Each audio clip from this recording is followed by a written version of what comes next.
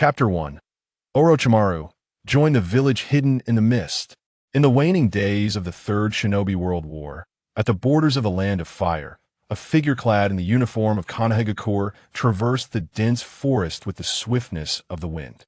It was only upon spotting a ninja adorned with the forehead protector of the village hidden in the mist that he halted at the tip of a branch, extending a scroll with both hands. "This is intelligence from Lord Orochimaru for you." As the words fell, he carefully handed over the scroll, casting a cautious glance at the mist ninja. Young in age, with striking features, emerald eyes, and flowing white hair, this individual exuded a demeanor of gentleness and tranquility. Yet, the Konohagakure ninja was well aware that this was not but a fa ade. The mist ninja was Kaguya Naoki, the foremost prodigy of the mist village, whose bloodthirsty and deranged tendencies mirrored those of many in the Kaguya clan. It was truly perplexing why Lord Orochimaru would engage in dealings with such a character.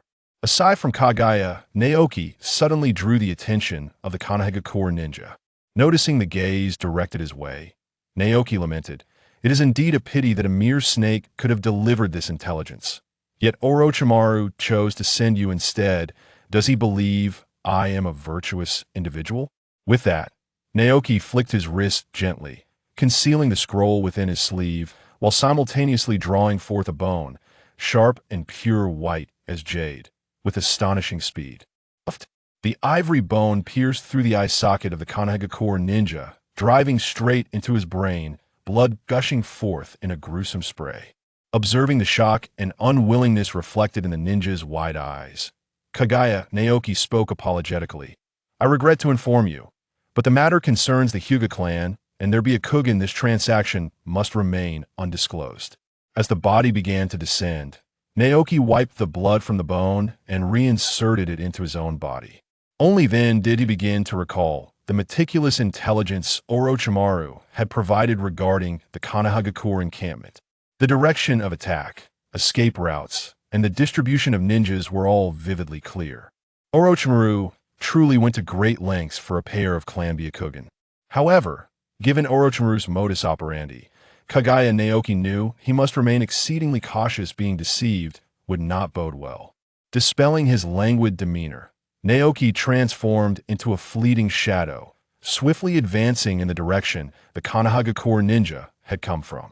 10 kilometers in this direction lay the vast, sprawling military encampment of Konohagakure.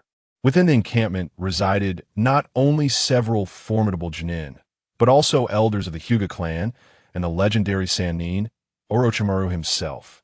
No one believed that an unwitting team of ninjas would dare to challenge such a formidable establishment. The campfire flickered, and the Konohagakure ninjas, initially enjoying a rare moment of leisure, found their tranquility shattered by the encroaching mist. Some sensed the anomaly and immediately muttered curses. "Damn those mist scum!"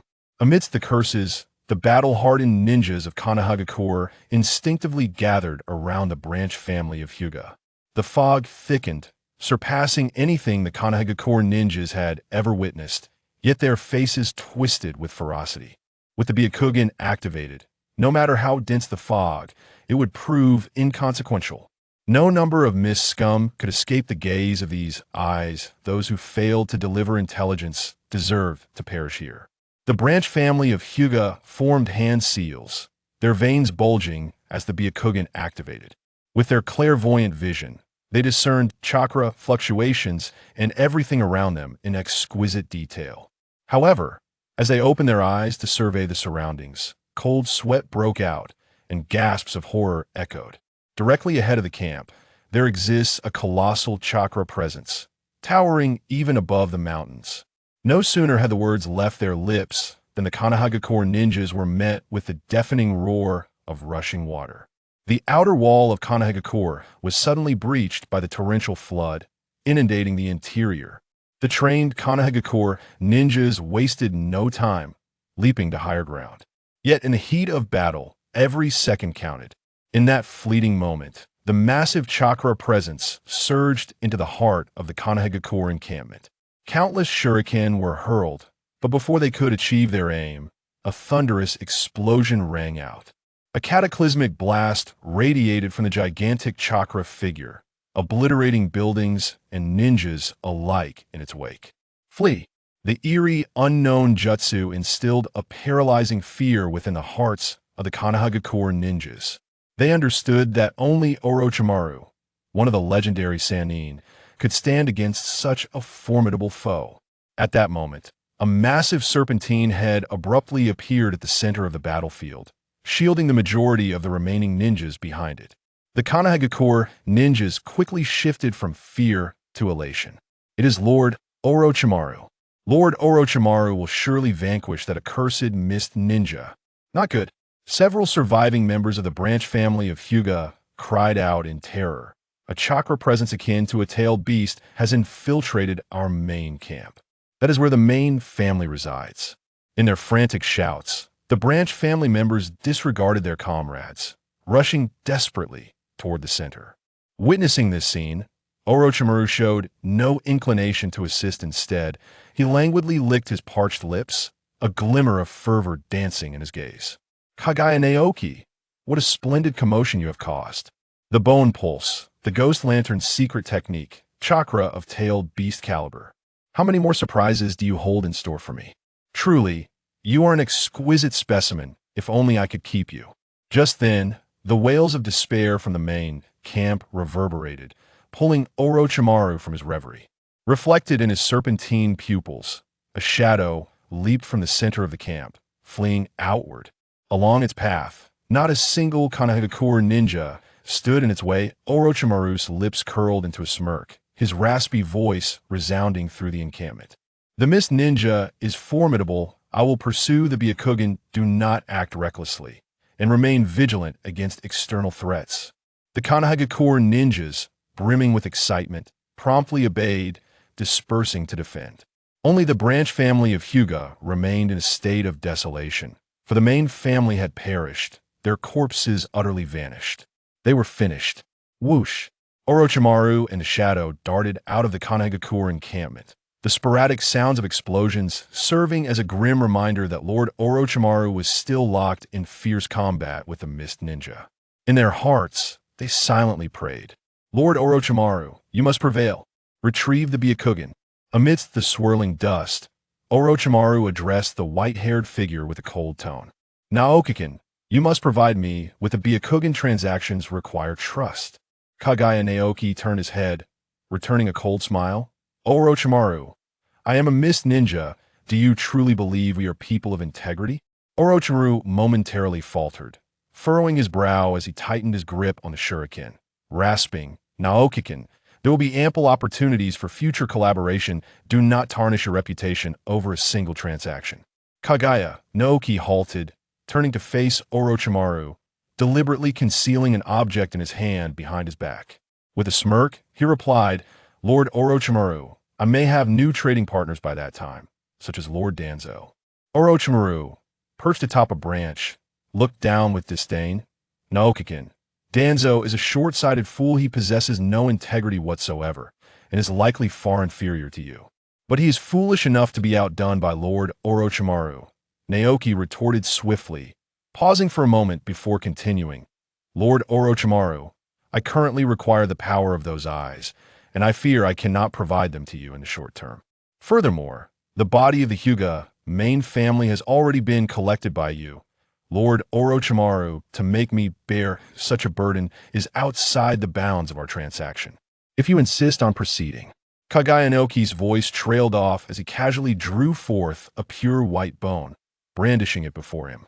My bones have yet to be stained with the blood of the Sannin. At this sight, Orochimaru's eyes, far from being filled with trepidation, glimmered with an intensifying fervor. The explosive techniques of the Ghost Lantern clan, coupled with the bloodline limits unique to the Kaguya family, constituted a masterpiece that must be seized. Orochimaru suppressed his excitement, yet his hand concealed within his sleeve began to form hand seals slowly. He nodded slightly in apparent agreement with Kaguya Naoki's assertions. Then he laughed softly. Naoki-kun, by your reasoning, when might I expect to be a Byakugan that belongs to me? Kaguya Naoki inserted the bone back through a tear in his clothing. Lord Orochimaru, I believe there are two possibilities. Orochimaru leaned inattentively. This war concludes, and the Mist Village trades a pair of Byakugan for substantial strategic resources. The Konohagakure ninja, while escorting them back to the village, is ambushed by the traitorous Orochimaru, and the Byakugan falls into his possession. Alternatively, there exists another possibility. Once this war concludes, the rogue ninja of Konoha, Orochimaru, might choose to secretly join the hidden Mist Village, acquiring the Byakugan and other bloodline limits for his research. Hizuki Naoki paused for a moment, raising his hands in a gesture of uncertainty. I wonder which possibility Lord Orochimaru favors? Orochimaru offered no response, his serpentine pupils etching Hizuki Naoki's figure deeply into his memory.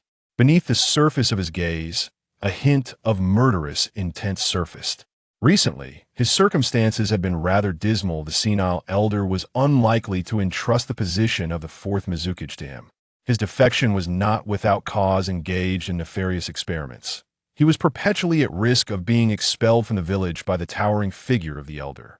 However, apart from the higher-ups, how could the younglings of the Hidden Mist possibly be aware of my predicament? Could it be Danzo? Orochimaru silently downgraded his evaluation of Danzo even further.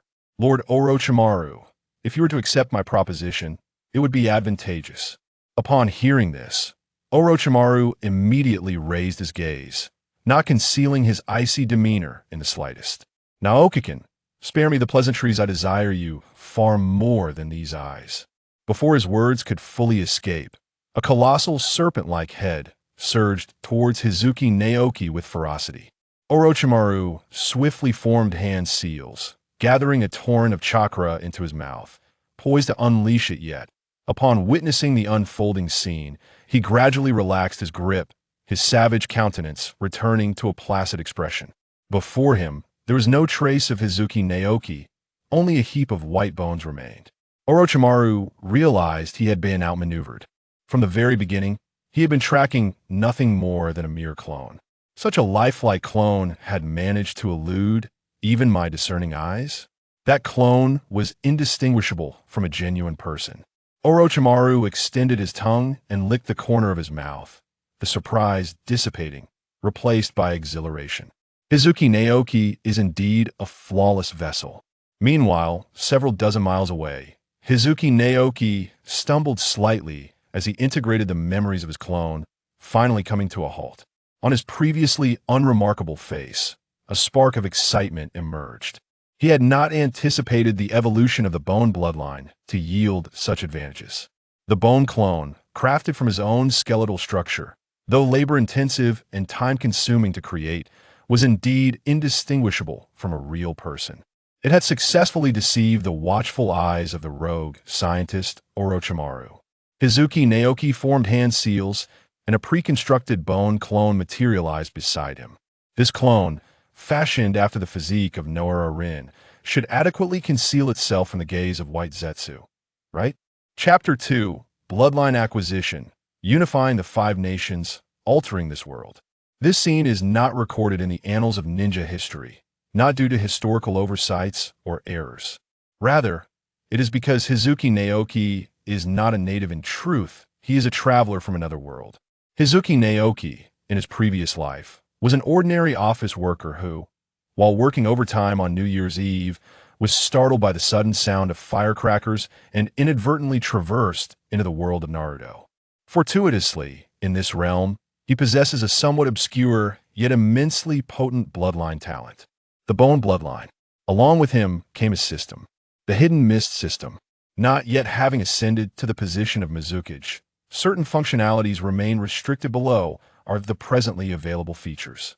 Current policy, Blood Mist Village. Policy effect. Upon slaying enemies or allies, chakra, vitality, and stamina can be restored when defeating sufficiently powerful foes. There exists a chance to enhance the limits of the aforementioned three attributes. Currently available bloodline limits for exchange. Ice release bloodline limit of the Mizunake's clan exchange count required. 5. Evolution of the bone bloodline limit 10. Dissolution 4. Boiling 5. Currently available healing options. Delay bloodstain disease 5. Currently available ninja world black technology. Blood elixir usable for restoring vitality, requires 1 fragment for exchange. Currently available secret techniques: Summoning Technique, 7 Blades 2, Water Iron Cannon Technique 1, among others. Not unlocked currently available characters for exchange: Terumi Mei, Momochi Zabuza. Current exchange count: 4. Current exchange fragments: 0. PS. Foreign ninjas joining the Hidden Mist Village can acquire new bloodline limits and secret techniques. As the name suggests, this system is designed to assist the Mizukage in the development of the Hidden Mist. Even though Kaguya Naoki has yet to become the Mizukage, he can still utilize certain functionalities. Bound to the system, Kaguya Naoki can exchange for and utilize all the secret techniques and bloodline limits of the Hidden Mist Village. Thus, this is the rationale behind my proposed plan. Kaguya Naoki's gaze burned with intensity, determination shining through his eyes. In the world of Naruto, the strong reigns supreme. The foundation for realizing all ambitions, dreams, and endeavors is power. For one such as him, a master of the bone bloodline, regardless of how this system may evolve in the future, the path suited for his advancement inevitably leads to the acquisition of bloodlines. Only through the acquisition of bloodlines can Kaguya Naoki transcend the limitations of the 6 paths and stand shoulder to shoulder with the divine. Even if he fails to prevent the original historical progression and inadvertently unleashes Kaguya Otsutsuki as the master of bloodlines, he will still possess the strength to contend. API call failed with status code 429. Error. Code. For 29. Message. Resource has been exhausted. E.g. check quota. Status. Resource exhausted. Kaguya Naoki gazed up at the resplendent moon in the sky, exhaling slowly as he poured forth his grand aspirations, his heart gradually growing heavy with contemplation. The path ahead promised to be fraught with immense challenges. However, in pursuit of that elusive pinnacle, Kaguya Naoki must remain ever vigilant, sweeping aside all the thorns and tribulations that lie in wait, determined to reach the end. The first crucial juncture that would shape his future was none other than the historical moment that would soon follow: the darkening of Uchiha Obito and the tragic demise of Naruto Rin. Whether he could triumph over or merely survive under the hand of Uchiha Obito did not weigh heavily on Kaguya Naoki's mind. With the power of the corpse bone path and a portion of the ghost lantern techniques at his disposal, and should he also acquire the Byakugan, he would have already attained the threshold of strength equivalent to that of a Kaguya, even the weakest conventional Kaguya.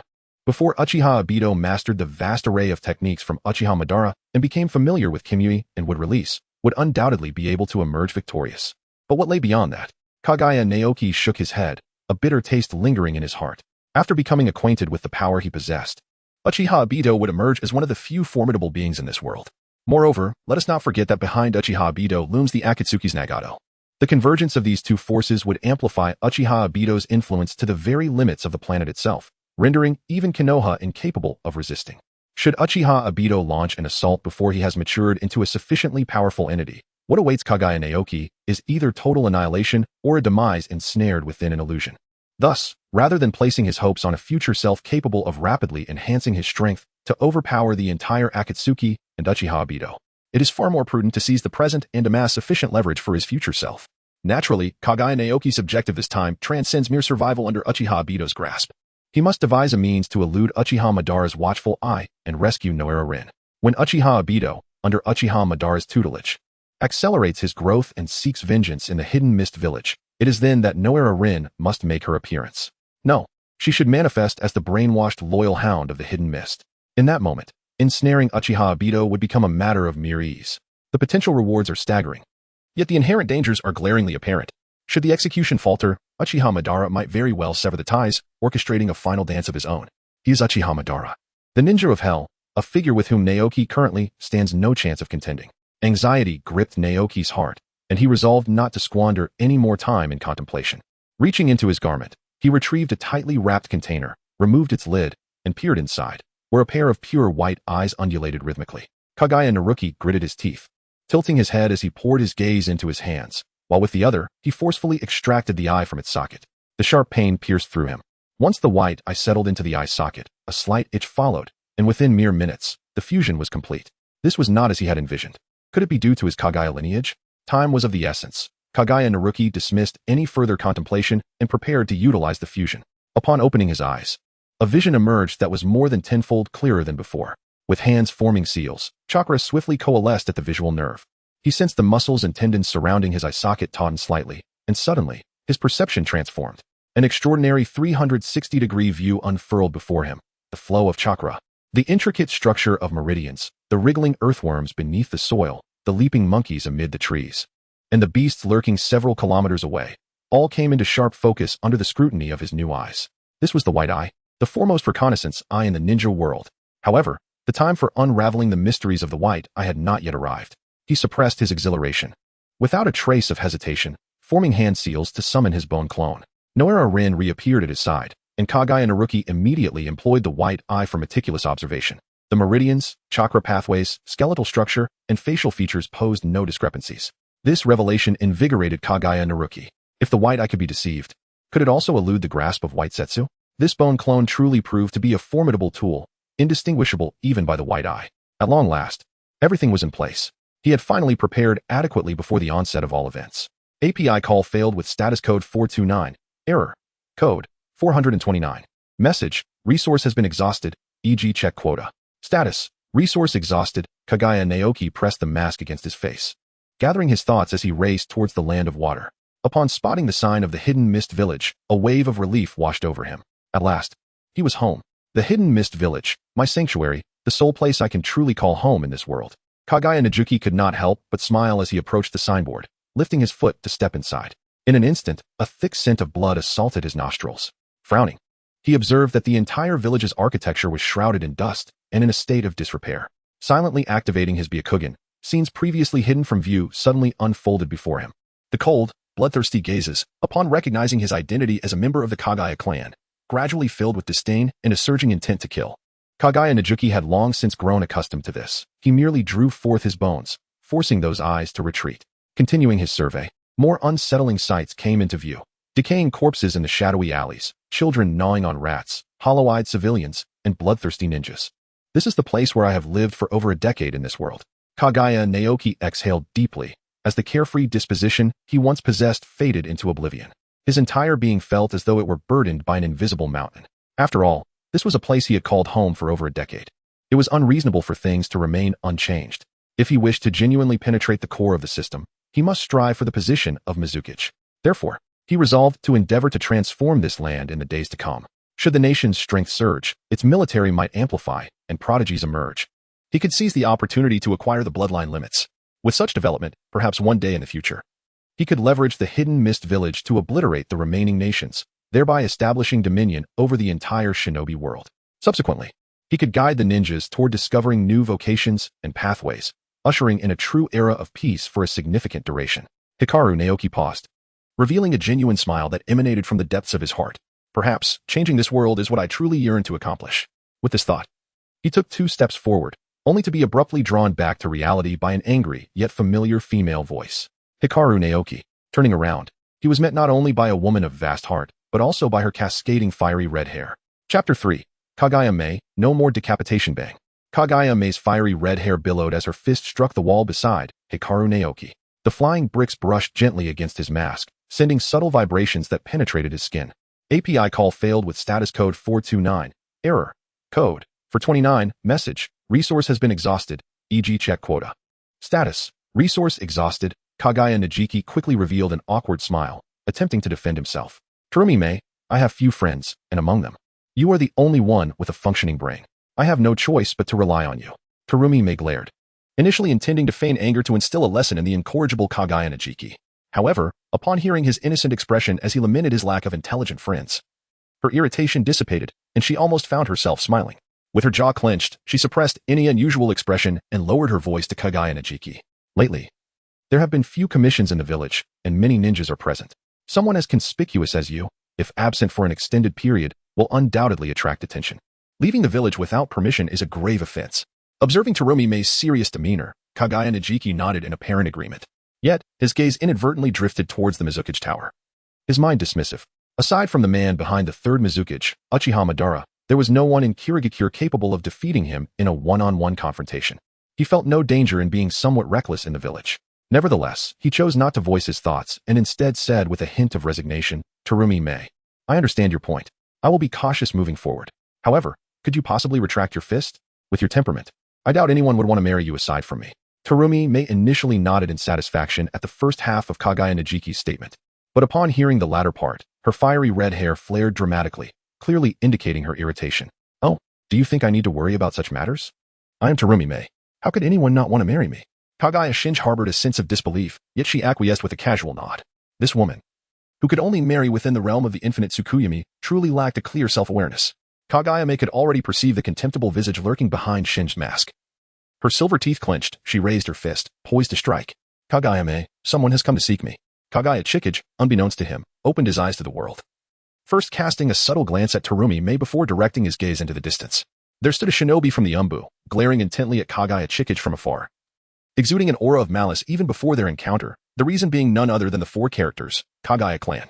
Unfazed, Kaguya Chikage shifted his focus back to Terumi Mei. At this moment, upon hearing his words, the once flaming crimson locks of Terumi Mei fell gracefully, her demeanor transforming as a smile graced her lips, her fists relaxing, embodying a newfound gentleness and composure. Witnessing this, Kaguya Chikage couldn't help but sigh inwardly. This gentle childhood goddess, who in his memory had only occasionally displayed a hint of cunning playfulness, why did she so delight in wielding the violence of her fist in his presence?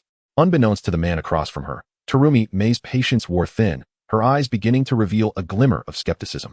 This Kaguya Chikage was deceiving me again. Just as she was about to raise her fist, an Umbu shinobi intruded upon her perception, causing her to exhibit a look of surprise. Indeed, there was someone. It seemed Kaguya Chikage's perceptive range was rather extensive. Was it mere coincidence, or had he mastered some new secret technique? Suddenly, the Umbu shinobi halted, swiftly retrieving a purple scroll from his robes with remarkable finesse. As Terumi Mei recognized the significance of the scroll, she chose to withdraw, prompting the Umbu to coldly declare, Kaguya Chikage, this is a mission from Lord Mizukage. Kaguya Naoki gave a slight nod, extending his hand to receive the mission scroll. Before he even unrolled it, a translucent text, visible solely to him, revealed itself. Mission, Water Shadow Task, Annihilate Konoha Mission Description, lead the Hidden Mist Ninjas to launch a surprise attack on Kakashi Hitaki, capture Rin Noera, and facilitate her transformation into the Three Tails Jinchuriki. Subsequently, guide Rin Noera in unleashing the Three Tails within the village of Konoha. Note, you may encounter unexpectedly formidable ninjas, including Uchiha Obito. Mission difficulty, SS Total Task Success, Exchange Count 3. Depending on the completion of the task, potential exchange counts may vary. Fragment count, count 1, count 2. Could it be that the exchange count could directly increase by 1, and it isn't even a fragment? Kaguya Naoki felt a stirring within. He had never encountered such bountiful rewards within the system. However, upon reflection, it seemed quite reasonable. This mission was a historic spectacle involving Uchiha Madara, Uchiha Obito, White Zetsu, and Black Zetsu. A reward of such magnitude was entirely warranted. Nevertheless, considering my plan to rescue Noera Rin, the prospects of redeeming rewards multiple times were destined to elude me. Yet, in the endeavor to capture Noera Rin, I should be able to obtain a singular redemption reward. Securing a chance for redemption would enable me to select from various Kekii Genkai and lineage diseases, all to be added to my arsenal. As for the decision on which to choose, that can be deliberated upon once I return alive from the battlefield. Suppressing the faint excitement within, Kaguya Naoki was about to unfurl the purple scroll. At that moment, the Umbu standing before him instantaneously vanished, clearly unwilling to engage with Naoki. Faced with such a scenario, Kaguya Naoki was unfazed. Although the mountain of prejudice was stubborn, if he could garner significant renown on the battlefield, it might not be as insurmountable a challenge after all. Focusing his thoughts, Naoki unfurled the scroll, meticulously perusing its contents and committing them to memory. Most of it detailed the operational routes established by the Mizukage, along with the distribution of Konoha ninja. As to why such detailed information was provided, it was needless to say, the ubiquitous influence of White Zetsu played a pivotal role. Turning to another page, he casually glanced at the list of ninjas he was to lead. Just as he was about to close it, his gaze inadvertently lingered. Gradually, it sharpened, fixating on several familiar characters, prompting Kaguya Naoki to murmur softly, Kisame Hashigaki? A whisper ignited Naoki's memories. The demon, Kisame Hashigaki, known for his irascibility and arrogance. He often displayed disdain towards Kaguya clan members like Naoki, with provocations being commonplace. However, he was also deeply loyal and, like Naoki, aspired to alter the plight of the Hidden Mist Village. According to history, in a bid to terminate the Blood Mist policy, he would ultimately attempt to assassinate the Fourth Mizukage. Failing that, he defected from the village. After enduring much hardship, he would perish alongside Haku at the hands of Kakashi, an elite jonin with the prowess akin to that of a pseudo-Six Paths. However, despite being labeled a traitor, the reality was quite the contrary. The fifth Mizukage, Terumi Mei, along with other mist ninjas like Ao and CHJR, never truly regarded him as a rogue ninja. For he, Hashigaki Kisame, was hailed as a hero of reform for the Hidden Mist Village. This presented a promising ally for a future insurrection against the Mizukage. Yet, it was well known that the people of the Hidden Mist harbored deep-seated biases against the Kaguya clan. Eradicating such prejudice would be no simple task. However, was there not an opportunity ripe for the taking? Kaguya Naoki smiled softly. Wasn't this endeavor to capture Nanohara Rin the perfect opportunity to alter the long-held prejudices against Zabuza Momochi? As this thought crossed his mind, a chilling mechanical voice echoed in his ears, causing Kaguya Naoki's eyes to brighten with intrigue. The fate of Momochi Zabuza had shifted. He was detected as a mist ninja and awarded a shard of exchange. Chapter 4. The Prejudice of Zabuza Momochi. The dawn of the Land of Fire. The sudden appearance of this character shard filled Kaguya Naoki with both surprise and delight. Having resided in this world for over a decade, he had only ever acquired shards from Terumi Mei. Shortly after obtaining her shard, he became her closest friend. Now, acquiring a shard from Momochi Zabuza may well signify that, in the not-so-distant future, he could recruit Zabuza as a cornerstone for his aspirations of becoming the next Mizukage. However, this was not the moment to dwell on such considerations. API call failed with status code 429, error, code, for 29, message, resource has been exhausted, e.g. check quota. Status, resource exhausted, API call failed with status code 429, error, code, for 29, message, resource has been exhausted, e.g. check quota. Status, resource exhausted, API call failed with status code 429, error, code, for 29, message, resource has been exhausted, e.g. check quota. Status, resource exhausted. Kaguya Narakami would naturally refrain from revealing the truth to Terumi Mei. His principle is to spare those who genuinely care for him from worry. Observing Kaguya's nonchalant demeanor, Terumi Mei immediately furrowed her brow and, with a hint of indignation, exclaimed, Kaguya Narakami, speak to me honestly. Are we on the brink of war? And are you still the vanguard? Do not attempt to deceive me. The requests have significantly diminished in recent days, and it is evident that the village is amassing troops. As for you, it is needless to say that whenever you assert there is no difficulty, a grave calamity is invariably imminent. Kaguya Naoki displayed a gentle smile, then slowly nodded. Almost at the very moment he raised his chin, he observed the noticeable change in Terumi Mei's expression. When their eyes met, it was evident that her gaze was filled with sorrow. Is it Konoha? Terumi Mei inquired, a hint of anxiety in her voice. Naoki remained silent, standing still. Yet his silence conveyed an answer. With her head bowed, Terumi Mei clenched her fist, grasping at the earth. The order from the Mizukage was one that Naoki could not evade. However, his adversary was a colossal entity, such as Konoha. Concerned, Terumi Mei's voice fell to a whisper. Naoki, you brilliant ninja, you must return safely. Kaguya Narakami managed a strained smile. As a formidable warrior, I shall undoubtedly return alive. Farewell. Terumi Mei sensed an unwarranted emotion swelling within her heart, one she preferred not to reveal to Kaguya. Reluctantly, she rose and spoke. After taking a few steps away, she turned back, rummaging through her attire to produce a ninja tool pouch, which she handed to Kaguya with utmost seriousness. This pouch is not without cost. Upon your next return, do ensure to compensate me. Kaguya Naoki smiled as he accepted the task, just about to utter another word. However, Terumi Mei's fiery red hair had already vanished at the end of the alley. Observing Terumi Mei's unusual behavior, how could he, who was well acquainted with her, fail to perceive the turmoil within her heart? Nevertheless, as a ninja who danced on the edge of a blade, he did not require the ephemeral comforts of safety. The paramount concern was to return alive. As he took strides home, he greeted the clansmen who revered him. It was only as dusk approached that he lay down in bed. The world had fallen into a profound silence, prompting Kaguya Naoki to contemplate the meticulously devised plans he had long prepared. The first step was to vanquish Kakashi Hitaki and seize Rin Noera, thus holding both Rin and the Three Tails firmly within his grasp. The second step involved evading the watchful eyes of Black Zetsu and Madara Uchiha, and at the opportune moment, to swap Rin with a decoy. The third step, as scripted, was to slay the false Rin before Obito Uchiha. The fourth step would entail enduring Obito's wrath, while simultaneously altering the original fate of this Mist Village team, ensuring his name resonated within the village. Should he fail and draw the attention of Madara Uchiha, he would have to confront the harbinger of chaos in the shinobi world, Madara Uchiha. Although Madara had long since aged, he could certainly drag Kaguya Naoki down to the depths of despair. However, if successful, the rewards would be abundant. Kaguya Najiki and the village behind him not only evade the formidable threats posed by Uchiha Obito and Uzumaki Nagato, thus avoiding the grim fates of death or subjugation, but also have the potential to ally with them to support their future endeavors. Suppressing the tumultuous emotions within, he closes his eyes to recuperate. Tomorrow heralds the commencement of a significant event, lurking within the Land of Fire.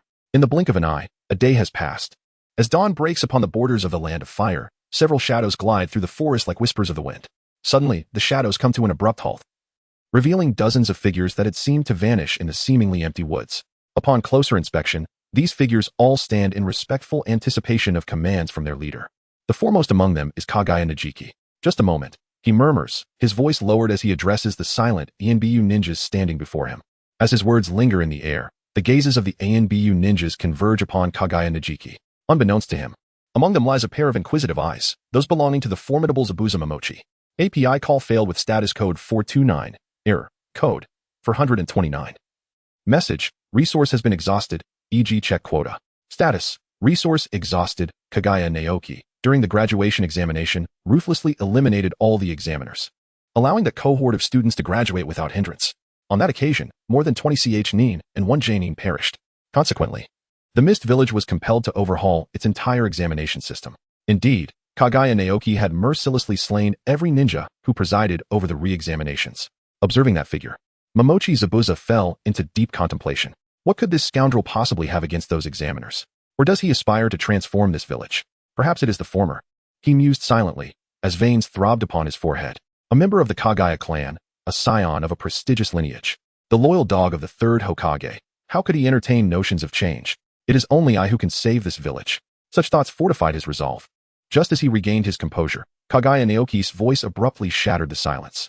Everyone is here.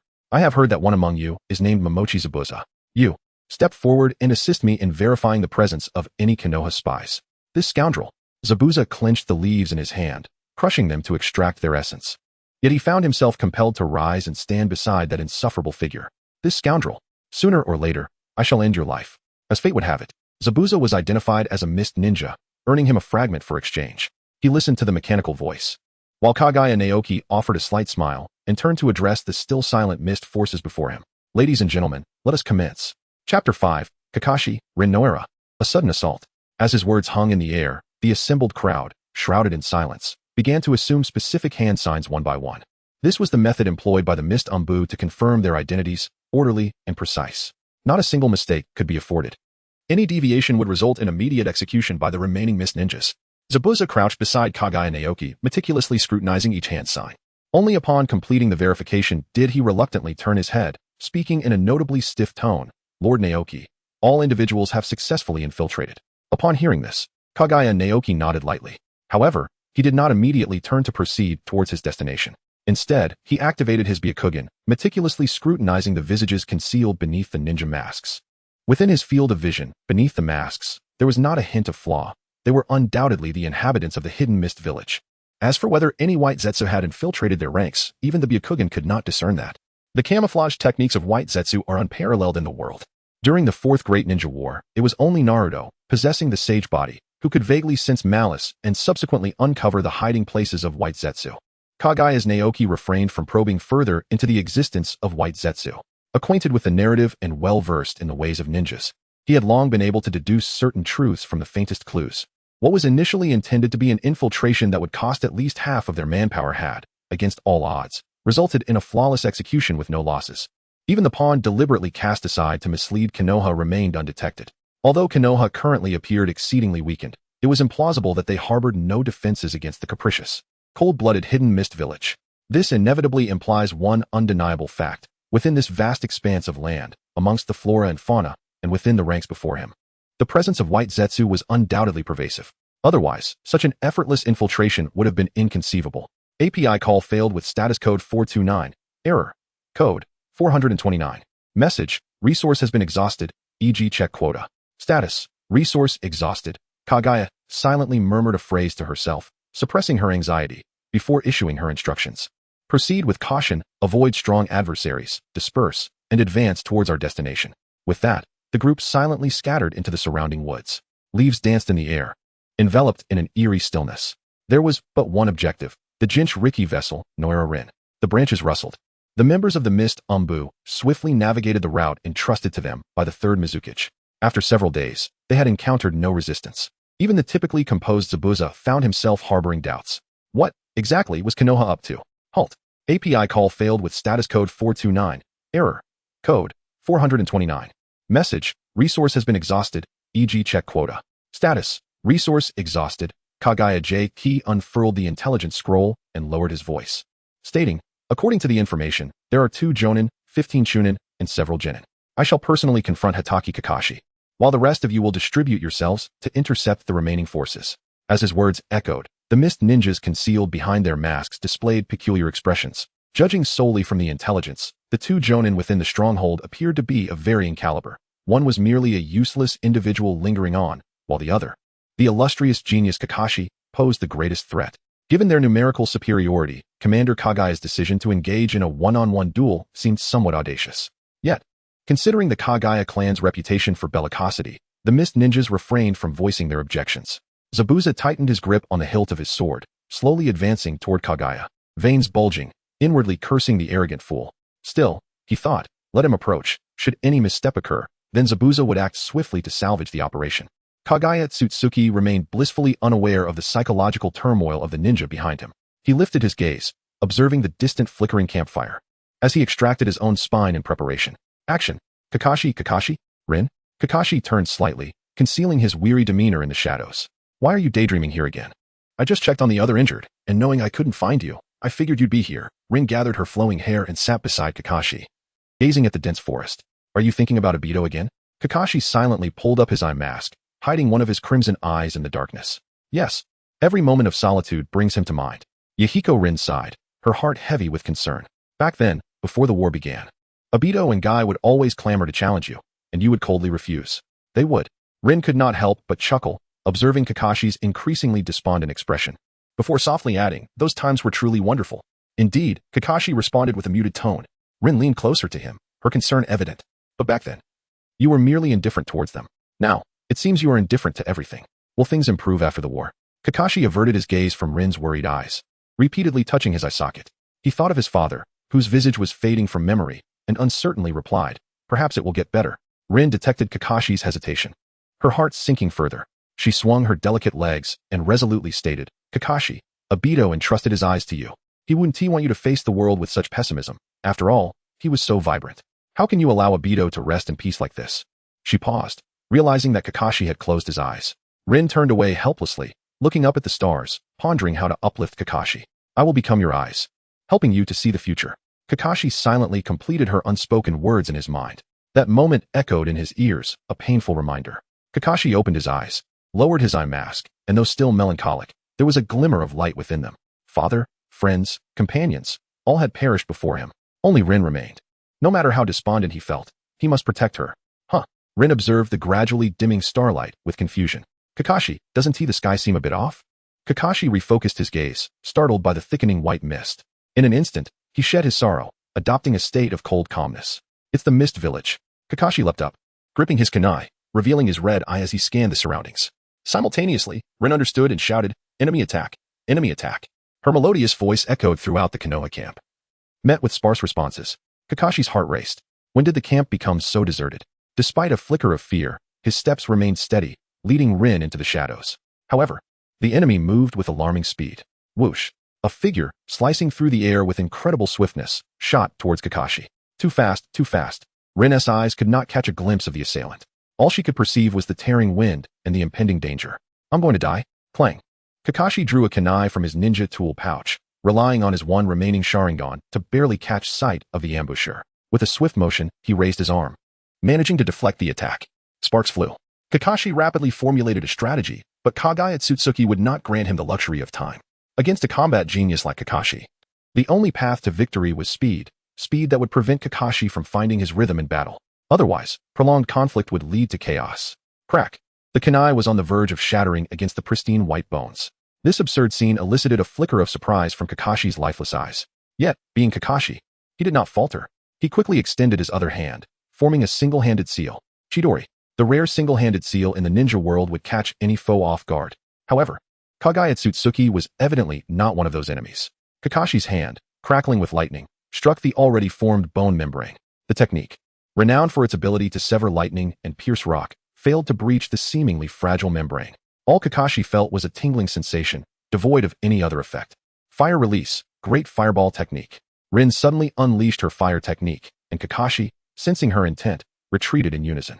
As the fireball soared, Kaguya Otsutsuki leapt into the air to evade it. At that moment, the moonlight illuminated Kaguya's figure, casting a shadow into Kakashi's Sharingan. Bone pulse. It truly is the mist. A ripple of unease flickered in Kakashi's eye. The war, nearing its conclusion, was destined to be disrupted by the mist's involvement. But for now, he must first eliminate the assailant. Fire release, dragon fire technique. Realizing Kaguya was closing in once more, Kakashi unleashed another formidable technique. A massive torrent of flame erupted from his mouth, intending to force the bone pulse to retreat momentarily. This would allow him to strategize calmly. Yet this time, Kaguya did not flinch. Instead, he retaliated with a torrent far exceeding the fireball scale. Water release, great waterfall technique. The deluge extinguished Kakashi's fireball in an instant, coursing downward and throwing both Kakashi and Rin into disarray amidst the rushing waters. Soaked to the bone, Kakashi steadied himself, his expression grave as he regarded Kaguya Otsutsuki. The Sharingan, while granting him unparalleled observational prowess, also placed an unprecedented strain on Kakashi's body. Consequently, his chakra for jutsu paled in comparison to the formidable Kaguya Otsutsuki. Cold sweat trickled down Kakashi's back as he frantically calculated a method to defeat Kaguya Otsutsuki. The master of the bone pulse, armed from head to toe, rendered conventional taijutsu and weapons utterly ineffective against him. Even in comparison to the grand scale of ninjutsu, my chakra pales significantly. Illusions and chakra alone would not suffice. I must rely on a strategic combination of ninjutsu. Kakashi's gaze sharpened as he swiftly formed hand seals amidst the swirling waters. Rin, cover me. Noera Rin nodded hesitantly, her hands moving rapidly to weave seals. A colossal fireball erupted from her mouth, aimed at repelling the advancing Kaguya Otsutsuki. However, in the next instant, both Kakashi and Rin widened their eyes in disbelief. Within that searing fireball, Kaguya emerged in an extraordinary manner, disregarding the flames, brandishing a bone and charging forward. A massive bone blade slicing through the air in a sweeping motion. Earth style, earth flow wall. Kakashi pressed his hands down, summoning a wall of earth that rose from the ground, not only shielding against the ocean but also completely isolating Kaguya from Kakashi. With a resounding crash, the earthen barrier shattered, revealing Kaguya's figure. In the face of this scene, Rin shut her eyes while Kakashi stood frozen, as if the battle was about to conclude. Yet at that very moment, Kaguya's bone blade did not lunge towards Kakashi. Instead, it plunged violently into the ground. Blood surged forth from the earth. Before Kaguya Otsutsuki, Kakashi transformed into a cloud of smoke. Chidori. Even with one arm pierced through, Kakashi struggled to emerge from the earth, lunging toward Kaguya Otsutsuki. A sudden thrust of bones erupted from her body, impaling Kakashi thoroughly, as his hand, shimmering with lightning, fell helplessly. How is this possible? How did he perceive my movements? Is he a seasoned warrior with vast combat experience? Or does he possess an ability of absolute observation? Yet, it was too late. Kakashi gazed at the all-encompassing mask, uttering a futile lament. Blood pooled around him, and from excessive blood loss, Kakashi succumbed to unconsciousness. As his awareness began to fade, his heart tightened once more. Once again, he witnessed his comrades perish before him. Obito, I am sorry. Even with your eyes, I could not protect Rin. Thus, Kakashi fell into Kaguya Otsutsuki's grasp. Rin Noera trembled slightly, her eyes betraying an uncontrollable fear. Even Kakashi was so easily defeated. What an absolute monstrosity. What should I do? Rin Nohara's every reaction was reflected in Kaguya's eyes, who noted her waning fighting spirit and approached her leisurely. Simultaneously, Kaguya surveyed the surroundings and effortlessly retrieved shurikens from her ninja tool pouch, alleviating the crisis for several missed ninja. Ignoring the continuous gasps of astonishment, when Kaguya turned her gaze back to Rin, she found her eyes filled with resolve. Obito, Kakashi, I am sorry. Though I can do nothing, at the very least, I can take all the intelligence to that dark world for the village. Rin Noera thrust the shuriken forcefully into her chest as Kaguya raised her hands, preparing to unleash her bones. Clang! A large blade suddenly blocked the determined shuriken, knocking Rin unconscious with ease. API call failed with status code 429. Error. Code 429. Message. Resource has been exhausted, e.g. check quota. Status. Resource exhausted. Kaguya Chiki found herself contemplating a test of her own. At that moment, the system's mechanical notification eagerly chimed in, diverting her thoughts elsewhere. The first phase of the task was completed. An exchange opportunity had been granted. Could it be that a reward was bestowed so readily? With this exchange reward, Kaguya Chiki could acquire the Melt Shield, Boiling Escape, and Ice Escape, and even delay the onset of the bloodline disease. After a brief moment of hesitation, she ultimately decided against immediate exchange. She had long prepared the prerequisites for pilfering from Noera Rin. This particular exchange would be reserved for future, more contemplative deliberation. As war loomed on the horizon, it was imperative to consider what adversaries and formidable foes awaited her, necessitating targeted exchanges accordingly. Kaguya Otsutsuki, with an almost theatrical demeanor, effortlessly triumphed over Kakashi in a mere minute. At that moment, Zabuza Momochi had just unsheathed his long blade. Behind his mask, a faint sheen of cold sweat began to emerge. He had initially presumed that Kaguya Otsutsuki's prowess at the Ninja Academy merely stemmed from the advantages of her bloodline. But today's display suggested a far more profound capability. Kaguya Naoki, with his astonishing physical prowess and remarkably keen observational skills, introspectively acknowledged that, under similar tactical circumstances, he would not stand a chance against the current Kakashi. Yet, paradoxically, this very Kakashi was swiftly vanquished by Naoki. Such a turn of events left Zabuza astounded. Gazing at Naoki's figure, he fervently contemplated ways to defeat him. There must be a method. After all, he was merely a member of the 7 ninja swordsmen. If he did not conquer Naoki, how could he aspire to the position of Mizukage? A resolute determination gleamed in Zabuza's eyes. Simultaneously, the screams within the camp faded into silence, giving way to a renewed clamor. Numerous mist ninja had efficiently concluded their battles, converging towards Naoki in unison. Indeed, the esteemed Naoki had managed to overpower the Leaf's prodigy, Kakashi, in an instant. Some mist ninja expressed their genuine admiration, while others joined in with exuberant voices. The Leaf village was already at its weakest, with not only the 7 ninja swordsmen but also a rising star like Naoki. It was only a matter of time before they would be utterly defeated. The mere thought of annihilating that detestable group from the Leaf sent shivers of excitement coursing through my veins. Listening to the raucous laughter of these mist ninja, I reflected on their dismal historical performance. Kaguya Naoki shook his head. How could a mere ambush suffice to utterly conquer Konoha? It is imperative to rely on overwhelmingly formidable military might for such an endeavor. Presently, the mightiest warrior of the Mist Village is none other than he, Kaguya Naoki. How could they possibly triumph over Konoha? After a prolonged discussion aimed at bolstering morale, Naoki seized the opportune moment to shatter their unrealistic fantasies. Very well. Let us proceed with the mission. The Mist Ninjas, suppressing their laughter, immediately fell silent, not uttering a single sound. As the commander of this small brigade, Kaguya Naoki possessed unparalleled authority. Despite being of the Kaguya lineage, he found himself at odds with these individuals within the village. However, to ensure the success and survival rate of their missions, the Mist Village adhered to an unwritten rule. There must be no internal strife while executing tasks. More importantly, all members must unconditionally obey the commands of their commander. Suddenly, a Mist Ninja unsheathed his blade, preparing to strike at Kakashi's head. Halt!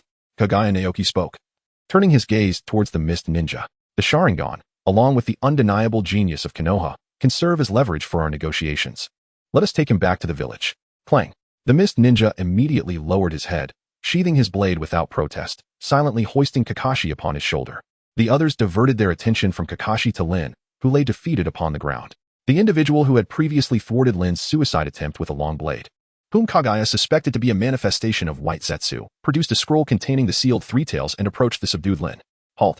As soon as Kaguya Naoki sensed it, he immediately spoke up to halt the individual. However, the person seemed unusually unfazed, as if oblivious to the warning, and continued onward. I commanded them to stop. Upon witnessing this, Kaguya Naoki's voice turned icy, yet the individual remained resolute, showing no intention of retreat. With a frigid glare, Janbu unsheathed the great blade from his back and pressed it against the man's throat, compelling him to halt. The other members of the Mist Hidden Clan silently drew their weapons, encircling the obstinate rogue in the center. 2 slender figures from the Umbu swiftly struck. Disarming the man of the tailed beast scroll, he clutched and presenting it to Kaguya Naoki, who was now entirely enveloped in a membrane of bone. As he accepted the scroll and activated his Byakugan, Kaguya Naoki spoke coldly. What is your name? Yamashita Tetsuya. Oh. Kaguya Naoki lowered his tone. Then, is there a member here from the same Umbu squad as Yamashita Tetsuya? Kaguya Najiki observed the Mist Shinobi exchanging glances, their silence sending a chill through his heart. The Umbu operated in teams, yet now, could Yamashita Tetsuya truly be a lone wolf? Was this mere coincidence, or could he be the embodiment of White Zetsu? Chapter 7. The Pursuit of White Zetsu, the Contingency of Uchiha Obito. White Zetsu possesses the art of transformation, enabling him to completely assume the guise of another. He can even mimic the flow of chakra, rendering him undetectable by even the most discerning individuals or sensory ninjas. However, every jutsu harbors flaws, and White Zetsu's transformation technique is no exception to this principle. His limited intellect prevents him from accurately replicating the essence of others, which serves as the key to locating him. Coincidentally, just moments ago, Yamashita Tetsuya had revealed a significant vulnerability. After years of collaboration, Kaguya Najiki understood the Mist Shinobi intimately. The shinobi raised under the Blood Mist policy typically lacked bonds with their comrades, and their bloodthirsty nature often incited them to turn against one another. In this unique context, a special rule emerged. All Mist Shinobi were compelled to strictly adhere to the commands of their leader. This maximized the minimization of unnecessary internal conflict within the team, while simultaneously enhancing the success rate of their missions. Yamashita Tetsuya's recent behavior was decidedly anomalous. API call failed with status code 429, error, code, 429, message, resource has been exhausted, e.g. check quota. Status, resource exhausted, Kaguya Naoki retracted his thoughts, and, looking down from his elevated position, coldly addressed the fog-hidden ninjas. Yamashita Tetsuya, how dare you disregard my orders in the absence of any of your ANBU comrades? Do you not fear that, with no one to validate your identity, I might condemn you as a spy? As he spoke the final words, an icy chill permeated the air, causing the surrounding fog-hidden ninjas to tense up nervously. Just as Yamashita Tetsuya was about to respond, a massive hand came soaring through the air. Slap. API call failed with status code 429. Error. Code 429.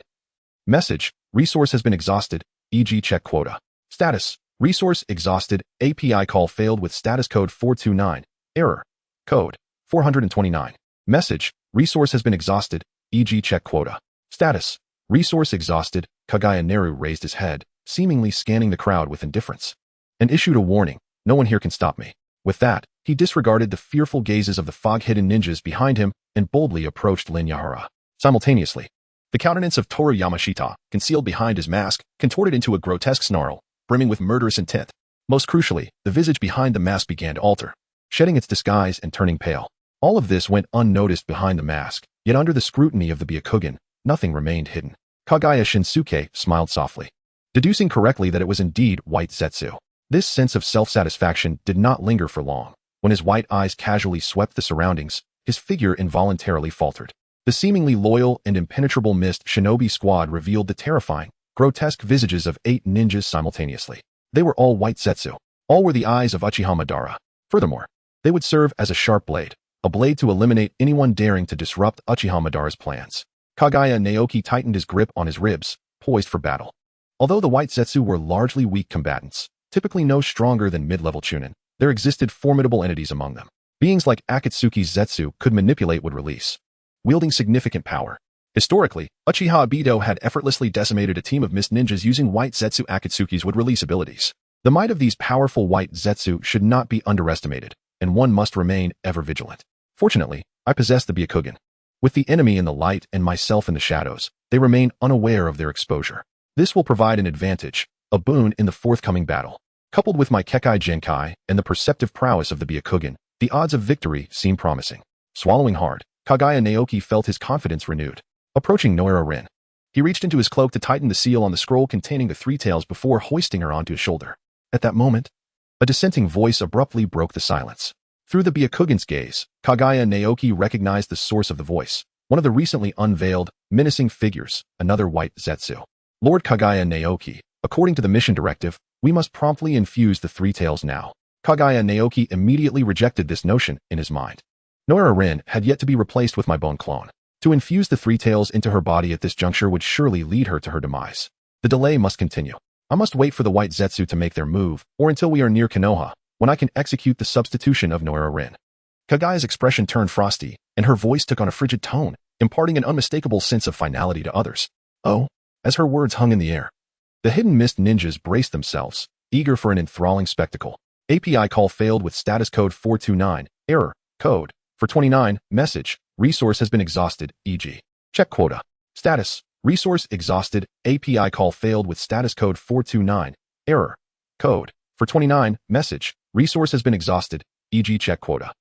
Status. Resource exhausted. API call failed with status code 429. Error. Code 429. Message. Resource has been exhausted, e.g. check quota.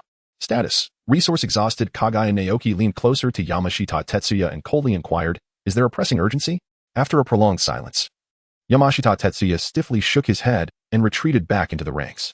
With no objections raised, they resumed their journey. With a single command from Kaguya Otsutsuki, the mist ninjas dispelled their extraneous thoughts and dispersed into the depths of the forest, surging forth towards their destination, Konohagakure. In the distance, deep within a dim and shadowy cave, an eerie silence prevailed. Suddenly, a sharp crack shattered the stillness. Following the sound, one could find an elderly man with white hair and crimson eyes, who had just shattered a stone bench beside him. He was none other than Uchiha Madara, Kaguya Otsutsuki.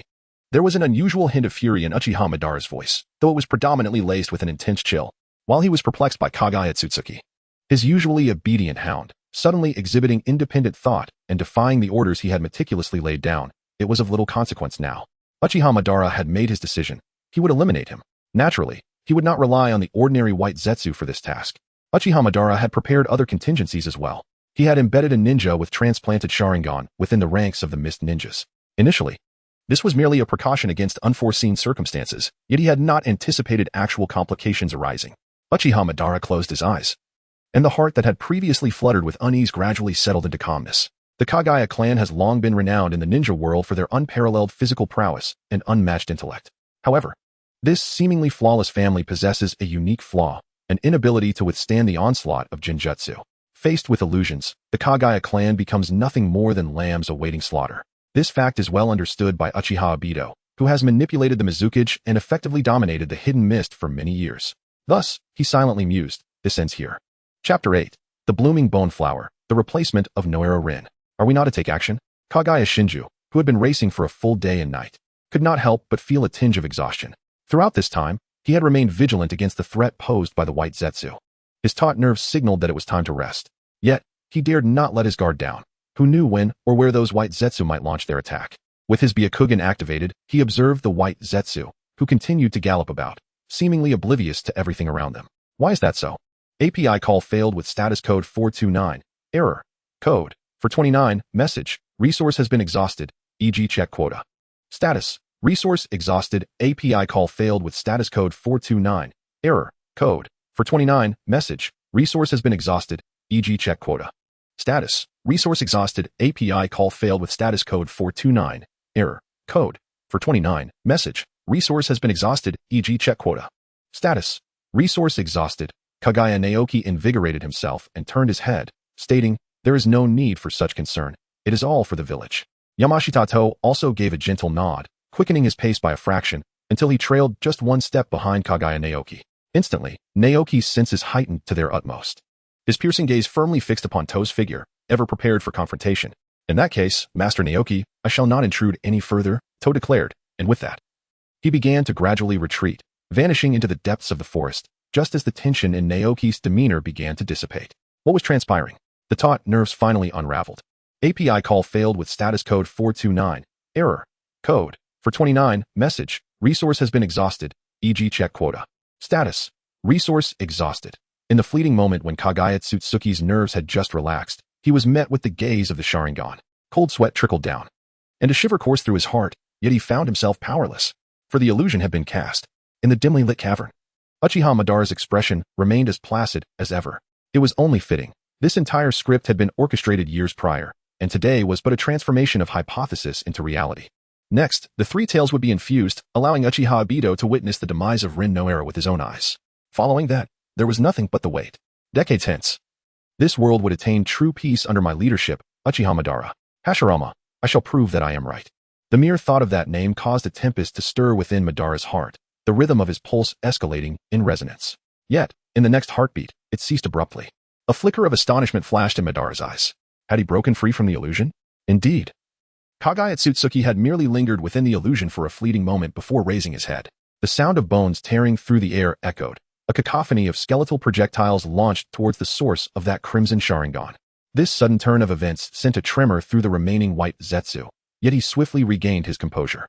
With terrifying speed, he maneuvered to Kaguya's side, initiating a self-destructive assault. In the face of these onslaughts, Kaguya remained unfazed, a smile curling at the corners of his lips. He murmured softly, corpse pulse, early fern dance. Kaguya Otsutsuki raised his head, gazing into the dense forest. He was aware that countless White Zetsu lurked within. Uchiha Obito, are you watching? Alas, it is of no consequence. The history of the ninja world will irrevocably transform right before your eyes. The vast expanse of skeletal remains, with Kaguya at its core, unfurled in all directions. The bone forest upheaving the very rivers and mountains, blossoming with an unstoppable momentum upon this land.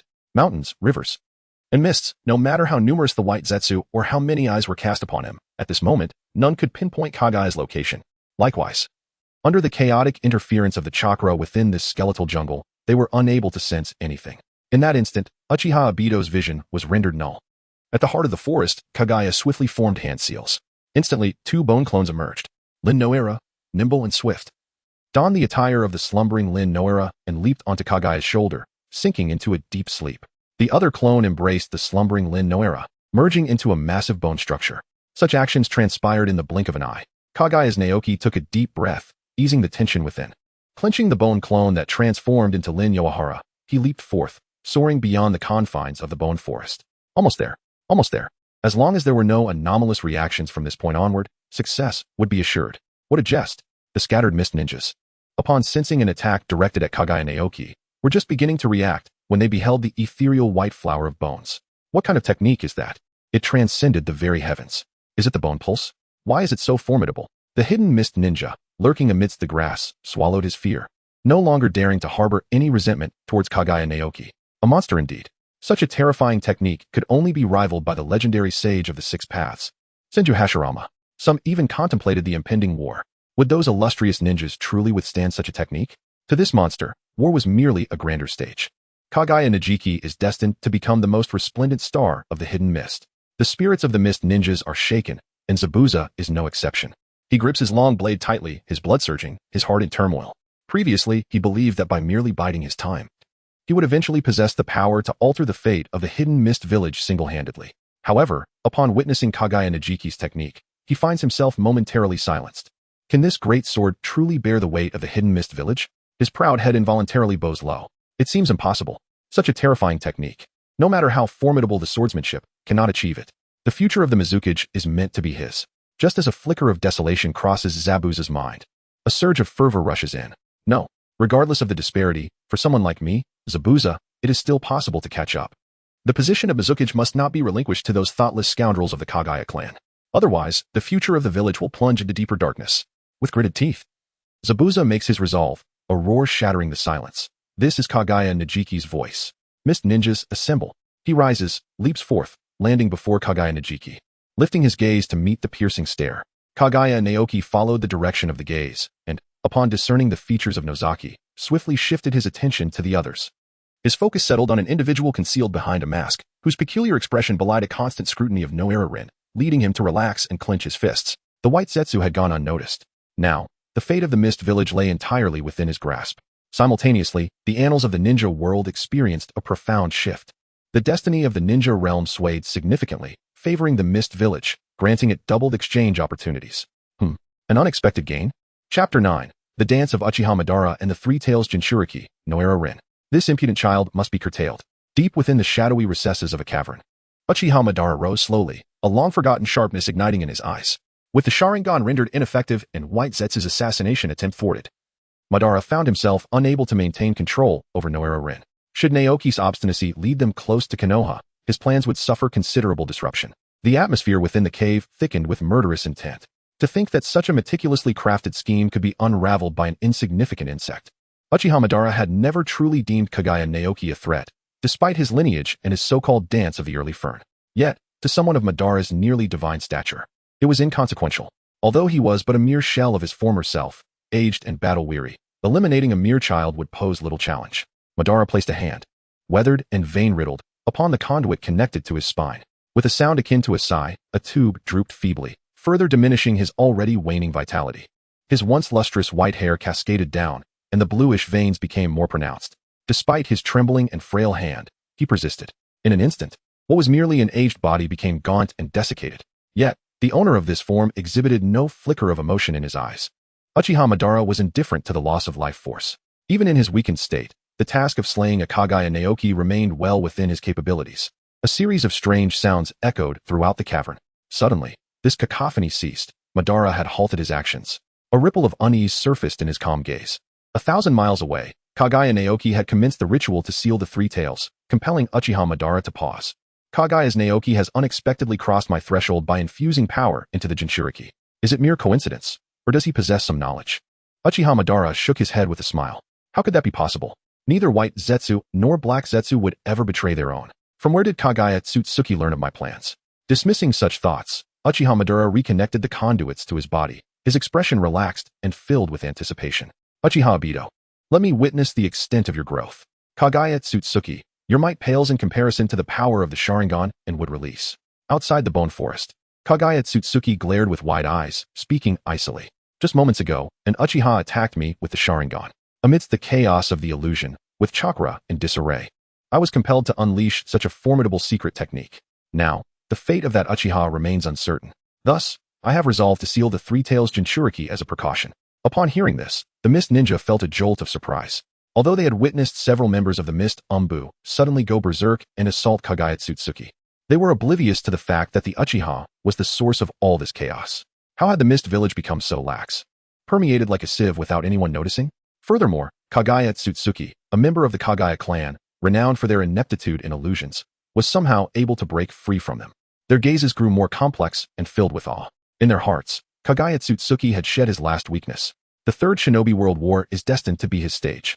The voice of Kaguya Naoki resonated once more, instilling a sense of gravity in all present. Is the sealing team prepared? The creation of the Jinchuriki cannot be delayed. He continued, the Uchiha may not necessarily be deceased. Should Konoha become aware of this news, the consequences would be dire. As his words settled, Kaguya Naoki observed 3 or 4 ninjas meandering from various squads. Among them was Yamashita To, who had refrained from launching an attack on Kaguya Naoki moments earlier.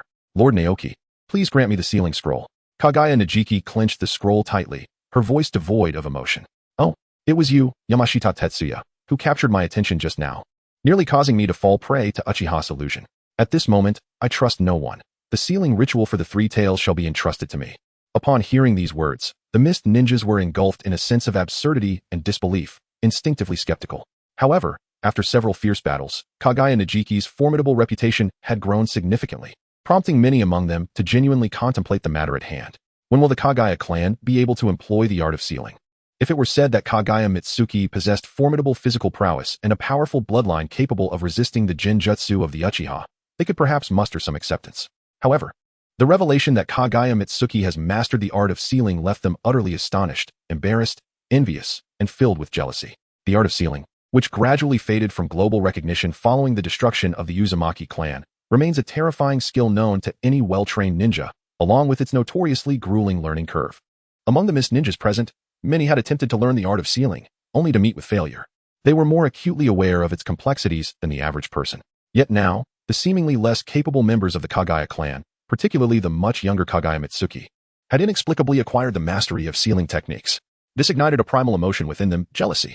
They secretly hoped that Kaguya Mitsuki would falter during the upcoming sealing task, if only to ease their own discomfort. However, a failure could jeopardize the mission.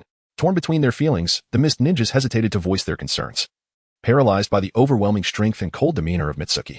It was then that Yamashita Tetsu emerged, bravely taking on the role of the voice of dissent. Yet, the question remained, what would Lord Mitsuki do? Kaguya Naoki extracted his own spine, with chilling resolve in his voice.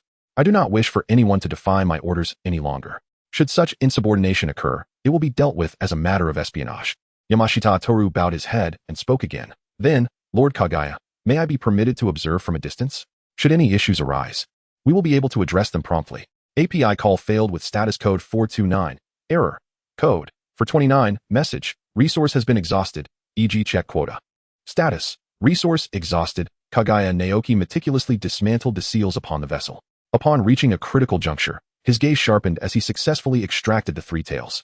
Subsequently, he ruthlessly confined it within his clone, known as Yahiko Rin. Observing the encircling sealing techniques and the gradually stabilizing host of the 3 tails, the hidden Mist ninja felt a tumult of emotions. Indeed, it was truly possible. However, this was not the moment for contemplation. Now that the creation of the expendable 3 tails host was complete, it was time to consider the subsequent strategy. The next step was to implant this potential ticking time bomb as a disposable asset deep within the hollow core of Konoha, thus elevating the name of the hidden Mist Village in the Third Great Ninja War. Ignoring the increasingly fervent atmosphere, Kaguya Naoki's gaze shifted to the slumbering Kakashi Hitaki. The preparations concerning Uchiha Obito were already in place. Now, it was your turn, Kakashi Hitaki. I shall endeavor to bring you into the hidden mist. Chapter 10. The peaceful ninja Kaguya Naoki and Uchiha Obito take action. Suddenly, a piercing scream erupted, drawing Kaguya Naoki's attention away from Kakashi to Yahiko Rin. She writhed in agony, contorting into horrendous positions while occasionally crying out in torment beneath the relentless onslaught of chakra. This was the inevitable consequence of the 3 tails seal. Yet, this was my clone. Once it returned, would not this excruciating memory be transferred to me as well? API call failed with status code 429. Error. Code 429. Message. Resource has been exhausted. E.g. check quota. Status. Resource exhausted. Kaguya Naoki felt an overwhelming chill in his heart and immediately reprimanded them. Completing the mission was paramount. If I were to witness you being controlled by your lower halves again, it would be best for you to leave the Umbu at once. The consequences you face thereafter will be yours to bear. The Mist Ninja offered an awkward smile, falling silent as he attempted to suppress the unusual reaction provoked by that cry. Yet, beneath the Byakugan's gaze, nothing was concealed. Apart from a few individuals who appeared to be White Zetsu and the red-eyed Zabuza, the rest displayed an inscrutable demeanor. Some even dared to cast furtive glances at Lin, clearly lost in their own thoughts. Although time was of the essence, we had expended considerable energy and required a moment to recuperate. Otherwise, it would be difficult to sustain our efforts. Let us take a brief respite here. Kaguya Otsutsuki, with a grim expression, feigned a casual demeanor as he retrieved several military rations, consuming them before striding toward Kakashi Hatake. The prospect of persuading Kakashi to join the hidden mist village was fraught with challenges, yet not insurmountable. The implications of enlisting such a prime candidate for Hokage into the mist village were profound and far-reaching. Thus, every obstacle must be surmounted with utmost determination. Numerous strategies abound. However, at this juncture, tarnishing the reputation of Konohagakure or forging alliances seemed a distant and imprudent endeavor. The paramount objective was to earn Kakashi Hatake's trust. Without it, all efforts would be in vain. What could be more effective in fostering this trust than allowing Kakashi to escape with Rin Noera, while simultaneously providing him with intelligence support? When Obito Uchiha arrived, Kakashi could eliminate his own shadow clone with Chidori, bringing this intricate performance to a flawless conclusion. As he settled beside Kakashi, turning his back to the onlookers, Kaguya opened his Byakugan, meticulously scanning for any prying eyes that might dare to observe him. Only then did he silently invoke the system within his mind. Consuming one exchange instance, he redeemed 10 elixirs of blood. These potions were renowned for their ability to restore vitality and chakra, a favored item of Kaguya's. The verdant concoction materialized within the confines of his mind, and with a whispered incantation, it manifested in his palm. Just as he was about to ingest it, he hesitated, pausing his hand. Kaguya Naoki paused momentarily, retrieving a piece of paper stained with Kakashi's blood, upon which he inscribed a letter. He then uncorked the vial and gently applied its contents to the man's lips. The effect was immediate. Kakashi's eyelashes began to flutter subtly, a clear sign of awakening. "Do not move, do not open your eyes." Kaguya Naru lowered his voice, and indeed, Kakashi made no further movements. "I am Kaguya Naru, the captain of this squad. Driven by the demands of the mission, I find myself compelled to take action. However, I am inherently a lover of peace and abhor violence. Therefore, I wish to assist you in escaping." Kakashi remained perfectly still, yet his heart began to race violently. "You, heed my words." Kaguya Ch. with his Byakugan, meticulously monitored the movements of the mist ninjas, simultaneously providing Kakashi with a continuous analysis of their escape routes. After a full moment, he slowly rose, returning to the team as if nothing had transpired. Kakashi quietly clenched his kunai, chakra surging within him. In the dimly lit cave, sounds reminiscent of a countdown echoed repeatedly. Thud. Exhausted, Uchiha Obito could no longer endure and collapsed onto the ground. Sweat trickled down from his lowered head, stinging his eyes, compelling him to lift his gaze once more. "No, I must rise again. I must adapt to this body swiftly, so I can reunite with you, Kakashi, Rin. Wait for me." Uchiha Obito propped himself up. 1001, 1002. The limits of his body were not easily surpassed. He fell back to the ground, surrendering to the sweat that soaked the earth beneath him. So tired, so weary. I am nearing my limit. With a hazy consciousness, Uchiha Obito beheld a vision. Kakashi, with an expression of indifference, stood before him, alongside Rin, who wore a look of exasperation. "Obito, why are you late again?" Uchiha Obito attempted to explain, but Kakashi coldly interjected at the back of the line. With that, the illusion shattered, and Obito found himself collapsing toward the spot where Kakashi and Rin had just been. "Rin, and that bastard Kakashi." Uchiha Obito managed to smile, summoning the strength to rise from the overwhelming burden. "If only I could try a little harder. Soon, I shall see you both." At that moment, a pure white figure abruptly emerged from the ground before him, startling him greatly. This time, White Zetsu did not wear his usual playful expression, but appeared visibly anxious. "Hey, Obito, that idiot Kakashi and Rin seem to be in some serious trouble." "Rin, Kakashi?" Uchiha Obito sprang up from the ground, his arms tightly gripping White Zetsu, a look of desperation on his face. "Clarify. What is happening?" "They've been captured by the Mist Ninjas. The leader is a scoundrel named Kaguya Ch. Upon hearing this, Uchiha Obito's expression changed drastically, and he leaped over White Zetsu, delivering a powerful punch against the sealed stone door. Ugh! Beads of sweat formed on his forehead, and his left arm felt as though it might shatter. Yet he summoned the strength to strike again. Boom! The stone door remained resolutely shut, showing no signs of budging, and his arm, crafted from Hashirama's cells, crumbled to dust. White Zetsu's voice resonated from behind him. "Obito, your current body cannot save them. Why not let me assist you? Merge with my form. Are you not a subordinate of Uchiha Madara?" "Why?" White Zetsu's form gradually morphed into a vortex, his voice echoing within the cavern. "This child is quite remarkable. Do you not wish to rescue Rin and Kakashi?" "Thank you." Uchiha Obito clenched his fist and swung forward. Boom! The seemingly indestructible stone door shattered in an instant. Outside, Uchiha Madara's eyes gleamed. "Obito, are you leaving?" Uchiha Obito, his back to Madara, declared firmly, "I appreciate your help, but I must go. I have to." Uchiha Madara lowered his gaze, his expression inscrutable. "You are too hasty. It may be premature to thank me now. Uchiha Obito, upon hearing this, turned to face the aged Madara, still resolute. I doubt I will return. In any case, I have expressed my gratitude. I shall take my leave. Uchiha Madara raised his gaze, coldly stating, you will undoubtedly return, Obito. At that time, I shall accept your true gratitude. Uchiha Obito, having heard this, chose not to say more. Filled with urgency, he turned and dashed toward the cave's exit. He must save Rin and Kakashi, return to the village, and become Hokage. He would never return here. Observing Uchiha Obito's retreating figure, Madara straightened up, recalling the visage of Shinja Hashirama. The wars of this world shall soon fade beneath my grasp. Hashirama, in the end, it is you who have lost. Chapter 11. Kakashi, Ch. is a good person to me. Upon returning to the team, Kaguya Ch. casually pointed to the weakest-looking mist ninja, facilitating Kakashi's acquisition. I am gravely injured. You shall carry the three tails and hasten towards Konoha. The designated mist ninja promptly complied, hoisting Rin onto his shoulder. Zabuza, witnessing this, turned to regard Kakashi, whom he had previously discarded. Without a moment's hesitation, he stepped forward. API call failed with status code 429. Error. Code. For 29. Message. Resource has been exhausted. E.g. check quota. Status. Resource exhausted. Kaguya Naoki's gaze was firmly fixed upon the figure of Zabuza Momochi, seeking an answer. Unbeknownst to him, Zabuza held a profound disdain for Naoki. At that moment, he pondered how he could utilize his ninja blade to counter Naoki's stance of the early Bracken. He had always favored the decapitating sword among his 7 blades. Yet, despite his deliberations, Zabuza could not convince himself that he could triumph over Naoki with merely that sword. No, that scoundrel must possess a means to be defeated. This lord shall not yield. In his fervor, Zabuza's blood surged, and he leaned down, intending to lift Kakashi. No, though Zabuza's current strength was lacking, his latent genius was gradually revealing itself. He keenly sensed a shift in Kakashi's chakra fluctuations. It was not a mere slumber. It seemed he had awakened. With a swift motion, Zabuza prepared to swing his long blade. Just then, an unexpected turn of events occurred as Kakashi sprang into action. Earth style, earth flow river technique. Chakra surged, transforming the ground into a torrent of muddy water.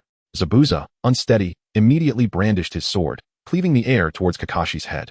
Die. With his crimson Sharingan activated, Kakashi remained unfazed, sidestepping the descending blade with ease. Chakra continued to flow, the mud swirling around the ankles of the mist ninjas, destabilizing their footing, forcing them to retreat, Zabuza included. Fortuitously, it was the potion provided by Kaguya Naoki that aided Kakashi. Feeling the abundant chakra coursing through him, Kakashi silently expressed his gratitude. Simultaneously, his hands moved swiftly to form seals. Earth style, earth flow wall. Clang. The barrage of shurikens launched by the mist ninjas was entirely thwarted by the rising earthen barrier. However, Zabuza had already re-engaged. His veins bulged, fury seeping from his lips as he swung his mighty sword, cleaving through the wall. Behind it stood Kakashi, breathless and visibly low on chakra. A chill swept through Zabuza's eyes as he thrust his sword into the ground. He refused to believe that Kakashi, capable of executing such grand techniques, could be low on chakra at this moment. The blade met the earth without resistance, and before Zabuza, Kakashi transformed into a wisp of smoke. Not here. A cold sweat broke out on Zabuza's brow as he relinquished his long sword, drawing a kunai to defend himself from behind.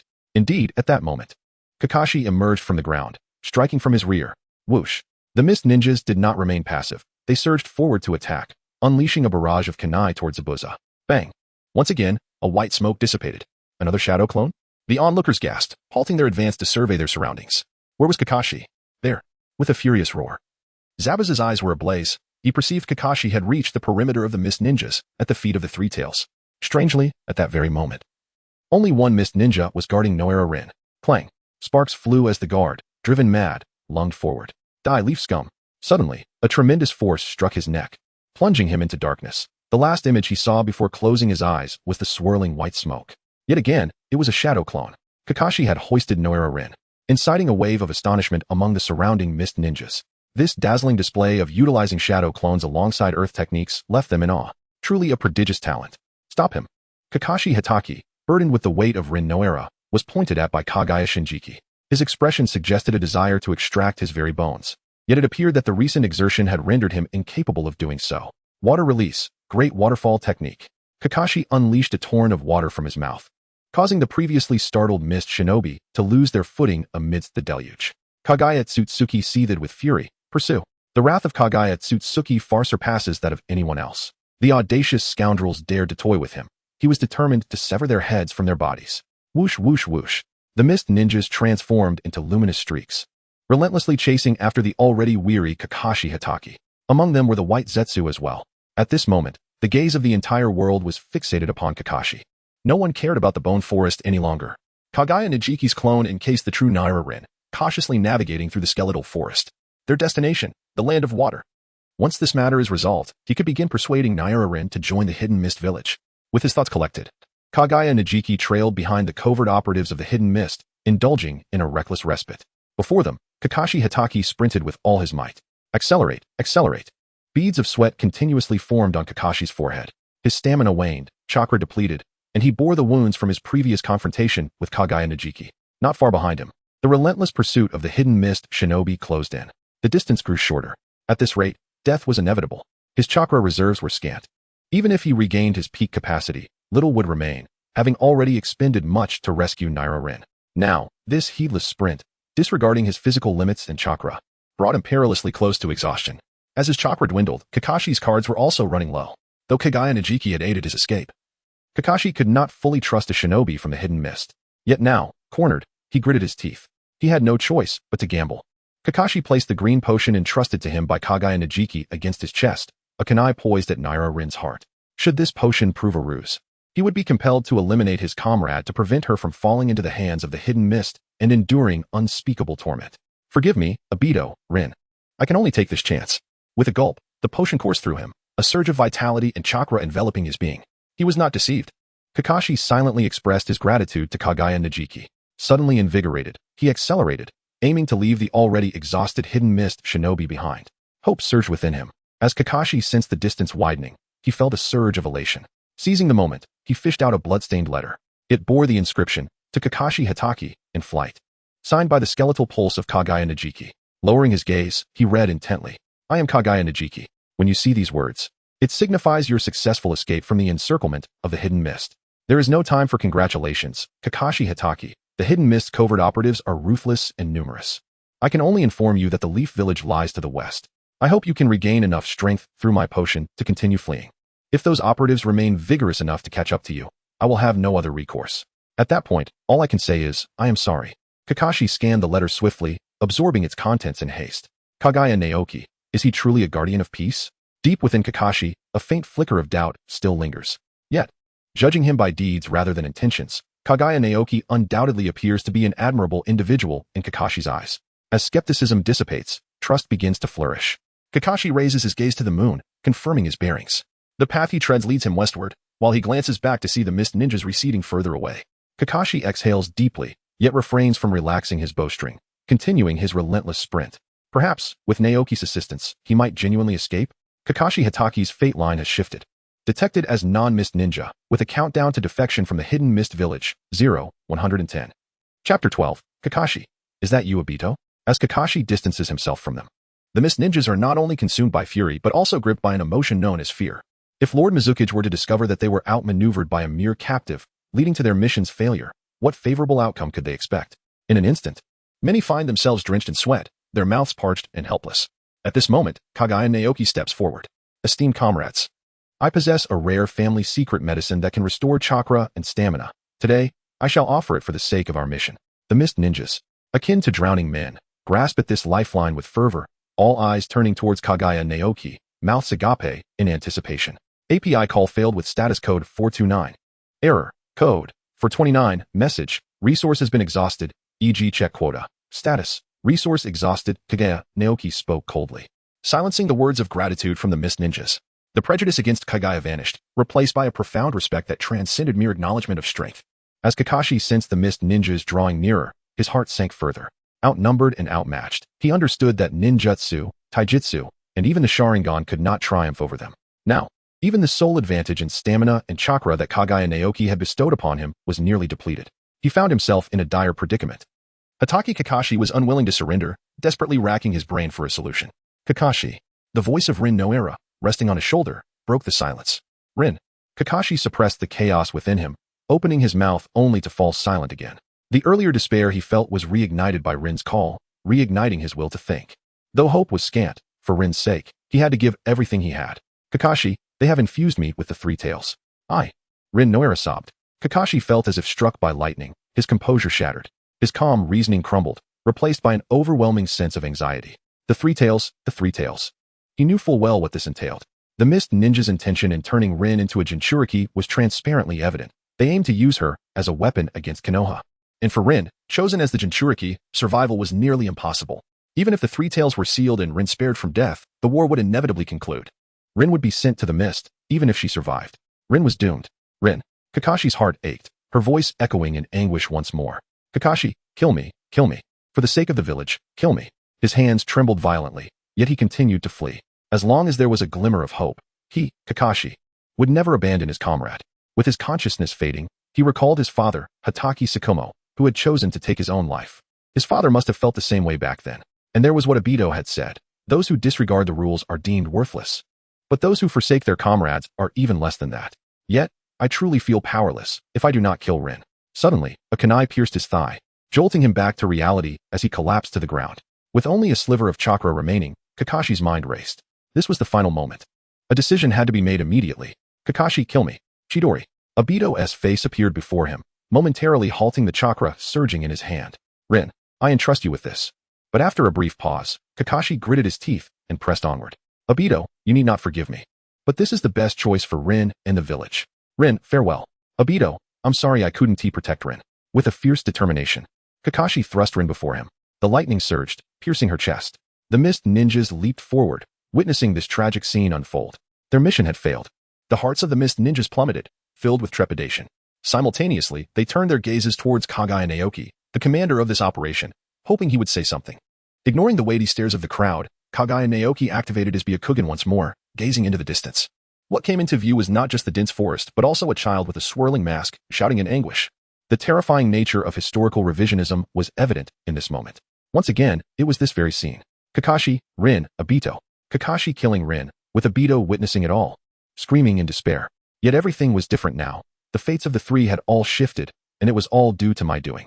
Kaguya Naoki, suddenly struck by a profound realization, leapt into action just as the bone clone was on the verge of erupting into a skeletal form. Fire style, great fireball technique.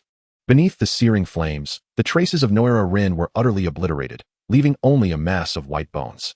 Noticing that Yamashita Tetsuya, who had been under his watchful gaze, displayed no signs of distress, but instead wore a peculiar smile, Kaguya Naoki finally felt a sense of relief. He then turned his attention to the fallen Kakashi Hatake. Merely having my trust is insufficient. Kakashi Hatake, you must possess a significant rift with Konohagakure. Otherwise, how could you possibly join our hidden mist village? It is not yet time for you to rest. Kakashi. API call failed with status code 429. Error. Code. For 29. Message. Resource has been exhausted. E.g. Check quota. Status. Resource exhausted. Kaguya's voice suddenly escalated, drawing even the seemingly lifeless Kakashi Hatake's attention. In the distance, a cacophony of anguished and wrathful screams echoed, blending sorrow and disbelief. Lin. No. Ah. You wretched beings, perish. Kakashi widened his eyes, straining to peer into the distance. A figure clad in tattered black robes, revealing only a single crimson eye, charged towards him, roaring. Hearing that familiar voice and witnessing that familiar silhouette, Kakashi's body began to tremble violently. Obito. Obito. He is not dead. Is this an illusion? I will become your eyes, helping you perceive the future. With my Sharingan. How could I fall into a mirage? Kakashi struggled to maintain his composure, yearning to unmask the man before him. Yet, the consumption of chakra and vitality by the Manjiki Sharingan had not ceased. His vision grew increasingly blurred, and his body descended into a state of heaviness. Kaguya Otsutsuki retrieved another vial of potion and poured it into Kakashi's mouth. This is still insufficient, Kakashi. The Sharingan, Obito, how could that suffice? You must also witness would release. Otherwise, how could you harbor doubts about your steadfast village? After all, by common sense, besides Konoha, which other nation possesses the potential to develop would release? Kaguya Najuki smiled, reminiscent of a villain, and then suddenly shouted, Zabuza, retreat with him immediately. Do not kill him. He holds great value. Observing Zabuza casually toss Kakashi to an Umbu member, Kaguya Najuki took a deep breath and turned his gaze towards the approaching Uchiha youth. The final battle has commenced. Chapter 13, The Tide of War. The Dance of Bones. Kaguya Naoki slowly extracted his own spine, as if confronting a formidable adversary. However, the Miss Shinobi behind him clearly held a different perspective. Faced with such an eccentric display from what appeared to be a weak ninja, they were eager to charge forward. Desperate to evade the repercussions from the third Hokage. Halt! Kaguya Naoki's furious shout compelled the fleeing ninjas to halt abruptly. Yet, they had already entered the range of the wrathful child's assault. Would release. Insertion technique. Surging and frenzied wooden spikes erupted, chaotic and relentless, piercing through the fog-hidden ninjas with brutal precision. Blood splattered, instilling dread in the hearts of all present. Would release. The fog-hidden ninjas froze in terror, trembling involuntarily. Among the 5 great ninja villages, every individual who had received formal education recognized the immense power of the first Hokage of Konohagakure.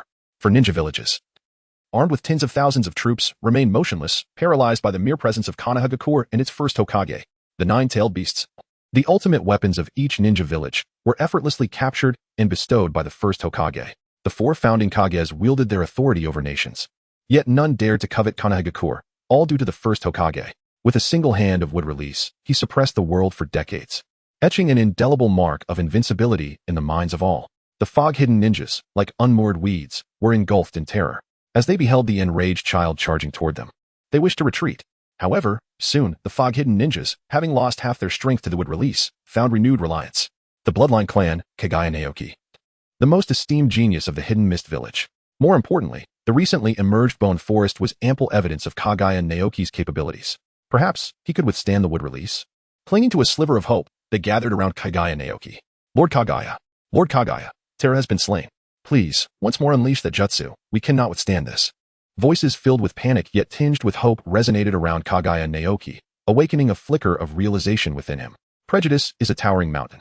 Yet, when faced with a hero wielding absolute power, who has repeatedly rescued them from the depths of despair, even the tallest peaks can be leveled.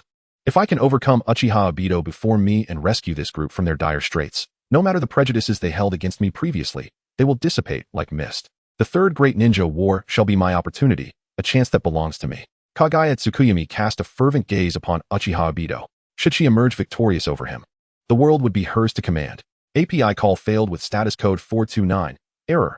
Code. For 29. Message. Resource has been exhausted. E.g. check quota. Status. Resource exhausted. Kaguya Chikage observed as Uchiha Obito cradled the skeletal form of Rin Noera, and then spoke coldly. I alone suffices. That is would release. How can you handle it alone?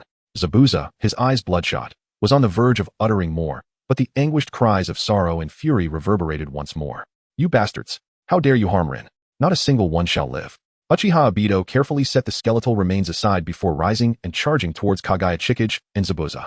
Beneath the mask of whirlpools, a pair of eerie crimson eyes spun rapidly, plunging the hearts of the mist ninjas, who had momentarily found solace in Kaguya Chikage. Back into despair. The Sharingan, and not the familiar Tomo form known to the mist ninjas. It was as if the earlier wood release had provided these ninjas with a clue, and they swiftly recalled the legends from the era of the first Hokage. Uchiha Madara. It was said that only Uchiha Madara possessed such eyes. Upon this realization, every body began to tremble involuntarily. The eyes of Uchiha Madara, coupled with the wood release of the first Hokage, no matter how one viewed it, it seemed insurmountable. Though they were bloodthirsty, mad, and prideful mist ninjas, facing a creature endowed with both the kaleidoscope Sharingan and wood release, they could not muster even a shred of defiance. When had Konoha acquired such a monster? As long as a village possessed such a being, endowed with both the sage's eyes and wood release, could they possibly suffer defeat in war? Was our conflict not destined for failure? An atmosphere of anxiety and panic spread across the battlefield. Zabuza, however, gradually steadied himself, ever ready to draw his blade. API call failed with status code 429. Error. Code. For 29. Message. Resource has been exhausted, e.g. check quota. Status. Resource exhausted. Kaguya Naoki rose to his feet, unscathed and entirely intact. Moreover, the dance of the corpse bone, Tang Song. Kaguya Chiki harbored no intention of ceasing his relentless advance.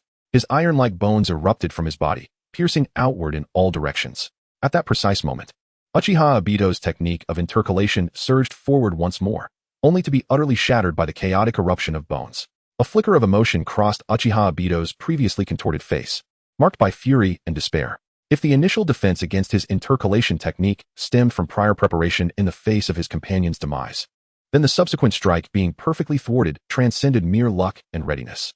It revealed that the leader of the Hidden Mist Village possessed a remarkable capability to counter what Uchiha Obito deemed an extraordinary technique. You scoundrel! Let us see how you fare against this, Uchiha Obito declared, raising the shuriken in his hand, forming hand seals with both hands while gathering his breath. Those familiar with the Uchiha clan would recognize this as a precursor to unleashing the Great Fireball technique or a variant of fire release. Zai Bujan, standing beside Kaguya Naru, held a similar conviction. Although he found himself utterly powerless against the terrifying wooden spikes, he defiantly challenged, You Uchiha scoundrel, witness the prowess of Zai Bujan. Water release, Great Waterfall technique. A pale blue stream gradually spread from Zaibujan's mouth, evolving into a mighty cascade. What of would release? I am swifter. A hint of pride glimmered in Zaibujan's eyes. Since the initiation of this mission, he had yet to showcase his true worth before Kaguya Naoki. At last, the opportunity had arrived. Unbeknownst to them, beneath the mask, Uchiha Obito wore a sinister grin. Concealed by the waterfall, he swiftly plunged into the soft soil. Kakashi, this technique was taught by you. I shall employ your move to eliminate them. Die, you wretched mist ninja. Chapter 14, Kamui, would release. Dance of the Fern, please continue reading. Uchiha Obito raised his hands, breaking through the sand, reaching for Kaguya Naoki's ankle. Simultaneously, countless wooden branches extended from his outstretched hands.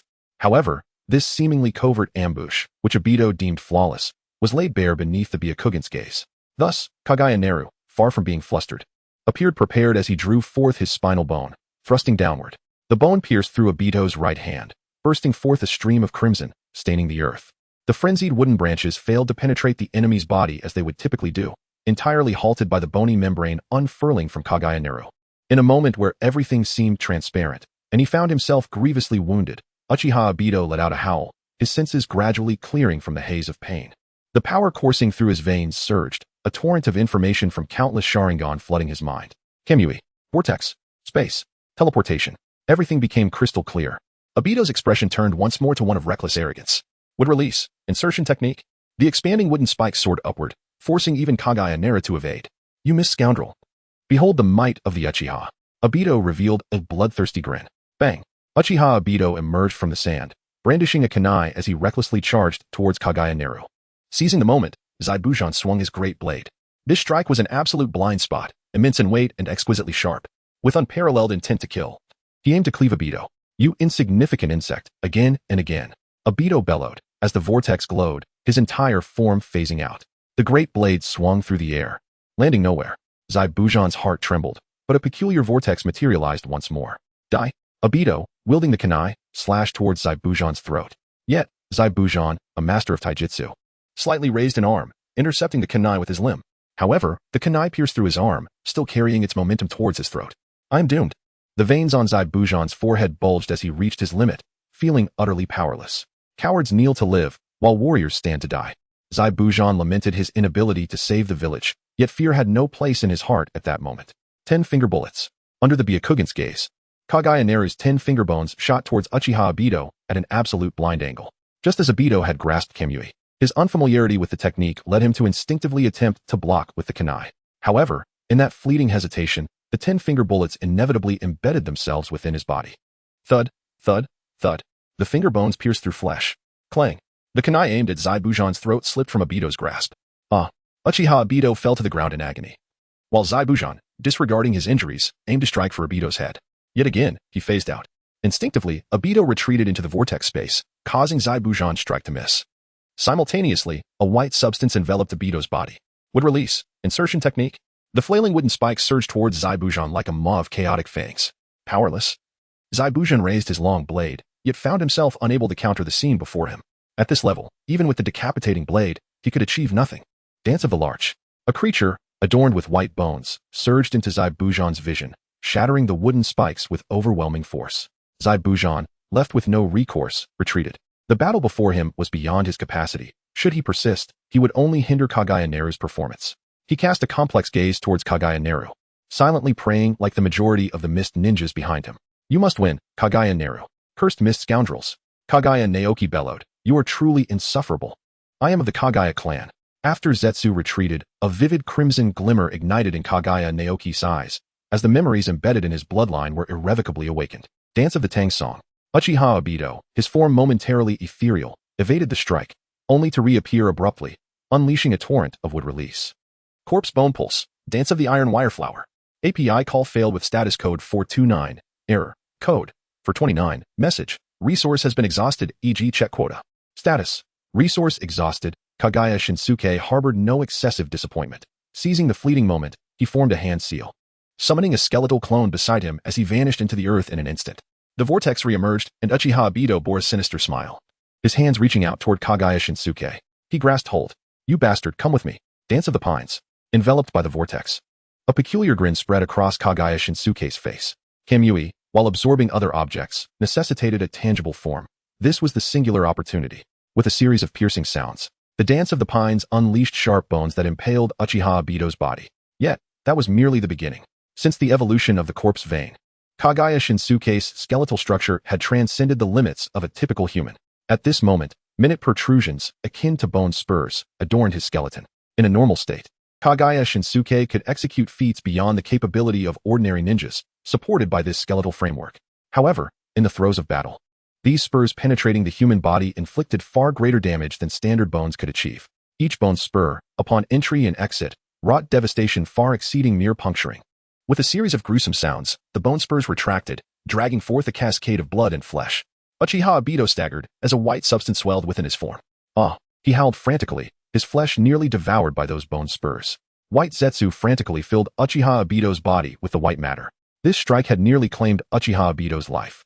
Yet, at that very moment, Kaguya Shinsuke, in his skeletal clone form, was drawn into the realm of Kamui by Uchiha Obito. Thus, the slightly recovering Uchiha Obito erupted into maniacal laughter. Bang! The skeletal clone dismissed itself with a hand seal, and Uchiha Obito's laughter faltered, swiftly replaced by a fury of mockery. On the battlefield, even as he rejoiced at the clone's ability to withstand the probing of the Sharingan, Kaguya Shinsuke's heart raced. Should he truly eliminate Uchiha Obito, then Uchiha Madara would undoubtedly rise again from the shadows. Dealing with Uchiha Obito, a mere chunin in terms of knowledge and possessing combat experience nearly equivalent to zero against Kaguya Shinsuke, was undoubtedly effortless. However, Uchiha Madara, a man who now likely perched at the pinnacle of the ninja world, would assuredly overpower him with ease. Kaguya Otsutsuki gazed at Obito Uchiha, her expression laden with complexity. Is this the extent of a long-prepared adversary? Even with Kamui, he proves to be so feeble. In that fleeting moment, Obito, fully restored under the treatment of Black Zetsu, leaped out from the Kamui dimension. He roared, bringing his hands together, no longer invoking that futile technique against Kaguya. Let us see this. A wild madness gleamed in Obito's eyes, and in the next instant, Kaguya felt a rumble rising from beneath the ground. Through her Byakugan, she witnessed the chaotic chakra converging swiftly beneath her feet. Kaguya Otsutsuki made a swift decision. Retreat. Retreat. With a delicate push of his toes, he leaped into the sky. Yet, he evidently underestimated the formidable wood release that had once suppressed an entire era. Several robust trees, adorned with thorns, erupted from beneath Kaguya's feet, like a tempest rising, swiftly encompassing vast stretches of land within their assault range. In that moment, Kaguya Otsutsuki was unable to escape. The thorny trees converged towards the center, as if intent on completely engulfing him. You bastard from the hidden mist. Now, your demise is inevitable. The crimson gaze of Obito Uchiha was filled with exquisite pleasure as it washed over him. In his eyes, Kaguya Otsutsuki, entirely ensnared by the ferocious wood release, could never hope to escape using merely the remnants of the Kaguya clan's chakra. This was an overwhelming display of power. Kaguya Otsutsuki, perish. In the midst of Uchiha Obito's madness, Kaguya Otsutsuki remained utterly unperturbed. With a calm demeanor, he formed a series of hand seals and softly intoned. Dance of the Early Fern. Chapter 15. The conclusion. Before Uchiha Obito's frenzied gaze, a multitude of bones began to extricate themselves from Kaguya Otsutsuki's corporeal form. Subsequently, an entire forest of bones, emanating from his being as its nucleus, surged forth with an overwhelming vigor, expanding in all directions. The colossal trees, seemingly reaching towards the heavens, the formidable wood release, the inescapable prison, all became mere mockeries in the face of this skeletal onslaught. The violently proliferating white bones shattered the pitiful trees into a flurry of splinters, while also accumulating earthen mounds alongside them. Impossible. Uchiha Obito, taken aback, momentarily became ethereal, evading the oncoming bone spikes that erupted forth. Gazing at the spikes that pierced the sky, a rare flicker of anxiety took hold of Uchiha Obito. Surely, I cannot truly be defeated. He touched his eyes, sensing the wood release power coursing through his veins. How could I, possessing both these powers, possibly lose to such a foe? Impossible. As Uchiha Obito's eyes whirled, he prepared to make his next decision and reaction, but a sharp gust of wind sliced through the air behind him. It was Kaguya Otsutsuki. He had instantaneously moved to stand behind Uchiha Obito. Indeed, Kaguya Otsutsuki is able to maneuver effortlessly through the forest of white bones, executing rapid transfers with remarkable speed. In other words, within this skeletal realm, he reigns supreme. Suddenly, a white bone pierces through Obito Uchiha's body. This time, he was unable to evade it. Again and again, he is struck. A flicker of fear ignites within Obito Uchiha's heart. His Kamui, once deemed invincible in defense, proves to be woefully inadequate before Kaguya Otsutsuki. With a wavering gaze, Obito looks upon the extending bone spikes, his form gradually becoming ethereal. Kaguya Otsutsuki retracted her skeletal form, leaving behind a trail of crimson. Uchiha Obito emerged once more from the vortex, launching an assault from behind Kaguya. However, The triumphant smile that adorned his face quickly turned to stone as Kaguya vanished amidst the bones, rendering his attack futile. Yet, in the blink of an eye, Kaguya reappeared, striking towards Uchiha Obito. This time, he activated Kamui just in time, disappearing into the vortex. Within the realm of Kamui, the madness on Uchiha Obito's face gradually faded, replaced by a look of bewilderment. He possessed such formidable power. Why had he succumbed to this state? No, there was still Kakashi. The thought struck him sharply. Kakashi remained in the hands of the Mist Shinobi. He had to rescue that fool. Uchiha Obito reappeared outside the space. With a whoosh, the skeletal limbs surged forth once more, the erratic branches barely serving as an obstacle before they threatened to sweep across Uchiha Obito's arm. Kamui, phasing. Uchiha Obito's form dissipated from this world.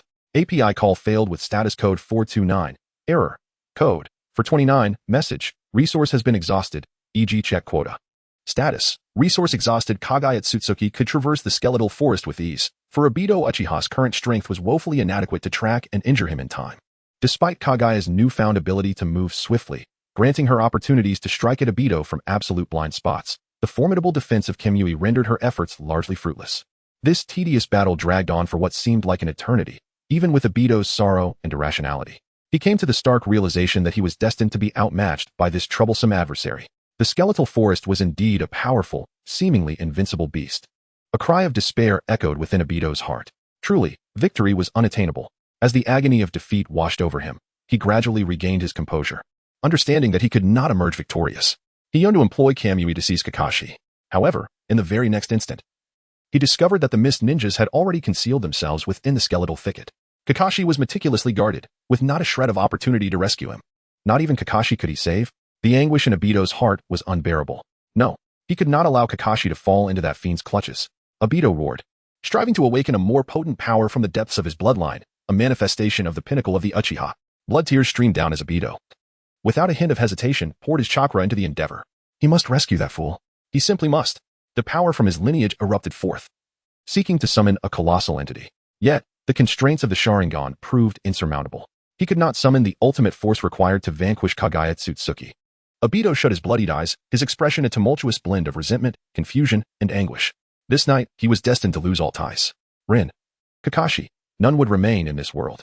Obito, came the playful voice of Tobi, seizing the moment to speak. Let us return to Lord Madara, where you shall learn more powerful jutsu, and then, revenge. Revenge? Obito gazed upon Kaguya's figure, surveying the devastation around him. Mere revenge would not suffice. Remaining in this world would do nothing to fill the void. I shall create a world where Rin and Kakashi exist. I will put an end to this absurd darkness and war and forge a better world. It seemed Tobi sensed Obito's thoughts and once again tempted him. Rin and Kakashi can return. Lord Madara will provide you with the answers. With tear-streaked eyes, Obito looked towards the white substance. I will return with you. Do not deceive me. Kakashi, Rin, wait for me. After his fervent outcry, Obito was drawn into a vortex, vanishing from the skeletal forest. In that moment, sorrow, resentment, pain, and hope swirled within the heart of the young man. As he departed the battlefield, his raw, seething hatred was directed at Kaguya Otsutsuki. The skeletal forest of the Mist Village, I will surely slay you. I must kill you. After Obito's furious proclamation, the vortex twisted, and he completely dissipated from the battlefield. Kill me? API call failed with status code 429. Error. Code. For 29. Message. Resource has been exhausted. E.g. check quota. Status. Resource exhausted. Hikaru Naoki chuckled softly as he extricated himself from the skeletal forest, only to spit forth crimson blood. Once no more slaughter had helplessly retreated from the fray, the Mist Ninjas became acutely aware that they played no significant role in such a high-stakes battle. They dashed several hundred meters away in a frenzy, fearful that the previously unleashed skeletal forest might inadvertently harm them this time. Lord Naoki, you must prevail, otherwise we shall all perish. The white bones danced upon the battlefield, while the soaring green branches were utterly suppressed, with the meager trickle of blood that erupted from Uchiha Obito serving as undeniable evidence. The ninjas of the Mist Village could not help but feel invigorated.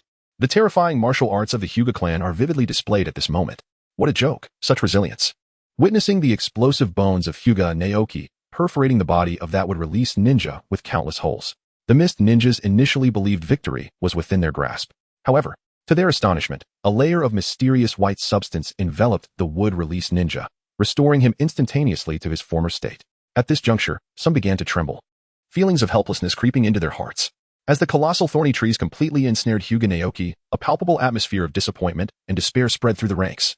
The Umbu exchanged glances, giving rise to alternative thoughts. They yearned to flee.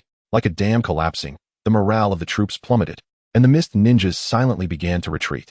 Just then, the skeletal forest erupted forth. All thoughts and intentions were severed. Such a formidable technique should surely prevail against wood release and the Sharingan. The mist ninjas fervently watched as Kaguya Naoki showcased his prowess, only to be captivated when Naoki's bone clone materialized before them, transforming their fervor into profound admiration. They even revered a mere clone. Lord Naoki's command, retreat into the skeletal forest. With that, the bone clone vanished, and the mist ninjas hastily made their way toward the skeletal thicket, escorting Kakashi with them. Enveloped by these mist ninjas, Hatake Kakashi strained to recall everything he had previously witnessed. It truly was Obito. That figure, that voice. And the call for Rin, there could be no mistake. Kakashi felt a surge of joy tempered by anxiety. How could he face Obito after failing to protect Rin? Yet, as he recalled Obito utilizing wood release, a tremor coursed through his body. Wood release could never manifest in Uchiha Obito. Kakashi, well-versed in Obito's lineage, knew that as the child of Uchiha clan members, Obito could not possibly possess the Shinja bloodline. This notion was utterly implausible. Then, did his wood release not originate from the village? Kakashi agonizingly shut his eyes, attempting to extricate this thought from his mind. However, the more he strove to suppress it, the more it proliferated like wild grass, escalating into a tempest within his heart. At this moment, it only needed a spark to ignite the fire. Lord Naoki. A tumultuous call from the side prompted Kakashi to open his eyes, gazing at the figure slowly materializing from the bones. Even in pursuit of the truth, one must find a way to survive. At last, the strain of his Manjiki Sharingan became unbearable, and he succumbed to slumber. Just then, Lord Kaguya Naoki descended. Chapter 16, Kakashi. You encountered the leaf in darkness. It was not until a figure adorned with tattered garments and still masked appeared before them that a jubilant cheer erupted skyward. Lord Kaguya Naoki. Lord Kaguya Naoki. The mist ninjas, bloodthirsty, cold, and ruthless, simultaneously held an unparalleled reverence for the strong. As they beheld the visage of Kaguya Naoki, their fervor reached a fever pitch. What of the sage's eyes? What of the wood release body? Hadn't this esteemed gentleman from the Hyuga clan effortlessly subdued those possessing both of these extraordinary bloodlines? This esteemed individual was merely 14 years of age, wasn't he? Someone murmured. And the shout faltered momentarily among the other ninjas. Indeed, such formidable accomplishments caused them to overlook one critical detail. This gentleman was only 14. Some of the more bloodthirsty Umbu shouted even more fervently, while others, perceptive to the future, began to contemplate the implications. Kaguya Naoki, an incandescent prodigy, was destined to become another luminous standard-bearer on the battlefield, akin to the Sannin or the White Fang of Konoha during the Second Shinobi World War, or even the currently eminent Minato Namikaze, the Yellow Flash. If they had previously harbored concerns about Konoha possessing a formidable ninja like Minato, Kaguya Naoki's display of sheer power had them anticipating a clash between the two. The enfeebled Konoha was ripe for subjugation by Kirigakure. Amidst their reveries, a Kirigakure ninja inquired with uncertainty whether Kaguya Naoki's squad still had vacancies. This query induced immediate silence. It seemed, indeed, that this was the case. They lowered their heads, their fervor now tinged with other considerations. Despite their typically low political acumen, they swiftly assessed the political zenith of a powerhouse like Kaguya Naoki, the Mizukage, the absolute sovereign of Kirigakure. The political nadir would be a ninja wielding significant authority within the village. The availability of slots in such a formidable figure's squad stirred ulterior motives. The prospect of joining it was enticing. Someone, detecting this burgeoning sentiment, frowned and cautioned. Do not forget, he is of the Kaguya clan. And who are you? The impulse dissipated, replaced by complex expressions. As commoner ninja, they were precluded from joining a Kaguya clan squad. Such an act would be deemed a grave betrayal of their commoner brethren, inviting severe repercussions. Even if they endured the discrimination, what awaited them if this figure ascended to the position of Mizukage? A Kaguya clan Mizukage would only exacerbate the village's turmoil. A coup d'etat was inevitable. What purpose would be served by aligning themselves with him then? Following their ingrained biases, they envisioned a future with the Kaguya clan Mizukage. However, they swiftly repudiated this notion. This was Naoki-sama. How could other members of the Kaguya clan compare? Through their interactions, they recognized that this individual was distinct from other Kaguya clan members. In fact, his insights and perspectives seemed to surpass even those of the Kirigakure ninja themselves. If he were to become Mizukage, perhaps the future would not be as bleak as anticipated, but rather bring about new changes for the village. The Kirigakure ninja exchanged glances. Suppressing these thoughts, such sentiments would be met with incredulity. Yet, if this figure graced the shinobi battlefield, he might indeed alter established perceptions. Kirigakure was in dire need of transformation. Kaguya Najiki endeavored to stand tall, casting a sweeping gaze over the fervent faces of the misty hidden ninjas. A peculiar sentiment blossoming within him, and a sense of boldness gradually taking root. However, this exuberance was soon doused by a chilling realization. Would such a fervent scene ever be replicated? Previously, Kaguya Naoki had aspired to leverage his achievements during the Third Great Ninja War to gain prestige and followers, ultimately seizing the position of Mizukage. Yet now, everything had transformed. His remarkable performance against Uchiha Obito had been so audacious that whether Uchiha Madara would permit him to appear on the battlefield had become a significant uncertainty. With a sigh, Kaguya Naoki lamented the inherent drawback of the Kaguya lineage, an uncontrollable compulsion to unleash their full power once battle commences. Initially, this was not a significant concern in his plans, as Uchiha Obito possessed both the Mangekyo Sharingan and would release. Kaguya Naoki had anticipated that merely surviving the encounter would be a considerable feat. However, Uchiha Obito's current weakness proved to be a miscalculation, influenced by his Kaguya blood. The battle-addicted Kaguya Naoki exerted his full strength, nearly killing Uchiha Obito on several occasions. Now that the die was cast, he could only await the answers upon his return to the Land of Water. He hoped to at least secure a squad leader position. Initially, due to his Kaguya clan affiliation and the stereotypical perception of him as an unthinking individual, he had entertained the fanciful notion of being appointed the Mizukage by Uchiha Madara. Now, such an idea seemed utterly unattainable. API call failed with status code 429. Error. Code. For 29. Message. Resource has been exhausted. E.g. check quota. Status. Resource exhausted. Before embarking on his mission, Hikari Naoki was fully aware that the substantial rewards of this task were not destined for him. He was fated to complete only the first phase of the assignment. Thus, witnessing the two opportunities for rewards slip through his fingers did not elicit any feelings of despondency. However, what Hikari Naoki did not anticipate was an unforeseen twist that allowed him to attain the two rewards after all. Alas, Kaguya Naoki felt his own body and couldn't help but let out a slight sigh. After recklessly indulging in the bloodline of corpses for over a decade, his body finally began to exhibit signs of bloodline disease. However, he was not inclined to expend his redemption opportunities at this moment to obtain a means of delaying the affliction. API call failed with status code 429. Error. Code. For 29. Message. Resource has been exhausted. E.g. check quota. Status. Resource exhausted. Kaguya Chikyu took over the burden of Kakashi from a mist ninja's back and turned to the silent Zabuza, saying, "Let us proceed." The mist ninjas collectively gathered their thoughts and nodded in unison, vanishing into the depths of the forest. On the return journey, bereft of White Zetsu's assistance, the leaf ninjas surged forth in numbers. Fortunately, Kaguya Chikyu possessed the Byakugan of the main Hyuga clan. Aside from a moment when he inadvertently crossed into the Byakugan's line of sight from the branch family, he encountered no peril. Upon reaching the coastline, the mist ninjas once again divided into squads. Remaining by Kaguya Chikyu's side were none other than the solitary Zabuza and the slumbering Kakashi. Casually, he produced a vial of emerald green potion and, under Zabuza's somewhat regretful gaze, poured its entirety into Kakashi's mouth. Observing the trembling eyelashes, Kaguya Chikyu spoke with a serene demeanor. "Hatake Kakashi, let us converse. I am Kaguya Chikyu. Surely you would be inclined to exchange a few words with me." Kakashi opened his eyes, directing a lifeless gaze towards Kaguya Chikyu, disregarding Zabuza's astonishment at Kakashi's compliance. With a mirthful intonation, Kaguya Naoki initiated the conversation. "Kakashi, considering the existence of such anomalies as the Mangekyo Sharingan and would release within Konoha, why were they not deployed preemptively?" Hatake Kakashi remained silent, as Kaguya Naoki relentlessly assaulted Kakashi's stalwart psychological defenses with a barrage of inquiries. "Furthermore, he was once your comrade, was he not? Might you disclose his name? In exchange, I shall impart pertinent information." Hatake Kakashi instinctively recoiled from Kaguya Naoki's proposition, yet the allure of the intelligence proved irresistible. A mere name, after all, would be easily attainable for these Kirigakure shinobi. After a protracted deliberation, Hatake Kakashi, in a voice rasped with reluctance, conceded, "Uchiha Obito." "Thus, the Sharingan you bear originated from Uchiha Obito?" Hatake Kakashi hesitated briefly before offering a nod of affirmation. Upon answering Kaguya Naoki's initial query, a fissure had subtly formed within his seemingly impenetrable psychological bulwark, though he remained oblivious to its presence. Yet, was not this Obito purportedly deceased on the battlefields of the Land of Earth? Why then has he resurfaced on this day? Hatake Kakashi's heart constricted, for he, too, sought answers to this very enigma. And is it possible for a member of the Uchiha clan to wield the power of would release? Hatake Kakashi clenched his fists, recoiling from further contemplation. Having witnessed the darker facets of his village, Kakashi harbored a certain trepidation, unwilling to expose the truth. However, Kaguya Naoki afforded him no avenue for evasion, as he scoffed derisively, his words like daggers. When did the Senju and Uchiha clans reconcile to the extent of intermarriage?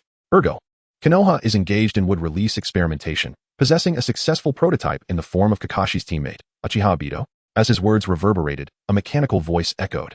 Hatake Kakashi's destiny has deviated. Detected as a non-Kirigakure shinobi, countdown to defection to Kirigakure initiated, 110.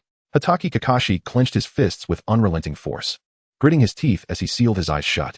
Kaguya's demonic whispers coiled around Kakashi's ears, igniting a torrent of speculation and thoughts within his mind. No, he thought, as he abruptly opened his eyes.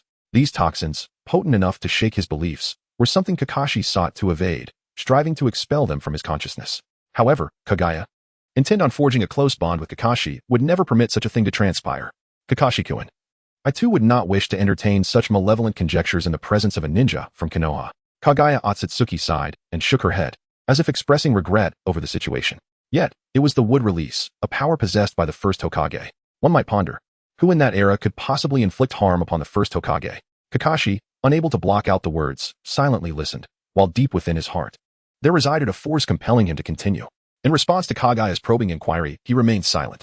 Indeed, it was inconceivable. The first Hokage was an invincible entity. The historical records of all 5 great ninja villages clearly document a single truth. The first Hokage, who wielded the wood release, was unrivaled throughout the world. No one could have harmed him, except for Uchiha Madara, who had long since been slain by the first Hokage. Therefore, the remains of the first Hokage are still meticulously guarded by your Leaf Village, are they not? Could it be that we, from the other ninja villages, might have the opportunity to seize his remains? Kaguya's figure leaned forward, her increasingly elevated tone entwining around Kakashi Hataki's ears. This experiment was destined to unfold solely within the confines of Konoha, and the wood release emanating from Obito Uchiha would undoubtedly be a testament to Konoha's prowess. A battle hero, long since departed from this world, and one who had never revealed his continued existence to you all, how could he manifest? Moreover, why did he appear precisely at the moment you chose to take Rin's life? Kakashi's heart quaked violently, nearly bursting from the intensity of his emotions. Bonds, the village, his father, images and speculations surged in rapid succession within his mind. Kakashi Hatake closed his eyes once more. What he was reluctant to acknowledge was that he had indeed begun to harbor doubts about the village for which he would sacrifice everything. Kakashi Hatake's fate line had shifted. He was detected as a non-mist ninja, with a countdown to defection to the Mist Village 210. Kaguya's eyes shimmered with a hint of excitement, poised to relentlessly strike at Kakashi's gradually unguarded heart. At that moment, however, the very heart that should have been shattered by her presence suddenly opened its crimson gaze. Kakashi, appearing quite beleaguered, suppressed all tumultuous emotions within him and regarded Kaguya, this half-foe, half-ally, with a forced calmness. So, what is your objective, Kaguya? What purpose do your actions serve? There was a newfound determination in Kakashi's eyes. If you expect me to defect from my village and join the mist, you might as well save your breath. I, Kakashi Hatake, would never betray my home. Kaguya Naoki let out a derisive laugh, shaking his head. I have never harbored the expectation of seeing you, Kakashi, defect today. With a change in tone, Naoshi's demeanor grew serious. Hatake Kakashi, a wielder of the Sharingan and a ninja proficient in wood release, holds an absolute disdain for the hidden mist. Is he not worthy of my efforts? Kakashi Hatake fell silent once more. For the sake of the village, Zabuza Momochi's expression revealed a complex mix of emotions. API call failed with status code 429. Error. Code. For 29. Message. Resource has been exhausted, e.g. check quota. Status. Resource exhausted. API call failed with status code 429. Error. Code. For 29. Message. Resource has been exhausted, e.g. check quota. Status. Resource exhausted. API call failed with status code 429. Error. Code. For 29. Message. Resource has been exhausted, e.g. check quota. Status. Resource exhausted. API call failed with status code 429. Error. Code. For 29. Message. Resource has been exhausted, e.g. check quota. Status. Resource exhausted. Kaguya Naru, upon witnessing this, curled the corners of his lips into a subtle smile and turned towards the somewhat distracted T-Daizai. T-Daizai, taking out the mission scroll, would have, in the past, felt a tinge of dissatisfaction towards the somewhat cold demeanor of Kaguya Naru. He might have grumbled about the delays and, in a fit of anger, called him a scoundrel. Yet today, he straightforwardly retrieved the mission scroll from his backpack. This transformation went unnoticed by anyone, yet it undeniably occurred. Kaguya Naoki received the mission scroll and casually handed it over to Kakashi Hatake. Kakashi-san, please take a look. This is the mission scroll, followed by the mission log. Kakashi Hatake accepted it in silence, meticulously perusing its contents. Kaguya Naoki's gaze fell upon the scroll, page by page elucidating matters for Kakashi. The first page revealed the route mapped out by the Third Mizukage for our incursion into the Land of Fire. Just as Hatake Kakashi was about to casually turn the page, Kaguya Naoki spoke earnestly. During this period, not a single member of the Umbu was lost, nor was any Konoha ninja detected. Kakashi's hand trembled slightly, a flicker of indignation in his eyes. Had there been some forewarning, both he and Rin might have been spared such a fate. The second page detailed the route provided by the Mizukage for our assault on your encampment. Throughout this endeavor, not a single Umbu was lost, and no Konoha ninja was discovered. Kakashi's hand froze midair, his astute mind having already filled in the remaining details. We infiltrated what should have been a heavily fortified base, effortlessly capturing Naruto Rin and you, Kakashi.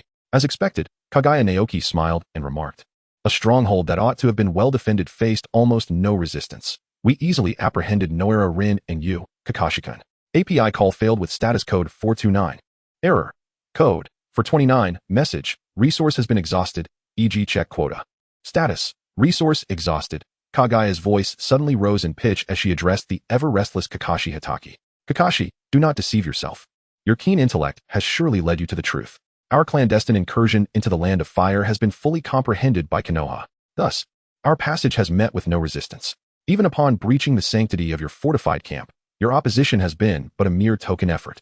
Konoha has forsaken you, Kakashi Hatake, and has relinquished Rin no era. Kaguya Otsutsuki slightly lowered his voice, mocking as he spoke, just as they once abandoned the white fang of Konoha. All actions were ultimately aimed at securing a brighter future for the village. Kakashi halted his movements, swaying slightly, his eyes reflecting a vacant stare. Every speculation was not baseless, but rather traceable. Perhaps, in a certain sense, this was indeed the truth. Two faces emerged simultaneously in Kakashi's mind, one wrapped in bandages, the other adorned with a pipe and a vibrant red conical hat. Is it you? Kakashi murmured within himself. Noticing Kakashi's momentary distraction, Kaguya felt a surge of delight. Gritting his teeth as if containing a storm of fury. Kakashi-kun, to question Konoha's nefarious actions would be rather naive. I merely wish to strike a bargain with you. To obtain information regarding that Manjiki Sharingan. This time, Kakashi did not immediately decline. Instead, he began to contemplate earnestly. Should I acquiesce? No. There are people in the village whom I wish to protect. He raised his head and spoke solemnly. I cannot guarantee that you will persuade Obito to attack the village as you have persuaded me today. Therefore, I choose to refuse. Kaguya Shinsui let out a derisive laugh. Pray tell, if it were not for you, Kakashi-kun, witnessing everything with your own eyes, how could you possibly believe me? Merely based on this scroll? Kakashi Hatake instinctively shook his head. Indeed, had he not personally observed the various anomalies, he would have never believed Kaguya Shinsui's words. Seeing is believing. Hearing is merely a fade. Even if I were to divulge my true intentions, you would not accept them, for our relationship is merely one of mutual exploitation. Kakashi-kun, do not hesitate. After all, the once valiant hero, Obito Uchiha, now lurks in the shadows like a rat. Kaguya Chikyu leaned closer to Kakashi, whispering softly into his ear. Mice are not suited for Konoha. Reflect upon your father. Do you not agree with what I say? Kakashi Hatake remained silent, his fist clenched tightly. The fate of Obito Uchiha, whether he lives or dies, need not be elaborated upon. For the future of the village, allowing friend after friend, including your father, to perish under the schemes of certain high-ranking officials, is this truly your ninja way? Kakashi's breath became heavy, clearly shaken. The trajectory of his fate had shifted. He was detected as a non-mist ninja, with the countdown to his defection to the Mist Village set at 310. Chapter 18. If I do not sever ties, this shall be my path. I have made up my mind, Kakashi rasped, as if striving to suppress a tumult of emotions. The usually calm and detached Kakashi could no longer conceal the tumult within him. Mist, Kaguya Chikyu. As his words fell, a gust of wind swept through, causing the leaves of Konoha to flutter down. Unlike in the past, where the loving visage of the third Hokage graced his vision, he now saw Kaguya Chikyu. Yes, I am here, Chikyu replied, placing his hand upon a rugged stone, concealing his own anxiety. Receiving this acknowledgement, Kakashi continued. His voice as rough as if it had been sanded down by grit. An exchange of intelligence is permissible, but only regarding Obito. With that, he promptly closed his eyes, unable to bear the sight of the two faces from the mist, allowing bitterness to seep into his mouth. He had made a decision to betray his village. The wind continued to blow, and on either side of the falling leaves lay divergent emotions. Kaguya's lips gradually curled into a smile. Beside him, the wide-eyed Daibutsu stared in astonishment. Kakashi, that prodigious genius of Konoha, has truly betrayed the village in such a tangible manner? Kaguya Narukami, this fellow, has indeed accomplished it. Zabuza cast a glance at Kaguya Narukami filled with a hint of admiration, as if he had made some resolute decision, tightening his grip on the hilt of his sword. Kakashi, slightly concealing his momentary lapse, finally opened his eyes and continued to speak. Should I require any actions for testing? I trust that you from the Mist Village will execute them. The course of history in the shinobi world has significantly tilted, favoring the Mist Village, granting an exchange opportunity. Ignoring the mechanical voice, Kaguya Narukami nodded without a trace of hesitation. As for intelligence, he remained indifferent. Obtaining information on Uchiha Obito was exceedingly difficult, and Kakashi's pursuit was destined to be in vain. Throughout it all, Kaguya Narukami desired nothing more than Kakashi himself. The prospect of the sixth Hokage joining the Mist Village made Kaguya Narukami unable to suppress a chuckle. However, alas, Kaguya Naoki let out a sigh within his heart.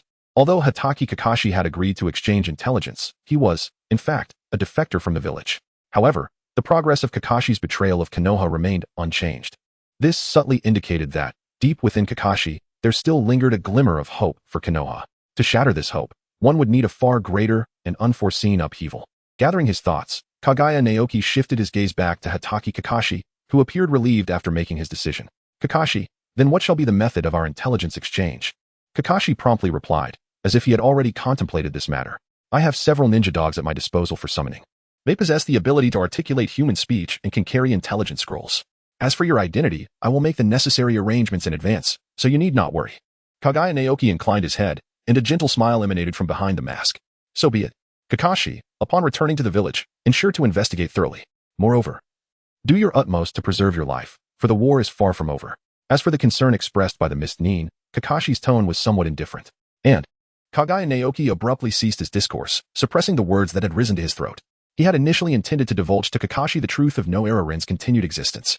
Yet, how can one truly cherish the hard-won light without first experiencing utter darkness?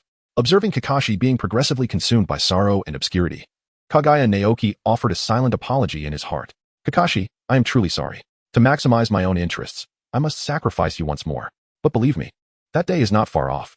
Once Naruto Rin has safely arrived in the Land of Water, I will arrange a heartfelt reunion between the two of you. I wonder then, what choices you will make regarding Konoha, Naruto Rin, and myself. Noticing Kaguya Naoki's unspoken words and subsequent silence, Kakashi tentatively inquired, May I depart now? API call failed with status code 429. Error. Code. For 29. Message. Resource has been exhausted, e.g. check quota. Status. Resource exhausted. Kaguya Naoki let out a sigh. Uchiha Madara was hardly a magnanimous figure, and this time of conflict was destined to be fraught with innumerable challenges. One can only hope for a smooth resolution. After all, should one eliminate the Mizukage without the requisite prestige, it would not only portray my actions as excessively audacious and rebellious, but it would also lead to the village's swift descent into ruin. The time required for reconstruction is far too lengthy. I cannot afford to wait. Observing Kaguya Naoki's silent demeanor, Zabuza Momochi felt his heart inexplicably quicken.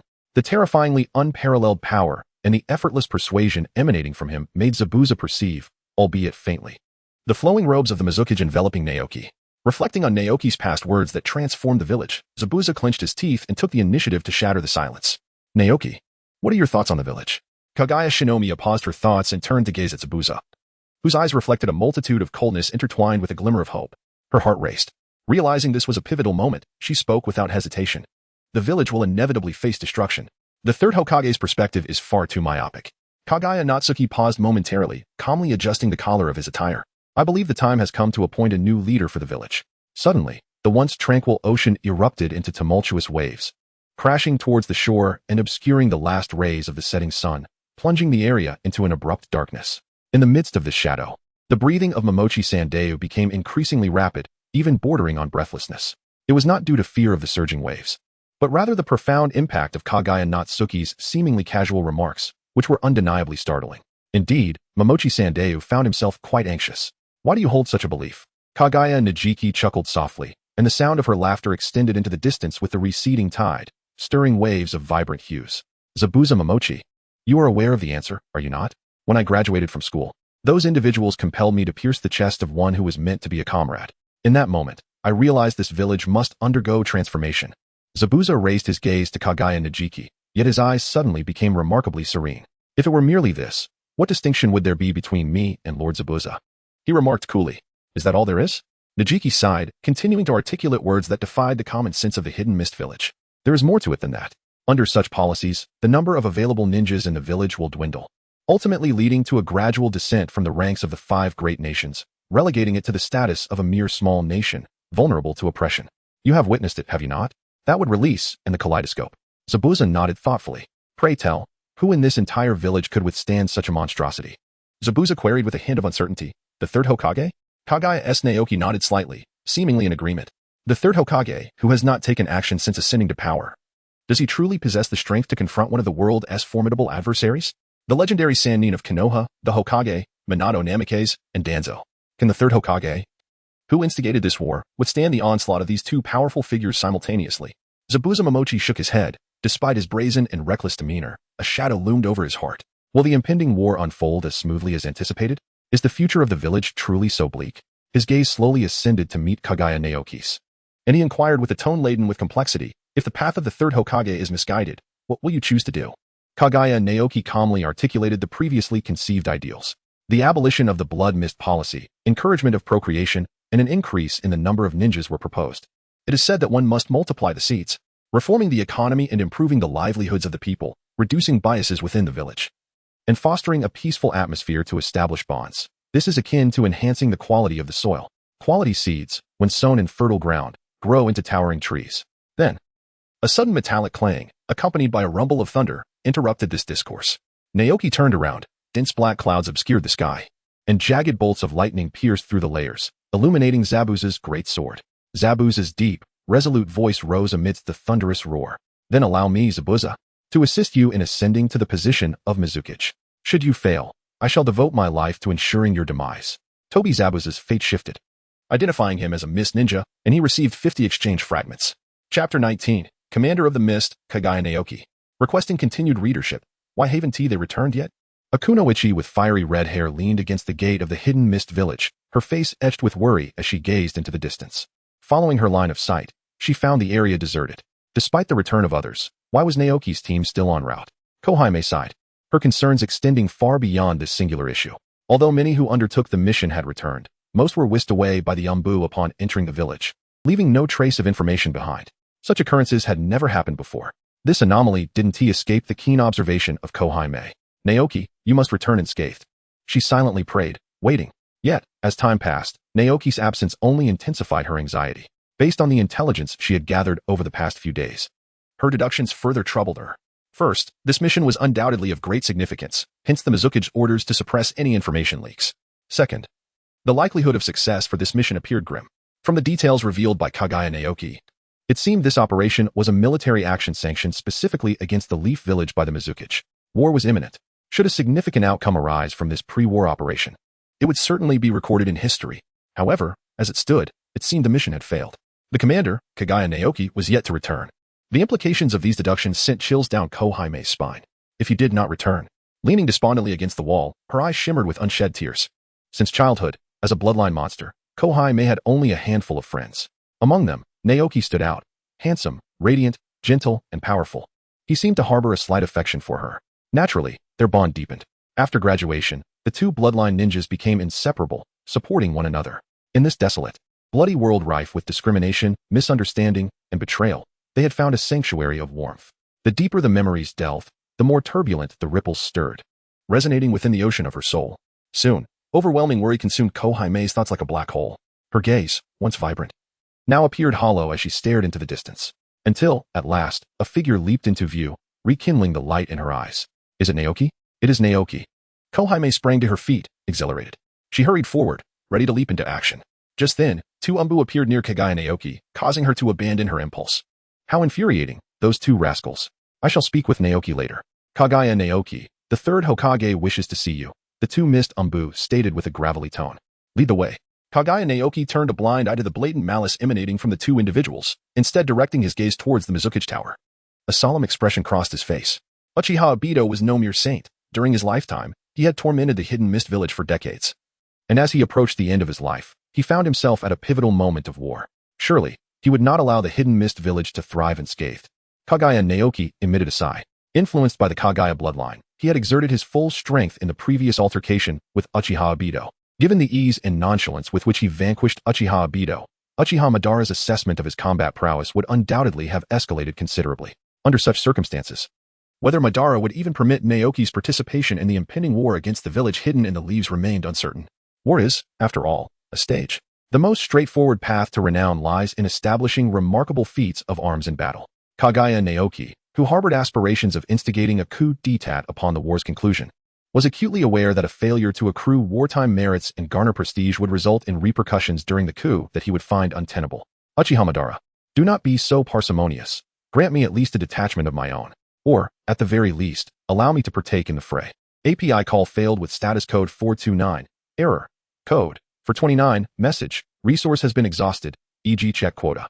Status. Resource exhausted. Kaguya Naruki immediately bowed his head and slowly recounted in detail all that had transpired over the past few days, including the unfortunate incident that led to Hatake Kakashi slipping from his grasp.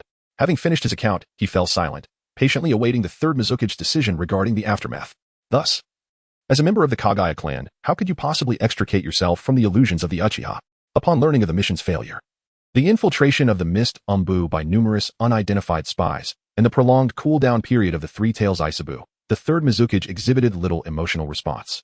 Instead, he inquired about a rather inconsequential yet notably private matter. Uchiha Madara. Kaguya Naoki understood that such an inquiry could only stem from Uchiha Madara, who sought to uncover the truth behind his resistance to illusionary techniques. Fortunately, he had long been prepared for this moment. Kaguya Chikuki extended her tongue, revealing a distinct cleft along its surface where one could even faintly discern an abundance of flesh and tissue.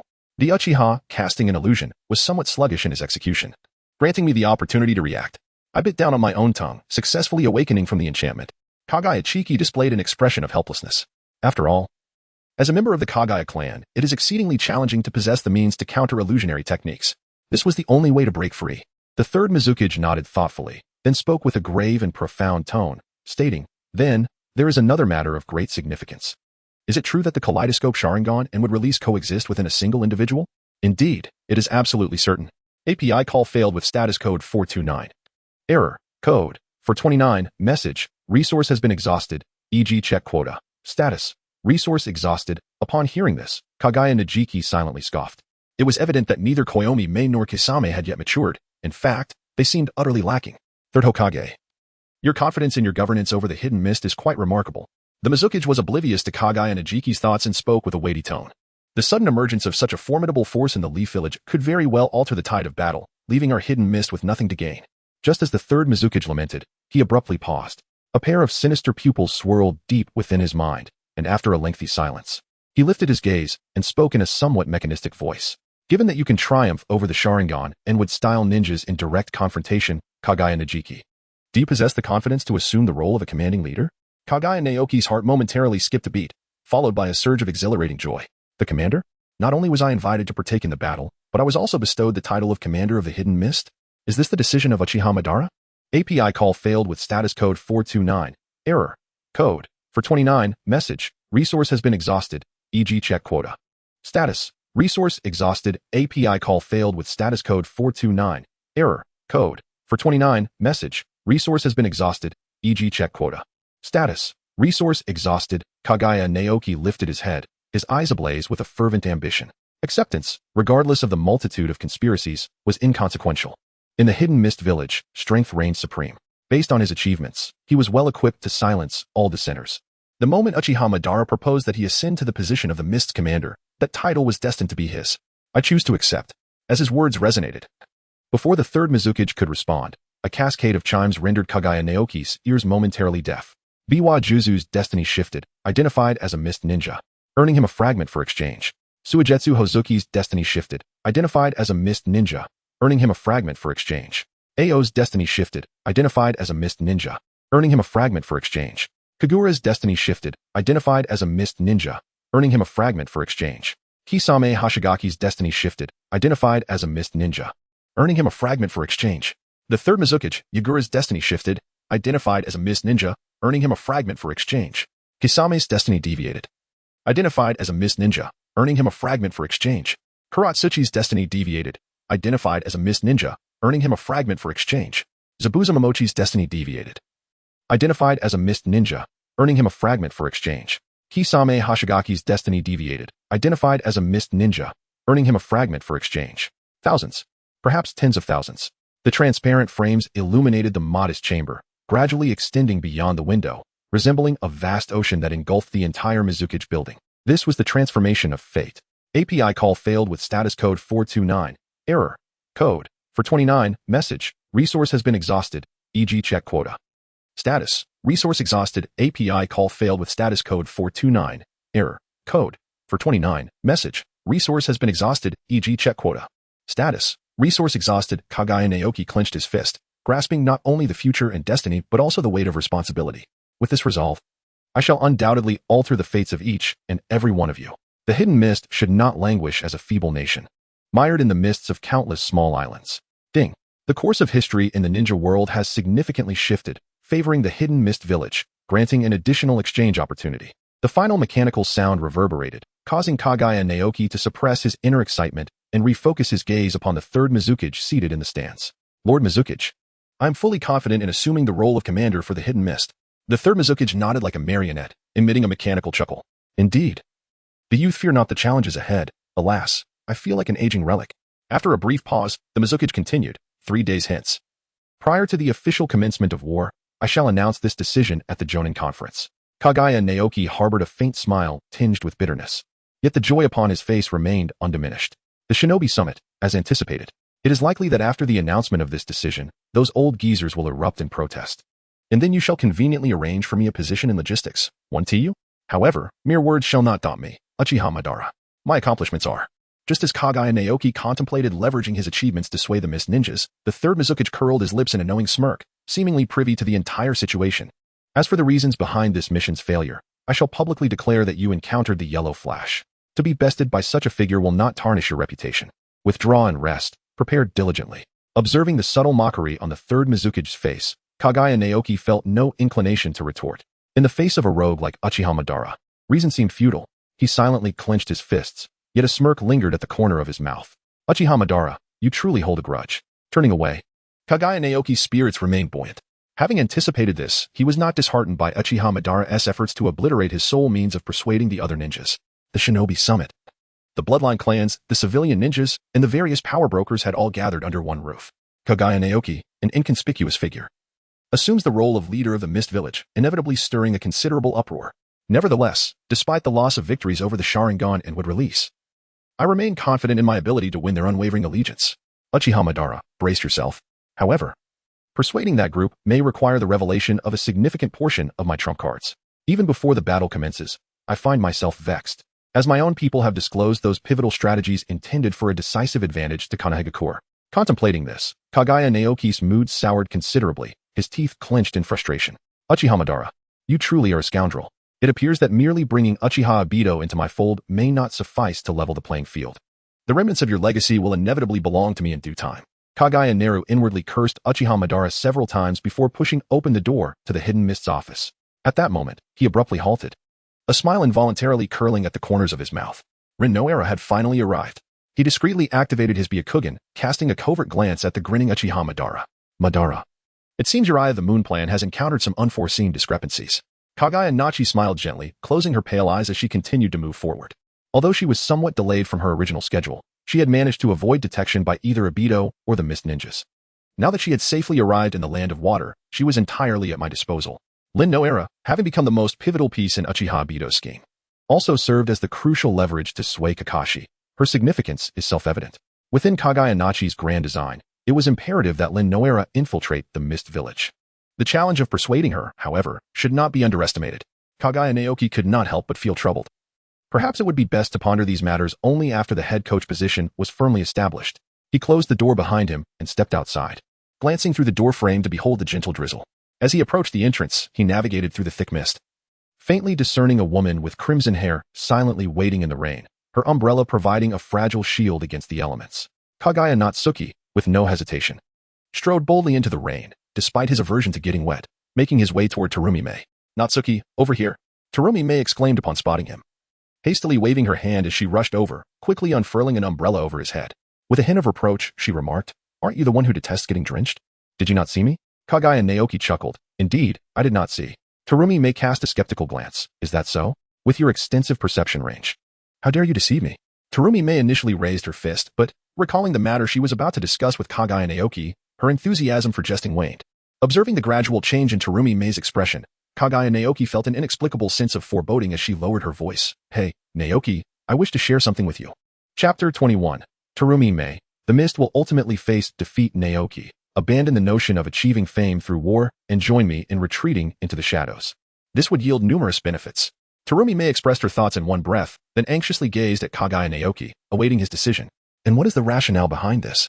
Although Kaguya Hiraki was aware that she was unlikely to be persuaded, she refrained from immediately countering her decision. Since their childhood, the two had shared life and death, supporting one another through thick and thin. Kaguya Mei's decision must have been the result of careful analysis and profound contemplation based on the prevailing circumstances, representing her optimal solution. Who is Kaguya Mei? She is destined to become the fifth Mizukage, possessing both exceptional strength and intelligence. Her analytical conclusions merit consideration and respect. Kaguya May hesitated for a moment, a hint of uncertainty flickering in her demeanor, as she prepared to unveil the carefully crafted words intended to sway Kaguya Hiraki to her perspective. Please, don't do this, May. A trace of helplessness crossed Hiraki's face. After all, they had been friends who had lived and died together for over a decade. Your expression has already revealed your intent to deceive. Rather than employing those intricately woven lies and cliches to convince me, it would be far better to express your thoughts candidly. Kaguya May sighed. Indeed, I cannot conceal the truth from you. She opened her mouth to speak, her expression conflicted. She paused momentarily, then her countenance turned serious. Hiraki, if I speak the truth, I fear it may weigh heavily on your heart. API call failed with status code 429, error, code, for 29, message, resource has been exhausted, e.g. check quota. Status, resource exhausted. Kaguya Naru cast a somewhat surprised glance at Terumi May. Truly, as the fifth Hokage, she maintained her own judgment amidst the fervent atmosphere where others believed that Konoha was weakened and that the Mist Village would inevitably triumph. No, she would not waver. Kaguya Naoki declared resolutely, Konoha is too vast, too powerful. We shall not attain victory. Terumi May gazed at Naoki, offering a bittersweet smile before her expression shifted to one of sorrow. Indeed, Naoki, the village shall not triumph. Yet, I find myself even more pessimistic than you. The evident sadness etched on Terumi May's face deepened. Our war is not only doomed to failure, but it is also unlikely to yield any spoils. The ultimate outcome will likely see us expelled from the land of fire by Konoha, dragging a multitude of corpses back to our village. Terumi May let out a long sigh. With military expenditures slashed, the populace suffering, the land growing ever more desolate, and the nation in decline, our village deteriorates further, while the bloodshed in our recruitment policies escalates. Truly, our future appears exceedingly bleak. As Kaguya Naruki listened, a sense of melancholy gradually enveloped him. Terumi May's judgments were undeniably accurate. Throughout the annals of ninja history, the fate of the hidden mist village has indeed unfolded in such a manner. Having lived there for over a decade, the village had long become a second home to him, and he was reluctant to witness such a grim conclusion. However, with my presence this time, though I remain but a solitary pillar, it should not result in such a catastrophic defeat. Yet, Konoha is fortified by formidable figures such as Minato Namikaze, Orochimaru, the third Hokage, and Jiraiya, even in pursuit of a dignified defeat, achieving that may prove exceedingly challenging. API call failed with status code 429, error, code, for 29, message, resource has been exhausted, e.g. check quota. Status, resource exhausted, API call failed with status code 429, error, code, for 29, message, resource has been exhausted, e.g. check quota. Status, resource exhausted. Kaguya Najiki remained somewhat indifferent, having long anticipated the injustices and discrimination present within the village. Had it not been for Uchiha Madara's unexpected intervention, he would not have been afforded the opportunity to become the commander of the Hidden Mist. His treatment was likely akin to that of the Kaguya clan. However, circumstances have now changed. If he can persuade everyone at the upcoming conference in 3 days, all matters on the battlefield will be dictated by Kaguya Najiki. Whether to engage in battle, seek peace, retreat, advance, or strike, Najiki possesses the authority to determine everything. This is power. Fully aware that he can control his own fate on the battlefield, a rather placid expression emerged on Najiki's face.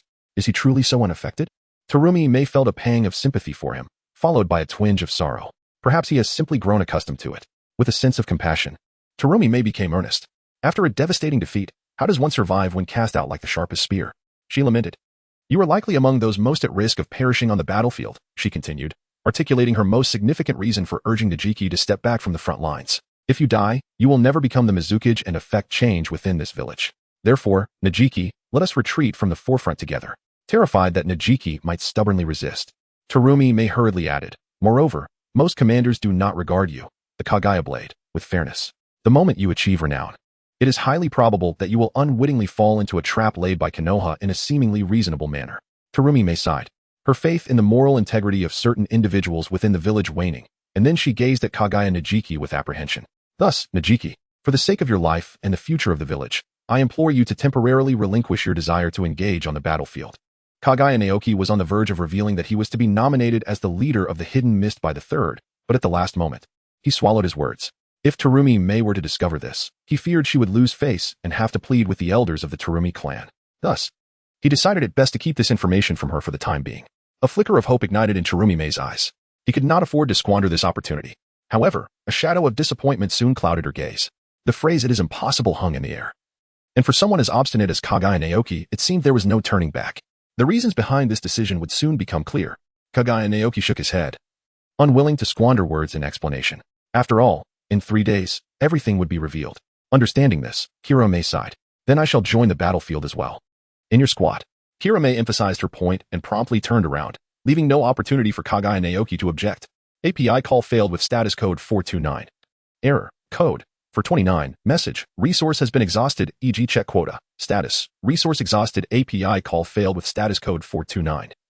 Error. Code. For 29. Message. Resource has been exhausted, e.g. check quota. Status. Resource exhausted. API call failed with status code 429.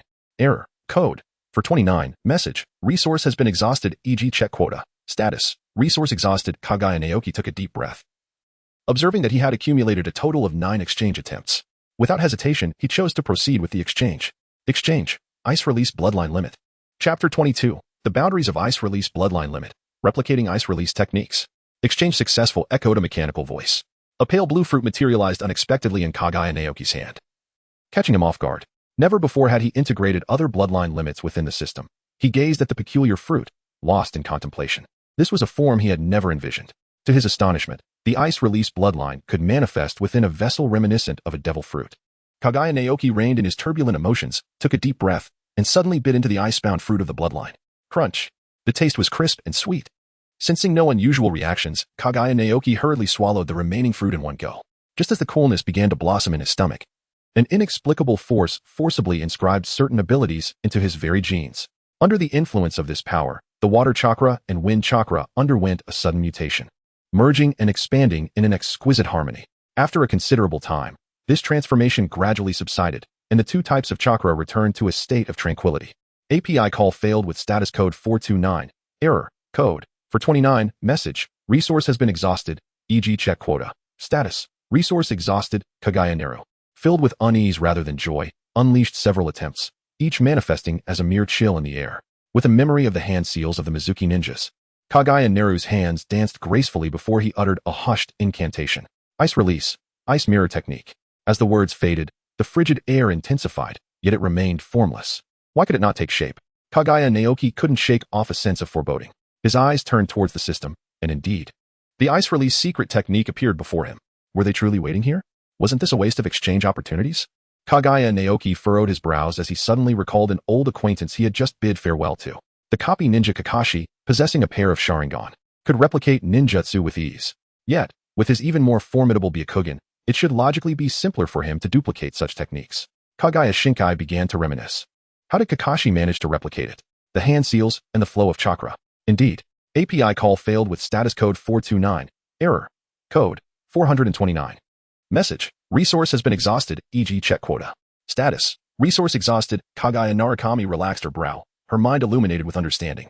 Thus, by merely observing with her Byakugan how Mizuki's ninja performed hand seals and the corresponding chakra flow patterns associated with those techniques, she could likely master the art of ice release ninjutsu.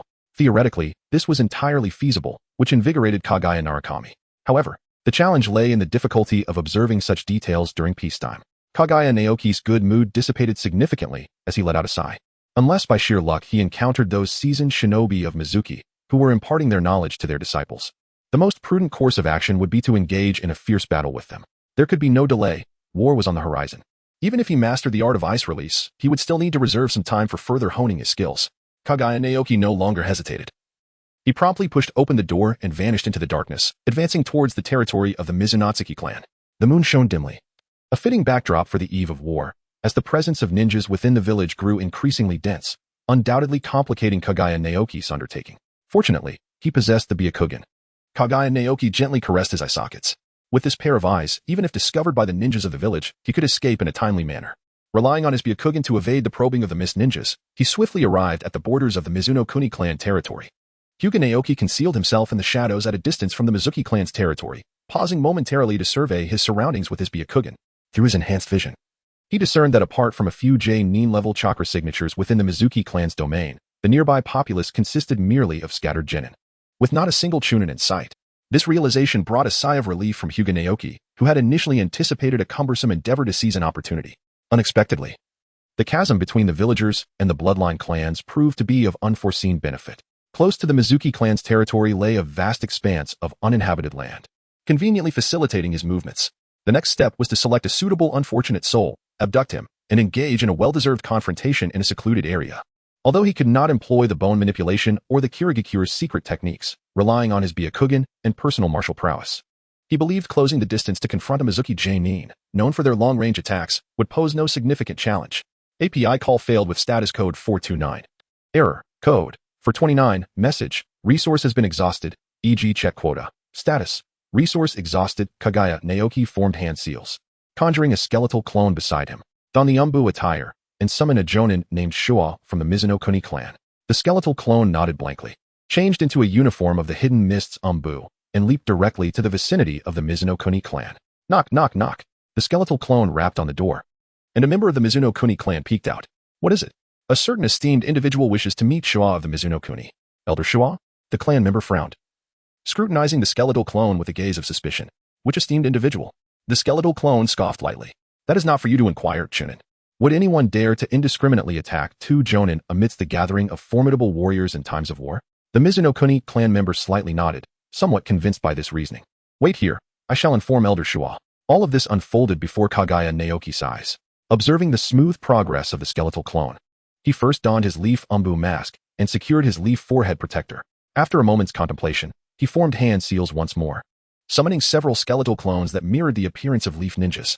Put them on, he instructed. The skeletal clones mechanically nodded, adorning themselves with the masks and forehead protectors of the leaf umbu.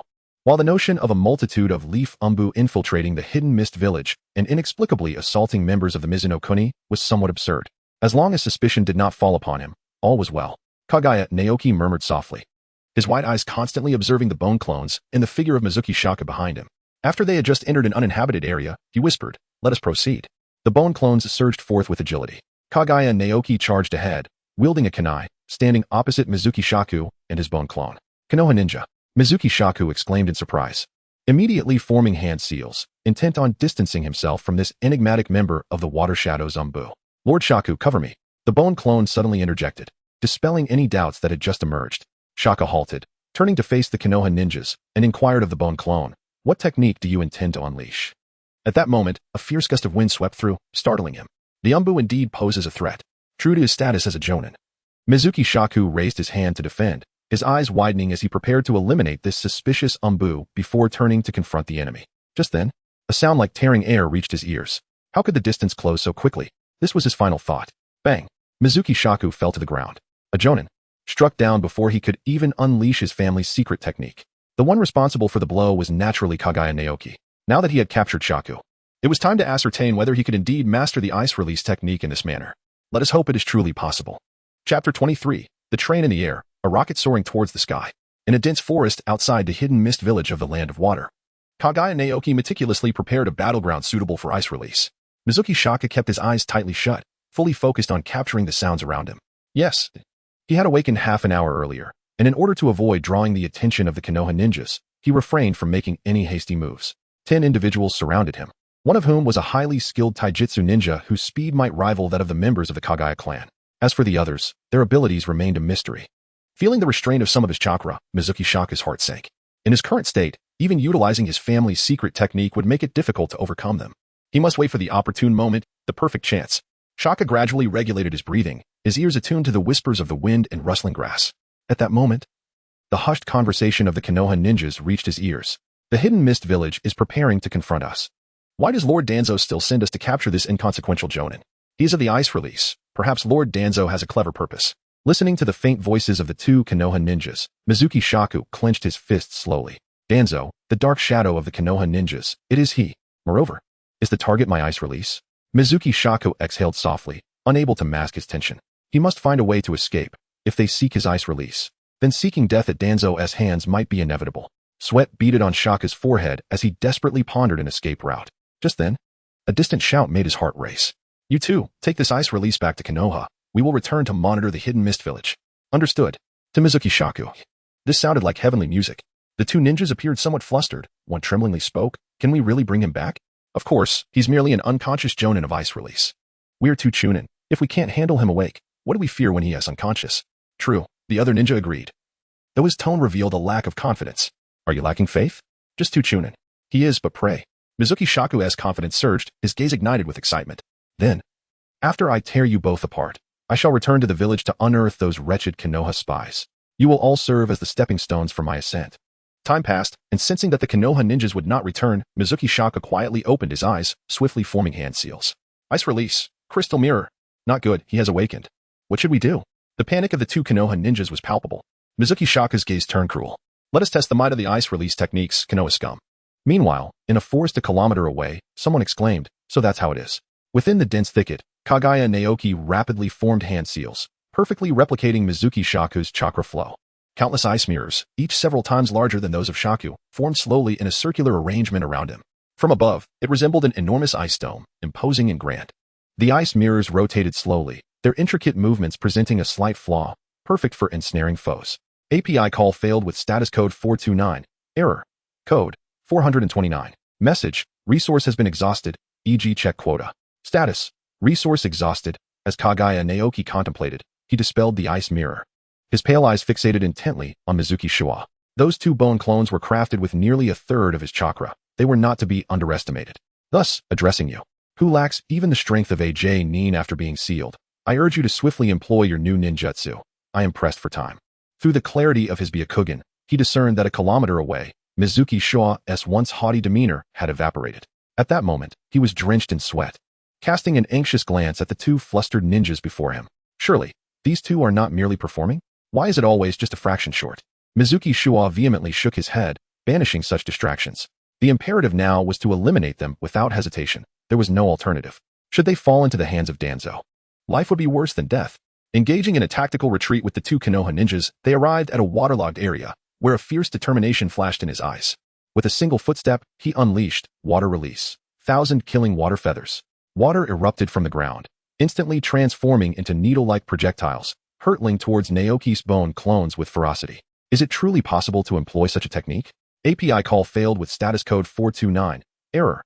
Code 429. Message. Resource has been exhausted, e.g. check quota. Status. Resource exhausted. Kaguya Naoki furrowed his brow and waved his hands. In an instant, countless shimmering, needle-like objects tore through the gentle breeze, shredding a robust tree before him into fragments. Naoki's brow relaxed. Although different, the power he wielded vastly surpassed that of Mizuki Shaku's 1,000-kill water flight. Concerning this transformation, Kaguya Naoki harbored a faint suspicion.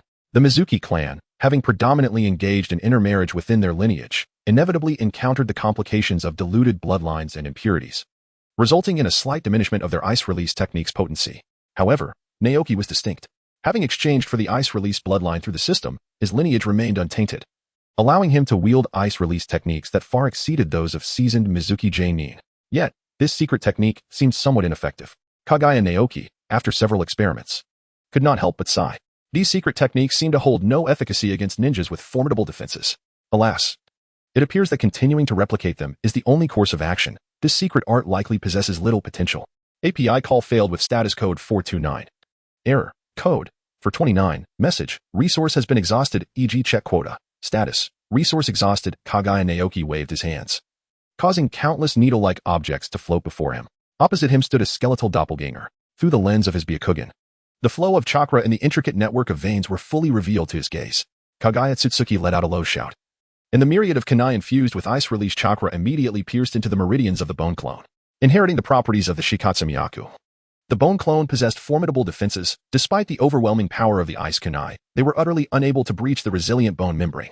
The bone clone displayed a disdainful smile, but abruptly, his expression shifted as he sensed the ice kunai slightly penetrating his skin, injecting streams of ice release chakra into his body. This chakra obstructed the flow of chakra within him, freezing the rhythm of his meridians. And even his internal organs suffered damage, causing him to spit out a mouthful of blood. The stagnation of his meridians rendered his blood unable to circulate, leaving his entire body tingling and immobile. In that fleeting moment, Kaguya Otsutsuki exploited the ice-infused kunai to strike at the vital points of the bone clone, rendering it powerless and at the mercy of its imminent demise.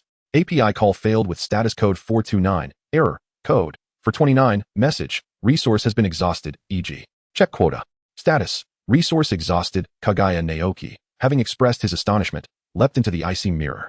Move, he commanded, and with that, the icy mirrors began to dissolve and reshape incessantly.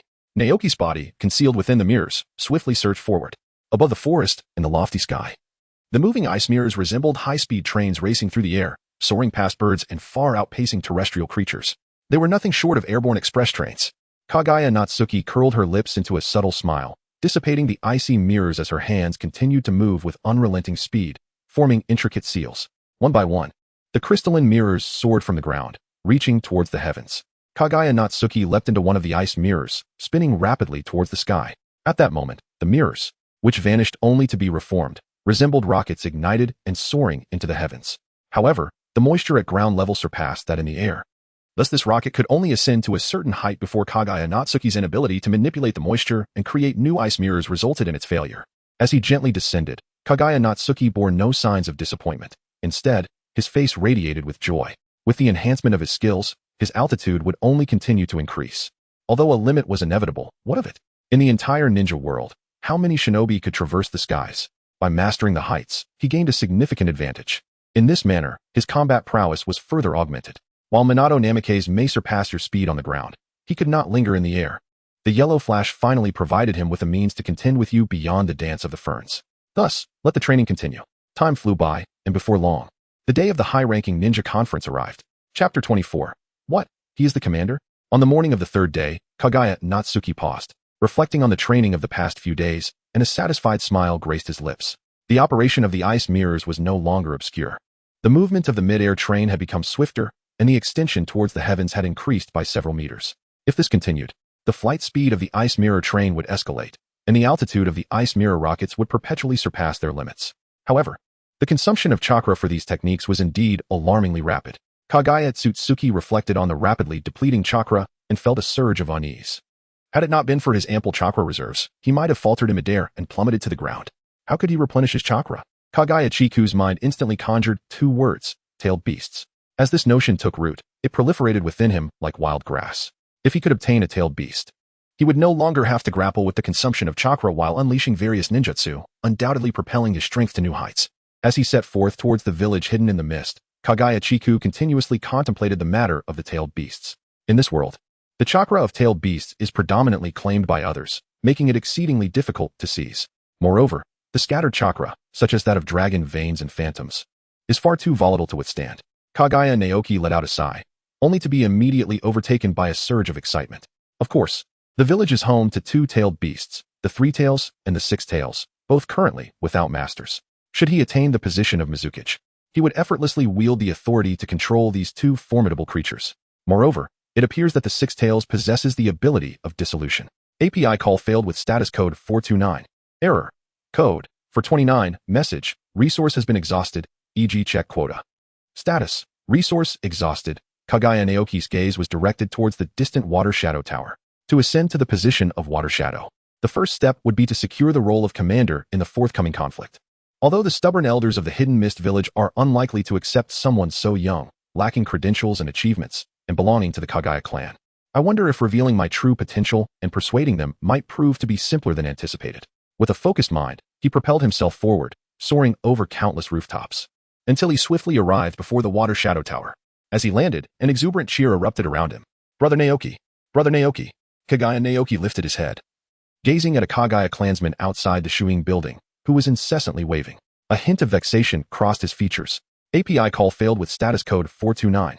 Error. Code 429. Message. Resource has been exhausted, e.g. check quota. Status. Resource exhausted. API call failed with status code 429.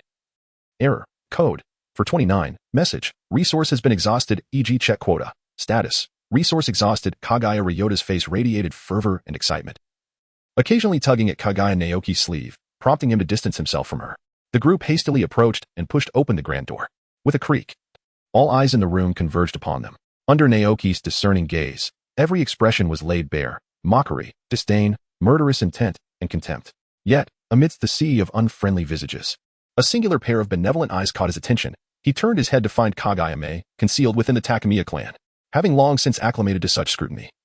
Naoki paid them little mind and proceeded to join the other Kaguya shinobi, who, upon sitting down, immediately began to scan the room with their challenging gazes. API call failed with status code 429. Error. Code 429. Message. Resource has been exhausted, e.g. check quota. Status. Resource exhausted. API call failed with status code 429. Error. Code 429. Message. Resource has been exhausted, e.g. check quota. Status. Resource exhausted. The fate of the Kaguya clan, the Hidden Mist Village, the Land of Water, and indeed the entire world would gradually fall into my grasp. I closed my eyes, suppressing the turmoil within me. What followed was merely the anticipation of the third Hokage's arrival to announce my appointment as commander, and then, in the face of despair, I would turn the tide. After a considerable time, civilians and ninjas began to enter the room, and eventually, the third Mizukage entered, flanked by a group of ninjas bearing 7 formidable swords. Upon seeing the silhouette of the third, the mocking smirks vanished, and the atmosphere became solemn. The moment was nigh. All held their breath, their eyes fixated on the third's figure. The final decision was approaching, one that would determine the fates of 5 nations and countless lives. The commander of the mist would soon be established. Greed and excitement inevitably surged within everyone. The weakened Leaf Village was ripe for an effortless victory. The position of commander in the hidden mist signified monumental achievements in battle, possibly even granting the chosen leader a glimpse into the role of the Mizukage. Thus, it must be me. The zealots screamed in fervor. The calm, though harboring a pessimistic view of war, also yearned for the commander's position. As long as a competent leader was appointed, we would surely not suffer a catastrophic defeat. Amidst the hopeful and expectant gazes of all present, the third Hokage slowly parted his lips, speaking mechanically. I hereby declare war on the Hidden Leaf Village. The peculiar tone of his voice was familiar to the crowd, and they paid it little mind. Only Kaguya Naoki sighed deeply. Uchiha Madara, here again. Must he witness my complete disassociation from the role of commander and the accolades of war before he finds peace? Therefore, for the ultimate victory in war, the selection of the commander must be confirmed here today. Breaths grew heavier, and the atmosphere in the room became palpably tense. The commander is Kaguya Naoki. Upon uttering this, the third Hokage returned to his seat, a subtle, enigmatic smile playing at the corners of his lips. After years of bloody rule, the third, who had never revealed his might since ascending to power, was no longer taken seriously by some. What? The leader of the Hozuki clan's eyes narrowed, speaking first. Unable to accept such an unfathomable decision, the Kaguya clan stands as the mortal enemy of the Otsutsuki clan. Should their commander fall into the hands of the Kaguya, it would pose a significant threat. How could this be? The Kirigaya clan pushed aside a plethora of white papers, and amidst the fluttering sheets, exclamations of astonishment arose. Among the individuals they had anticipated, the presence of Kaguya Naru was never foreseen. From any perspective, it should have been impossible for Naru to be considered for the command. Within the Kirigaya clan, Mei Kirigaya gazed upon the figure of Kaguya Naru, feeling a sense of trepidation. In such circumstances, Naru, you should not, and cannot, assume the role of commander. With an inkling of suspicion, her eyes shifted towards the third Hokage seated upon the high platform, her teeth clenched in resolve. What, pray tell, is the reason for such a decision? If this is the case, I choose to withdraw from the battle. The head of the Mizunake's clan sneered coldly, regarding the third Hokage with blatant disrespect. Truly, what a foolish individual. How could someone like Kaguya Naru assume the role of the Mist Commander? What, are you all dissatisfied? Kaguya Ryota and the several elite shinobi of Kaguya were initially taken aback and astonished. However, their expressions quickly morphed into fervent zeal as they unsheathed their own spines, brandishing them menacingly at one another. Should anyone dare to voice a challenge, they would truly resort to bloodshed. Silence, commanded Suikazan Hibi, slamming his palm onto the table with a chilling demeanor. The cacophony within the room showed no sign of abating until the remaining 6 drew their respective ninja blades, at which point the clamor abruptly ceased. The 7 shinobi were not merely a faade supported by the Mizukage. Their notorious reputation had been forged in blood. In such a place as Kirigakure, where strength reigned supreme, the simultaneous action of these 7 individuals rendered the assembled jonin silent and compliant. As the noise dissipated, the other 6 took their seats, leaving only Suikazan Hibi standing, his gaze fixed upon the third Mizukage. A rigid smile twisted upon his face, marred by numerous grotesque wounds.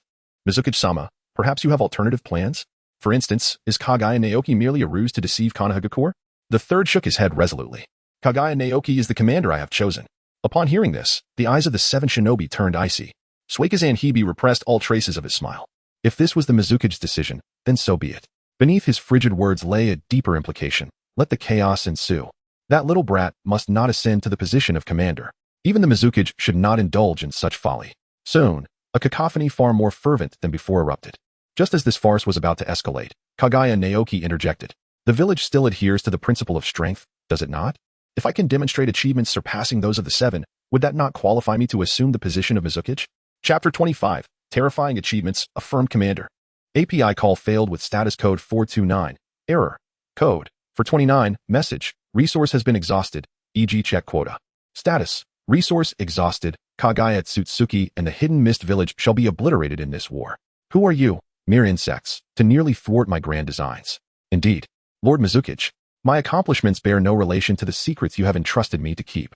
The expression of the third Mizukage became somewhat rigid. thousands of miles away. Uchiha Obito, who manipulates the third Mizukage, experienced a rare moment of fluctuation. His fingers gently tapped the stone bench as he sank into contemplation. All missions must be reported to the Mizukage. It is inconceivable that Kaguya Otsutsuki could have defeated a stronger adversary without any documentation. So, what could possibly be the source of his unwavering confidence? Uchiha Obito's brow furrowed slightly, pondering the improbable prospect of Kaguya Otsutsuki's resurgence. Kaguya Otsutsuki must possess a card up her sleeve, one capable of subduing all others. Thus, is it possible that the insect intends to break free from the web? Uchiha Madara could not help but feel a chill. Over the decades, he had deceived and toyed with countless individuals. The Mizukage, the 7 ninja swordsmen, Nagato, Obito, and even Hashirama. Each of these figures, whether nearly invincible, of high status, or exceptionally gifted, were remarkable in their own right, yet all had been manipulated by Uchiha Madara. But now, a mere bone lineage appears to be trending towards liberation from his control. An air of murderous intent surfaced within Madara. Such a thing must not be allowed to transpire. White Setsu, summon Obito. A white figure responded and melded into the wall. Moments later, a cold, indifferent youth, radiating an intense aura of killing intent, entered. He lifted his gaze to the frail, aging Uchiha Madara and spoke bluntly, "What do you want?" Madara seemed oblivious to the disrespect in Obito's tone, maintaining his calm demeanor. Kaguya Otsutsuki, that bone lineage, is about to become the leader of the Mist Village and may very well become the future Mizukage. Upon hearing the name Kaguya Otsutsuki, Obito's dark expression twisted with icy rage, his kaleidoscopic Sharingan spinning rapidly, as if ready to burst forth. That mere Mizukage can be eliminated with ease. Obito suppressed a roar, seemingly to affirm his resolve to eliminate Kaguya. A peculiar vortex materialized in the dim cavern. "Little brat, everything is for the eye of the moon." Obito interjected hastily. "No. Before creating a world with Rin and Kakashi, we must eliminate her, without fail." Uchiha Madara shook his head, a hint of resignation in his voice. "Child, how can I place my hopes in you when you act this way?" He paused, sensing that this alone would not suffice to persuade the obsessively twisted youth, and continued. "The most cruel way to deal with Kaguya Otsutsuki is to manipulate her body with genjutsu. Let her witness the destruction of her family, the death of her beloved, and the annihilation of her village. In the end, let her awaken to face all of this. Wouldn't that be more fitting?" Uchiha Madara whispered his true intentions. "Moreover, you would gain the support of the 5 great ninja villages, facilitating the progression of the Eye of the Moon plan." Obito's kaleidoscopic Sharingan spun rapidly, and after a brief contemplation amid his bloodthirsty intent and suppressed fury, he managed to force out a single word. "Fine." With that, he turned, clenching his fists. To one day kill her, he must strive even harder. Obito crossed the stone gate and ventured into the dense forest. Observing Obito's relentless training, Uchiha Madara's eyes reflected a touch of pity and unwavering confidence. "Kaguya Naoki, the audacious insect that dares to escape the web, continue your performance. In half a year, or at most 2 years, you shall come to comprehend the essence of despair." Uchiha Madara raised his gaze once more towards the figure of Kaguya Naoki, standing behind the grand hall. At that moment, Naoki, disregarding the scrutinizing stares of the crowd, strode directly to the high platform. He slowly placed his hand upon his mask and gently removed it, revealing a pair of eyes as pure and white as jade. In that instant, silence enveloped the room. The elder of the Mizuki clan, once standing, was rendered rigid, cautiously taking a seat. The elder of the Ghost Lantern clan clenched his fists, disbelief etched upon his face. The distorted countenance of the Watermelon Mountain Pufferfish demon scarcely betrayed a hint of astonishment. The third Mizukage, embodying the puppet form, involuntarily trembled. 1,000 miles away, Uchiha Madara once again tightened his grip on the stone bench. The insect has indeed seized the Byakugan, yet he soon scoffed, exuding an air of unwavering confidence. The fate of those eyes is that of a caged bird. Kaguya Naoki, prepare to witness the formidable power of the Uchiha clan. The events unfolding in the shadowy cavern remained shrouded in secrecy. At this very moment, a considerable number of ninjas within the Great Hall are fervently shouting in their hearts. The Byakugan of the Hyuga clan. They swiftly recall a recent incident that sent shockwaves throughout the world. The theft of the Byakugan, which could also be described as a brazen assassination. Despite the presence of the legendary Sannin Orochimaru of Konohagakure, along with numerous elite Jonin and Chunin from the Hyuga branch family, a mysterious and powerful figure unleashed an unknown forbidden technique to assault the camp, seizing the Byakugan in less than 5 minutes. Subsequently, this enigmatic assailant repelled the relentless pursuit of Orochimaru and vanished from the world, possessing a pair of Byakugan.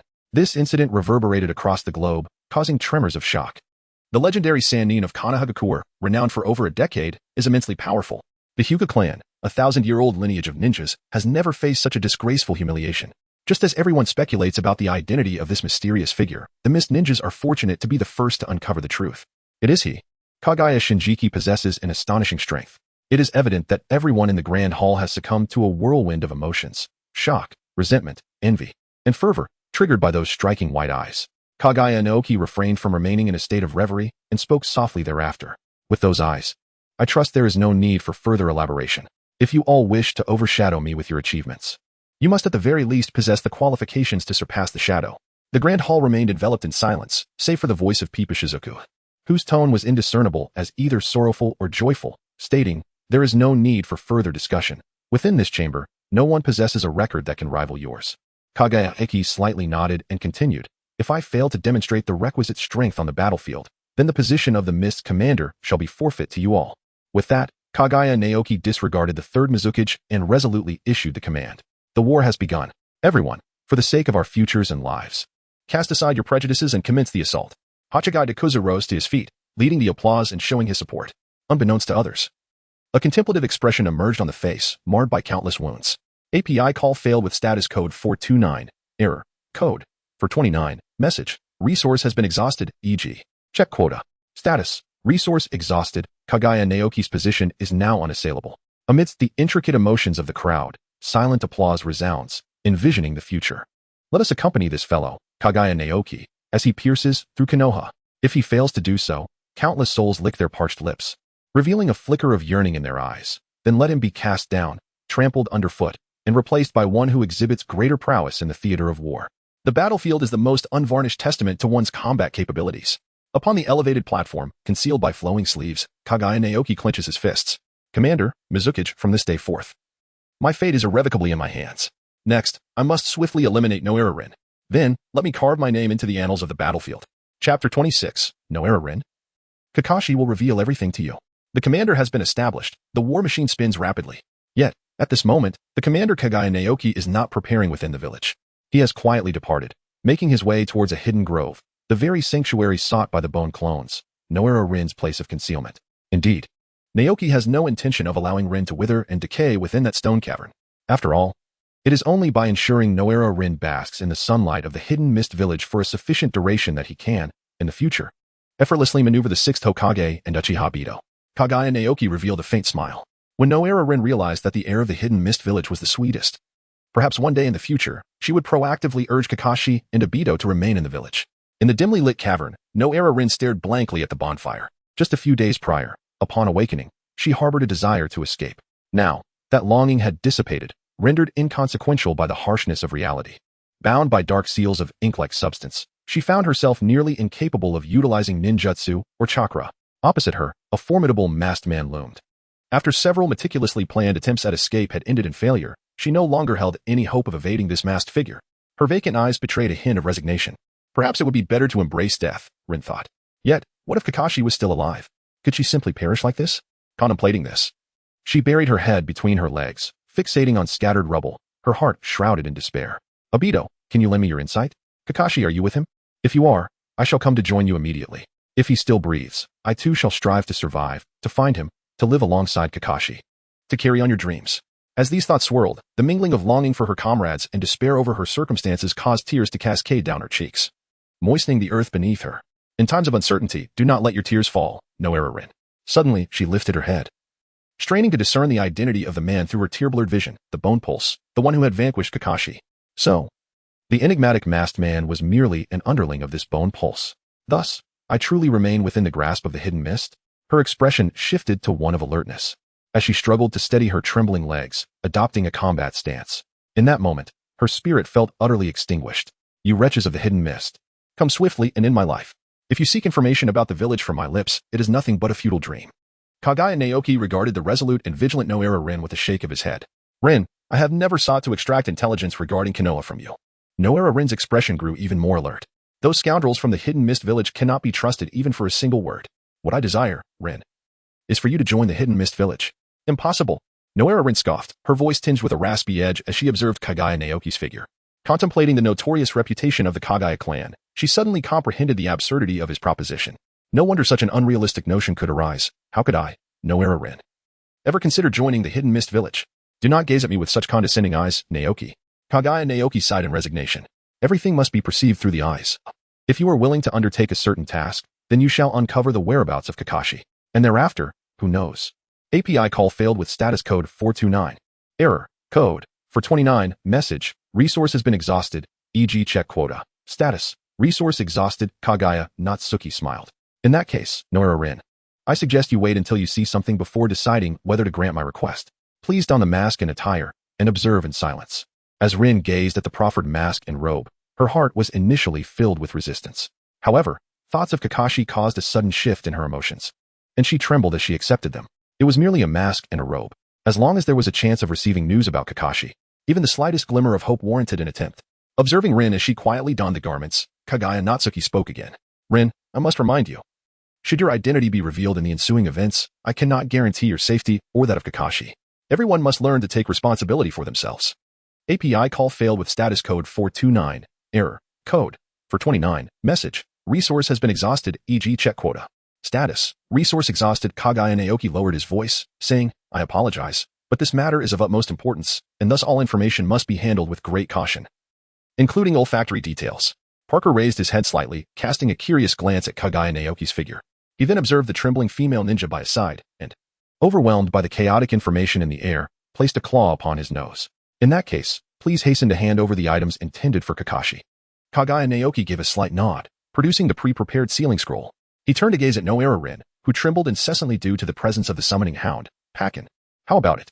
Simply inscribe your name upon this scroll, and you shall discern the whereabouts of that individual, as well as glimpses of the future. I assure you, I shall not deceive you. All information will be verified by your own discernment. Naruto Rin opened her mouth to speak, yet hesitated. She recalled the man's warning and struggled to suppress her voice. The extreme tension warped her utterances into a whimper, a testament to the tempest raging within her. Pakin was indeed Kakashi's summoning beast, which confirmed that Kakashi still lived. The Bone Valley had not misled me.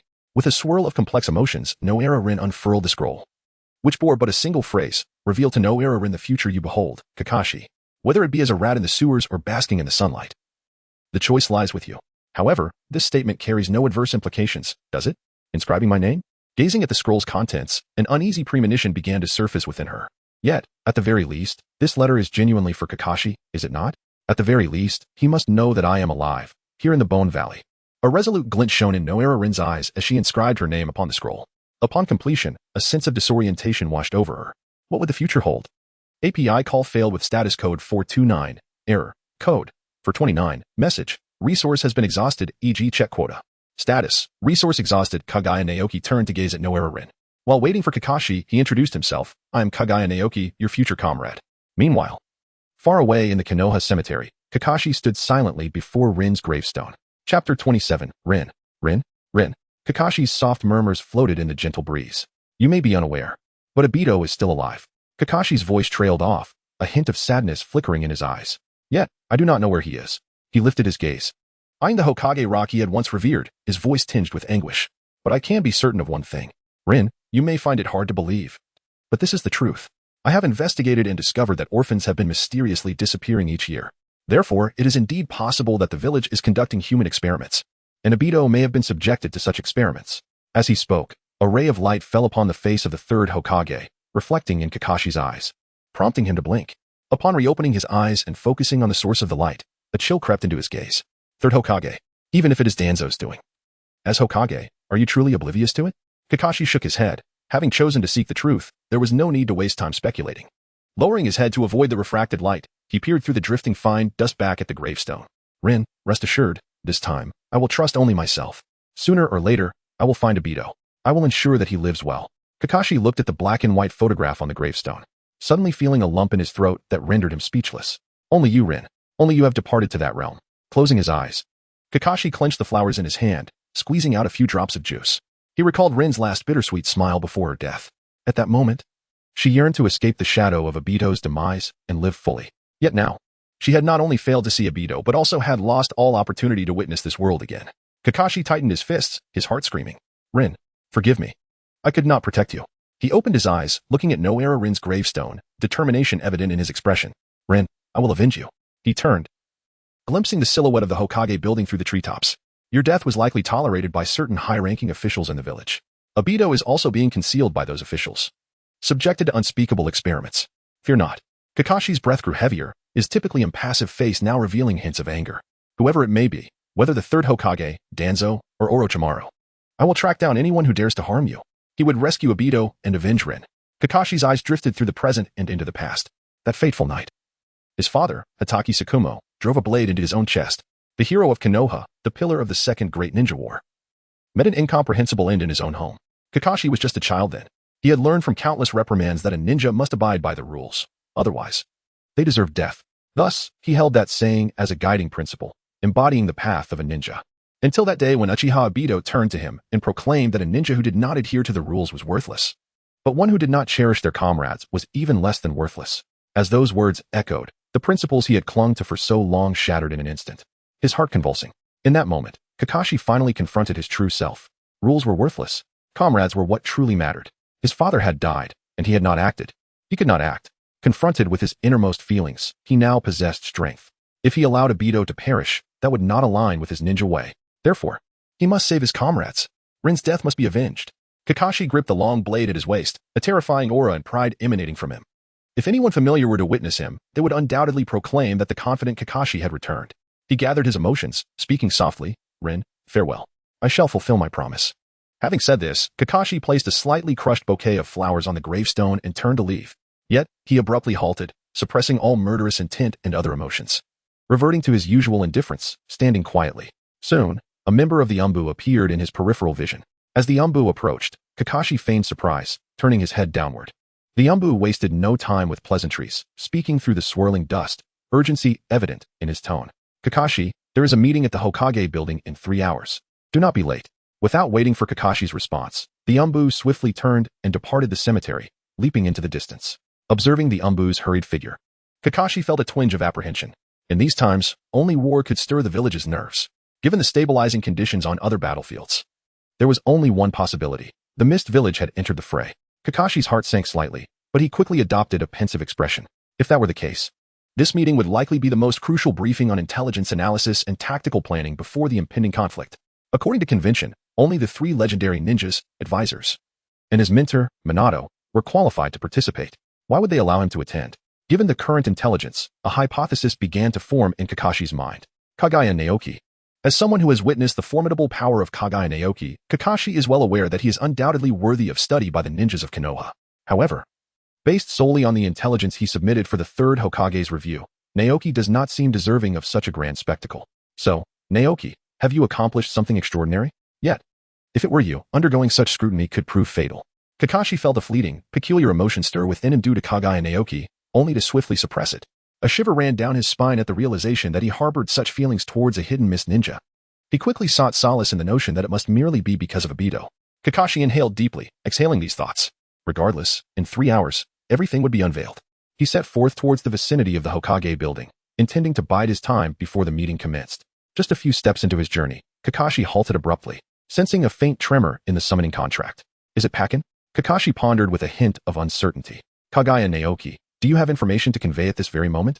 It has only been a few days, and yet there is intelligence regarding Obito? Could it be due to the war? Kakashi suppressed his speculative thoughts and surveyed his surroundings. Although he did not perceive any prying eyes, it was nonetheless imprudent to openly receive information from the hidden mist village within the village. Kakashi turned and swiftly returned home, firmly shutting the door behind him. Next, he lightly bit his fingertip, allowing a drop of blood to emerge before he clapped his hands together. With a puff of white smoke, the beleaguered ninja dog, Pakin, materialized before him. He surveyed the vicinity, speaking in a weary tone. Kakashi, you're at home. Kakashi nodded slightly. Observing the scroll on Pakin's back, he approached and took it in hand, then casually added, "Thank you for your hard work." Upon hearing Kakashi's words, Pakin, who had initially donned a face of deep sorrow, suddenly expressed indignation. "What do you mean by thank you for your hard work?" Such words without a shred of gratitude are bound to bring about repercussions. "Kakashi, did you hear what I said?" Pakin gazed at Kakashi's turned back, a flicker of confusion in his eyes. "What is wrong with him?" "Pakin, I heard you. Just give me a moment." Kakashi's voice sounded strained, seemingly struggling to suppress some emotion. Noticing Kakashi's unusual demeanor, Pakin repressed his discontent and abandoned his playful intentions, watching Kakashi retreat into the room with growing concern. Bang! The door slammed shut as Kakashi entered the sealed bedroom. He gripped the scroll tightly. His eyes, now bloodshot, swept repeatedly across the 3 characters spelling Naruto Rin, as if he sought to engrave them into his very soul. Rin's handwriting? Rin, is she still alive? Chapter 28, Kakashi's decision. Rin's future, this handwriting. It truly belongs to her. Upon confirming Rin's identity, a tumult of emotion surged within Kakashi, crashing against the dam of his rationality like a relentless tide, nearly shattering it entirely. Yet, He is Kakashi. At this pivotal moment, reason prevailed. Clenching his fists, he suppressed all emotions, unveiling his mask to reveal his extraordinarily mesmerizing Sharingan. His crimson eyes fixated intently on the three characters spelling Naruto Rin. Indeed, it was her handwriting. But merely recognizing the handwriting was insufficient. As Kakashi regained his composure and contemplated other possibilities, his Sharingan detected something peculiar, promptly dispelling any lingering doubts. In an inconspicuous corner, there was a faint inscription written with a special substance, delicate and subtle, emanating a unique fragrance. Were it not for the Sharingan, Kakashi might have entirely overlooked it. His gaze shifted to the minuscule script, and he read it softly. If you doubt this, you may come to the hidden mist and meet Rin. Also, Kakashi, consider the words above and make your choice. Rin's future rests in your hands. To meet Rin, Kaguya Otsutsuki exudes an unwavering confidence. It appears to be true.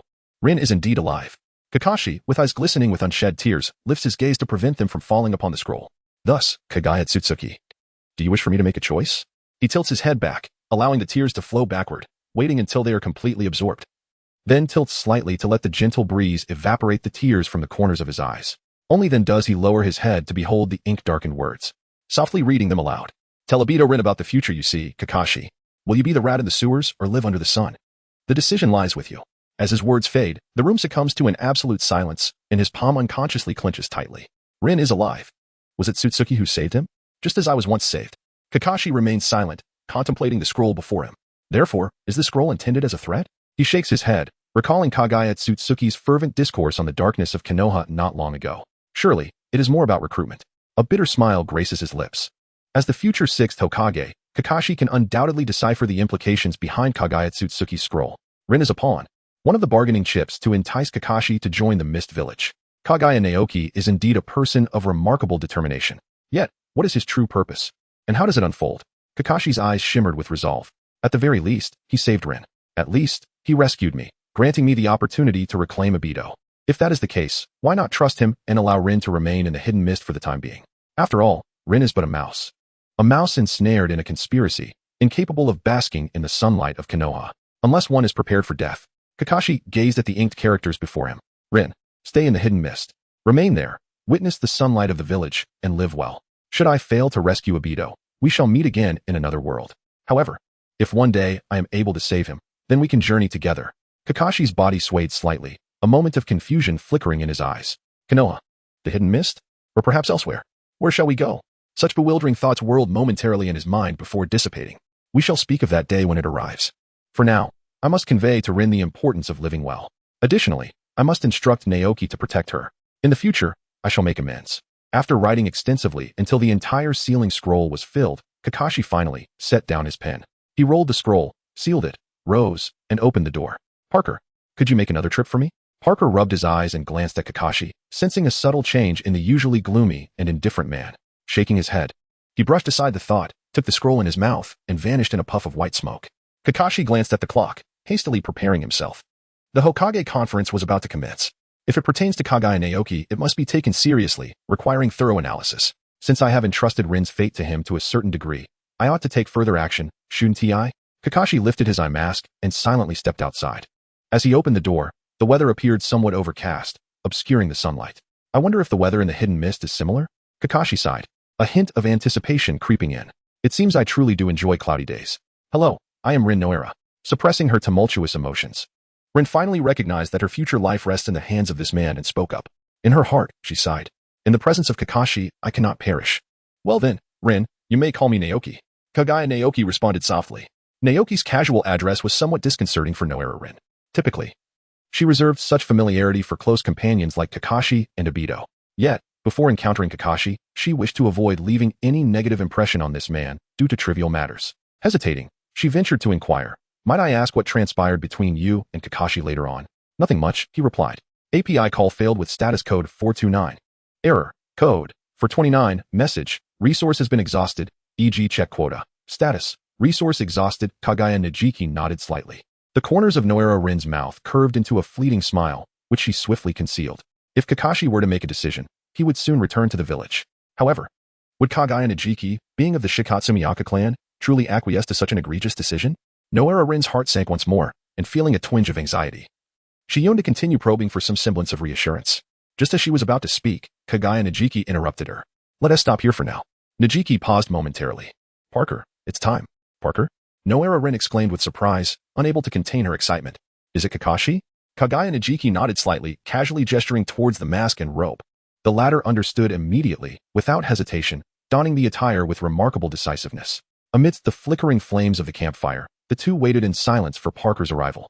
Lin, I must remind you that although Parker and Kakashi are companions, they do not share the same allegiance. Your identity must remain concealed. Noera Lin nodded in acknowledgement.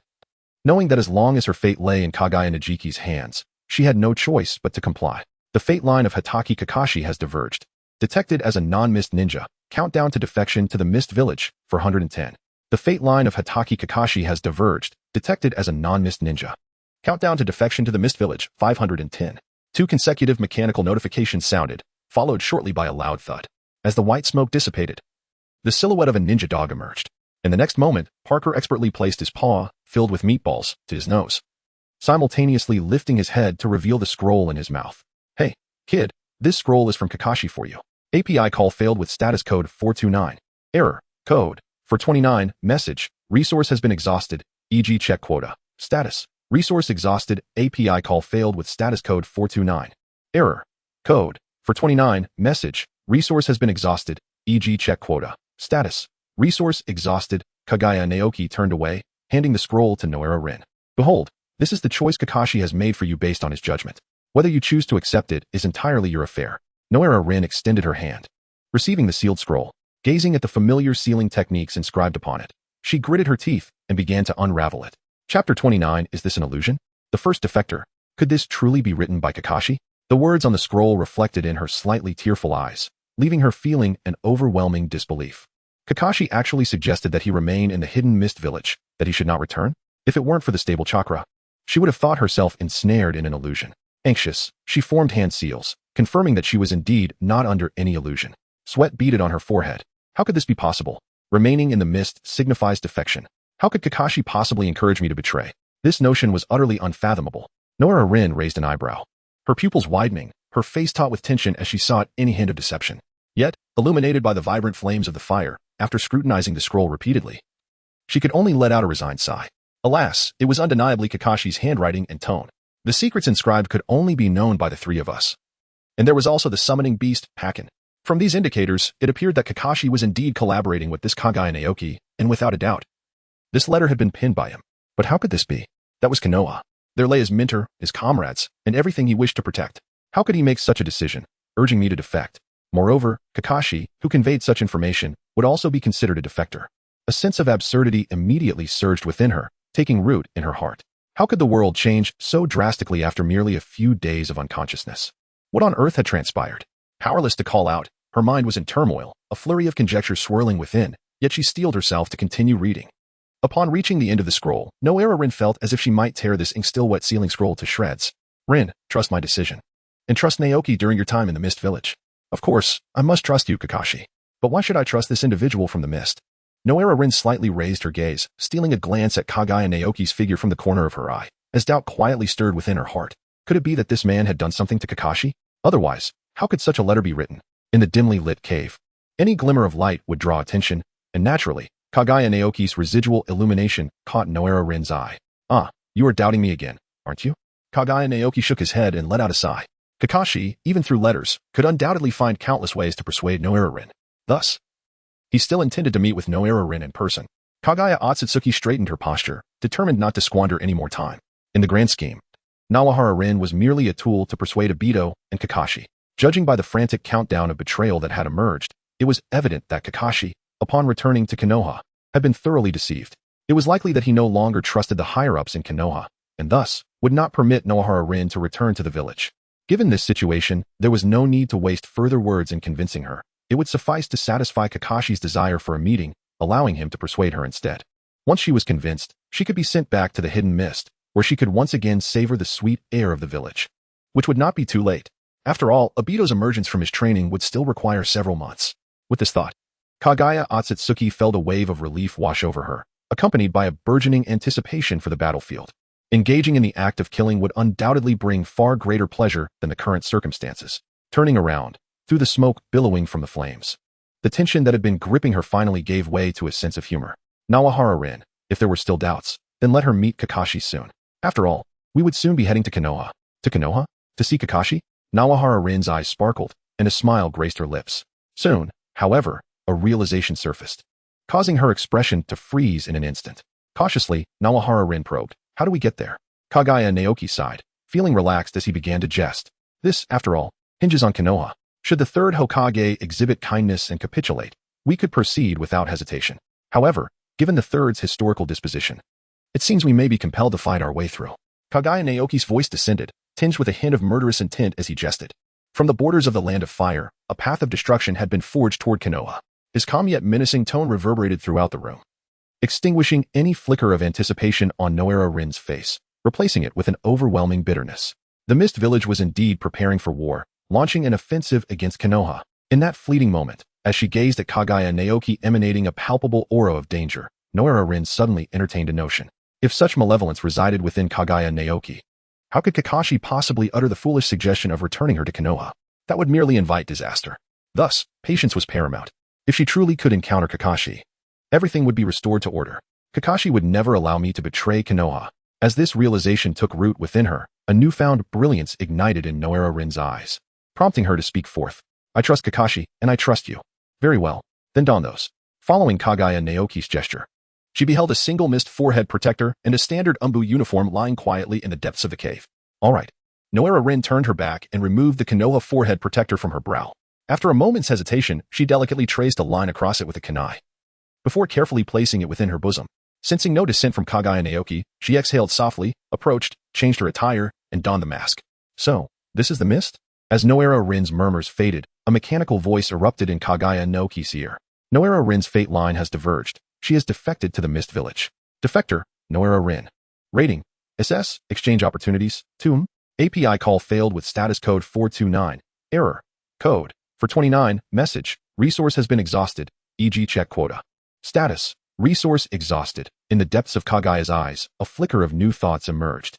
It seemed that in the future, gathering bloodlines or formidable individuals would not require such arduous effort.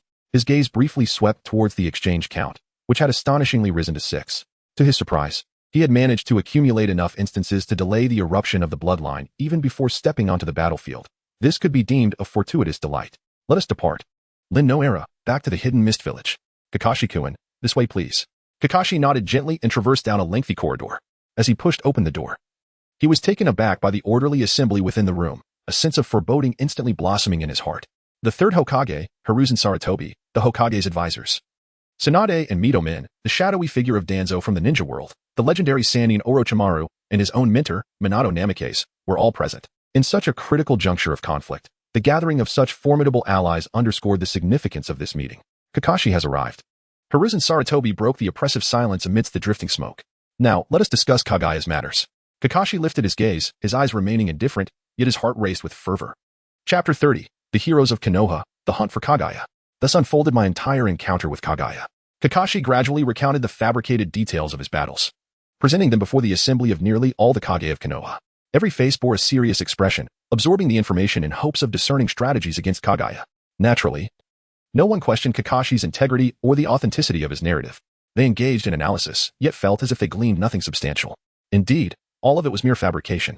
After a moment of contemplation, Hiruzen Sarutobi set aside his still-smoking pipe and turned his gaze towards the solemn-faced Orochimaru.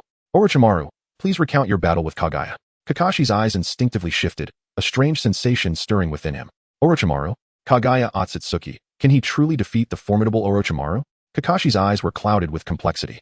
It is no wonder that such a momentous meeting is being convened. A force capable of rivaling the shadow level appears at a time when defenses are weakened, a situation that warrants serious consideration. Kakashi lowered his head, his curiosity piqued. "So, where precisely lies your limit?" Orochimaru, with a grim expression, took a few measured steps forward, then cleared his throat, hoarsely reiterating the fabricated account he had constructed. Within the raspy timbre of his voice lingered an imperceptible trace of resentment. "The boy from the mist. Is it truly necessary to expose all the Byakugan and the secrets of the Otsutsuki clan for the sake of a mere commander position?" A flicker of mockery ignited Orochimaru's heart. He would have to concoct a reason for being defeated by this child. How absurd, with a mere glance. He knew that the boy would scarcely dare to move. "Is that all, Orochimaru?" Sarutobi Hiruzen's eyes suddenly sharpened, fixating intently on his beloved disciple, occasionally glancing at Danzo at his side. Although Orochimaru's narrative was seamless and devoid of flaws, Not a single error could be detected by the others present. As a teacher, how could he not understand his own student? Those Byakugan were so easily snatched away by a power that wielded the Otsutsuki techniques.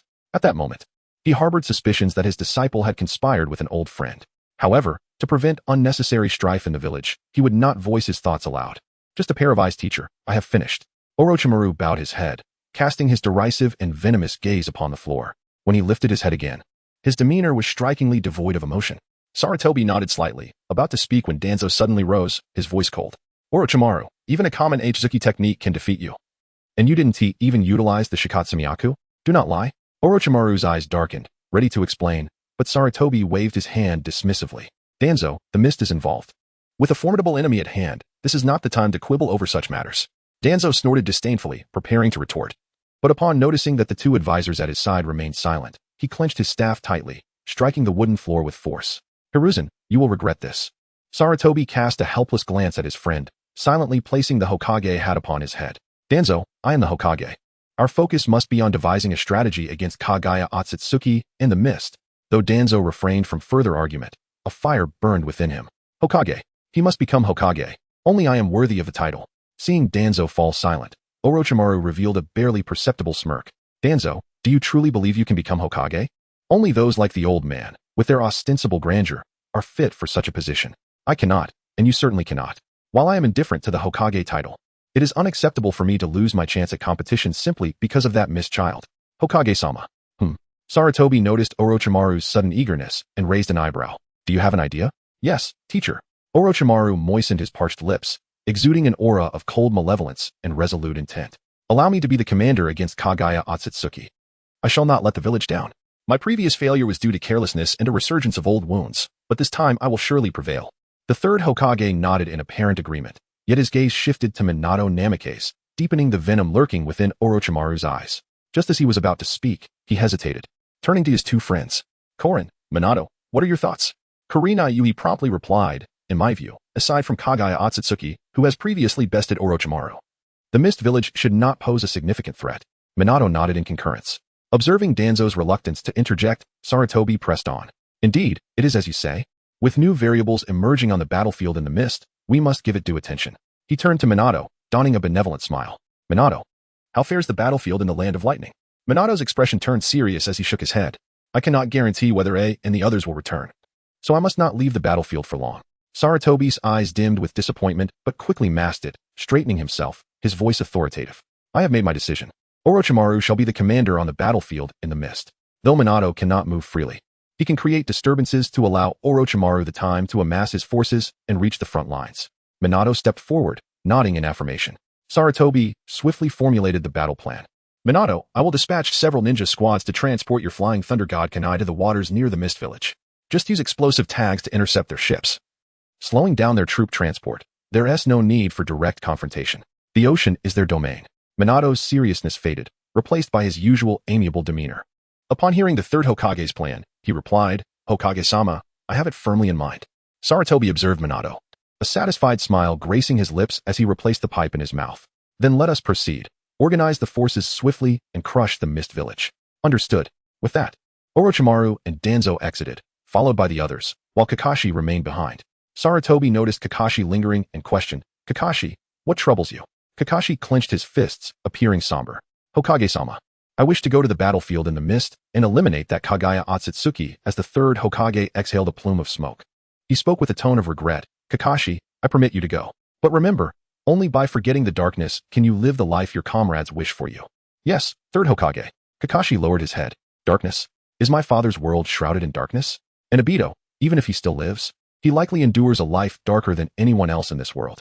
Kakashi lifted his head again, turning to exit the Hokage building, determination in his gaze. Therefore, for Obito, Kaguya Otsutsuki, you must not perish.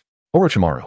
Danzo's sharp command halted Orochimaru in his tracks, and he turned with an expression that was difficult to discern as either mockery or a smile. Danzo, what brings you here? Danzo's tone shifted, losing its previous urgency, adopting a languid pace to assert his superiority. Orochimaru, once you have defeated that Kaguya Otsutsuki, ensure that his body and those eyes are preserved properly. API call failed with status code 429. Error. Code. 429. Message. Resource has been exhausted, e.g. check quota. Status. Resource exhausted. API call failed with status code 429.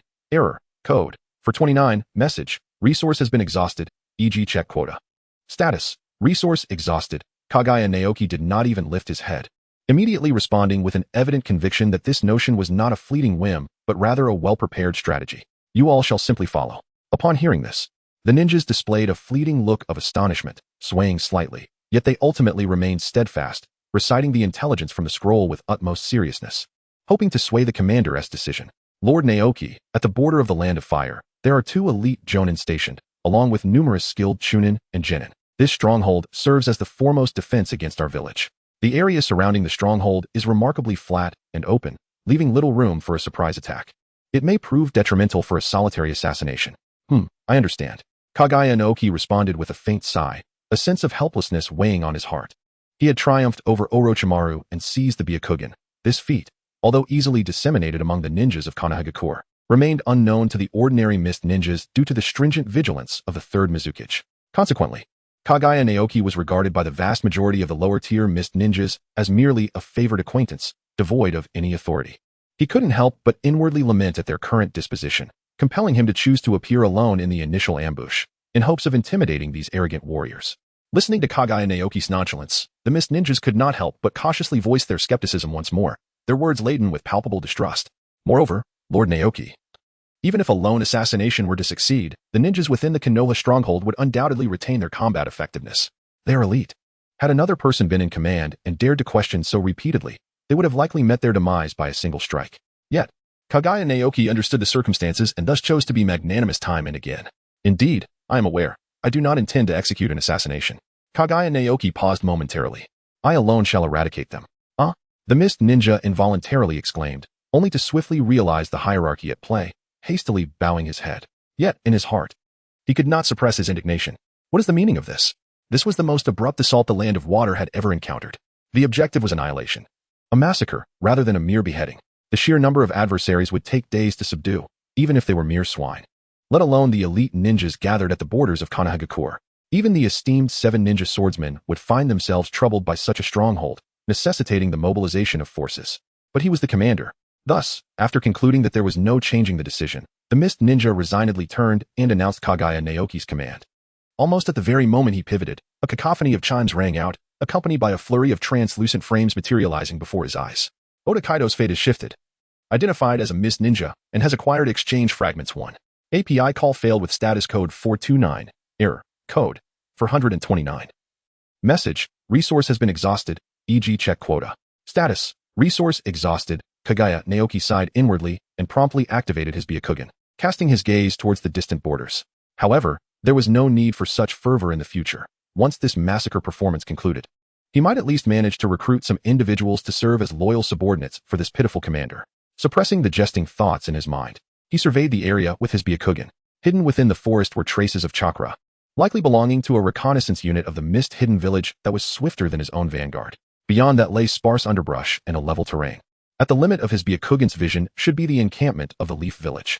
After all, he was a formidable figure at the threshold of the shadow level, hailing from the lineage of the Bone Clan. It was said that in his ailing days, Kimimaro could dispatch 500 of Naruto's shadow clones in a single breath.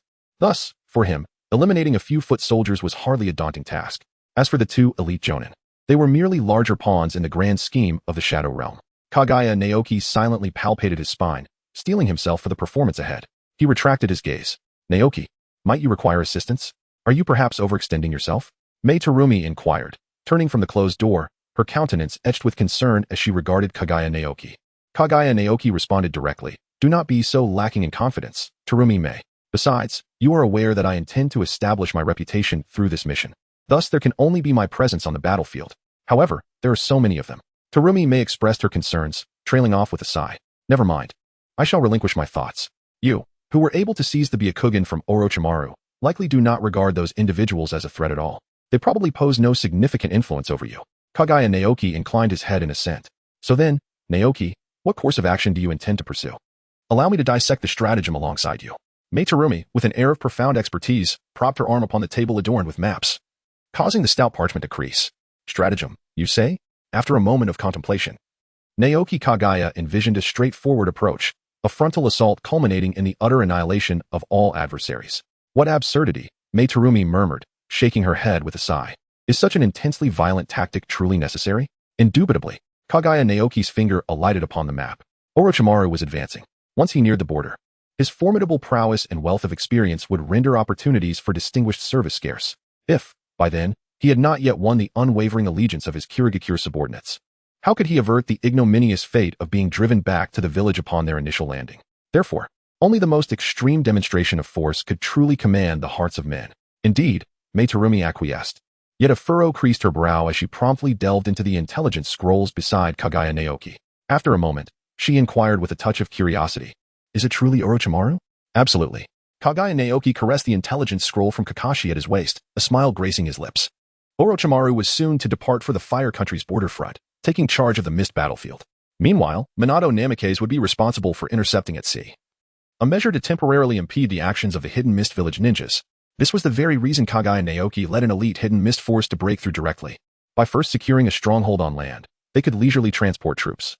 The impact of Minato Namikaze's efforts would thus be greatly diminished. Previously, upon receiving such tidings, Kaguya Naoki had breathed a sigh of relief. If it were merely Orochimaru, the situation would be much more manageable. Kaguya Otsutsuki harbors a profound fear of Minato Namikaze. Despite Minato's formidable offensive capabilities, it is indeed challenging for him to eliminate Kaguya directly in a head-on confrontation. However, one must not overlook Minato's mastery of the Flying Thunder God technique, an ability of unparalleled prowess. While Kaguya is relegated to relying on other means to mount a meager defense against his forbidden techniques, should Minato choose to traverse the four nations with Kaguya in tow, occasionally ensnaring her in explosive tag traps or leading her into perilous locations such as the Hidden Cloud Stronghold, what recourse would Kaguya have? For the time being, it is prudent to avoid direct conflict with Minato. Rather, Orochimaru's strategies should yield commendable results in the early stages. It is indeed surprising that you possess spies infiltrating Konoha, an achievement that even the third Hokage could not accomplish. Kurina Yui sighed, then added with a hint of exasperation. As for your Byakugan, it is likely that the entire village is now aware of it. The disparity between the villages is immense. Therefore, Otsutsuki, as long as you do not suffer a catastrophic defeat this time, you shall be hailed as a hero of the mist. Kaguya Naoki nodded. I shall do my utmost. Perhaps, victory is not beyond reach. All right, Terumi Mei, we are nearing the shore. Chapter 32. The strategy is for me alone to vanquish the enemy. The vessel has docked. A throng of misty shinobi gathered on the deck, their expressions betraying a bloodthirsty anticipation. As Kaguya Naoki emerged from the cabin, a peculiar look instantly manifested among them. It was evident that a decision made by their commander had elicited a profound sense of incomprehension from the depths of their hearts. Sensing something amiss, Naoki Kaguya shook his head, resolving to let his ferocious battle prowess serve as his response. Stay close, he commanded. We're moving out. With those words, Naoki Kaguya leaped down, followed closely by the Kaguya clan. The remaining Kirigakure shinobi exchanged glances before steeling their resolve and following suit. He was, after all, their commander. They couldn't simply allow him to rush headlong to his demise. Soon, the Kirigakure ninjas found themselves trailing Naoki Kaguya toward a heavily fortified Konoha stronghold, where they witnessed a scene that would forever be etched in their memories: a barren forest, a gently sloping terrain, and a teeming mass of heads as far as the eye could see. Kaguya Naoki did not unleash the mist concealment technique. He simply strode forward. Indeed, he advanced without hesitation. Was he a fool? The ninjas of Konoha gazed in stunned disbelief at the dense throng of ninjas behind Kaguya Naoki, feeling a sense of despair while also casting glances at this solitary fool who dared to charge alone. Eliminate him. 2J exchanged glances. Fully aware that the mist ninjas were by no means mindless brutes, the individual before them was undoubtedly a formidable force. Yet, no matter how powerful one might be, how could a single person effortlessly vanquish them? A flurry of shuriken and kunai whistled through the air, tracing graceful arcs against the backdrop of the setting sun, evoking a sense of impending storm clouds. In the face of this onslaught, Kaguya Naoki unfurled the bone membrane enveloping his body. To fortify his defense, he simultaneously gathered moisture from the air, condensing it into ice saban, which he unleashed with his Byakugan to disperse and mitigate the impact. He allowed the diminished shuriken to strike against his white bone membrane, producing a symphony of metallic clinks and sparks. Observing the occasional kunai shatter upon the impenetrable membrane, Kaguya Naoki, destined to take charge in the future, drew forth his spine to prevent the waste of shuriken and kunai damaging him. It was best to eliminate you all first. Whoosh! Kaguya Otsutsuki burst forth like a beast of unimaginable power, breaking through the encirclement of shuriken with astonishing speed as she dashed towards the city wall. Meanwhile, the ninjas of Konoha were still devising strategies to vanquish her. What a farce! Such impenetrable defense and unparalleled velocity. Two elite shinobi exchanged glances, their faces etched with bitterness, before revealing the bloodthirsty resolve inherent to their kind. Let us overwhelm her with sheer numbers. She is but one individual. Water release, water flow wall. Water shield, great waterfall technique. Wind release, great breakthrough. Fire release, great fireball technique. One after another, a flurry of intricate jutsu flickered in the dimming light, as the setting sun painted the sky in hues of chaos. A monster indeed. What manner of monstrosity is this? Kaguya Naoki charged forward amidst a terrifying display of formidable ninjutsu, resembling an absolute monster in his relentless advance. Observing the panic-stricken faces of the ninjas, Kaguya Naoki sighed. Apologies, but this is the world of Hokage. A shadow-level powerhouse can truly act with impunity. Although he may not yet rival the terrifying prowess of the Third Raikage, who could contend with 30,000 warriors, he certainly surpassed the likes of his current adversaries. The spine he wielded finally swung forth. With a resounding splatter, flesh and bone collided, severed, and split apart, followed by a cascade of blood and piercing screams. Kill him. A seasoned jonin rallied an elite team of chunin, intent on eliminating Kaguya Naoki. Yet, within this densely populated stronghold of Konoha ninjas, they were compelled to engage in close combat. However, to confront Kaguya Naoki in such a manner was undeniably a path to demise. With a swift motion, the jonin's long blade let out a shrill cry as it sliced through the air, but Kaguya Naoki could no longer act with the same abandon. He unleashed his first technique, Bone Pulse, Dance of the Larch. As he softly murmured the incantation, white, jade-like bones erupted from his torso. Not good. One jonin barely managed to halt his advance, but could not save his comrade. They could only watch as 5 or 6 chunin, like moths drawn to a flame, brandished their pitiful shuriken and charged forward, only to be pierced through by the protruding bone spines. The wind swept in, raising a cloud of crimson mist, causing the lifeless bodies to sway gently upon their skeletal foundations. So this is the origin of the Dance of the Larch. The bloodthirsty surge from the lineage coursed through Kaguya's mind, unveiling a sinister laughter reminiscent of a villain. It compelled my enemies to dance upon my very bones. Their blood soaring through the air, this is the essence of the corpse bone technique. Damn them. Do not be so arrogant. The elite shinobi's eyes gleamed crimson as he swiftly formed hand seals, seemingly preparing an exceptionally powerful jutsu. Suddenly, a whip, far surpassing the range of previous attacks, pierced the body of the elite shinobi, the chakra within him surging forth, causing blood to erupt in an even more voluminous manner. A pool of crimson spread across the ground. Corpse bone technique, Dance of the Iron Flower. Kaguya Shinsuke casually interjected a remark, and in an instant, a skeletal appendage erupted from his wrist, effortlessly severing a head behind him. Blood gushed forth like a fountain, staining his tattered garments and transforming him into a figure of crimson. Yet, the struggle was far from over. He pressed on, employing ninjutsu. The tactical suicide assault by A.J. Nin and several C.H. Nin yielded remarkable effectiveness. Seizing the moment, the other ninjas exploited the opportunity to launch a frenzied assault with their comparatively meager chakra against Kaguya Shinsuke. A torrent of densely packed ninjutsu surged forth once more. Houses soared into the air, walls crumbled, and countless fiery craters marred the landscape. Amidst the chaos lay shattered stones. These terrifying techniques possessed the power to reshape the terrain of this world, yet they could not penetrate Kaguya Shinsuke's formidable bone armor, nor could they seize his elusive form. Thus, the slender, spiky whip of bone continued to dance menacingly in the aftermath. Men soared upon skeletal wings, blood soared upon bones, accompanied by a cacophony of anguished screams as more and more Konoha ninjas succumbed to despair. Flee, flee, flee. The first to retreat was the remaining J-Nin, who, witnessing the white bones harvest countless Konoha heads as if reaping wheat, finally lost his nerve. I must seek Lord Orochimaru. This became his singular wish. Observing that figure, Kaguya Shinsuke sighed, summoning a dozen ice mirrors, plunging into their depths, and immediately propelled himself forward with a speed rivaling lightning, whispering into the J-Nin's ear. Why do you not show me some respect? I promised the ninjas of this village that I would annihilate you all. The J-Nin trembled, a glimmer of resolute determination igniting in his eyes. API call failed with status code 429, error, code, 429, message, resource has been exhausted, e.g. check quota.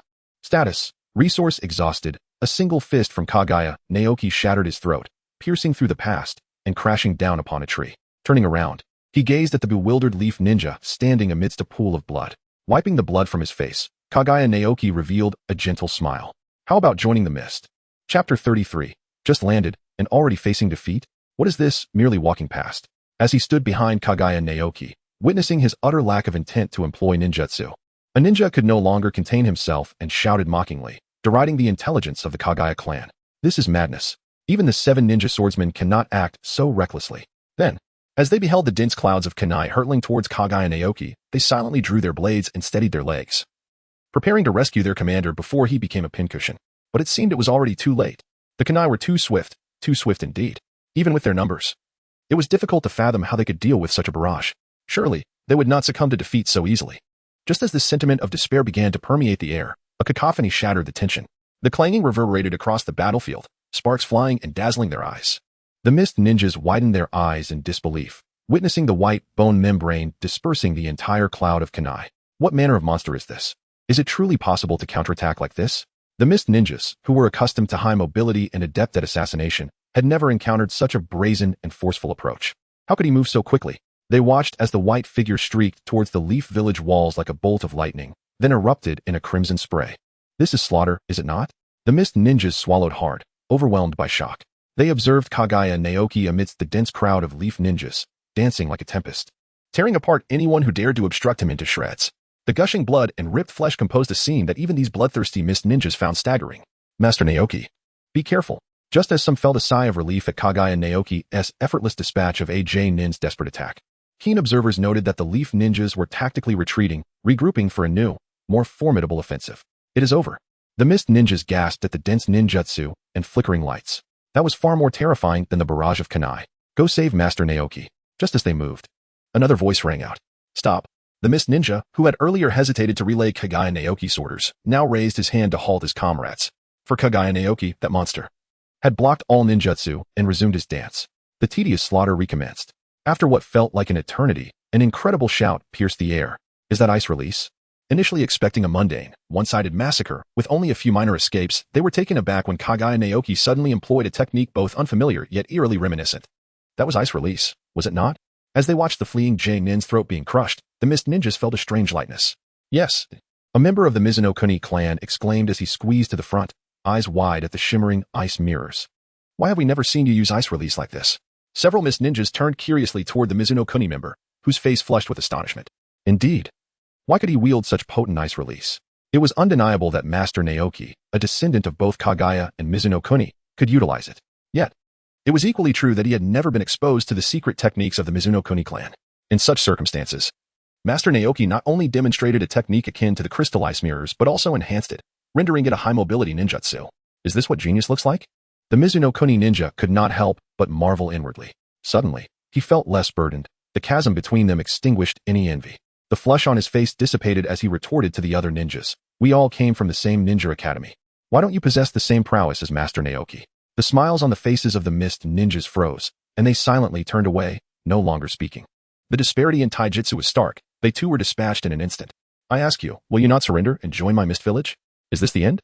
The mist ninjas, no longer able to remain seated, hastily rose to encircle the few remaining leaf ninjas stained with blood. With fervent voices, they shouted Kaguya Naoki's name. Amidst this fervent tide, the leaf ninjas trembled, unable to draw their blades.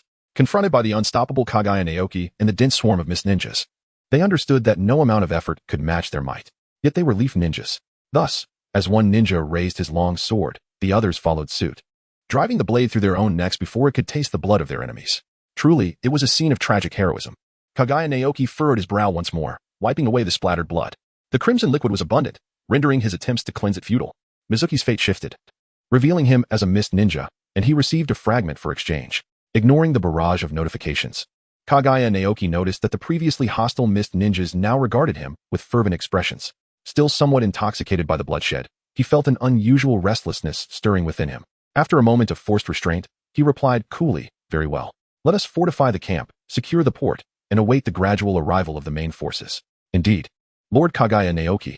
The synchronized roar resonated, echoing through the still clouds above. Kaguya Chiki stood erect, then turned away and calmly entered the grand encampment belonging to the commander. Just 10 minutes prior, this place was still under the domain of Konoha. Chiki, your position is finally fortified.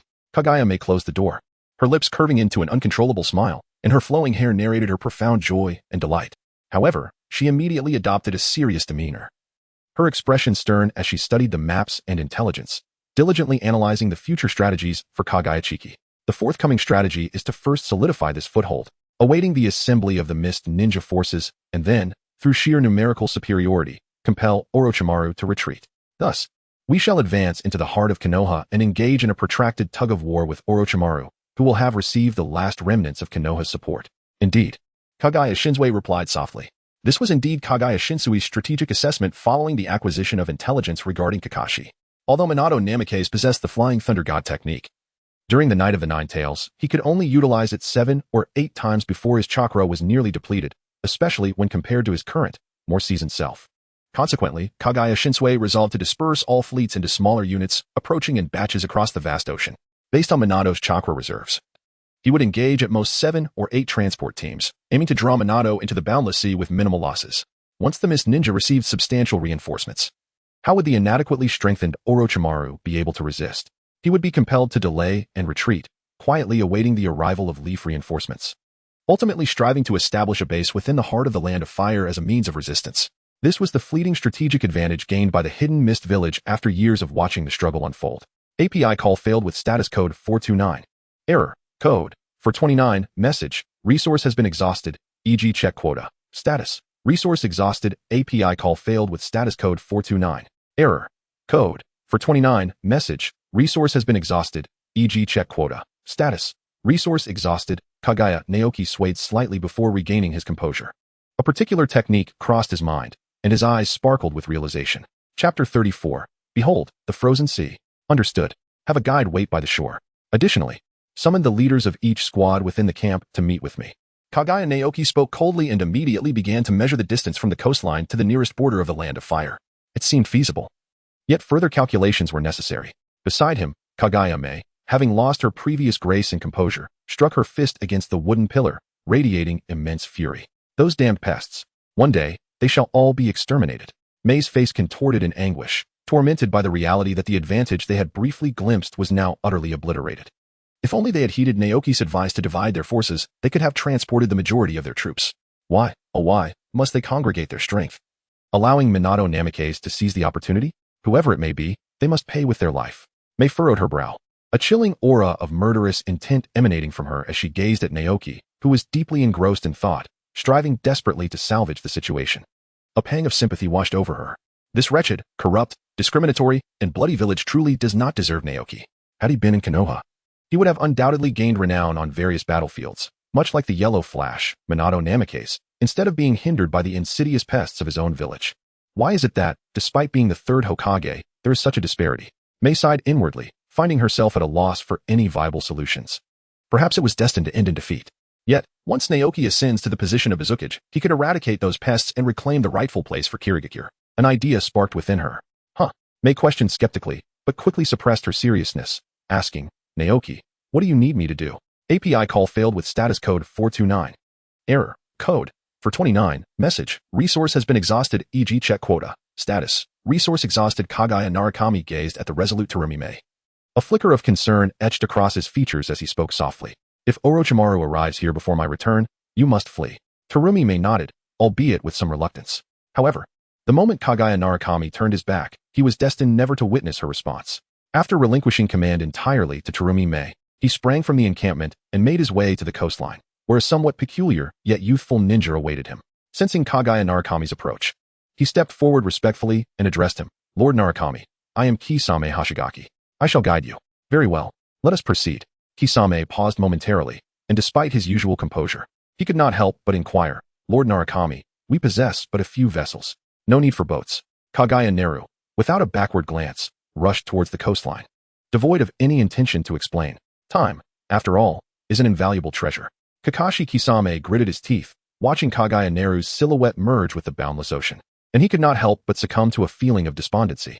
In the entirety of the Mist Village, who does not know that once one sets foot on the land of the Fire Country, they can advance with unimpeded force? Yet, such a vast expanse of ocean cannot be traversed by any ninja without the aid of a vessel. The Mist Village is destined for defeat. He observed as Kaguya Neru stepped onto the water, witnessing the pristine, pale blue ice blocks materializing at his feet, gradually forming a bridge wide enough for 3 to traverse. Kakashi Kisame was momentarily taken aback, but then, with renewed vigor, he charged forward. There remains a glimmer of hope, a chance for victory. Kakashi Kisame's fate shifted, identifying him as a Mist Ninja, earning him 10 fragment exchanges. Everything was over. On countless distant islands far from the Fire Country, a multitude of Mist Village ninjas stared vacantly at the pale blue sky. Without vessels, the ocean remains an insurmountable barrier. They are fated to languish on this barren land, anxiously awaiting news of the front line's collapse. Meanwhile, they can only watch as Konoha deploys its final battalion of ninjas to establish a new defensive line. Even if the Mist ninjas were to exploit their numerical advantage to advance, they would inevitably suffer heavy losses against the well-prepared defenses of Konoha. What purpose would an attack serve then? The numbers of the Mist are not plentiful. Thus, someone must bear the responsibility. One of the 7 ninja swordsmen, wielding the dual blades known as Hiramakiri, wore a dark expression. His lack of faith in Kaguya Naoki's orders led him to alter them, resulting in disastrous consequences. Now, in the aftermath of the battle, he would undoubtedly be the first to be held accountable. A change must be sought, perhaps by dispatching a small boat to Konoha to salvage some semblance of victory, thereby balancing the scales of blame. Alternatively, they could unify their stance, attributing the defeat entirely to Kaguya Naoki. Thus spoke the wielder of Hiramakiri, casting a glance at his solemn companions, who regarded him with icy glares before he lowered his head. Was it not you who conveyed the orders? Yet, the defeat rests upon Kaguya Naoki's shoulders? Pipa Tokisuke scoffed, his large blade emanating a faint scent of blood. Indeed, it was so. Suigetsu Otsutsuki chuckled coldly, his own large sword swaying, unmasking his concealed murderous intent. Such a parasite is what has led the village to its current state of decay. As 6 pairs of blood-red eyes scanned the vicinity, a sudden shout drew their attention. Look, what is that? The 7 swordsmen, responding to the call, rose and turned their gazes towards the vast, unending ocean. At that moment, the sun began to set, casting dim rays of light across the water's surface, shimmering like scattered jewels. All knew the ocean's vastness, its enormity, its terror. Yet, within the limits of the ninja's vision, at the point where the light gleamed most brightly, 2 figures appeared, walking serenely upon the water's surface. Is he truly walking on the sea? There are no islands ahead. The ninja stood, gazing intently at the distant silhouettes. What immense chakra must one possess to traverse such a vast expanse of ocean? As they drew nearer, several among them recognized the figure. Kaguya Otsutsuki, the leader of the Mist Village. Some individuals have once again resumed their seats. Even if the leader arrives here with formidable chakra, what does it matter? Will they merely utter some vacuous, uplifting rhetoric and then resign themselves to the reality of defeat? Despondency still envelopes the heads of the Mist Ninjas, casting a pall over the dim sky. Look, the voice trembles with excitement and disbelief. Then look, the tone becomes frenzied, almost mad. This abrupt shift in emotional intensity causes every heart to quiver, and the crowd, which had just moments ago collapsed like waves of grain, swiftly reestablishes itself like resilient pines. They then behold something they will never forget, the ocean. At the horizon of that vast sea lies a shimmering ice pathway, or perhaps something akin to a bridge. Yet, none of that holds significance anymore. As more and more individuals grasp the meaning of what lies beneath Kaguya Otsuki's feet, they can only hear the deafening roar that ensues. Lord Tsuki! Lord Tsuki!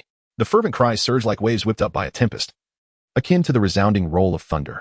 From despondency to fervor, it takes but a fleeting moment. In that instant, the spirits of thousands rise from the depths to the pinnacle. Truly, a formidable youth. Suigetsu of the Pufferfish clan struggles to mask his trembling voice, shaken by the miracle.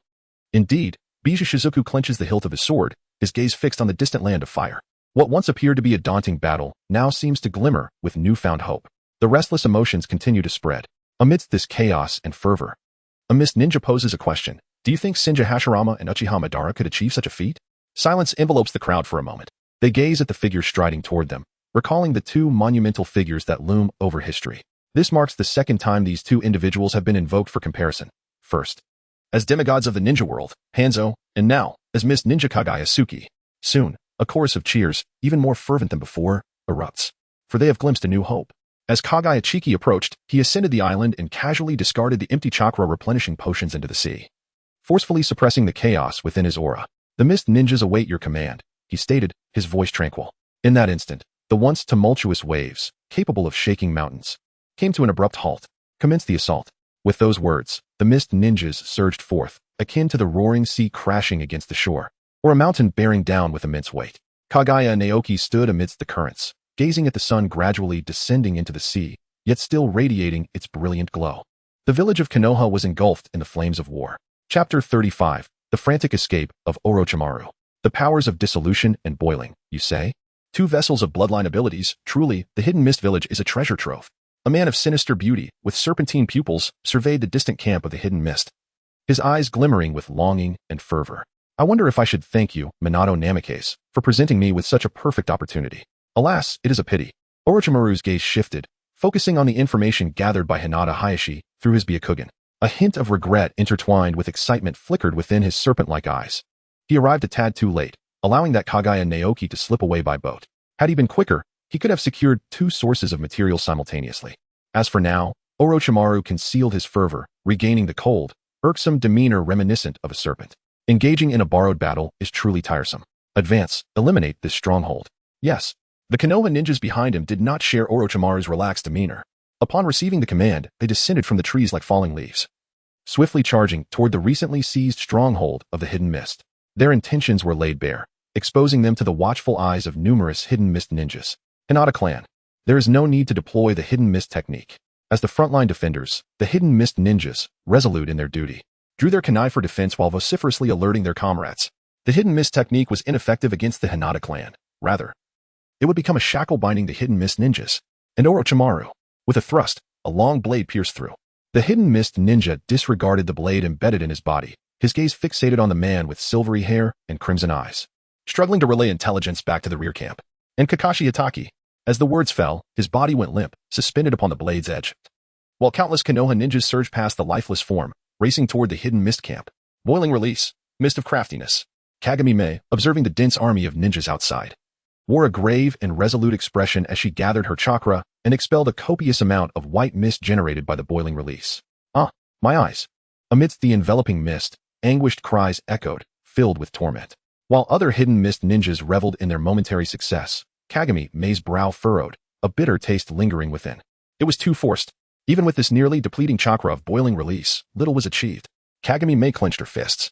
All of the Byakugan users had promptly halted the majority of the Konoha forces upon sensing the chakra of the boiling release, thus preserving a considerable amount of manpower. Had it not been for this, at least half of their numbers would have been rendered ineffective. We are destined to lose. With a bitter smile, Kagami Mei's thoughts drifted to the ice bridge. Since victory was unattainable, they must at least delay their foes. She lifted her head, determination glimmering in her eyes. They must hold these intruders at bay until the forces of the hidden mist return. They must. Naoki will slaughter you all. With that, the already thinning white mist parted as bloodthirsty Konoha ninjas charged forth, attacking the hidden mist ninjas. The clattering of kunai intertwined with the clash of various ninjutsu. Kagami Mei's opponent was Orochimaru. Just as she summoned her chakra, intending to use dissolution to eliminate the brazen Konoha ninjas before her, a serpentine figure materialized silently behind her. Not good. Only when the chilling aura approached did Kagami Mei take notice, releasing a torrent of dissolution as she retreated. Upon turning, she witnessed a multitude of enormous venomous snakes slithering forth from Orochimaru's sleeves, some of their venom brushing perilously close to her hair, corroding the roots of her dark locks. A narrow escape brought a sigh of relief from Kagami Mei as she fixated on the acidic solution she had just expelled. She must injure him. With a sizzling sound, under the cover of dissolution, all the snakes poised to attack Kagami Mei disintegrated into liquid in an instant. As the solution settled, her disappointed gaze fell upon Orochimaru, who still wore a smile, his tongue extending in a manner most unnatural. He chuckled coldly, his eyes appraising Kagami Mei with a predatory gleam. The bloodline of dissolution is indeed formidable. Boiling release and dissolution both possess corrosive properties. If they were to fall into my hands, Orochimaru bore a chilling smile. Such experiments, unfit for the light of day in Konoha, should remain unspoken in public. Do not underestimate me, Orochimaru. In just one exchange, Kagami Mei felt the vast chasm of disparity. Yet she did not yield, wielding her kunai. She seemingly prepared for close combat with Orochimaru, only to suddenly halt. Dissolution, dissolving monster technique. This long-prepared, more expansive acidic solution erupted from her mouth, transforming the stone-crafted wall entirely into a gray liquid that poured into the ground. Such a strike, capable of instilling despair among countless ninjas, was effortlessly evaded by Orochimaru, who slipped away with ease. The technique missed its mark. Feeling her chakra nearly depleted, Kagami Mei managed a sorrowful smile. The defeat was utterly complete. What of the others? Kagami Mei's focus wavered slightly, as the sounds of calls and screams from all directions pierced her ears. Die? Kill him quickly. Hold on. Despite her tactical preparations, could they not even delay this Konoha force, even for a moment? Desolation filled Kagami Mei's heart. Indeed, with Kakashi, Orochimaru, and many elite Konoha ninjas from the branches of the Hyuga clan, how could their ordinary hidden mist forces withstand such an onslaught? But Naoki remains. They must hold on. Thus, she must fight with all her might. Kagami Mei raised her kunai and charged toward the formidable Orochimaru of the Konoha Three Ninjas. Orochimaru licked the blood from his lips, a familiar scene unfolding before him. There was no shortage of those willing to sacrifice everything for their village beneath the mighty Radiant Elder. Truly, a detestable lot. Orochimaru. Hinata Hayashi stepped in front of Orochimaru, engaging in fierce combat with Kagami Mei, who was easily repelled due to her youth and lack of strength. It was the 7 ninja swordsmen and Kaguya Naoki. Orochimaru's eyes lit up with excitement, revealing a glimmer of pleasure. Is that so? It seems they have brought some of the strongest individuals aboard their limited vessels. However, the disparity in quality cannot be compensated for by sheer numbers. Orochimaru chuckled softly, a trace of icy malice gracing his expression, though their arrival was sooner than anticipated. Since they are here, let us ensure that a few of them remain behind. No. Hyuga Hazashi barely maintained his composure amidst the tension, cold sweat trickling down his forehead. Lord Orochimaru. Not far away, A steady stream of mist ninjas continued to surge in. Hisashi gritted his teeth and forced himself to speak. They must be the main force. Lord Minato's intelligence must be erroneous. The mist elite forces have indeed arrived. Orochimaru's tongue paused, a contemplative expression emerging in his serpent-like eyes, before he finally rasped. Let us retreat. We must withdraw before they arrive. Organize the troops, follow me. Before he could finish, a hearty laughter echoed from the skies above. Orochimaru, would you care to stay for a visit? He looked up, gazing at the figure concealed within the icy mirror high above, a flicker of exasperation surfacing in his heart. That little brat, Kaguya. Suppressing his irritation, he turned to Hisashi and remarked, today seems truly perilous. There is no need to assemble. Everyone flee. With that, Orochimaru bit into his own finger and struck the ground with force, coldly commanding, come forth, Manda. I have prepared many delightful offerings for you. Boom. Amidst the swirling white mist, the chilling yet excited voice of Manda reverberated across the battlefield. Orochimaru has such an abundance of sacrifices, such chakra and flesh, how exhilarating. As the mist settled, a colossal serpent emerged upon the battlefield, its serpent-like eyes scanning for prey. In that fleeting moment, a soft murmur emanated from above its head. Bone pulse, dance of the iron flower. A massively hardened bone spear shot down from the sky, piercing directly through Manda's enormous head and embedding itself within its scales. The hunter had become the hunted in an instant. How dare you strike from above, you wretched fiend? Ah, in a painful roar. Manda desperately attempted to pull down the skeletal figure that was swinging above, yet the serpent, accustomed to overpowering the weak, had no experience in dealing with aerial foes. Orochimaru, you scoundrel, I will surely kill you. The massive bone had pierced through its body, pinning it to the ground, leaving Manda immobile and enduring excruciating agony. Taking advantage of Manda's concealment, Orochimaru, who had silently glided several hundred meters away, felt his expression darken upon hearing the roar. Chapter 36, Killing the Gray Bones, Seeking Continuation, Capture Orochimaru. Hold him down. Thousands of ninjas flitted about the dense forests at the edge of the Land of Fire, ruthlessly slaughtering isolated leaf ninjas while frantically seeking the whereabouts of Orochimaru and his men. No one attempted to conceal their tracks. It was truly unnecessary to do so. With the last elite squad under Orochimaru's command completely obliterated, the distance from the border to the Leaf Village had nearly stripped away any defensive strength of the Leaf. Just as in the annals of ninja history, the Mist Village had indeed cornered the Leaf into a perilous situation, forcing them to dispatch mere underlings to intercept. Without Might Guy, the Mist Village might have genuinely breached the Leaf's final line of defense in historical terms. Amidst the fervor and chaos, Kaguya remained composed. The Leaf's strength still held significant power, capable of once again suppressing the Mist Village. He issued orders to eliminate all Leaf ninjas at the outskirts of the Land of Fire. The weak, seemingly sheep-like underlings of the Mist had no motivation left. They solely yearned to eliminate one individual, Orochimaru.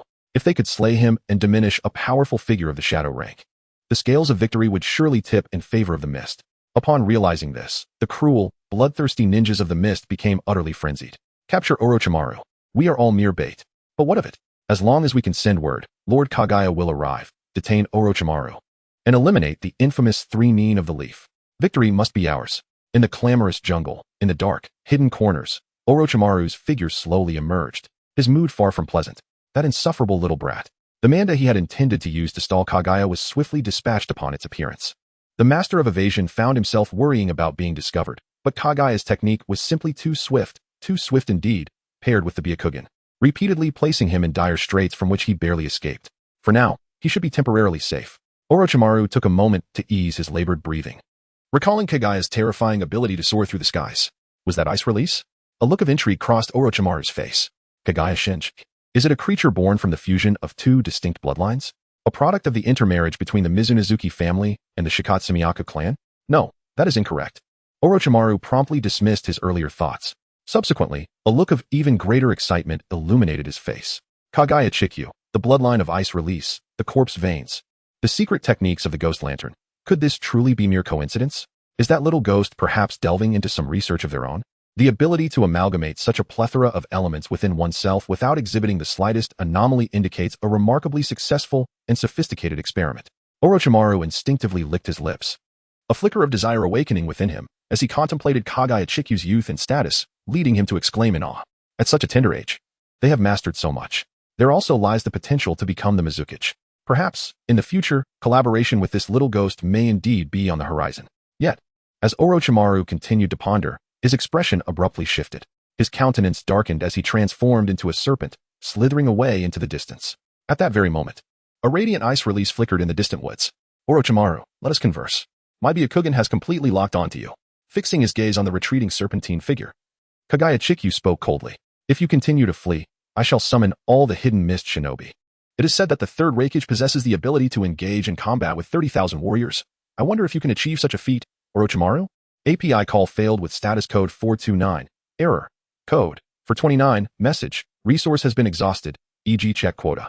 Status. Resource exhausted. API call failed with status code 429. Error. Code. For 29. Message. Resource has been exhausted. E.g. check quota. Status. Resource exhausted. Kaguya Shinjiki gently descended upon the towering treetops, gazing down at Orochimaru. So will you, alongside the decaying third Hokage, become the nourishment for Konoha? Orochimaru, you should not be that kind of person. Observing Kaguya Shinjiki's figure stirred some tumult within Orochimaru, causing him to clench his fists slightly. Orochimaru, there is no need for you to conceal your true self.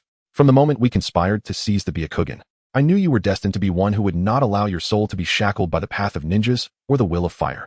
Since we both seek to carve out new paths, why not choose to come to our village? As he looked at the still screen, Kaguya Shinjiki slowly exhaled, opting not to continue his incessant prattle, and instead opened his palm, revealing a small segment of bone, faintly tinged with gray. He gently pressed it into the lush, verdant canopy.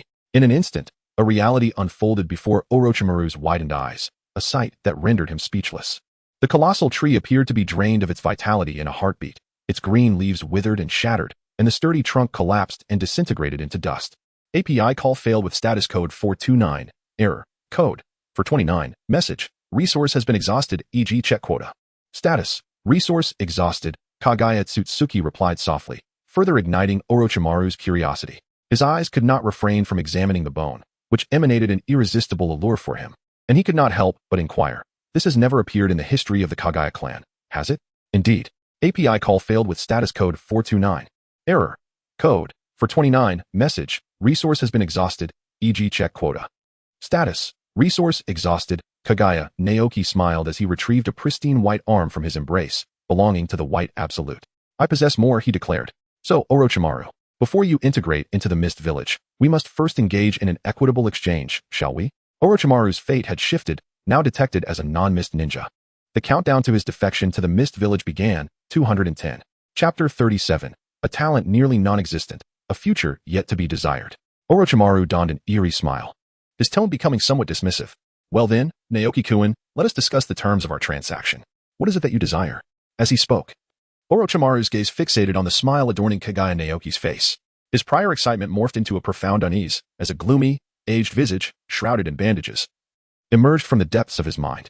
Danzo. Orochimaru's expression darkened. The abrupt shift in his mood, coupled with the recollection of Danzo, was straightforward. In past dealings of a similar nature, he had assumed the role of Kaguya Naoki.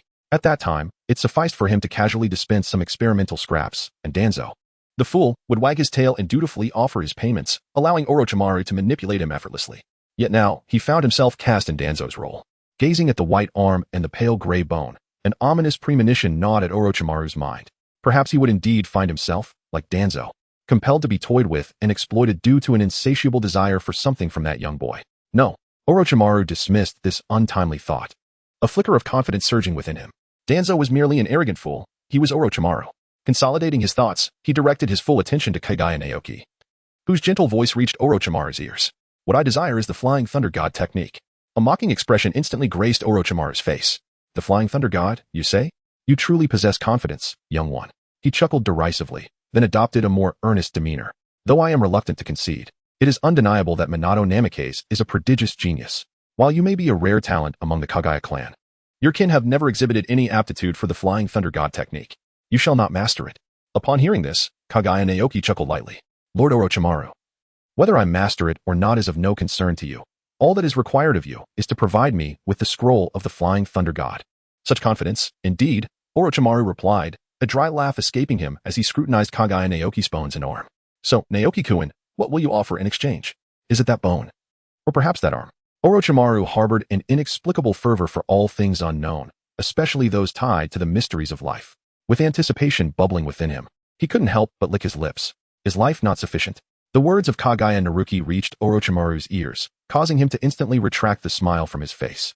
Very well, let us prepare for battle. Orochimaru steeled himself, contemplating the possibility of retreat. With the Byakugan's lock and the capability of flight granted by ice release, along with the encirclement of thousands of ninjas, he felt a tremor of uncertainty. Yet, Losing a pair of Byakugan and expending the Flying Thunder God Scroll without securing experimental materials would be no different from what Danzo would do. Orochimaru's gaze sharpened, dispelling the flicker of retreat that had previously emerged. If he were to yield time and again, what position would he hold in any future collaboration with this young one? Let us see, then, young one. Orochimaru licked his parched lips, preparing to unleash his technique. Sensing the atmosphere had turned cold, Kaguya Naoki took the initiative to smile and speak. Lord Orochimaru, I certainly would not allow you to come here in vain. If that is the case, I shall offer you a finger first. Kaguya Naoki hesitated momentarily, then spoke in a voice imbued with seduction. Trust me, Orochimaru, this arm, which allows you to delve into profound mysteries, possesses far greater value than a jutsu that is of no use to you. With that, Orochimaru lowered his hand, dissipating the chilling aura of menace, and opened his mouth, from which a scroll was expelled. With a flick of his tongue, he deftly tossed it to Kaguya Naoki. The latter formed a single-handed seal, summoning a bone clone that swiftly emerged to receive the scroll, still glistening with a hint of fluid. The scroll contained the recorded secret technique, Flying Thunder God Technique, with a note indicating that it was incomplete and would auto-correct itself. Given its high level of difficulty, the assessed value was equivalent to 15 exchange points. It was noted that enhancing related talents in the future could reduce the number of exchanges required. An incomplete technique, indeed. Orochimaru, your familiar methods are unmistakable. Furthermore, the number of exchanges required for the Flying Thunder God Technique even exceeds that needed for the evolution of the Corpsebone Path. Just as expected, API call failed with status code 429, error, code, 429, message, resource has been exhausted, e.g. check quota. Status, resource exhausted, Kaguya Naoki sighed inwardly. If he could master the Flying Thunder God Technique, although he might not wield it with the same finesse as Minato Namikaze, traversing the ninja world, it would nonetheless represent a significant enhancement for him. After all, an increase in bloodline abilities merely diversifies one's tactics. It is challenging to achieve a qualitative leap in overall strength. Only the evolution of the Shikatsumiyaku and the mastery of the Flying Thunder God Technique could transform him from an ordinary Kaguya level into a formidable figure. However, the limited number of exchanges for the Flying Thunder God Technique left Kaguya Naoki feeling somewhat disheartened. He resolved to wait until he had a surplus of exchange opportunities or discovered a unique physique before contemplating such an exchange. Kaguya Otsutsuki pondered as she gazed at the alabaster arm of white Zetsu, furrowing her brow. Although she had surrendered merely a finger to Orochimaru in exchange for the Flying Thunder God Technique, the arduous nature of its study, coupled with the allowance of a narrow escape for him, left her feeling somewhat at a disadvantage. Contemplating this, Kaguya Otsutsuki did not conceal her thoughts and spoke candidly. Orochimaru, I have one more request, a rather simple one. The mocking smile on Orochimaru's face faltered. What a domineering and avaricious little wretch. Such a detestable individual. Nevertheless, he added with a smirk, however, the Flying Thunder God Technique I bestowed upon you is meticulously crafted, my little imp. Let this serve as compensation. Kaguya Chiku seemed oblivious to the peculiar expression on Orochimaru's face, continuing to speak to himself. Lord Orochimaru, the technique of the mutual explosive tag, as a simple gift, should not be considered excessive, should it? Simple? Orochimaru's brow twitched. The mutual explosive tag, a forbidden technique of the second Hokage, enables a single explosive tag to continuously summon additional tags, resulting in a series of concentrated detonations. This is a forbidden technique capable of slaying tailed beasts. This child, however, granting him a flawed version would suffice. Orochimaru's spirits lifted, though he feigned discomfort, rasping with his hoarse voice. Very well. However, I require some more of that powder from the bone. After all, this finger is not something whose worth has been established. Powder, you say? Very well. Kaguya Shinsuke casually drew a kunai, wiping it lightly to produce a fine powder, and swiftly completed the exchange with Orochimaru. The acquired secret technique, the art of mutual detonation tags, capable of detecting deficiencies and automatically completing them. Given its relatively low learning difficulty, the assessed value is exchange count times 1. P.S. Self-study is recommended. Lord Orochimaru, the transaction is complete. Allow me to escort you, Kaguya Shinsuke offered. Orochimaru nodded in satisfaction. Yet a sinister glint lingered in his eyes. Little brat, we shall meet on the battlefield. Next time, I shall teach you the meaning of respect. Chapter 38. The Aftermath of Battle, the Imminent Counterattack. This technique is truly a stroke of genius. Amidst the ice release, soaring through the heights like a bird, Orochimaru could not help but marvel at the experience. Touching the white clouds, his gaze frequently surveyed the ground below, a fervor and restlessness deep within his eyes. Perhaps ice release could also serve as an alternative container? While Orochimaru was still lost in contemplation, Kaguya Shinsuke spoke up. Lord Orochimaru, we have arrived. Gathering his thoughts, Orochimaru gazed at the distant Konoha and chuckled softly. Then, farewell, Kaguya Shinsuke. With that, he gracefully emerged from the ice mirror, alighting atop the treetops like a boneless serpent descending to the earth. Without a trace of hesitation, he vanished into the thicket. Behind him, Kaguya Shinsuke slipped out from the ice mirror, an involuntary smile gracing his lips. Watching Orochimaru blend into Konoha's shadows, a slow smile crept across Kaguya Shinsuke's face. Among the shadows still lingering in Konoha, only Orochimaru could be deemed a certain victor. Minato Namikaze, utilizing the Flying Thunder God technique, was nowhere to be found. Although adept in close combat, he could still carry Kaguya Shinsuke through the skies and seas, plunging into perilous territories. Sarutobi Hiruzen, in the prime of his life and a master of ninjutsu, remained stronger than Orochimaru, unless reliant on the dance of the dry fern, within which Kaguya Shinsuke felt he could not surpass him.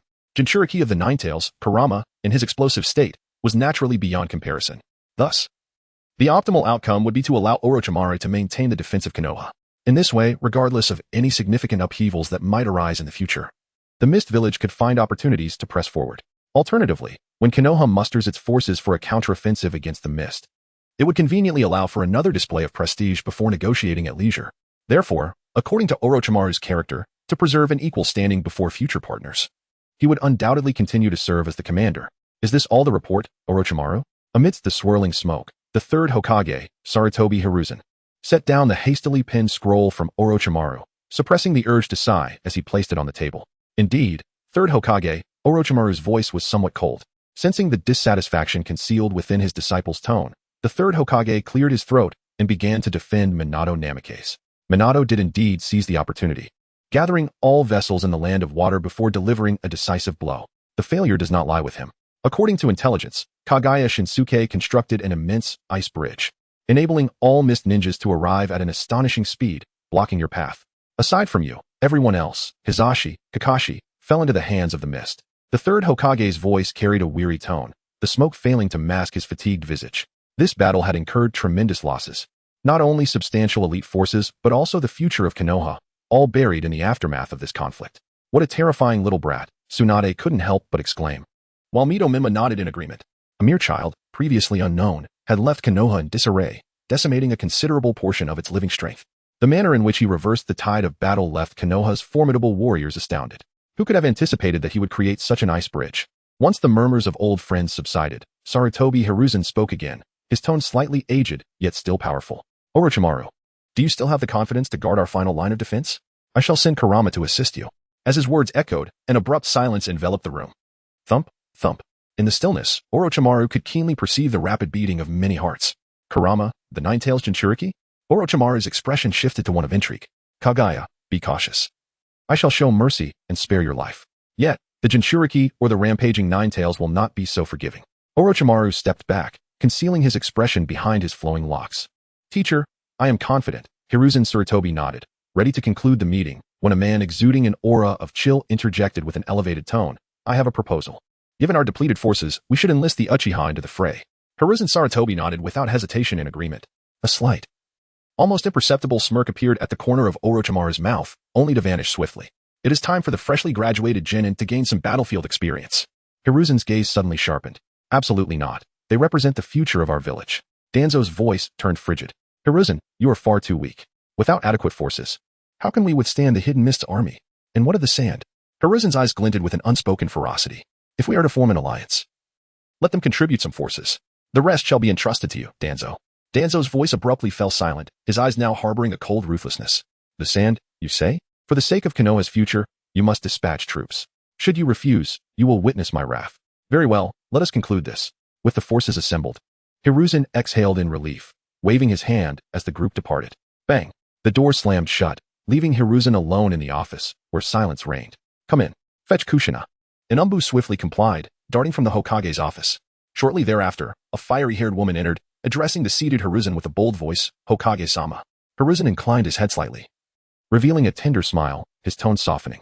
Kushina, take care of the kunai that Minato entrusted to you. In unpredictable combat, refrain from recklessly using the Nine Tails power. Allow Minato to handle Kaguya. Kushina nodded, gripping the Flying Thunder God kunai tightly, a flame of determination igniting in her eyes. Lord Jinchuriki. Where is Kakashi? Take me to see him.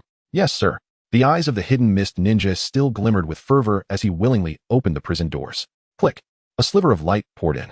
Kakashi sat quietly among the hay, rising tremulously upon seeing a familiar figure. Rin, let us have a good talk. Naoki Kaguya addressed the woman behind him, who was wearing a mask and sobbing softly. I'm going to check on Lord Hizashi Hyuga. Chapter 39. Rin. Gaze upon another world for me in the dim, cavernous dungeon. Only the rapid breaths of two figures could be heard. Rin removed her mask, revealing tear-filled eyes beneath her neat, short hair. Tears streamed down her cheeks as she finally succumbed to the emotions she had suppressed for so long. Kakashi, you're alive. I'm alive. It's truly a blessing. Rin. Kakashi trembled as he witnessed Rin's tears. He rose, yearning to embrace the maiden before him. At that moment, the visage of a face, half concealed, surfaced from the depths of his heart. Obito. Kakashi halted, clenching his teeth as he gazed upon the fragile Rin. Rin, I'm sorry. Obito. He's still waiting for me. I must bring him back. Therefore, steel yourself, for the path ahead is yours to tread alone. Kakashi Rin's outstretched hands fell limp. Familiar with her friend, she had already gleaned an inkling of his intentions. Kakashi, do you wish for me to become strong? Is that why I must remain in the hidden mist, unable to return to the village? Rin's heart sank. Yet, a faint glimmer of hope compelled her to inquire. Wiping away her tears and banishing the sorrow from her face, she turned to Kakashi, whose countenance held a newfound hope, no longer as desolate as before. Kakashi, I have but one question. Am I truly unable to return to Konoha and must remain in the hidden mist? Rin. Kakashi's expression turned grave. Only by dispelling Rin's hopes of returning could he venture forth in search of Obito with peace of mind. Just remain in the hidden mist and await my return.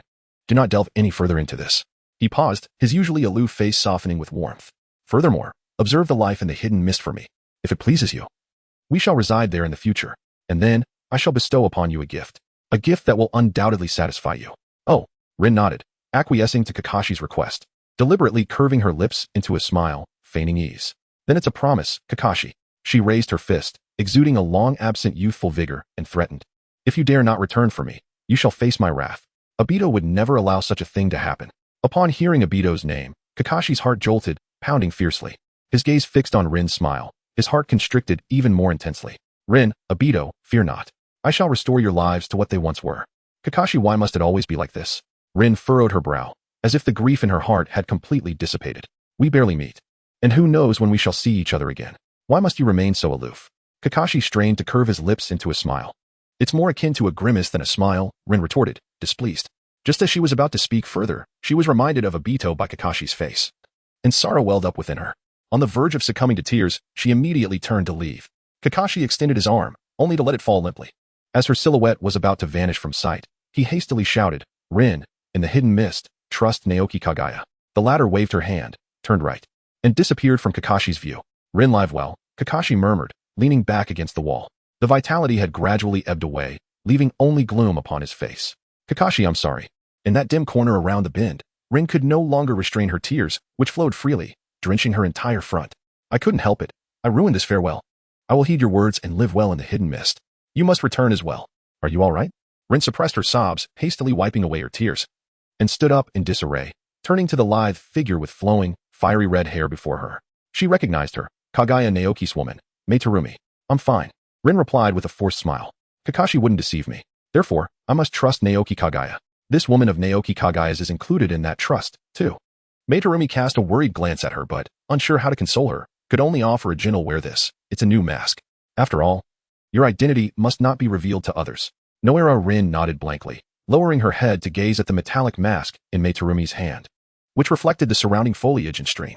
Taking it, she stroked it gently, contemplating the Konoha forehead protector she once wore, feeling hesitant and reluctant. Yet, she had to fulfill the promise she made to Kakashi. Rin took a deep breath and pressed the mask to her face. From now on, I am a hidden mist ninja. With a complex mix of emotions, Noera Rin raised her head once more. Materumi, observing the mask, knew that she had made up her mind. Then follow me, we'll have our hands full later. The fiery-haired maiden turned abruptly, not caring whether Noera Rin followed, and strode forward. Noera Rin, still slightly dazed, quickly followed.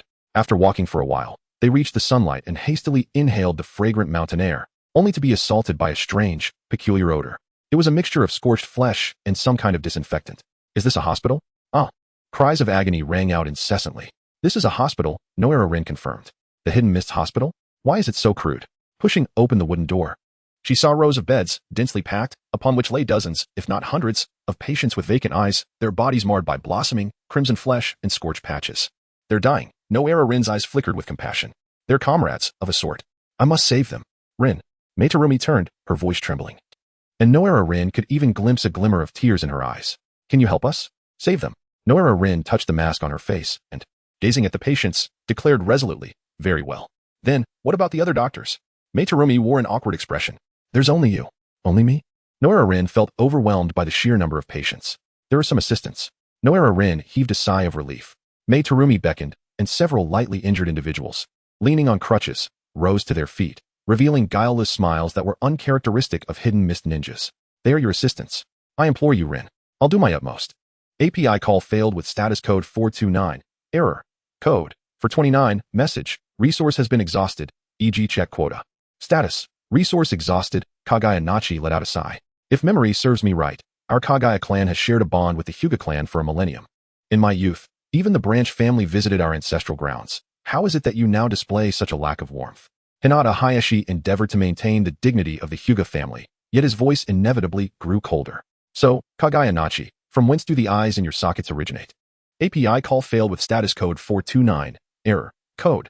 For 29. Message. Resource has been exhausted, e.g. check quota. Status. Resource exhausted. Kaguya Naoki smirked as he gazed at Hyuga Hisashi. After all, obtaining the Byakugan was a trivial matter.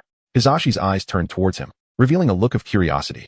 If one were to capture a branch member of the Hyuga clan and send him back to the land of water with the right conditions, procreation would inevitably follow, and the Byakugan would, in due time, manifest itself. After all, a caged bird is bound by distance, is it not? Hisashi's expression immediately stiffened, then grew solemn. It seemed that, indeed, it was the case. As for me, the captive, Hisashi's hand instinctively clenched the fabric of his attire. Lord Hisashi, I thought. While acquiring the Byakugan may be simple, my desires extend beyond merely possessing it. API call failed with status code 429. Error. Code. For 129. Message. Resource has been exhausted, e.g. check quota. Status. Resource exhausted. Kaguya Naoki rose, poised to continue his persuasion, when a misty ninja hurriedly arrived at the door. Lord Naoki, urgent intelligence. Kaguya Naoki gazed intently at Hyuga Hiyori. My Lord Hiyori, I have never favored persuading others with mere words. I prefer to rely on concrete evidence. Therefore, please wait patiently. It is time for the fate of the caged bird to change. Hiyori's eyes hardened, and his heart began to race. Soon, he regained his composure. The caged bird, shackled by destiny, could not be liberated by anyone. Feeling despondent, he extended his hand and quietly sipped a cup of hot tea, maintaining the dignified demeanor expected of the Hyuga clan. Meanwhile, outside the door, Kaguya Naoki contemplated the intelligent scroll, lost in thought. The Sand Village is joining the fray? What a loyal dog. Slowly, he rolled up the scroll, a surge of restlessness stirring within his blood. Unable to defeat Konoha, yet still unable to subdue you, Ryota? My Lord Ryota, there is a squad from the Sand Village ahead. What shall we do? The Mist Ninja turned to see Kaguya Ryota, his face smeared with blood. Visibly exhilarated, he delicately licked his lips, diluting the blood nearby. Of course, we shall slaughter them all. With that proclamation, he drew forth a bone still stained with blood. Transforming into a fleeting shadow as he charged forward, the remaining Mist Ninjas hurriedly gritting their teeth to follow. Damn it. We still can't keep up. They muttered silently in frustration. API call failed with status code 429. Error. Code. For 29. Message. Resource has been exhausted, e.g. check quota. Status. Resource exhausted. API call failed with status code 429. Error. Code. For 29. Message. Resource has been exhausted, e.g. check quota. Status. Resource exhausted. Kaguya Ryota furrowed his brow and turned to face the hurriedly approaching Mist Ninjas, immediately raising his voice. You lot. Dig a hole and bury this child. Did you hear me? Reluctantly, two Mist Ninjas nodded, hoisted the corpse onto their shoulders, and hurried into the nearby dense forest, seeking a spot to hastily excavate the earth. Observing the ninjas comply obediently, Kaguya Ryota nodded in satisfaction. Turning back, he lowered his gaze to the lifeless body at his feet and disdainfully kicked it twice. The Sand Ninjas are truly pathetic. What business do we have with Konoha? Just as he was venting his frustration with a few choice curses, two piercing screams echoed from within the thicket. Hikari Ryota turned swiftly, drawing his bone weapon with alacrity. Parting the dense foliage, he beheld the lifeless forms of two Mist Ninja, alongside a squad from the Sand Village. With a fervent shout, imbued with a sense of urgency, he surged forward. Yet, within a mere minute, the shattered remains of the Sand Ninja littered the ground. Before he could catch his breath, a voice erupted in his ear. Damn it, Mist Brat. No sooner had the words left the speaker's lips than a barrage of crimson fireballs hurtled toward Hikari Ryota with relentless force. Fireballs, indeed. API call failed with status code 429. Error. Code. For 29. Message. Resource has been exhausted, e.g. check quota. Status. Resource exhausted. Kaguya Ryota paused momentarily, and in an instant, he had broken free from the encirclement.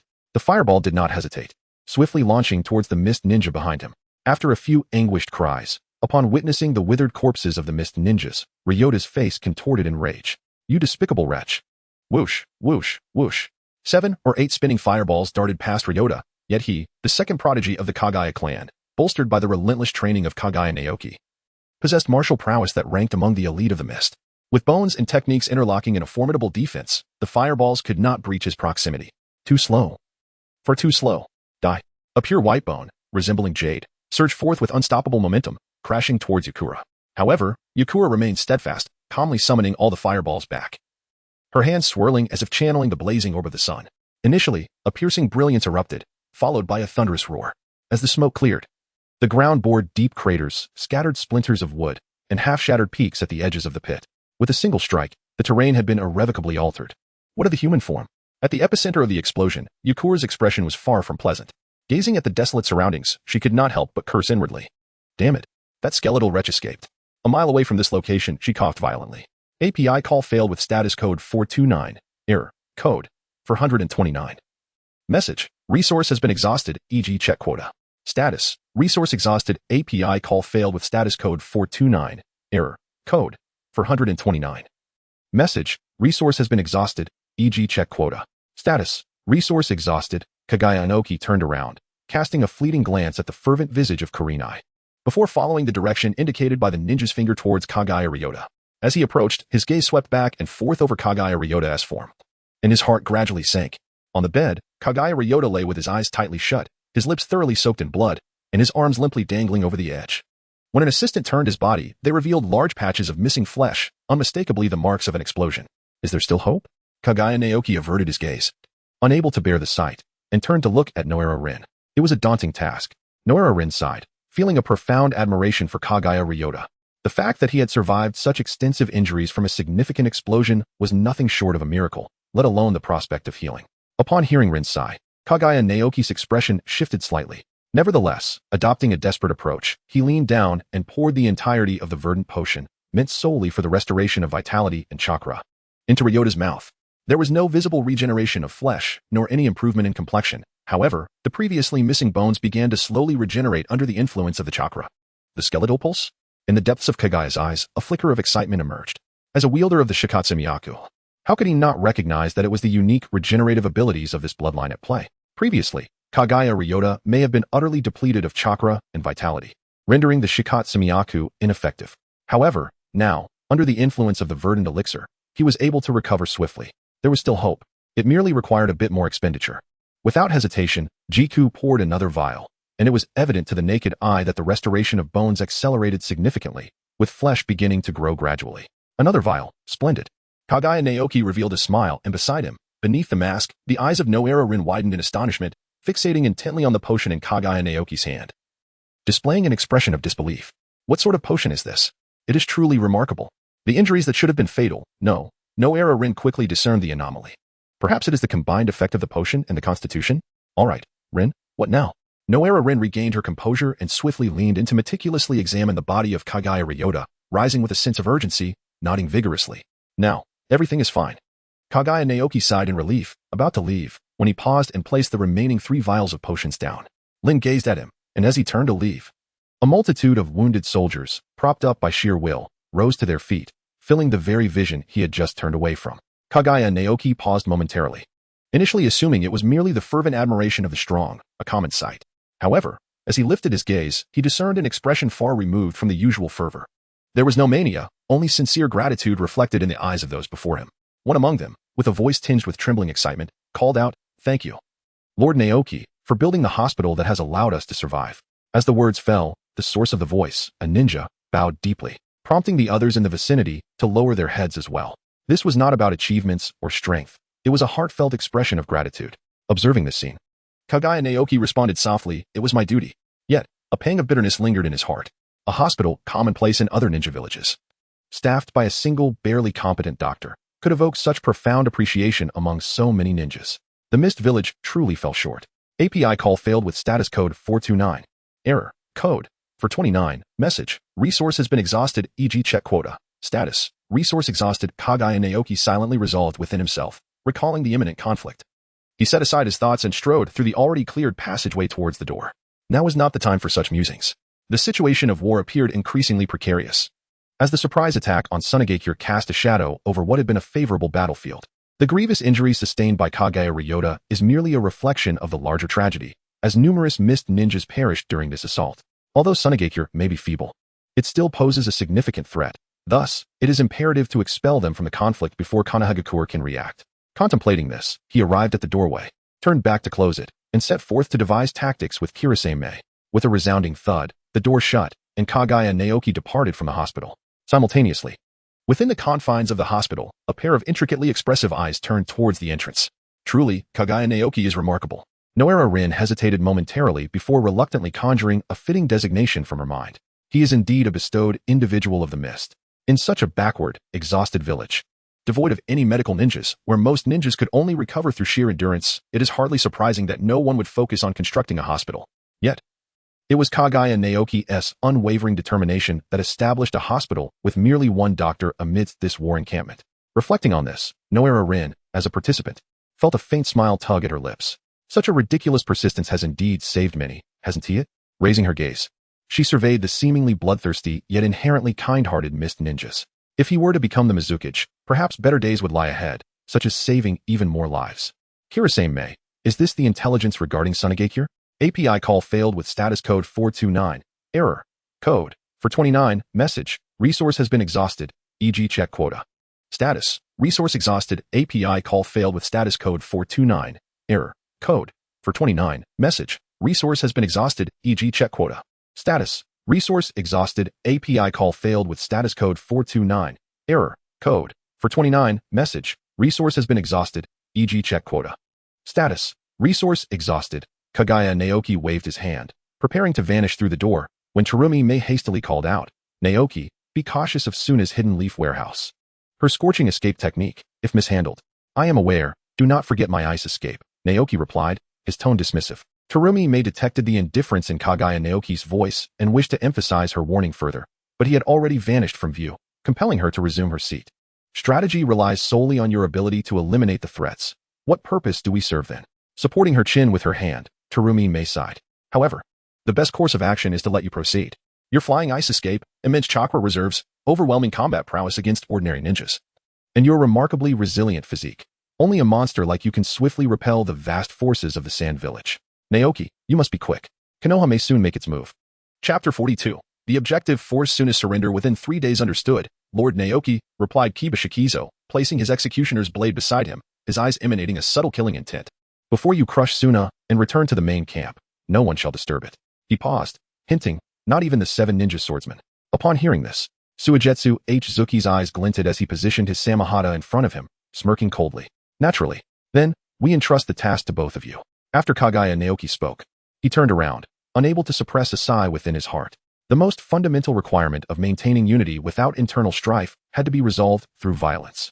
The forcibly amalgamated faction of the Hidden Mist Village truly proves to be fragile. It is no wonder that in the original timeline, even as the ambushers, the Hidden Mist could only boast a record of failure. Kaguya Najiki gently touched his spine. Thus, the task at hand was quite straightforward. Swiftly eliminate the Sand Ninjas and return to suppress these adversaries. "Zabuza Momochi, let us proceed without delay." The two exchanged silent nods. However, Zabuza's gaze involuntarily flickered towards Kisame, his heart stirred with excitement. "At long last, my opportunity to shine has arrived. I must swiftly dispatch more of the sand scum. Moreover, I cannot afford to be outdone by this shark-headed fellow."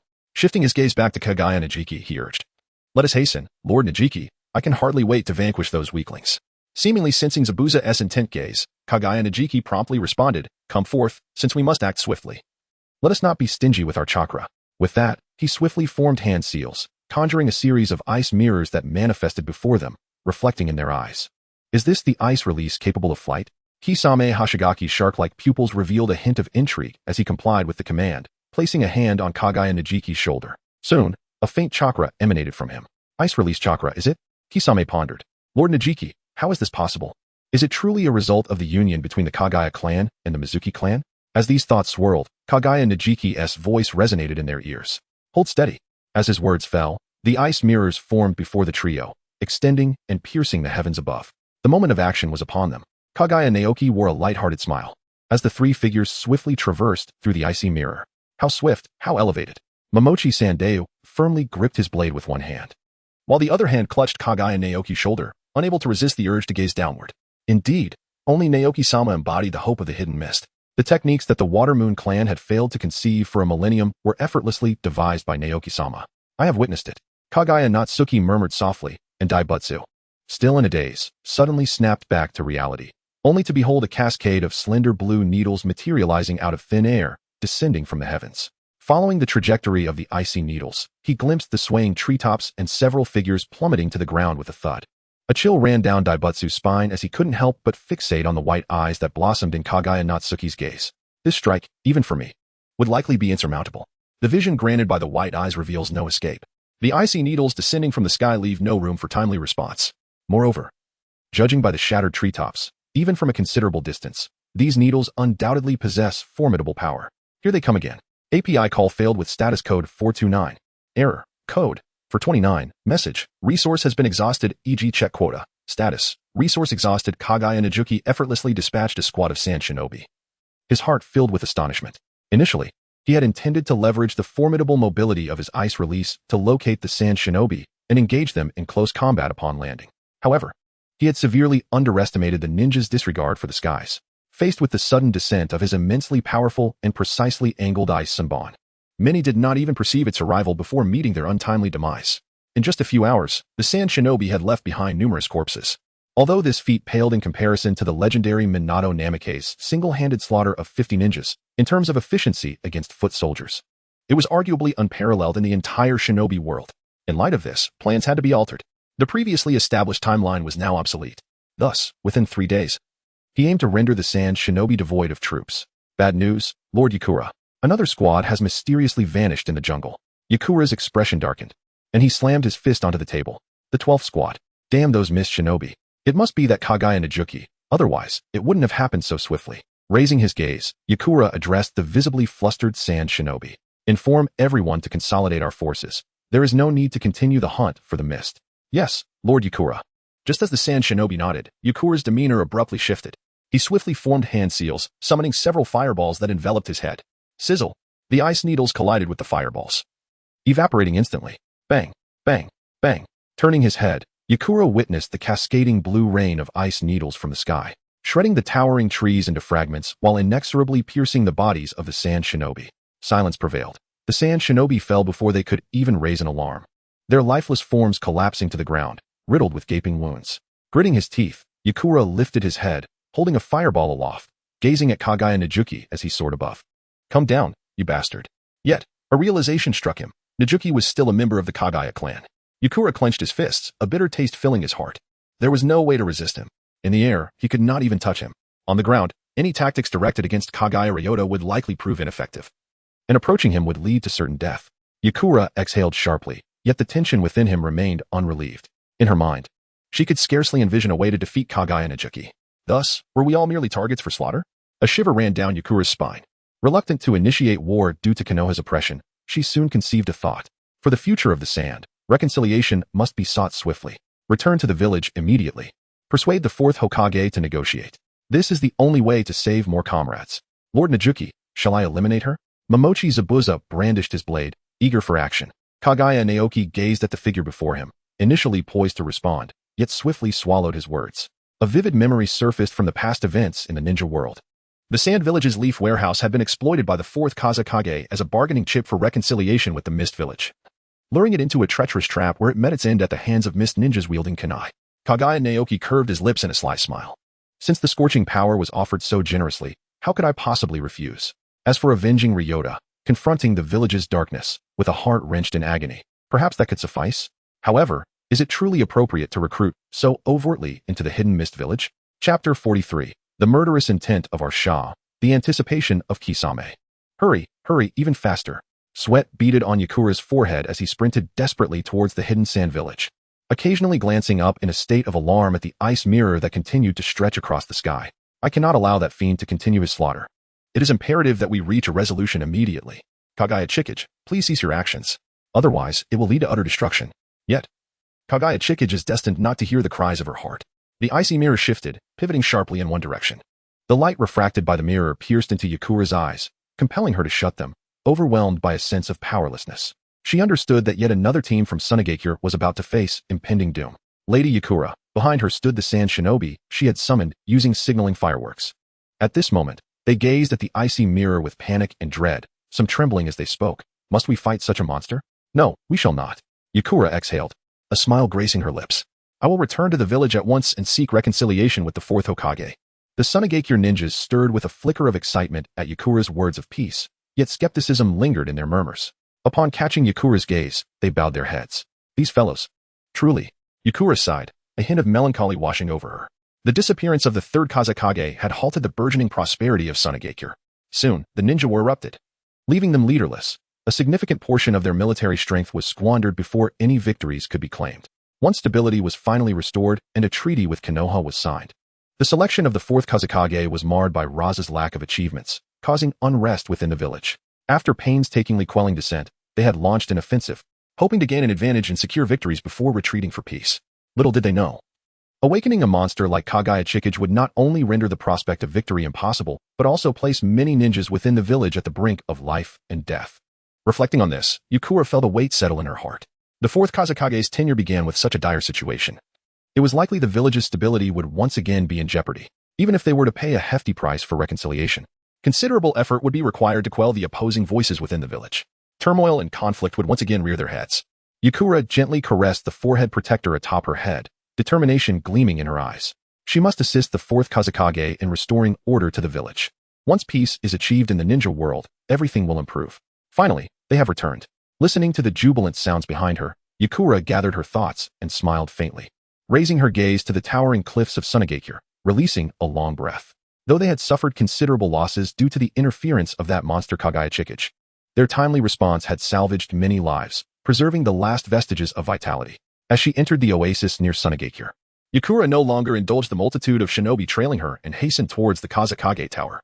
Thus, I believe we must swiftly seek reconciliation with Kirigakure, Yukura concluded. Anxiously awaiting the Kazekage's response, her heart pounding in her chest. After a prolonged silence, a sigh emanated, intensifying her trepidation. Yukura, you are aware that seeking peace right after the onset of war will not only be dismissed by Konoha, but will also face severe opposition within our own village. Raza, the fourth Kazekage, sat solemnly, his expression darkened, bloodshot eyes betraying his composure. But Kazekage-sama, Kaguya Otsutsuki is far too formidable. We may not possess the means to resist her. Yukura raised her head, earnestly imploring. Observing the Kazekage's bitter demeanor, it seemed he still harbored reservations about peace. Just as Yukura was about to speak further, Raza lifted his hand, forcing a strained smile, which silenced her words. In that case, I trust you. Tomorrow, we will formally negotiate peace. However, I must trouble you to formally present yourself to the commander of Kirigakure and deliver this scroll. A spark of joy ignited in Yukura's heart, and she quickly chimed in. Kazekage-sama, it is prudent to act swiftly regarding the peace negotiations. Since the day is still young, why not proceed today? Raza sighed, revealing his anguish. I still need to persuade others. Yukura nodded in understanding, empathy glimmering in her eyes. Kazekage, the pressure is immense. And Yukura, do not divulge any information before this undertaking, to prevent any hindrance from nefarious individuals. Yukura acknowledged her orders, noting the Kazekage's silence, and promptly withdrew. Shortly after Yukura's departure, Raza retrieved a scroll he had prepared earlier and instructed the AMBU outside. Gather a team and expedite this scroll to Kirigakure's main camp. If confronted by Kaguya Otsutsuki, hand her this scroll. With that command, the AMB retreated. At this moment, the office window was ajar, a cool breeze wafting in, slightly alleviating Raza's agitation. Yukura, do not hold it against me. After all, you are the sole rival for the position of Kazekage. If you are not eliminated, the village cannot find true stability. Moreover, if this war concludes hastily, I would bear the blame for its failure while you, the blazing Yukura, would emerge as a hero leading Sunagakure back to glory. If allowed to continue, the Kazekage seat would surely belong to you. Only your demise in the battle against Kirigakure can furnish me with sufficient reason for reconciliation and suppress the excess thoughts of others. Having seemingly reconciled with himself, Raza's gaze hardened. The village can no longer endure another upheaval. Thus, for the sake of the village, I implore you to meet your end swiftly. With a fierce expression, Kazekage Raza lifted his head. Meanwhile, the team of ANBU tasked with delivering the scroll to Kirigakure stepped beyond the gates of Sunagakure. As the sun began to set, Kaguya Otsutsuki intercepted this small group, discovering the scroll in the process. Zabuza Momochi bent down, rummaging through the bodies to retrieve the scroll. As he examined it, his eyes flickered, veins bulging in agitation. Kazekage, what a complete scoundrel. How can a wretch capable of such actions ever become a leader? Kisame Hashigaki cast a sidelong glance. Intrigued, However, he merely swayed slightly, refraining from further inspection until Kaguya Otsutsuki issued a command. Thus, the tale unfolds. Kaguya Naoki rose and took the scroll from Zabuza's hands, gently addressing the two who had yet to make a move. You may return on your own. The matter concerning Sunagakure will be resolved by tomorrow. Having spoken, Kaguya summoned a mirror of ice, granting no further opportunity for dialogue as he soared into the distance. Will it truly be resolved by tomorrow? A flicker of surprise crossed the eyes of Kisame Hashigaki as he gazed upwards, captivated by the pale blue figure within the ice mirror. It seemed as if the ethereal blue and white garment was already billowing around that man. Can the leader truly eliminate one of the 5 great shinobi villages, Sunagakure, in just 3 days? You certainly possess an extraordinary talent for miracles. I wonder if you, the finest ninja of the hidden mist, might bring even a glimmer of change to this village steeped in deception and betrayal? Hey, you peculiar fellow. Kisame turned to face the impatient Zabuza Momochi. It's time to go. Stay well hidden behind me, or else, should you perish, no one will come to your rescue. Kisame paused, contemplating, as he observed the relaxed neck of Zabuza. Is this what it means to have a comrade? As Kisame pondered, high above, Kaguya opened the scroll of the wind shadow. How can the wind shadow allow us from the hidden mist to personally eliminate Yakumo? Only by having Sunagakure take action can we plunge her into complete despair. Chapter 44. The meeting with the wind shadow and Yakumo's collapse. So this is Sunagakure. It appears to be heavily fortified. Yet, what use is it without the support of formidable warriors? Thus, today, let us be a bit more reckless, a bit more audacious. Outside Sunagakure, in the darkness, Kaguya gazed at the fortress-like village, unable to suppress his admiration. However, before encountering the wind shadow, it would be prudent to avoid drawing too much attention. With this thought, Kaguya formed a series of hand seals, and as the white smoke dissipated, a multitude of skeletal figures emerged from the vast desert.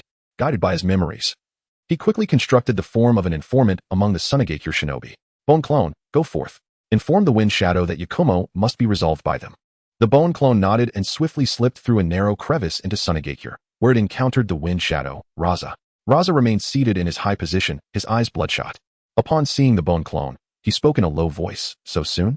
Did you encounter Kaguya Naoki? After a pause, Raza's tone grew slightly anxious. Did you deliver the scroll? Did he agree? The bone clone raised its head, revealing a cold smile.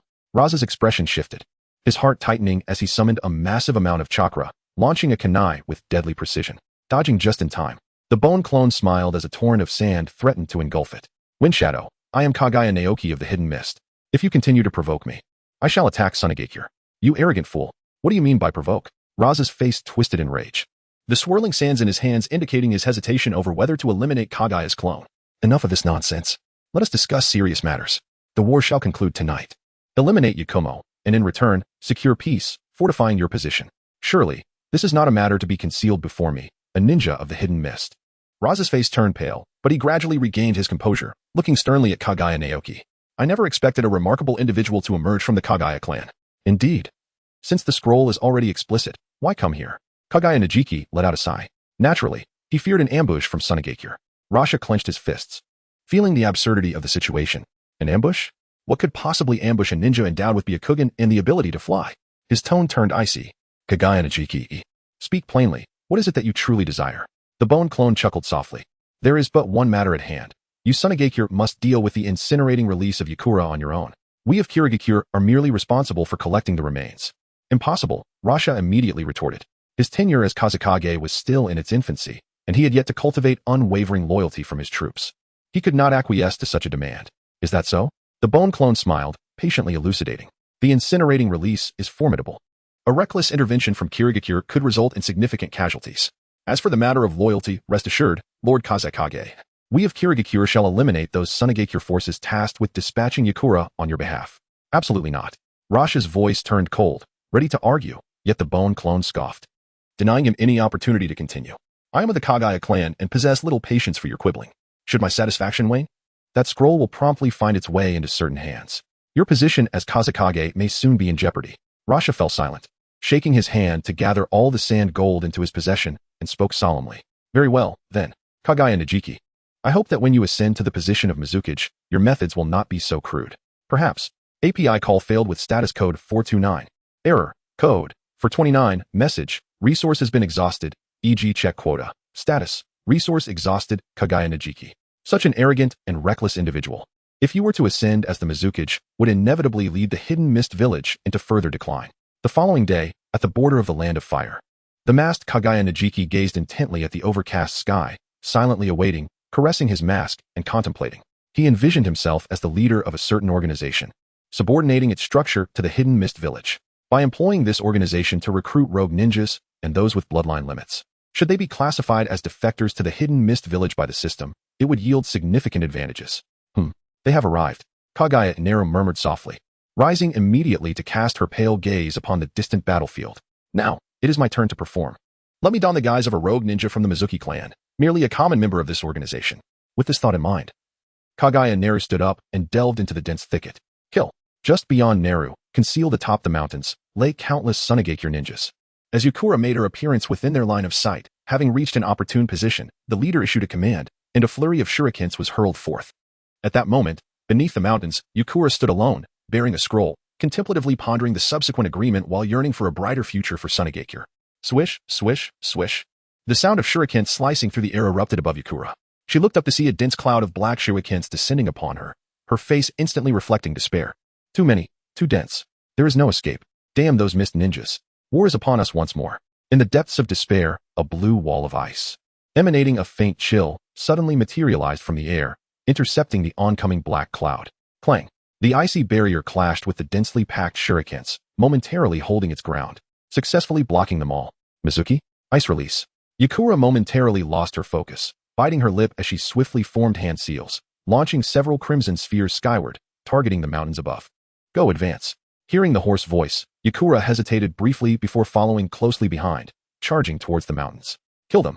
The Sunagakure ninjas, their faces twisted in malice, shouted coldly. A series of razor-sharp wind blades surged down the mountainside, shredding rocks and shrubs in their wake, directly striking the ice wall. With a slight obstruction, Kaguya Naoki leaped into the air, evading the wind blades. Yukura's expression changed slightly as she sidestepped, gazing at the Sunagakure forehead protectors gradually revealing themselves upon the mountains. She suddenly halted. Sunagakure? Impossible. It cannot be. It absolutely cannot. Yukura's expression shifted to one of determination as she accelerated towards the mountains. No matter who you are, those who dare to masquerade as Sunagakure ninjas and sow discord, I shall ensure your demise. Ice release. Ice 1,000 bodies. API call failed with status code 429. Error.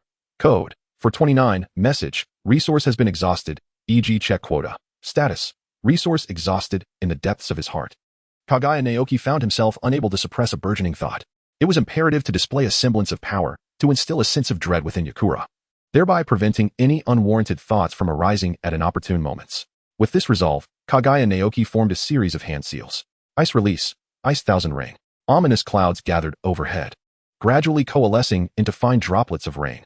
As they descended, the chakra of ice release transformed them into a barrage of sharp, icy needles. The Suna shinobi gazed upward in bewilderment, their hearts filled with confusion. The sky, why did it seem to descend ever closer? No, that was not the sky. Before their thoughts could fully form, the sickening sound of flesh meeting flesh echoed ominously. Puncture after puncture, the long needles pierced foreheads, shoulders, and necks, dragging forth copious amounts of blood and flesh to the ground below. With a single strike, the Suna shinobi met a tragic end. Yukura halted, staring at the fallen sky, his eyes wide with horror. Chapter 45. A lesson. One must exercise caution with words. Coming back to himself, Yukura observed Kaguya Naoki standing resolutely, gritting his teeth, and with a graceful leap, he approached. Leaning down, he beheld the familiar faces, and a jolt of shock propelled him backward several steps. It was indeed Suna. It was truly the Kazekage.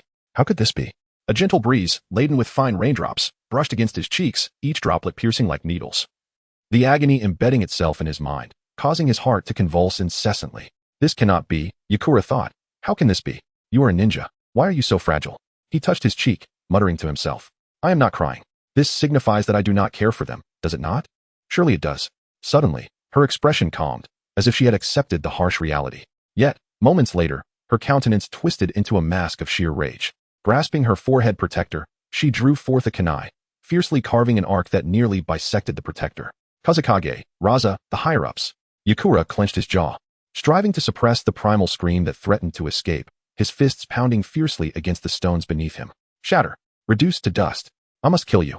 With every ounce of strength, I shall end your lives. The stones crumbled, and with bloodied hands raised, she swept her hair aside, rising to hurl the forehead protector violently to the ground. Breathing heavily, somewhat ragged, she stepped forward, kunai in hand. Her expression momentarily tranquil before furrowing her brow as she regarded her bloodied hands. Those hands, still dripping crimson. There was no sensation at all. Is my heart in such pain?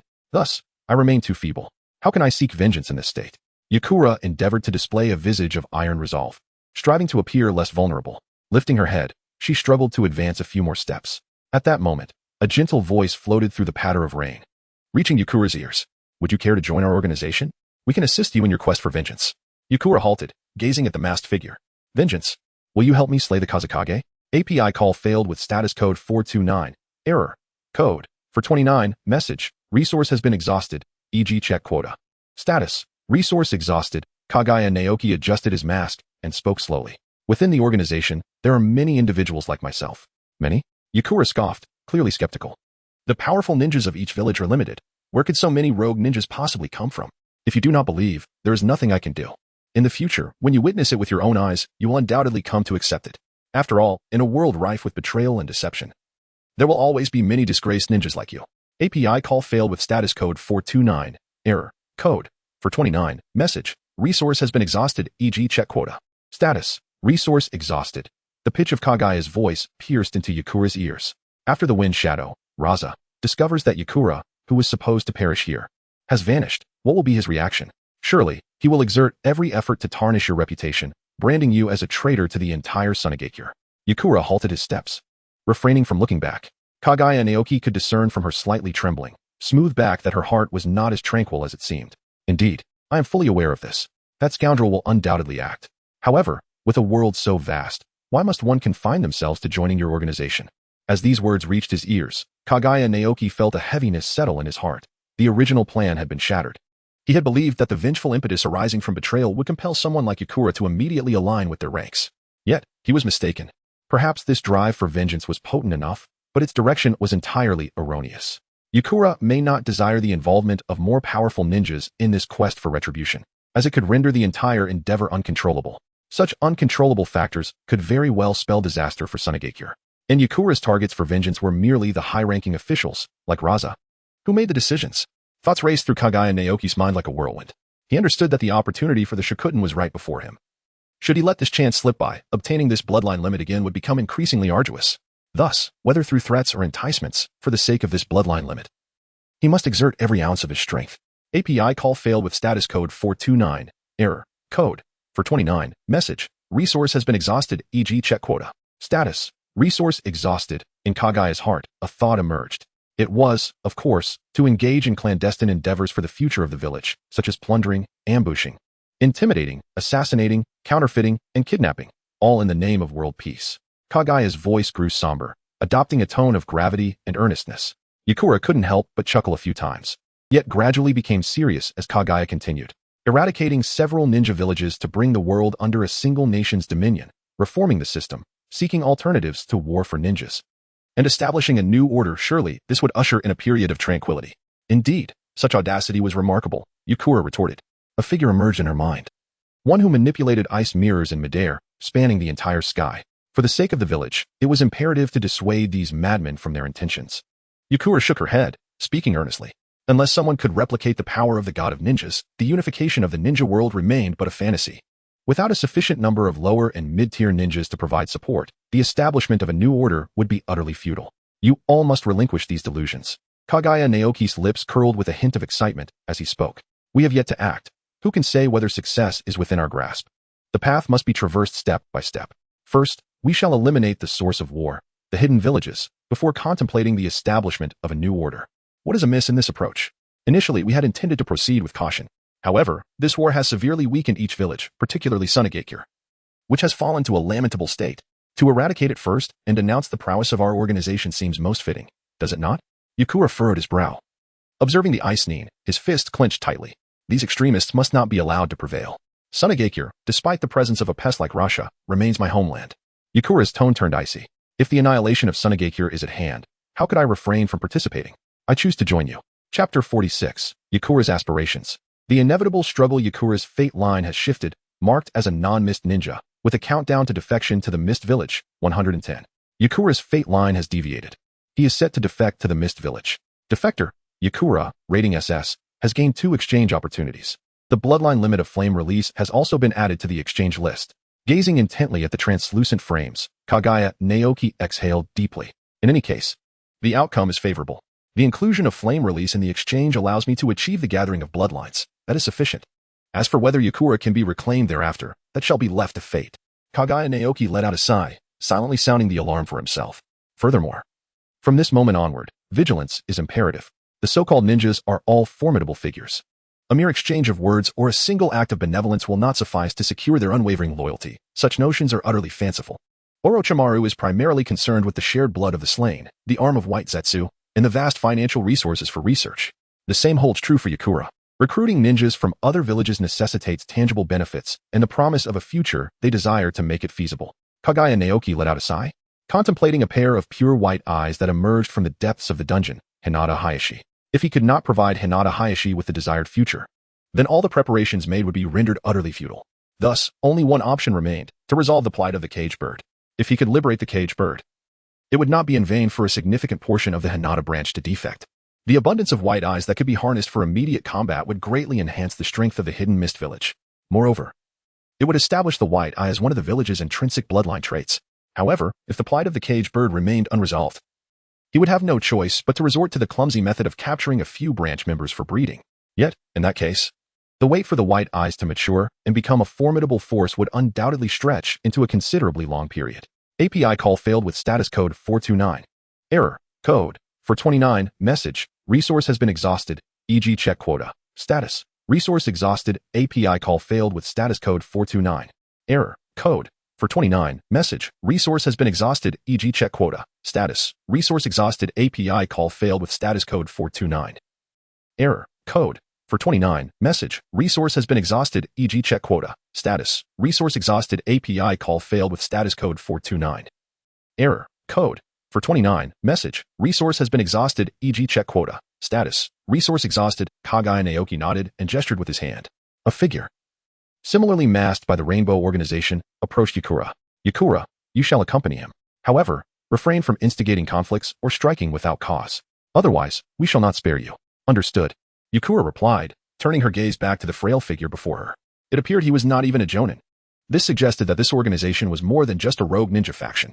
A sense of dread grew within her, alongside an unfamiliar emotion stirring in her heart. If they were not merely a band of rogue ninjas, perhaps the realization of their ambitions was indeed possible. To subdue the 5 nations, unify the realm, and establish a new order of their own. Yakura's heart stirred with excitement.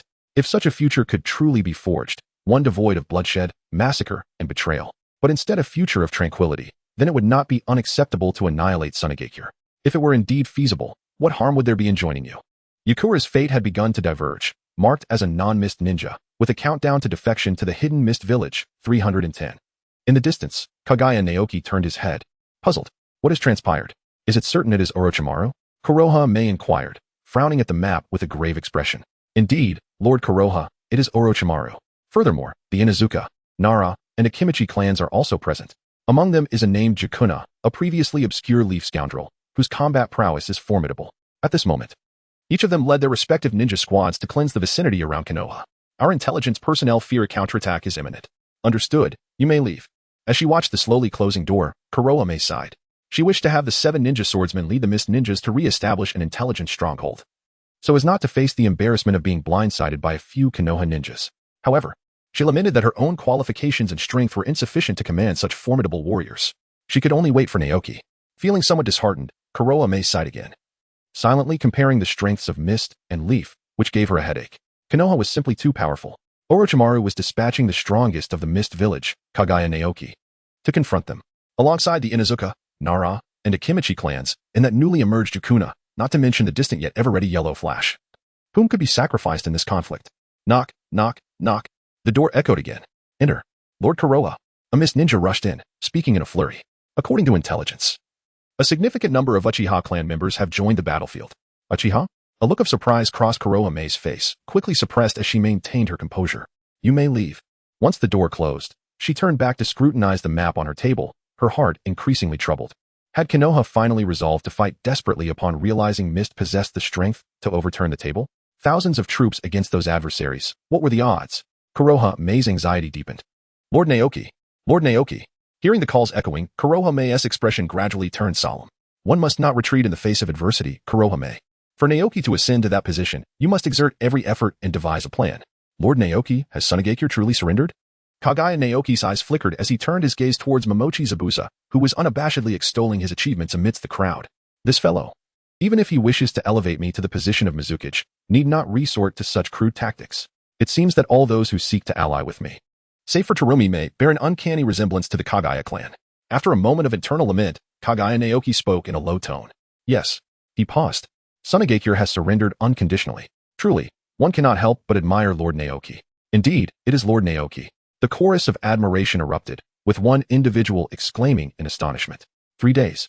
It took merely 3 days to subdue a hidden village. Who, besides the god of shinobi, could achieve such a feat? The thunderous applause surged once more, and the accustomed Kaguya Naoki prepared to depart. At that moment, a hurried mist ninja arrived, bearing an intelligence scroll, and upon seeing Kaguya Naoki, his face lit up with joy. Lord Naoki, this is for you. Higashiyuki accepted the scroll, his eyes flickering with surprise. Is this from Orochimaru? Why would he directly hand this scroll to a Miss Ninja? Furthermore, what does he want from me? Chapter 47, Orochimaru. I shall grant you the position of Mizukage. After a brief contemplation, Higashiyuki casually tucked the scroll into his pouch, refraining from further speculation. Orochimaru's methods are intricate, and his strength formidable. Yet he lacked the means to subdue Higashiyuki. As the adage goes, one meets force with force, and challenges with challenges. Thus it is. In due time, everything will become clear. With this thought, Higashiyuki resumed his performance, gesturing to inspire and celebrate. After responding to the fervent Miss Ninjas, he made his way directly into his command tent, where his gaze fell upon the girl with fiery red hair. Ming. API call failed with status code 429. Error. Code. 429. Message. Resource has been exhausted, e.g. check quota. Status. Resource exhausted. Kaguya Naoki retracted his smile, leaning closer to grasp the paper in his hand. After glancing at it a few times, his expression immediately turned serious as he began to scrutinize it meticulously. Kukina, Orochimaru, Ino Shikacho, and the Uchiha clan. Though the number of troops was limited, they were exceptionally elite, far from ordinary. API call failed with status code 429.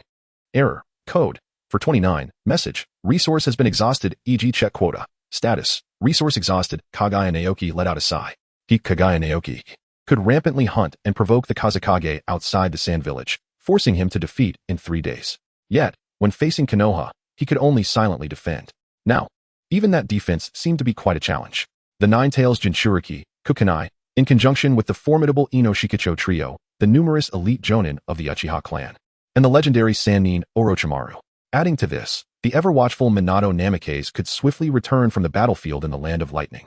The odds of this war were increasingly unfavorable. It is essential to note that Kaguya Naoki could at most delay a single Kaga-level opponent. What is wrong, Naoki? Terumi May initially intended to use her solemn expression to caution the otherwise smooth-sailing Kaguya Naoki against arrogance and carelessness, to prevent a downfall due to overconfidence. However, at this moment, her keen eyes surveyed him, and after years of companionship, she sensed that Naoki was indeed engulfed by a wave of pessimism. It's nothing. Kaguya Naoki sighed, contemplating the necessity of retreat, wishing to conclude this conflict while maintaining a semblance of victory. This war, it seemed, was drawing to a close. Why? Kaguya May's body sprang upright, her face a mask of incredulity. Despite a slight disparity in high-level combat capabilities, our forces remain sufficiently robust, surely. We need not withdraw at this juncture. Reflecting on the resplendent tales of the Nine-Tails, Orochimaru's formidable Yamato no Orochi, the Uchiha clan's Crimson Sharingan, and the remarkable record of Minato Namikaze, who could dispatch foes at a breathtaking pace, Naoki shook his head in bitter resignation. At times, quality indeed far surpasses quantity. How can this be? Kaguya May persisted, eager to argue her case. You should confront Orochimaru while the 7 ninja swordsmen defend against Kukunai and Ino Shikacho. Leave the Uchiha clan and the other forces to our formidable numbers. Kaguya May continued to implore Naoki to abandon his retreat. After all, this was the most significant victory for the Hidden Mist Village since its inception, yielding the richest rewards, and it had been conducted with unparalleled prestige and success. The profound admiration that every shinobi, from the highest echelons to the lowest, held for Naoki was evident. To conclude in such a hasty manner would leave not only her, but all the shinobi of the Hidden Mist unsatisfied. It is inconceivable. Kaguya Naoki smiled gently, gazing into Terumi May's earnest eyes, and suddenly, a moment of realization struck him. What do you perceive Uzumaki Kushina as? He inquired. Terumi May responded, puzzled, as her hand reached for the stack of documents on the table, swiftly retrieving the file pertaining to Uzumaki Kushina, wife of Minato Namikaze, elite jonin, rarely engages in combat, with little recorded achievement. Terumi May furrowed her brow and scrutinized the information, finding nothing amiss. Listening to her quiet musings, Kaguya Naoki let out a resigned sigh. May, read her surname. Surname? Terumi May echoed, still slightly bewildered. Uzumaki. Terumi May initially appeared to grasp the implication, only to be overwhelmed by disbelief as she asked, "A Jinchuriki? Indeed, it is likely 99% certainty, as the previous Jinchuriki, Uzumaki Kushina, was indeed a member of the Uzumaki clan. Then in that case." Terumi May's expression darkened, her hand absently fiddling with the damp documents. Against a beast like the Nine Tails, even thousands of troops would prove futile. Though reluctant, Terumi May sighed. "Then, let us proceed as you suggest, Naoki. I shall manage the other matters." "Understood." Kaguya Naoki nodded gently. "However, it is best not to inform others just yet. Before retreating, I must at least seek out Orochimaru alone to enhance my reputation once more." "Orochimaru?" Terumi May regained her focus and sighed. A ninja of such formidable strength and cautious disposition. As she spoke, observing Kaguya Naoki's unwavering confidence, Terumi May despondently shook her head, abandoning any intention of cautioning him. After all, she was entirely unaware of the limits of Kaguya Naoki's capabilities. He must be among the more powerful ninjas at the level of a Kaguya. Beneath her flowing, crimson hair, Terumi May cast a disapproving glance and pushed Kaguya Naoki away. "You may proceed with your plans. I have other matters to attend to." "Very well." Kaguya Najiki's gaze shifted as he casually grasped a cup of water, channeling chakra to freeze it before placing it in front of Kaguya May. "May, do remember to drink more hot water," he remarked, and with that, Kaguya Najiki had already vanished through the door. Since the hour was still early, perhaps he should pay a visit to Orochimaru? An hour later.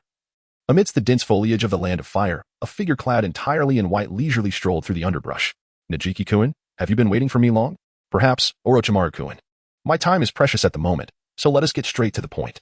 The rustle of leaves announced the silent approach of another figure, who emerged from the shadows without a sound.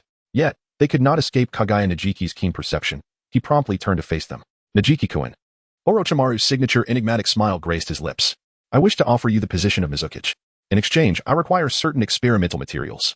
Chapter 48, Kaguya Najiki. "I wish to engage you in a draw. Is that so?"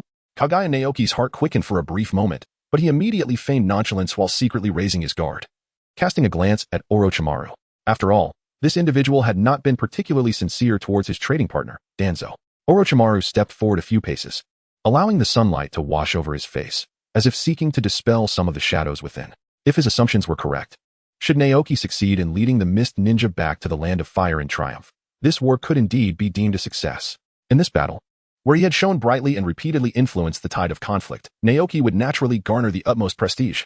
Orochimaru's eyes glimmered with satisfaction as he unconsciously licked his lips, pleased with the outcome of this transaction. By driving back the Mist Ninja and alleviating the village's pressures, he could also conveniently acquire some precious materials. Suppressing the thoughts swirling in his mind, Orochimaru continued, "At that time, I dare say no one in the entire Mist Village could surpass Naoki in terms of prestige." "Indeed." Kaguya Naoki nodded, which was precisely the reason he hastily prepared to withdraw his troops. Should such a large force be allowed to suffer defeat here? No matter how illustrious his previous military achievements, they would scarcely conceal the undeniable truth of his failure. Orochimaru swallowed hard, a cold glint of murderous intent flickering in his eyes. Were it not for this young boy possessing the ice-release bloodline limit, he would not have been so uncertain of his ability to completely subdue him, nor would he have gone to such lengths. After a brief pause, Orochimaru continued with a smile, asserting that if prestige could eclipse others, then the position of Mizukage would inevitably belong to him. "Wouldn't you agree, Kaguya Naoki?" "Yes. Or perhaps not." Kaguya Naoki smiled, entirely unfazed by Orochimaru's expression. "This, I believe, should resonate profoundly with you, Orochimaru-kun. After all, the fourth Hokage seems rather distant from someone as accomplished in battle as yourself." As the words reached his ears, Orochimaru's gaze turned utterly frigid, his countenance darkening immediately, with a rare flicker of indignation breaking through his usually placid demeanor. That detestable little brat. His fist clenched slightly, the aura of murderous intent thickening around him. Yet soon, he managed to curl his lips into a smirk, transforming his previous wrath and hostility into mockery. "Old man, it appears age has indeed caught up with you. The future you envisioned has long been discerned by this young rascal. I eagerly anticipate the moment this fellow ascends to the position of Mizukage. I wonder if, at that time, you and Minato Namikaze will still be able to suppress this prodigy from the hidden mist." With such thoughts, Orochimaru's mood lightened considerably, and he let out a few cold chuckles before returning to his rehearsed lines.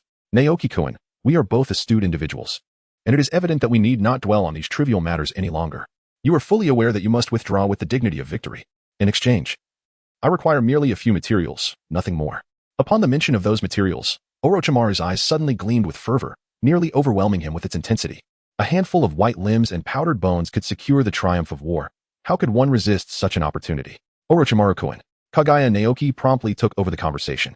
Those materials can be provided to you. However, how can you ensure that we, the mist, are able to depart with our heads held high? Orochimaru could not help but lick his lips, a glimmer of excitement flickering in his eyes. Naoki-kun, I am the commander of Konoha. During our battle, I will deliberately allow it to end in a draw, permitting your mist to withdraw from the battlefield. What do you say? After stating this, Orochimaru fixed his gaze intently on Kaguya Naoki, who fell silent. He clenched his sleeves tightly, a smile almost escaping him. Observing Orochimaru's serious demeanor, Naoki found himself speechless. Truly, it was no surprise that Orochimaru, so confident in his ability to easily defeat Uchiha Itachi, exuded the same level of self-assurance against him. Raising his head, he revealed a smile. I think not. Orochimaru, why not concede defeat to me once more? After all, you will never ascend to the position of Hokage. It is impossible. Orochimaru's expression darkened, and he immediately refused vehemently. No matter how many materials were at stake, he could never acquiesce to such a demand. Should he feign defeat to this young boy again, he would surely be branded by those fools, a fate he could not endure. Kaguya Naoki paused momentarily, silently mulling over a thought. Since you are unwilling to feign defeat, then let us embrace true defeat. Allowing his emotions to settle, he continued to speak gently. Lord Orochimaru, I have one more request. The deployment of our forces requires coordination with your Konoha troops. After our battle ends in a stalemate, this will facilitate our smooth withdrawal. Once our objectives are achieved, we shall immediately negotiate peace and refrain from further involvement in the war. How does that sound? Upon hearing these words, Orochimaru fell into a brief silence, while Kaguya Naoki awaited his response, radiating confidence. Even now, Orochimaru had not entirely severed his ties to Konoha. A place in his heart remained for it. He would certainly refrain from actions that gravely contravened Konoha's interests. However, allowing the Mist Village to withdraw smoothly and engaging in negotiations with Konoha aligned perfectly with Konoha's current interests. Presently, Konoha had no desire for a protracted war of attrition with the Mist Village. They merely wished to expedite negotiations in order to redeploy forces for the defense against the remaining ninja villages. Given that this would not severely harm Konoha's interests while also providing him with the coveted materials he sought, how could Orochimaru refuse? Indeed, shortly thereafter, Orochimaru nodded slowly. Of course, as those words fell, a heavy weight lifted from Kaguya Naoki's heart, and waves of joy surged within him. With this unexpected transaction initiated by Orochimaru, the war's outcome had become clear. Kaguya Naoki now had the possibility of engaging Orochimaru in battle. Furthermore, Minato Namikaze would not intervene in this conflict. Simultaneously, the Mist forces would be able to withdraw from the battlefield without hindrance. This indicated a distinctly visible future. After Kaguya Naoki decisively utilized the power of the Corpsebone Pulse to defeat Orochimaru, the Mist Village would promptly exit the battlefield, indeed, departing in the manner of victors. Such immense and formidable prestige was within his grasp. Upon returning to the village, he could swiftly initiate a coup, reform, and bolster national strength. With aspirations of conquering the four nations to the west in the future, concurrently, he could engage in the illicit trade of bloodlines, amass secret techniques, and assist in his ambition to consolidate bloodlines and attain the six paths. With such a clear future ahead, how could he not rejoice? Lord Orochimaru, I shall offer you 2 fingers now, and we shall discuss the remaining materials after the war. Orochimaru chuckled. Naoki-kun, I hope that after this transaction, you will trust me more and refrain from employing trivial means to safeguard your interests. With that, Orochimaru promptly vanished into the forest, while Kaguya Naoki turned away, quietly awaiting the onset of war with renewed hope. This is my complete plan. What do you all think? Orochimaru, seated in a position of authority, awaited the responses of those present. Nara Shikaku was the first to rise, followed closely by the others. Lord Orochimaru's plan is undoubtedly sound. This time, we should be able to inflict significant damage on those mist ninjas. Orochimaru nodded with satisfaction, consolidating his meticulously crafted plan, which bore no apparent flaws. Now then, everyone, prepare accordingly. As his words lingered, the gathered individuals made their way outside. Once in a secluded area, Nara Shikaku approached the fiery-haired Kukina. For now, we should refrain from revealing the power of the Nine Tails. What do you mean? Kukina initially inquired, puzzled. How can we truly inflict damage on so many mist ninjas without exposing the Nine Tails' power? After a brief moment, realization dawned upon her, and she excitedly asked, is it Minato? Nara Shikaku nodded slightly before adding, it's merely a possibility. Whether Lord Minato can truly return remains uncertain. Therefore, Lady Kukina, it is best not to reveal the Nine Tails' power for the time being. When the moment arises, I will have Hachi inform you.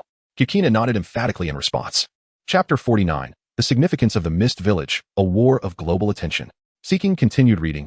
Less than half a day later, in the Mist Village, Zabuza Momochi, returning as commanded to report on the battle situation, gazed at the mist rising from his homeland and unconsciously slowed his pace. How could he make Naoki's name known to rally those fools in the village? What a hassle! With a swift strike against a nearby rock, the sound of metal clashing echoed, and Zabuza sighed quietly. Was he truly at a loss for a solution? If only killing someone could bring fame. How wonderful that would be. Shaking his head in resignation, he took a few steps forward, gazing at the distant sun, his face marked by confusion. On a clear day? Why was there such dense mist? With his troubled thoughts, Zabuza soon abandoned contemplation and rushed forward, eager to reach the village and relay the intelligence. Those troublesome matters could wait until later. Just as these thoughts crossed his mind, he halted abruptly, his eyes widening in disbelief. He strained to observe everything before him. That was not mist. It was the breath of countless people. Peering through the thin veil of white fog, he swallowed hard, hardly able to believe his eyes. Before or above the walls surrounding the village, he could only see a sea of heads, densely packed. What was going on? Various thoughts, notions, and speculations crowded his mind, leaving him gasping for breath, paralyzed by anxiety. However, as Zabuza cast his gaze toward the village, the eyes of its inhabitants, too, followed the sunlight and met his. Thus, at a moment when Zabuza found himself unable to move, he witnessed an astonishing sight. In an instant, one thought consumed him. The mountains were moving. Truly, the mountains were shifting. The thronging crowd, the clamorous roar, the slowly swirling mass of humanity. Observing this scene, Zabuza's mouth went dry, and his hands trembled slightly. It was as if he was beginning to grasp the entirety of the situation. No, he had already experienced it firsthand. Since the third Hokage ascended to power, this village had been steeped in bloodshed, oppression, and stifling despair, devoid of any vitality or spirit. Yet, this war, one that cut to the very heart of Konoha, had undeniably illuminated a rare glimmer of hope amidst the darkness and betrayal that these people had endured. They gathered here for the promise of light. What nonsense about gaining fame. With veins bulging, Zabuza raised the colossal scroll in his hand, akin to a mountain. This is what it means to gain renown. This is prestige. Taoji, the relentless swordsman, suppressed all his thoughts and charged forward, brandishing the scroll that symbolized the first surge of vitality for the hidden mist village in years.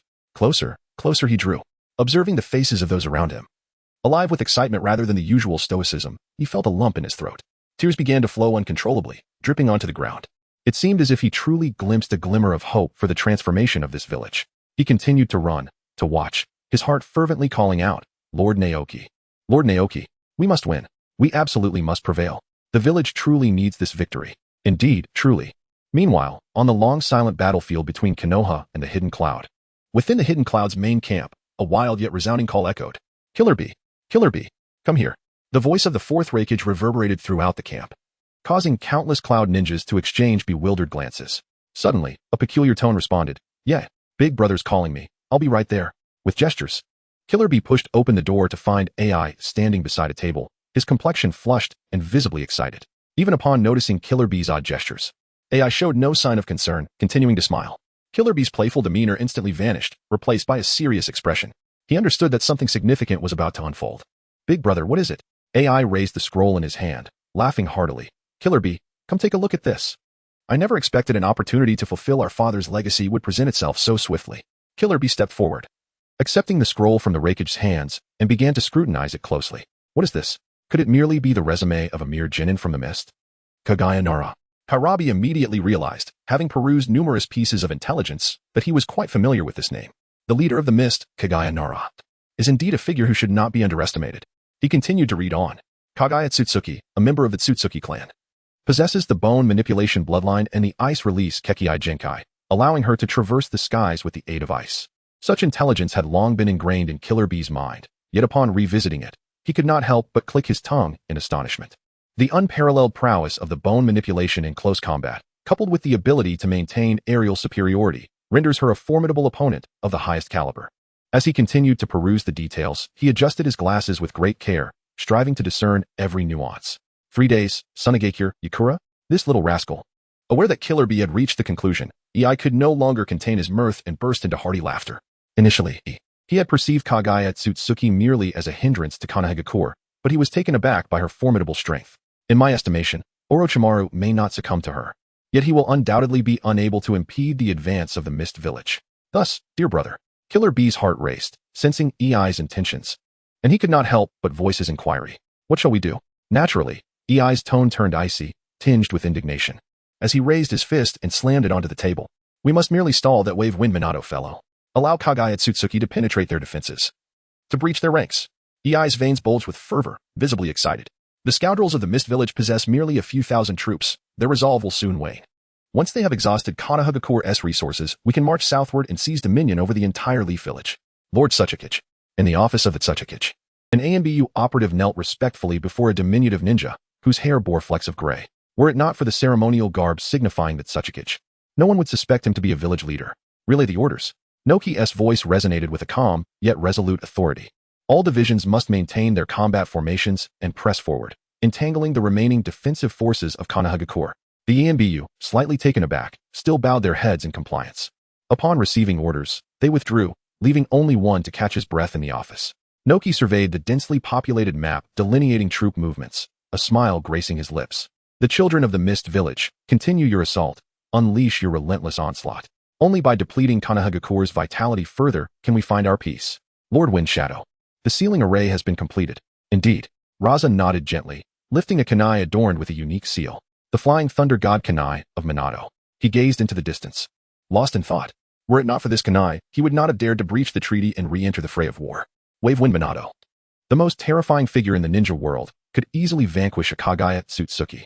Furthermore, Raza lifted his gaze to the intricate sealing techniques before him, a genuine smile illuminating his features from the depths of his heart. Kaguya Naoki, the audacious ghost of the hidden mist, dares to threaten me. The position of the water shadow shall no longer belong to you, for you are destined to perish. Chapter 50, The Outbreak of War.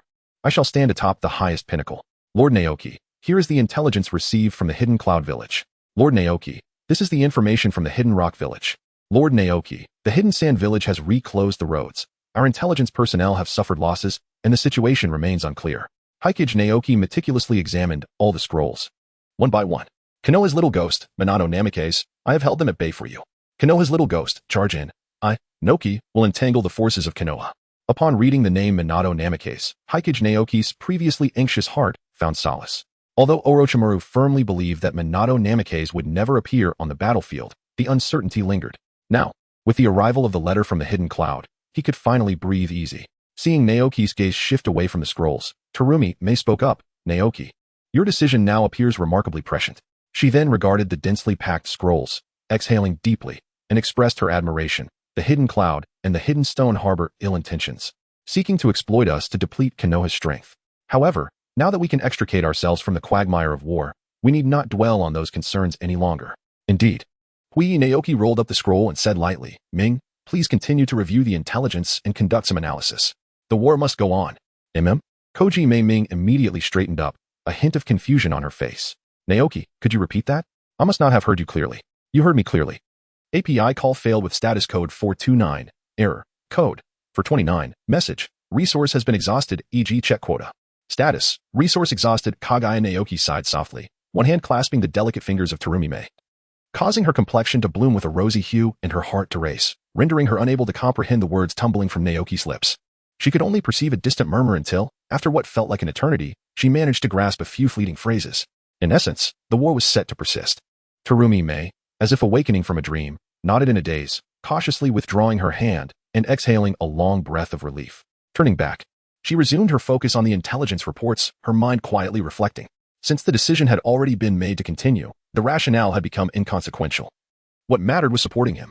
She retrieved several meticulously prepared battle plans, suppressing her racing heartbeat, and presented them to him.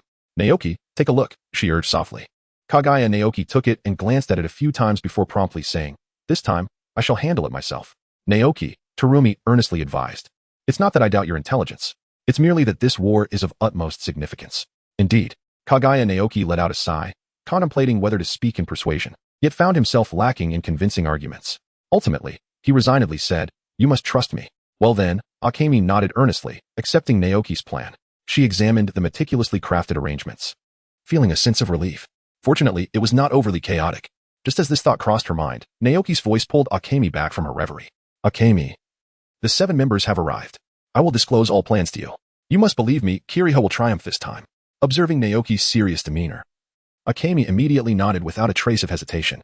As the sun ascended in the east, the resolute 7 members ventured out once more. Upon reaching a secluded spot, Suka, the pufferfish demon, suddenly spoke, capturing the attention of the others.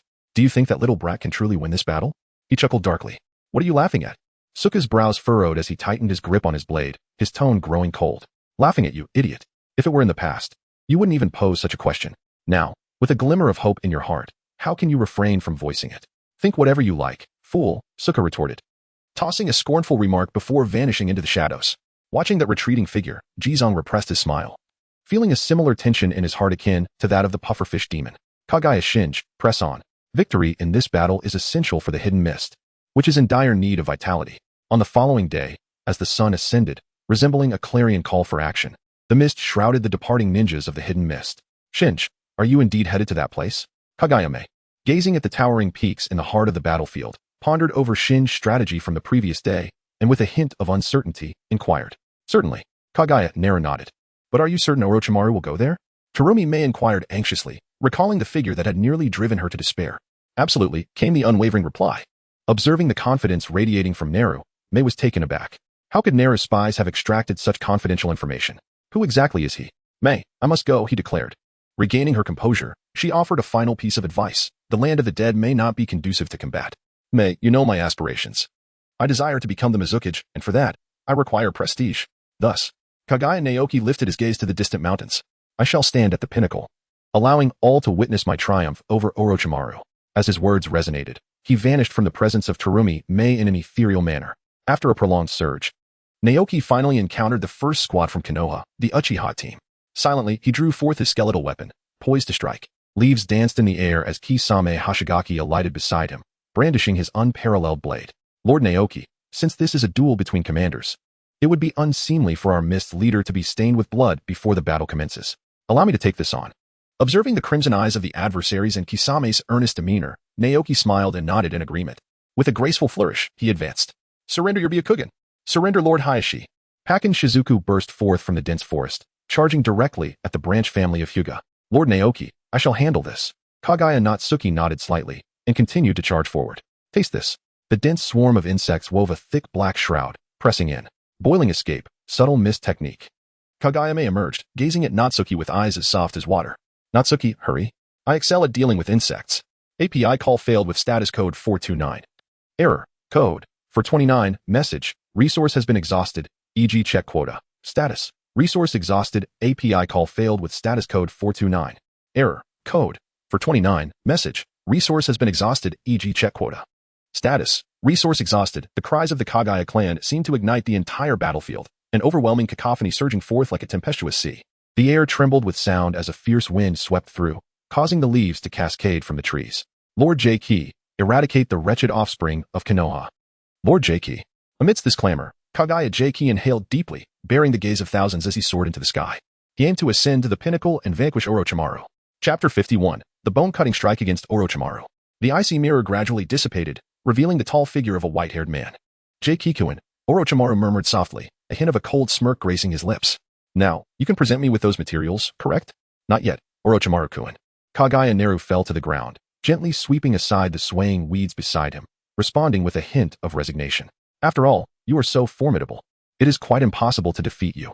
If you were to triumph over me in front of a crowd, it would surely mean the end of your aspirations for the position of Mizukage. Humph. Hearing Kaguya Naru's rare words of praise, Orochimaru smiled with satisfaction. Rest assured, it will undoubtedly result in a stalemate. Glancing at the sun that had just risen behind Kaguya Naru, a smile crept across his face. Let us begin promptly, Naru-kun. While the hour is still early, a stalemate will afford you more time to withdraw your forces. I wish you success in ascending to the position of Mizukage. And to you as well. Kaguya Chikage paused for a moment, his tone composed as he said, I wish you a swift defection to the village hidden in the mist. Orochimaru's brows twitched, and he licked his lips, suppressing the flicker of anger that arose within him. Truly, he was a loquacious vessel. Sooner or later, I shall render you utterly speechless. With a swift motion, he drew the Kusanagi from his waist, pointing it menacingly at Kaguya Chikage. The ground trembled beneath Chikage's feet. The sound of chaos erupting as he unleashed his fury. Corpse Bone Path, Dance of the Willows.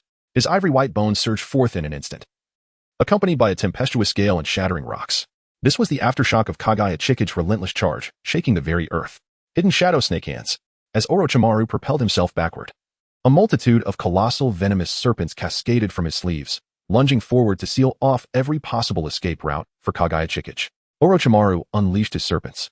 Even the most formidable of ninjas could scarcely evade death. Yet, he was Kaguya Chikage. With a flourish of his bones, the ominous sound of cracking echoed, revealing only writhing flesh and blood. Chikage-kun, Orochimaru mused, indifferent to the fate of the snakes, speaking to himself. Perhaps, this battle is rather tedious. Why not employ some tactics that would truly showcase your overwhelming power to your subordinates? Is that so? Higashikata Naoki murmured softly, Dance of the Corpse Veins, Iron Flower. From his spine, colossal bones adorned with countless sharp spines erupted forth, swiftly piercing the once jovial form of Orochimaru. In that fleeting moment, all who discreetly observed the battle found themselves frozen in disbelief. Was it true that Orochimaru, one of the legendary Sannin of Konoha, had perished just like that? Time seemed to stand still as countless gazes flitted across the stark white bones, until they settled upon a protruding head that incessantly uttered words, prompting them to re-engage in their own conflicts. Truly astonishing, Naoki-kun. The body, once shattered into bloody fragments by the bone spines, suddenly opened its mouth, revealing a grinning Orochimaru. Very well, let us take this seriously. With hair billowing and a breeze stirred by the rapid movement of his fingers, he halted his hands. Two formidable jutsu were unleashed. Earth Release, Earth Flow River. Earth Release, Yellow Spring Marsh. In an instant, the once sturdy ground transformed into a torrent of muddy waters, ravenously engulfing and absorbing everything in its vicinity. Great trees, rocks, and even hills were all drawn into its depths. Kaguya Naoki was inevitably dragged down by the muddy river. The bone technique, 10 fingers piercing bullets. 10 white skeletal fingers sliced through the air, hurtling towards Orochimaru to thwart any further release of troublesome jutsu that could ensnare Kaguya Naoki. Facing the onslaught of bones, Orochimaru let out a soft chuckle, allowing the piercing flesh and blood to swirl about him as he clapped his hands. Earth Release, hardening. The previously winding mud river instantly solidified like stone, completely trapping Naoki, who was unable to extricate himself. Is that all there is, Naoki-kun? Perhaps. A mere response sent cold sweat cascading down Orochimaru's brow, as he recklessly attempted to draw the Kusanagi sword to strike backward, but it was too late. The skeletal fingers pierced through Orochimaru's throat, gushing forth a torrent of blood. The battle raged on. The serpent's array. An overwhelming multitude of serpents surged forth from the ruptured body, advancing towards Kaguya Naoki. Bone technique, Dance of the Camellia. The densely packed bone spikes impaled these serpents thoroughly, yet they also deprived Naoki of the opportunity to approach the body once more. Orochimaru reappeared before Naoki, unscathed, prompting a long exhale from the latter. Thus, the question arose, how could one truly vanquish this immortal foe? Almost instantaneously, Naoki contemplated his Byakugan and ice release. Utilizing the Byakugan to seal chakra might indeed be a viable method to thoroughly defeat Orochimaru. Just as he pondered this, a chilling voice shattered the silence. Orochimaru, as compensation. This time I shall consume 1,000 souls. Kaguya Naoki raised his head to behold the ascending white smoke and the gradually revealing serpent's head, taking a deep breath. At last, he had found a target to unleash his pin-up wrath upon. The Bone Pulse, Dance of the Iron Thread Flower. A colossal bone whip ensnared the serpentine body adorned with countless scales. The eyes of the myriad serpents tightened momentarily, conjuring unwelcome memories within. Orochimaru, you scoundrel. Sooner or later. Before the words could fully escape his lips, that mountain-like body was forcibly dragged forward by the bone whip, crushing the forest and carving deep ravines. You truly are quite rude, little brat. Orochimaru's expression shifted from its previous ease to one of seriousness as he formed hand seals. Wind Release, Great Breakthrough. Fire Release, Great Fire Dragon Technique. In an instant, a vast chakra forged a wind technique that morphed into a tornado piercing the heavens, enveloping Kaguya Naoki within. The flames infused into it transformed the whirlwind into a colossal fire dragon vortex. The sky turned crimson. Observers, awestruck by the formidable jutsu, were consumed by a singular thought. At this moment, the sun, barely peeking through the clouds, merely cast a faint blush across the horizon. Yet Orochimaru's overwhelming technique nearly painted the entire mountaintop sky in shades of red. This was Orochimaru, one of the legendary Sannin of Konoha. As the might of the fire dragon vortex remained unabated atop the mountain, a wretched scream, uncharacteristic of humanity, echoed through the heavens. Was that a serpent? A skeletal structure pierced through a serpent's skull, flaunting it in the air for all to see. The myriad serpents, renowned alongside Orochimaru as a symbol of the Sannin, were effortlessly slain. You little brat. Orochimaru emerged from the mouth of a massive serpent, neglecting to wipe the viscous residue from his body. His face etched with concern as he gazed at Kaguya Naoki. Setting aside a few immature techniques, he had nearly exhausted his arsenal. Yet he had failed to subdue Kaguya Naoki and had instead been repeatedly thwarted. He was truly on the verge of defeat, destined to be used as a stepping stone for this mist ninja's renown. This could not stand. Orochimaru licked his lips, furrowing his brow in rare contemplation. There was no choice left. Yamada no Orochi. Orochimaru murmured softly, his body suddenly swelling and multiplying, 8 fearsome heads emerging abruptly at the mountaintop, enveloping the entire world. The still lingering crimson clouds dissipated under the great serpent's slow exhalation, transforming into a shroud of darkness. This legendary serpent instantly dominated the scene, still within the gaze of those desperately fighting. Was that a monster? Such a being. The mist ninja found themselves momentarily dazed, unable to believe their eyes. While the Konoha ninjas were instantly invigorated. Naoki-kun, it seems it's time for you to face some hardships. Perhaps not. API call failed with status code 429.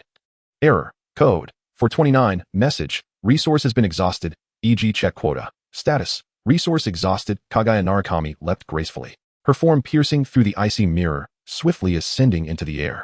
Just as the colossal serpent prepared to strike with its forked tongue, she wielded the immense skeletal arm. With a series of decisive slashes, there was no ambiguity. Large chunks of flesh and the gargantuan head were severed, blood gushing forth and splattering across the mountainside like a crimson rain. The massive head tumbled and rolled, leaving behind deep trenches, inciting gasps of astonishment from the onlookers.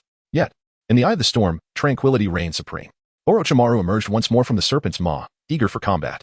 However, this time, he faced not only Kaguya Naoki but also the formidable ice needles.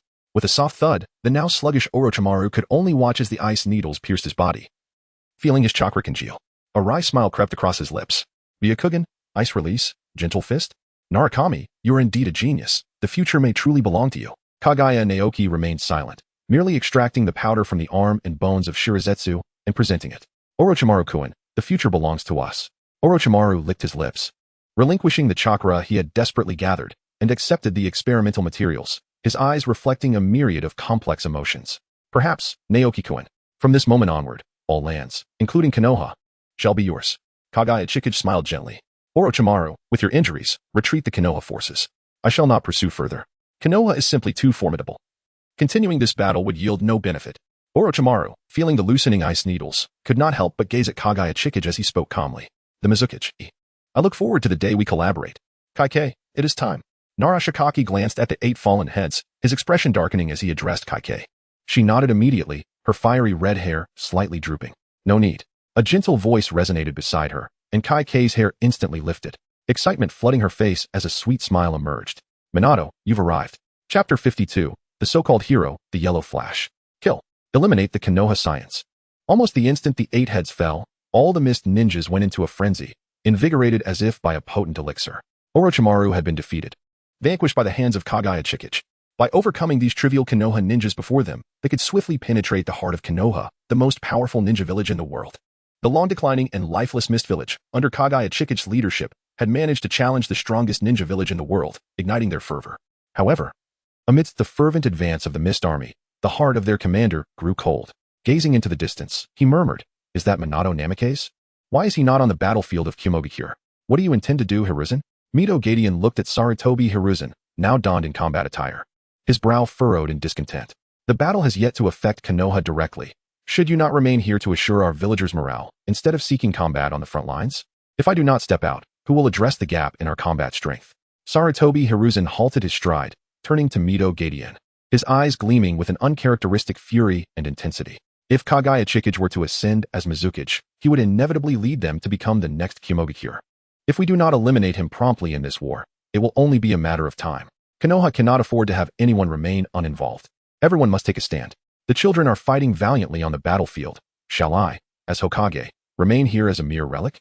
His resonant words left Mito Gadian momentarily speechless, his resolve faltering. And what of Danzo?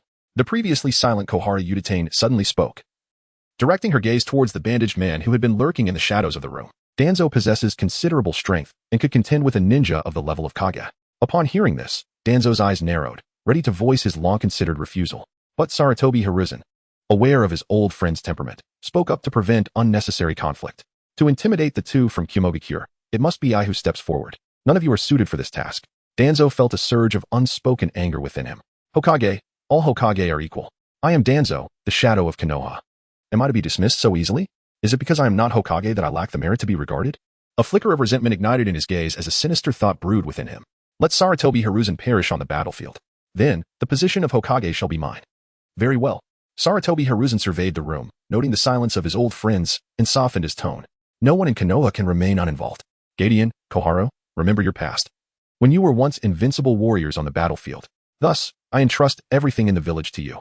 After a pause, Hiruzen turned to Danzo, who was tightly clenching his fists, and sighed wearily. So be it. With that, he leaped through the window, advancing towards the battlefield of Kyumogakure with astonishing speed. Within a single day and night, as the full-scale war between Konoha and Mist erupted, he reached the encampment at the border of Kyumogakure and Konoha. Hokage-sama. Minato Namikaze awaited at the entrance. Hiruzen nodded slightly. Minato, proceed with what you must. You must eliminate Kaguya Otsutsuki at all costs. A fierce intensity ignited in Hiruzen's eyes. He shall undoubtedly be Konoha's most perilous foe. Thus, Minato, for the peace of our future, you must give your all today. Understood, Hokage-sama. Minato nodded and closed his eyes. Sensing the flying thunder god Kanai located 1,000 miles away, he murmured softly, "For the village, may you perish." "I am off now, Hokage-sama," Minato whispered before vanishing from sight. At that moment, the voice of the fourth Raikage resounded once more. "Minato Namikaze, come, let us battle." Sarutobi Hiruzen chuckled softly, addressing the fervent Konoha ninjas surrounding him. "I wonder if this old man can withstand the might of those two young warriors from Kimogakure. Victory is assured." The fervent cries reverberated through the camp, reaching the ears of the Raikage, who turned to the gesturing killer bee with ease. It seems Minato is still there. Now, we await news from that young one from Mist. I wonder how far he can go. Yay, big brother, the kid from Mist is formidable. Orochimaru was no match for him. Enough, killer bee, a gruff voice interrupted, and he turned his gaze forward, his expression suddenly grave. That is Sarutobi Hiruzen. Minato has already returned. The child from Mist is a danger. Now is not the time for such thoughts. Kaguya Nagaki concealed her form within the icy mirror, while her keen eyes surveyed the entire battlefield, seeking a suitable arena for the Dance of the Bracken. Only the Dance of the Bracken possessed the power to vanquish Namikaze Minato. At that moment, a shuriken, entwined with peculiar runes, had already pierced the air, approaching the vicinity of the ice mirror. API call failed with status code 429. Error. Code 429. Message. Resource has been exhausted, e.g. check quota. Status. Resource exhausted. Kaguya Najiki swallowed hard, feeling a twinge of anxiety. The most favorable outcome would merely be a stalemate. Thus, let us pursue a truce. With a gentle gesture, an icy mirror materialized, gliding to the side of Orochimaru, aiming to swiftly seal the matter of peace. Orochimaru, cease the hostilities. I wish to negotiate on behalf of the hidden mist with your leaf village. Orochimaru turned his neck, revealing a sinister smile, which abruptly transformed as he glanced towards the dense forest nearby. There, a figure flickered with yellow light emerged. Far quicker than Orochimaru, Kaguya Najiki could not help but sigh. How swift. Minato Namikaze leapt forth from the thicket, shielding Orochimaru behind him, while simultaneously addressing him. Lord Orochimaru, leave the rest to me. Turning to Kaguya Najiki, his expression grew grave. Since the Hokage has commanded his complete eradication, I shall follow orders and exert all my strength to ensure his demise. This way, the war can conclude sooner. Najiki-kun, your opponent is me. Please proceed. As he regarded Minato Namikaze, Kaguya Najiki's gaze turned icy. Chapter 53. Minato Namikaze, having finally found me. Do not hold back. Almost immediately after Minato Namikaze's boastful declaration, Kaguya Najiki erupted forth like thunder. Like the wind, akin to a dragon, his form tore through the air, hands moving with relentless fervor. Corpse Path, Dance of the Iron Wire Flowers. Corpse Path, 10 finger-piercing bullets. Ice Release, Ice 1,000 books. 3 consecutive techniques, potent enough to prompt Orochimaru to crawl back out from the belly of a serpent, surged forth with formidable speed towards Minato Namikaze. Observing the scene before him, Minato Namikaze marveled internally while instantly vanishing from the spot along with Orochimaru. Such is the prowess of Minato Namikaze. Kaguya Neru came to a halt, letting out a sigh, as he finally comprehended the sense of helplessness and frustration that the sand-hidden ninjas felt in the face of his prowess. Offense proved ineffective, as it could not reach him. Defense was futile, as it could not protect. This was the essence of the Flying Thunder God technique, which bestowed upon Minato Namikaze an unparalleled advantage on his home turf. Kaguya's gaze shifted towards the azure sky. However, the heavens are indeed my domain.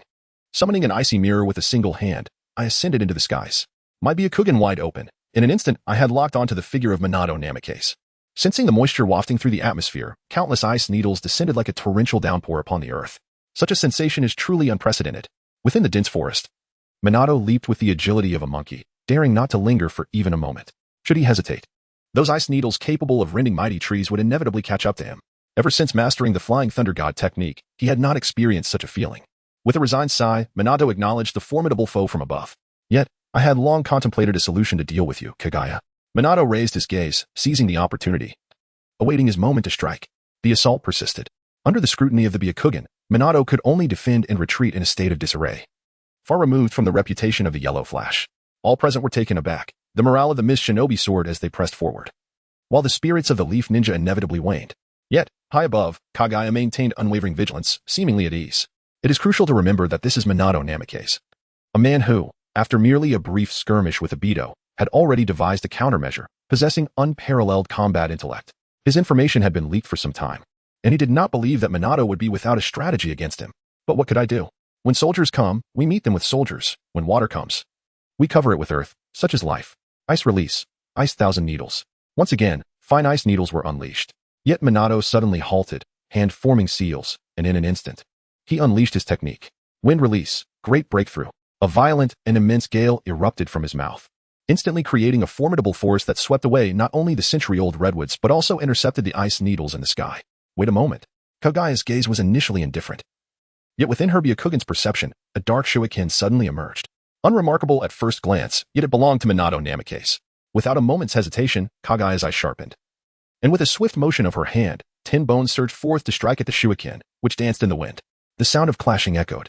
As Kaguya's incredulous eyes watched, countless black shurikens, angled with precision, relentlessly collided with 6 or 7 shurikens entwined with the flying thunder god technique, ascending skyward from various angles.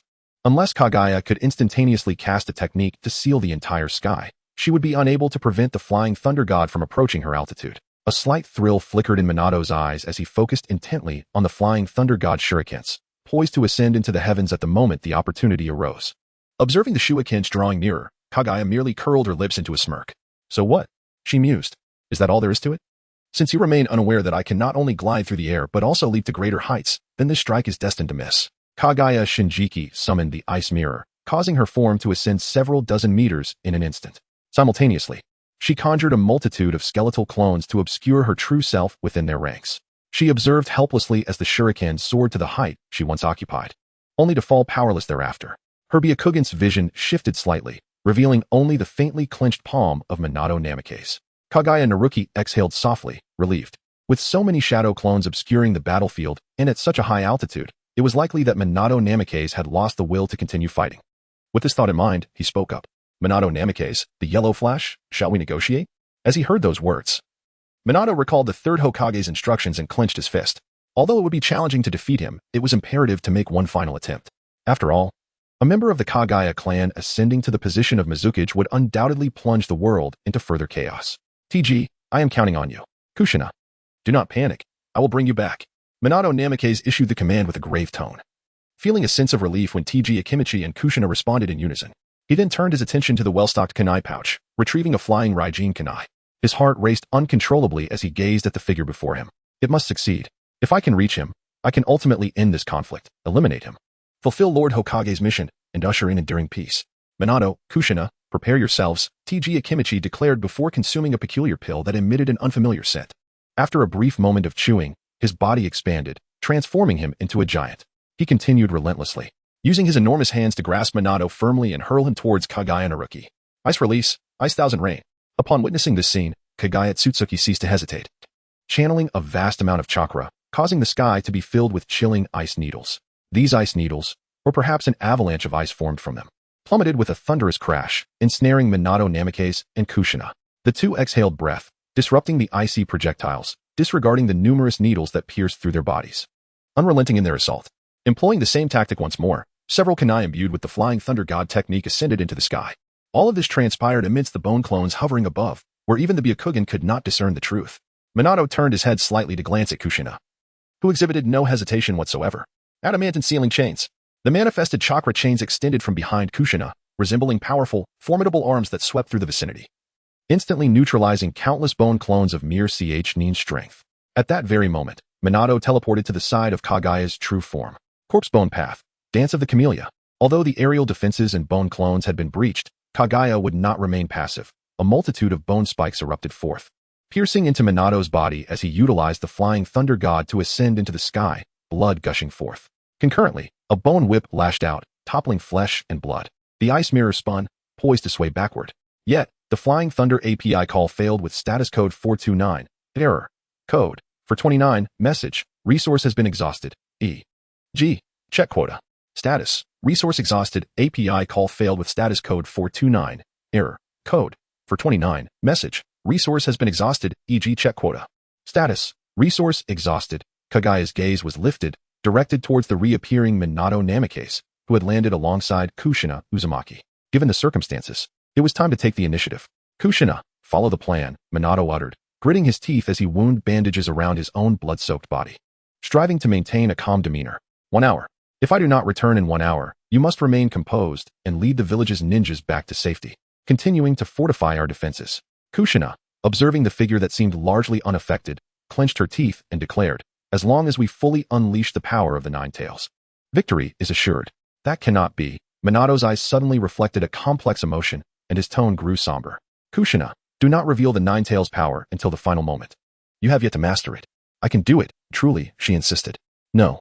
Minato's expression hardened. This is my final act of selfishness. I cannot allow you to endure in a world filled with scorn and abuse. Kushina's hair billowed as she clenched her fists. Minato, he interjected, interrupting her for the first time. I will not lose. Let us proceed as planned. A gentle smile graced his face as he vanished from sight, reappearing beside Kaguya, who had already entered the jungle, poised for a close-quarters assault. The Byakugan barely caught the fleeting shadow, the hands already unavoidably grazing the shoulder. Alongside the flying thunder god, Narashikaku and Uzumaki Kushina had also transitioned. The adamantine seals intertwined chaotically, and the shadow techniques spread beneath them. This was a meticulously orchestrated strike.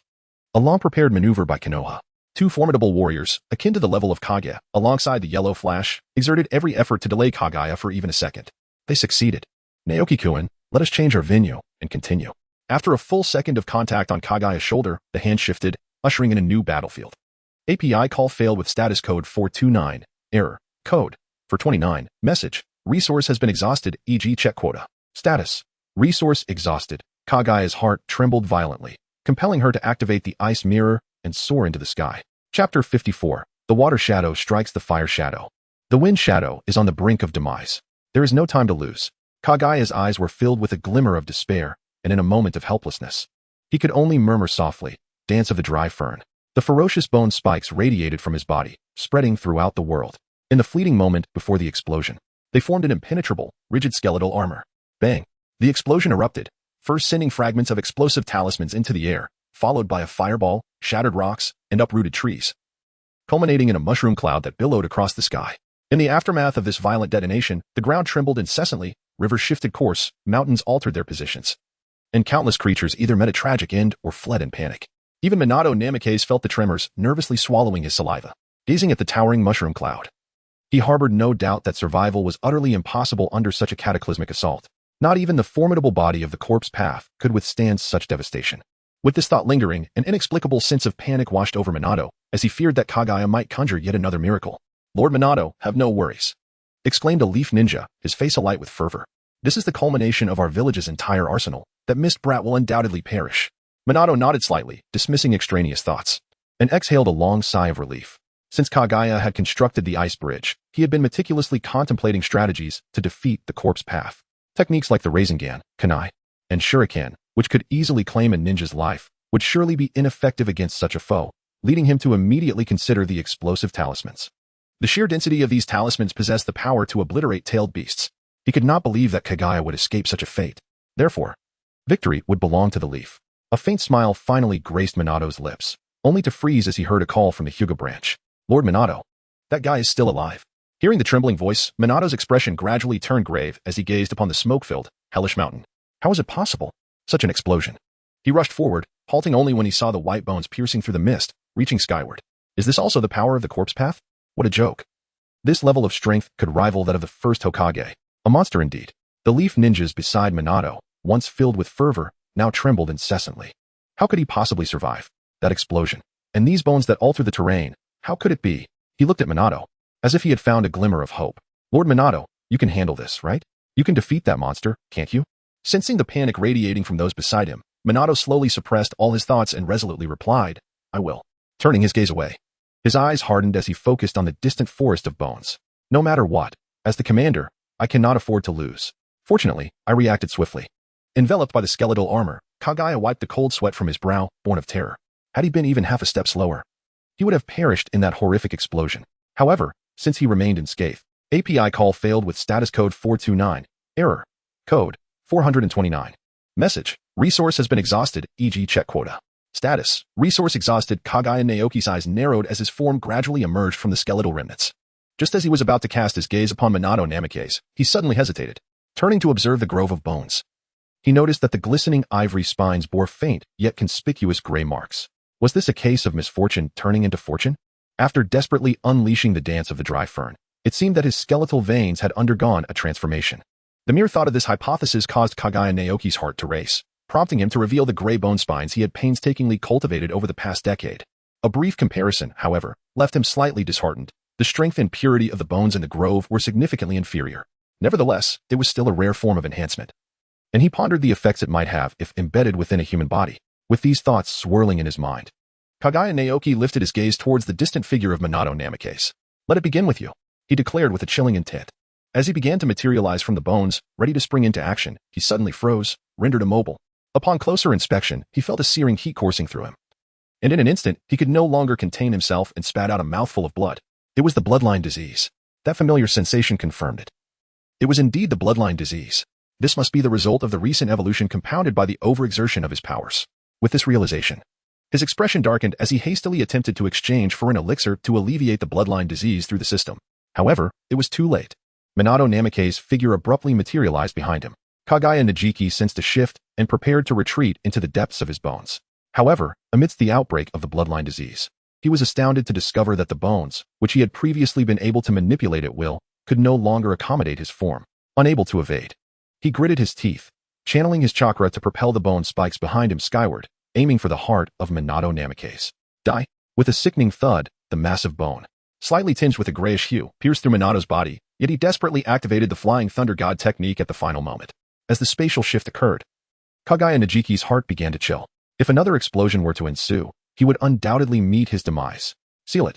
The bloodthirsty and cruel voice echoed in Kaguya Naoki's ears. But his dizzying head prevented him from looking up. Nonetheless, the gritty sensation in his nostrils sent a shiver down his spine. This must be Sunagakure. Therefore, that roar belonged to Rasha? His Byakugan activated, revealing a sight beneath him. Minato Namikaze lay helplessly on the ground, teetering on the brink of life and death. While beside him stood the fervently excited Rasha. Wind Shadow, Rasha. API call failed with status code 429. Error. Code. 429. Message. Resource has been exhausted, e.g. Check quota. Status. Resource exhausted. Kaguya Naoki gritted his teeth. At this critical juncture between life and death, there was no room left for contemplation. He focused his mind, extracting a gray-hued bone from within his own body. It had to be this way. There was no alternative. Magnet release. Sand gold. He declared. You. Unleash the sealing technique. Rasha murmured, showing no concern for the fate of the nearby Minato Namikaze. Kaguya Naoki, the leader of the mist, shall perish at my hands. Together, we shall slay the gray bone. Kaguya Naoki paused momentarily, adding a thought in his mind. However, it was significantly diminished. Go, slay the wind shadow. Whoosh. The bone surged forth, instantly depleting Kaguya Naoki's previously abundant chakra. Yet it was all worth it. The gray bone, propelled by chakra, sliced through the air at an astonishing velocity, breaching the nearly indestructible sand wall and barrier that had taken shape. Thud, thud, thud. The gray bone pierced through the throats of a full 20 sand shinobi in an instant. The bone did not cease there. It aimed directly for the throat of Wind Shadow Raza. It was too swift. Raza had not failed to detect the bone, yet his eyes and body betrayed him, rendering him incapable of reacting in time. Am I to perish? Impossible. I have just ascended to the position of Wind Shadow. It cannot be. Suddenly, a tremendous force struck from his side, causing Raza to stagger, yet the gray bone merely grazed his shoulder, eliciting a trickle of blood. Just that. Grateful for his narrow escape, Raza glanced at Minato Namikaze and was about to channel chakra to continue sealing the monstrous corpse-like entity. However, upon turning his head, he was immediately taken aback by the sight before him. The row of sand shinobi, a complete 20, began to disintegrate from their throats, scattering and transforming into ash. What technique is this? How is it possible? No. Raza suddenly realized something, swiftly turning his gaze to his shoulder, watching as the ashes began to rise. His eyes widened in panic, but being a person of great resolve, he gritted his teeth and grasped a knife, decisively slashing at his own arm. Chunks of flesh flew, and before the severed arm could even gush blood, it had turned into complete black ash. How could this be? Raza was enraged. Losing an arm would drastically diminish his combat capability, leaving his position as Wind Shadow more precarious than ever before. Kaguya Otsutsuki, you deserve to die. Today. Let your demise be absolute. Raza clenched his fists, ready to strike again, only to be struck with disbelief as he found his body frail and immobile, as if aged beyond his years. Glancing at his hands, he was alarmed to see them covered in fine wrinkles, mottled with age spots. In a panic, he sensed his life force and chakra dissipating at an alarming rate. How could this be? Raza silently roared within, but darkness enveloped him, and he collapsed to the ground, utterly defeated. Chapter 55, The Wind Shadow on the Brink of Death, the Fire Shadow and Peril Lord Wind Shadow. The previously fervent sand shinobi, upon witnessing Raza's plight, felt as if a bucket of ice-cold water had been poured over them, chilling them to the bone. What has happened? Eyes instinctively turned towards the Wind Shadow, while some ninjas struggled to contain their fear, their voices trembling with questions. The once robust form, which had boasted a hint of muscular definition, had now withered away. His formerly lustrous black hair had turned ashen, and deep wrinkles marred his face, a clear testament to his waning vitality. It was as if an invisible force was extinguishing all life within Raza. Was it poison? The thought flickered in the minds of the Sand Shinobi, only to be immediately dismissed. The shattered body and the ashes that fell were irrefutable evidence. It was undoubtedly a terrifying and extraordinary technique capable of snuffing out all vitality. This incomprehensible technique plunged the Sand Shinobi into a state of panic. Moreover, within the now unprotected dunes lay Kaguya Otsutsuki, the very being responsible for the demise of countless Sand Shinobi, including Lord Eighth. With a rustle, many Sand Shinobi instinctively took a step back, only to breathe a sigh of relief upon realizing that the sand surrounding Kaguya had merely crumbled. It was not him. Hey! A tense yet bloodthirsty Sand Shinobi forced himself to rally his strength. Gradually, as his words emerged, a sense of valor began to swell within him, and he regained his composure. Even his previously mundane voice now carried a rallying power. Young Sand Shinobi, let us seize this opportunity and slay him, avenging our wind shadow. As his voice grew steadier and more resolute, the Sand Shinobi found their courage rekindled, discovering a new anchor of hope. Kill him. Avenge Lord Windshadow. But as the words fell, pure white bones shot forth from the now vanished barrier and sand, hurtling towards the shouting Sand Shinobi, piercing through necks and spilling blood, extinguishing the nascent ambition and courage they had just mustered. Once again, silence enveloped the world. With a sickening squelch, another bone struck down, claiming another life. As these two bones fell, a thick, misty haze, emblematic of the Mist Village, enveloped the battlefield. The Sand Shinobi, already hesitant to move, now trembled in fear, instinctively raising their defenses. They failed to notice a figure stealthily slip away amidst the shroud of sand. Minato Namikaze observed the thick fog with mounting caution. For within the obscured sands lay the lingering presence of the Flying Thunder God technique, still intact and unyielding to the mist. This indicated that Kaguya might still possess the strength to eliminate them. Everyone, Minato strained to prop himself up, hoping to rally the Sand Shinobi for a final assault. As he spoke, their eyes turned to him, a blend of alertness and fear evident in their gazes. This was truly lamentable. Minato abandoned his hopes of persuasion. This group, battered repeatedly by various ninja villages since the Great Ninja War, had lost all capable leadership. After Raza's potential demise or incapacitation, they would likely devolve into mere pests. In contrast stood the Mist Village. Once a decaying village, it now boasted a formidable presence in Kaguya Otsutsuki, perhaps signaling a resurgence. Surely, the Fire Shadow contemplated this as well. One tyrannical village was already sufficient. Should a more ruthless and bloodthirsty Mist Village arise, Konoha would be plunged into eternal chaos. If only I could become Hokage. A sharp pain surged from his abdomen, interrupting his thoughts. Minato lowered his gaze, only to discover a faint gray mark spreading around his wound. No, my life force is dissipating as well. Quickly, he recognized the escalating abnormality within his body. In an instant, he glanced at the fallen Raza, his expression growing grave. It was the same affliction, wasn't he it? I cannot delay any longer. Clenching a kunai, he disregarded the white mist and advanced toward the sands. I cannot hold on much longer. I must resolve this swiftly. If Kaguya's clan were to seize control of the rejuvenating mist, the village's plight would worsen. He must be eliminated. At that moment, an ancient voice echoed ominously. It is time to end this, Konoha and the mist. Chiyo's familiar figure emerged from the mist, instilling respect and recognition among the Sand Shinobi, who had been paralyzed by indecision, akin to lost dogs. Yet, Chiyo did not look at them. Instead, her gaze was sternly fixed upon Minato. I apologize, but we of the sand have our own choices. Please depart. Minato tightened his grip on the kunai, casting a lingering glance at Chiyo before activating the Flying Thunder God technique, leaving the battlefield. Humph. Within the mist, Kaguya's laughter resonated. Since Lord Chiyo has arrived, I shall take my leave.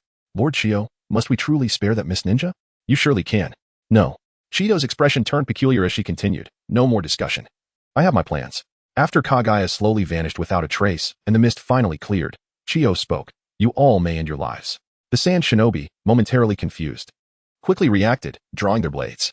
Yet, Chiyo, never one to miss an opportunity for mockery, taunted, you Sand Shinobi are truly worthless. With that, a cascade of bones fell to the ground, causing the drawn swords to retract in dismay.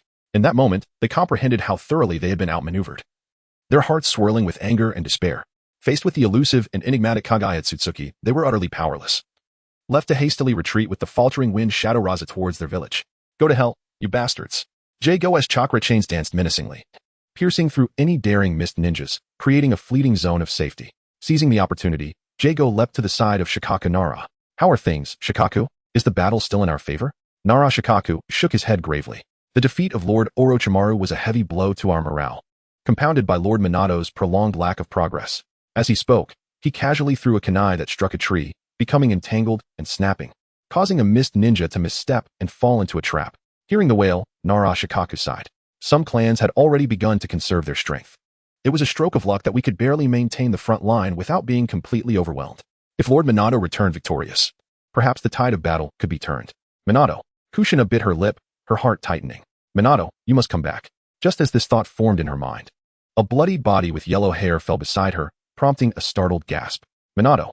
Namikaze Minato nodded weakly, having exhausted the last remnants of his chakra, leaving him with no strength for further actions. Quickly, find a medical ninja. Observing Minato's dire condition, Kushina's voice trembled with impending tears. At that moment, Narashikaku maintained his composure. Lady Kushina, I have made preparations. The medical ninja has been under my protection all along. Before his words finished, the medical ninja stepped forward and began to use healing techniques on Minato's wounds. Dingswa, hi, cover us. Narashikaku's face tightened as he observed the mist ninjas gathering and charging, illuminated by flashes of yellow. He gritted his teeth and joined the fray. The combined strength of Inoshikaicho unleashed a whirlwind of chaos upon the battlefield. Lady Kushina, Lord Shikaku. The medical ninja looked up, sweat streaming down his forehead. Trembling as he spoke, I am powerless to aid Lord Minato's injuries. What is happening? Kushina's expression darkened with urgency. The medical ninja continued his treatment, trembling as he responded. It seems a chaotic chakra is continuously draining Lord Minato's life force. How is that possible? Kushina's fiery red hair billowed as Minato, who had already sensed the looming dread, appeared despondent. Return to Konoha. There must be a doctor who can heal Minato, right? Kushina's voice quivered with a hint of desperation. But the medical ninja shook his head. We have never encountered anything like this. There is no solution. Perhaps only Lady Tsunade could. The medical ninja's voice grew uncertain, lacking emphasis on certainty. How can this be? Kushina's eyes dimmed, and Narashikaku's voice cut through. Lady Kushina, harness the power of the Nine Tails, so we can bring Lord Minato safely back to Konoha. Only with Lord Minato's recovery is there any hope of securing victory in this war. Chapter 56. The evolving Byakugan and a more terrifying future in the main battlefield between Konoha and the Mist. The war was drawing to a close. Konoha had chosen to send Kushina to launch a preemptive strike, facilitating their subsequent retreat. Hikari Kaguya, having narrowly escaped, leaned weakly against a tree, spitting out blood once more. This was certainly not an injury resulting from the explosion. The wounds were beyond the remedy of chakra potions. This sensation was unmistakable. It was a bloodline disease. Feeling his weakened body, Hikari Kaguya managed a bitter smile. Truly terrifying, it not only caused my chakra to completely wither, but rendered me utterly powerless. Wiping the blood from the corner of his mouth, he sighed in resignation and murmured softly, exchange, delay bloodline potion. As his words fell, a vial of crimson liquid appeared in his hand. Shaking it slightly, he reflected on his earlier intention to send it to Orochimaru for research, now relegated to a consideration for another time. With that thought, he tentatively lifted the vial to his mouth and allowed a drop to fall in. This should alleviate the burden, shouldn't it? But that sensation. No, something was amiss. Kaguya Naoki's veins suddenly surged violently, and the anticipated sense of ease and pleasure did not materialize. Instead, he was engulfed by a heart-wrenching sense of loss. A profound emptiness that overwhelmed his heart and electrified his nerves, compelling him to clench his fists tightly. After a significant pause, he began to regain his composure, placing the vial of potion beside him, unwilling to grasp it once more. After an extended period of introspection, Kaguya Naoki, now thoroughly calm, reflected on that feeling. Was it an emotion of absolute loss, a sense of being deprived and stripped away? Contemplating this, he summoned forth a skeletal form, a bone with a pointed tip marked by faint gray traces. Upon witnessing this, Kaguya Naoki's gaze sharpened, and for a brief moment, he summoned several bones, all marked with faint gray traces. A fleeting sense of joy emerged within him, only to vanish instantaneously. Let us see. Is it truly as I conjectured? Hikaru Naoki, parting the potion, took another drop, enduring the almost insurmountable discomfort, gazing at the skeletal remnants, enveloped in silence. Indeed, it has faded. That grayness has truly lessened. So, is this the method to delay the bloodline's demise? To strip away the genius's gifts and transform them into the mundane, thus allowing for continued existence. No wonder Kimimaro met an untimely end, and no wonder the Kaguya clan has not produced a ninja worthy of divinity in a millennium. The evolution of this skeletal lineage resembles a curse. The closer one approaches that supreme power, the more perilous the loss of life becomes. Kaguya Naoki smiled helplessly. After all, that was the power that could annihilate everything, and even with my superficial understanding, I had nearly deprived the Wind Shadow of any chance to continue existing. If one could wield such power with absolute control, then perhaps there would be nothing in the world capable of obstructing the Kaguya clan's existence. Alas, contemplating that future, laden with immense temptation, Kaguya Naoki felt a deep pang in his heart. Ultimately, everything that evolved to the pinnacle of the corpse bone pulse was destined to remain beyond his reach. He lifted his gaze, wanting to weep without tears. Could it be that only by becoming a six-paths powerhouse could one truly master such power? At that moment, he faintly sensed a trace of exceedingly weak, yet undeniably present chakra emanating from his eye sockets. soothing the tumultuous and disintegrating chakra within his body. Byakugan? Kaguya Otsutsuki rose to her feet, a glimmer of joy flickering in her eyes. Could the Byakugan truly counteract this devastating power? Indeed, the Byakugan embodies in-release chakra, and it subtly retains an inseparable connection to the Otsutsuki clan, making the suppression of the Shikatsu-myaku a task within reach. By elevating the limits of the Byakugan, one could enable this body to accommodate a greater and more potent Shikatsu-myaku. However, the challenge lies in enhancing the Byakugan's boundaries. Kaguya Naoki helplessly shook his head. The challenge of elevating the upper limit of the Byakugan was likely on par with that of enhancing the Shikatsu-myaku. With a sigh, a new thought emerged in Kaguya Naoki's mind. The physical prowess of the Uzumaki clan should also provide some assistance. Gradually gathering these thoughts within, Kaguya Naoki suppressed the burgeoning ideas. Such a terrifying power, capable of granting him the strength of a super shadow, was something he must grasp, regardless of the cost. Since there were so many possibilities, he would take his time to explore them. API call failed with status code 429. Error. Code 429. Message. Resource has been exhausted, e.g. check quota. Status. Resource exhausted. API call failed with status code 429. Error. Code 429. Message. Resource has been exhausted, e.g. check quota. Status. Resource exhausted. Kaguya Naoki lifted his gaze towards the vast expanse of the world, which was no longer the monochromatic image it once was. Everything had been imbued with their unique hues. A remarkably extraordinary 360-degree perspective unfolded before him. The writhing brown earthworms in the soil, the acrobatic red-bottomed monkeys leaping between the trees, and the shimmering green-scaled fish leaping from the river miles away. Colors had truly come to life. Moreover, there existed an even broader, more precise, and extensive field of vision. Was this evolution? Was this the power bestowed by the evolved Byakugan? Thus, this evolution granted him a more profound insight. The potential for the Byakugan to evolve ignited a fervent tremor within Kaguya Naoki's heart. He thought of the Otsutsuki clan amidst the starry skies, an overwhelmingly powerful lineage that plundered planets and roamed unchecked, impervious to opposition. Most of them possessed Byakugan. This was no mere coincidence. The Byakugan represented entirely different sets of eyes within the Otsutsuki and Hyuga clans. The Byakugan of Kaguya Otsutsuki not only had the capacity to release oppressive power or illusions, but her ability to unleash the 80 gods vacuum attack could obliterate even a Susanoo. Furthermore, some Otsutsuki could utilize these eyes to see into the future and penetrate the human heart. The Shikatsu-myaku and Byakugan complemented each other. Each evolution of the Shikatsu-myaku signified a transformation of the Byakugan. Even if one were compelled to regress due to an inability to retain such annihilating power, the transformation of the Byakugan was undeniably substantial. As the Byakugan continued to evolve, so too would his capacity to endure the Shikatsu-myaku, thereby continuously acquiring the formidable strength derived from it. Shikatsu-myaku, Byakugan. Hyuga Naoki inexplicably recalled another path within the shinobi realm, one that could equally support ascension to the six paths, the Senju and Uchiha clans.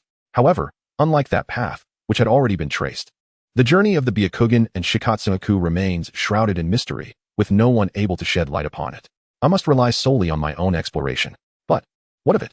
The road to divinity, no matter how arduous, must be traversed with unwavering determination until the very end. The fusion of 7 nature types of chakra may only allow me to become a part of the bloodline limit.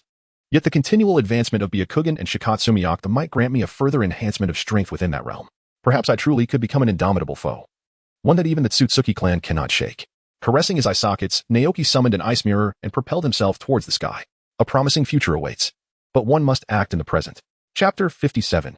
Uzumaki Kikanai. Countdown to betrayal as more and more mist shinobi caught sight of the golden-haired figure within the thicket. A complex tapestry of emotions began to spread through the crowd. Lord Naoki, could it be that he has? Shut your mouth, you fool. Even if Lord Naoki truly.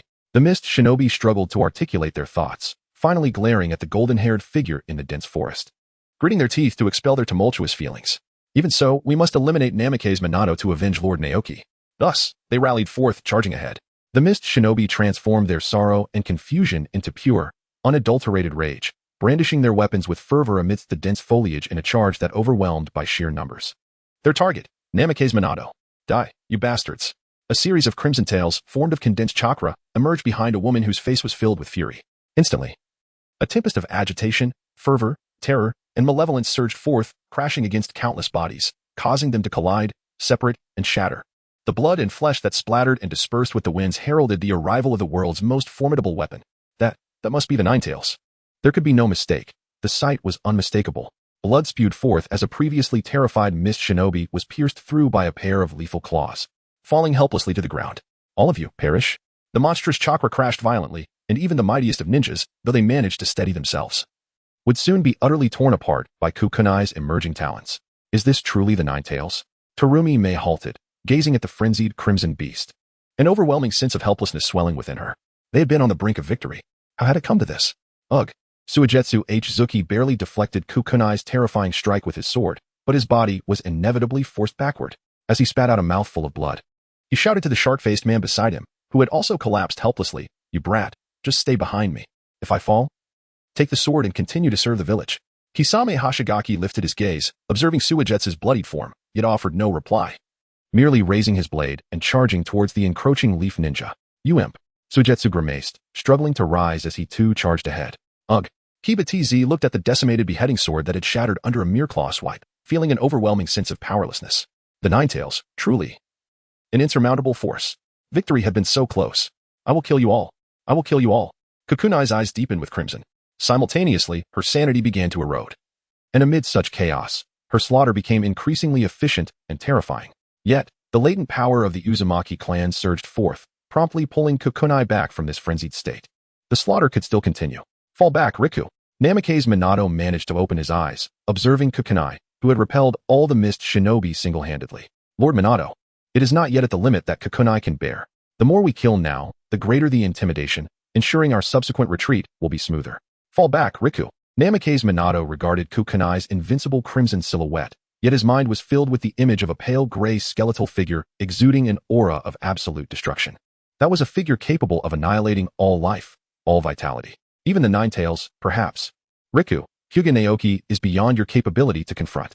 If we delay any longer, we will all perish. Though I may return swiftly, he will not be slow either." Observing Minato, who, despite being gravely weakened, continued to urge them forward, Riku's expression turned grave, and he solemnly declared, "Then let us retreat." Turning to his comrades, he commanded, "Withdraw from the battlefield." Retreating?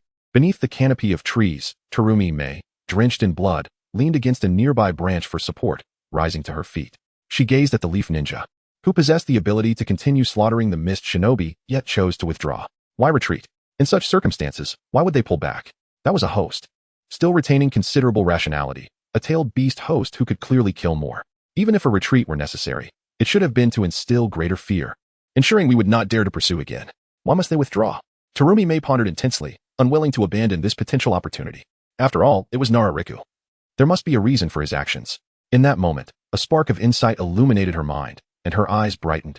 They might be wary of something, unwilling to let the host unleash their full power too soon, or perhaps they did not wish to linger. Could it be a figure with white hair, white eyes, brandishing bones appeared in her mind? Thus, there existed a possibility that Naoki had not fallen to Namake's Minato but was still alive. Yes, it had to be so. Otherwise, Minato would have used Naoki's corpse to utterly shatter the mist's morale. Chase them. We must ensnare them. Terumi May clenched her fists. If Naoki were to arrive, they might very well annihilate this leaf army. At that point, even if it meant the leaf relinquishing a significant portion of their territory, it would not be an insurmountable loss. She raised her fists to issue the command, only to feel her heart sink once more. Sigh. Terumi May looked at the team obscured by Kukunai, surveying the surrounding mist shinobi, visibly shaken and trembling, retreating into the forest. With a heavy sigh, she resigned herself to gathering her elite shinobi and attempting a counterattack. Another deep sigh escaped her lips as she gazed at the azure sky. "Naoki, when will you return?" "Thus, Riku, this is our decision. Being in the company of such individuals leaves us uncertain of our safety. Given that the mist ninjas currently lack the strength to pursue us, it may be prudent to part ways and return to Konoha. You, Kikina, with your fiery red hair billowing, raised your fist, poised to strike the leading Konoha ninja." "Kikina, refrain." Minato's voice fell to a whisper, compelling Kikina to retract her fist in a flurry, unwilling to evoke any further emotional turmoil in Minato. At this moment, Narashikaku's expression also darkened, as he sought to firmly reject the ninja's decision. However, the doubt and distrust reflected in their eyes made him acutely aware that the prior catastrophic defeat had sown seeds of skepticism deep within their hearts. Naturally, their adherence to his commands would not be as steadfast as before. Thus, he paused, preparing to persuade them with a more tempered approach when another voice interjected. "Lord Shikaku, we wish to join." A ninja raised his hand, and inexplicably, more and more ninjas followed suit. Uchiha Fugaku, who had previously restrained his clan members, could only remain silent amid the circumstances and raised his hand as well. "And what if I refuse?" Observing the scene before him, Narashikaku exhaled deeply, while the bloodied ninjas across from him expressed their lack of faith in his leadership. "Then we must ask the Jinchuriki to depart. We are unwilling." The ninjas glanced at Kikina, yet they refrained from voicing their doubts regarding the stability of the Jinchuriki's future. Their expression spoke volumes. Narashikaka shook his head and sighed, realizing that dispelling their prejudices against the Jinchuriki would not be a swift endeavor. Unfortunately, matters were destined to worsen. It was foreseeable that as Kikina's identity as the Jinchuriki spread throughout the village, the previously serene and peaceful atmosphere that once enveloped her would dissipate entirely. How could one possibly soothe the fiery yet kind-hearted Kikina in such a situation? Perhaps it would be best left to the third Hokage to ponder. Nara Shikaku shook his head and steadied his thoughts, when suddenly, a cacophony of sounds reached his ears. The rustling of branches echoed as ninjas swiftly departed from the scene. In stark contrast stood the silent Kikina, her vibrant red hair now hanging limply, devoid of its former vitality. Meanwhile, Minato, who could have comforted her and encouraged her to face life anew, had closed his eyes, his only breathing a subtle rise and fall of his chest, a testament to his existence. Kikina lowered her head, reflecting on the faces filled with fear intertwined with disdain, and clenched her fists. I saved them. Why? The fate line of Uzumaki Kikina has deviated. Detected as a non-mist ninja. Countdown to defection to the Mist Village, 310. The fate line of Minato Namikaze has deviated. Detected as a non-mist ninja. Countdown to defection to the Mist Village, 110. Chapter 58. Greetings, Shursui. New discoveries of the Byakugan. What has transpired? Staring at the transparent frame that slowly emerged before him, Kaguya Naoki, who was desperately rushing to the main battlefield, felt a wave of confusion. Have I done something? Despite inflicting a terrifying injury on Minato, he had also sparked the notion of defection in Uzumaki Kikina. As he continued on his path, he pondered any factors that might incite such intentions in Kikina. Excluding the possibility of her having peculiar preferences, it might well be due to the Nine Tails, he mused. With this thought, the ice mirror extending behind Kaguya, he momentarily paused, as an array of intriguing ideas and strategies flooded his mind. His gaze grew increasingly fervent.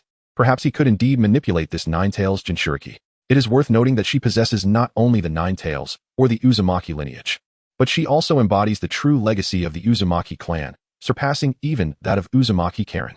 Lost in thought and excitement, he noticed a flock of black geese soaring against the wind, capturing his attention. Regaining his focus, he adjusted his chakra. Byakugan activate.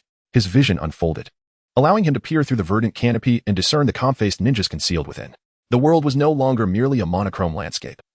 Kaguya Naoki could effortlessly identify the ninjas hidden among the dense foliage. An Uchiha fan, is it? Kaguya Naoki murmured softly, never mind. It is wise to return to the main battlefield. They are merely inconsequential Uchiha. Suddenly, his attention was drawn to a group of mist shinobi, recklessly advancing at a rapid pace. If they continued on their current trajectory, they would soon collide with the batch of Uchiha ninjas. Very well. Let us waste a bit of time. The ice mirror slowly shattered, and he swiftly propelled himself into the depths of the forest. Brother Shursui, what is that? That is. As Uchiha Shursui gazed at the black figure hurtling down from the sky, a sense of familiarity washed over him, causing the hairs on his body to stand on end.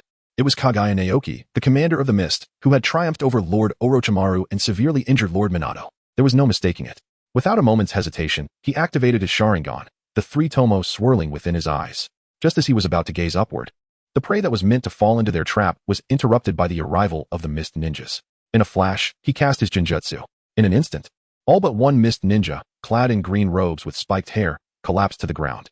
Seeing his success, Uchiha Shursui quickly turned his gaze back. But before he could look up, a strange sound reached his ears, sending a jolt of alarm through him. Crack! The sound of breaking branches echoed, indicating that Kaguya Naoki was drawing near. Sweat began to bead on Uchiha Shursui's forehead as he strained to raise his gaze, channeling all his chakra to meet those pure white eyes. The three tomo rotated, chakra surged within him, and he unleashed his Genjutsu, the fearsome illusion of the Uchiha clan. Yet, those white eyes remained fixed upon him, and the figure continued to move steadily, brandishing a skeletal structure. Without a doubt, in the next moment, it would pierce through his very essence. Fire style, great fireball technique. The nearby Uchiha, sensing danger, conjured several fireballs that soared upward, enveloping the figure within their flames.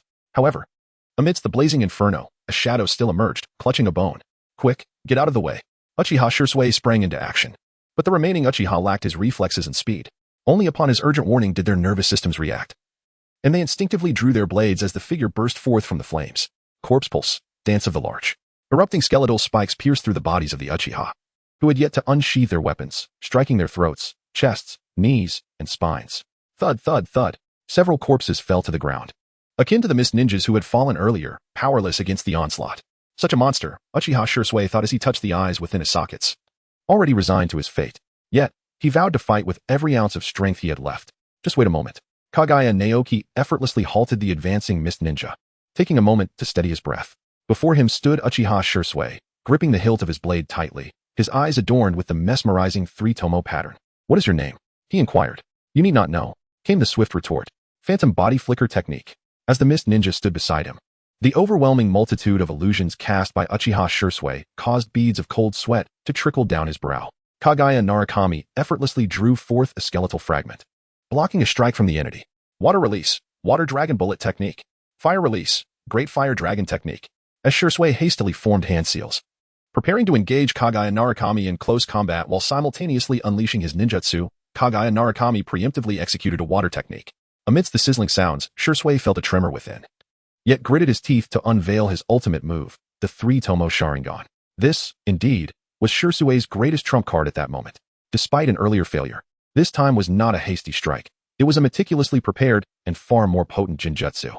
However, those pale eyes remained calmly fixed upon Uchiha Shursui. Simultaneously, icy needles rapidly condensed in the air, piercing into his body.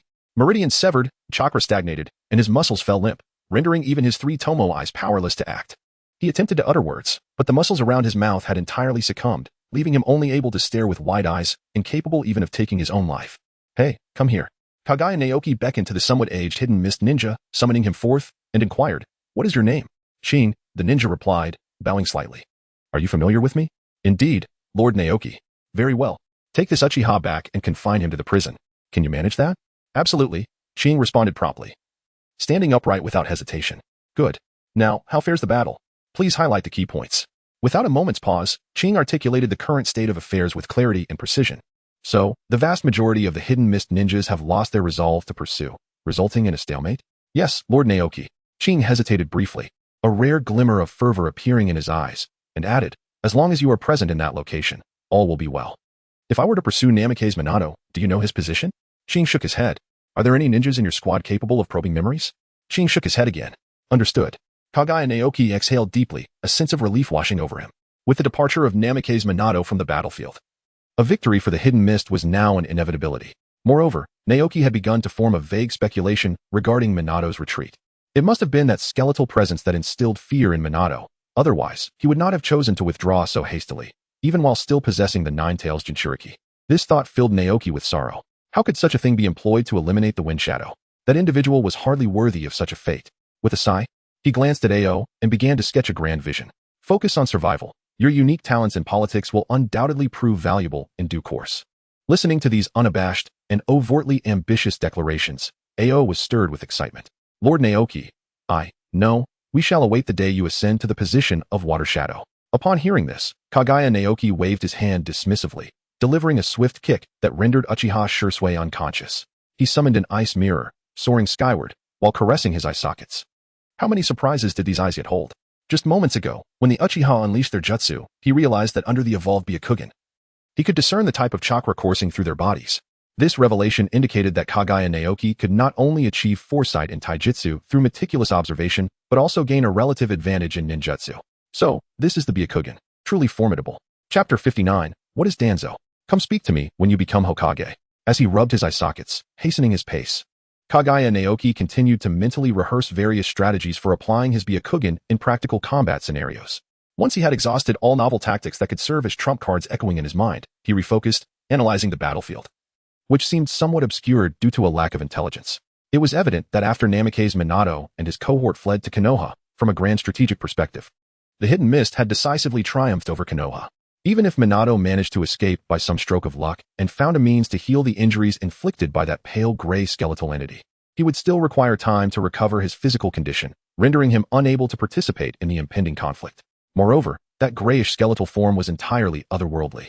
If anyone could provide healing, at that moment, a figure clad in a white inner garment and a green vest, embodying broad-mindedness, surfaced in his mind.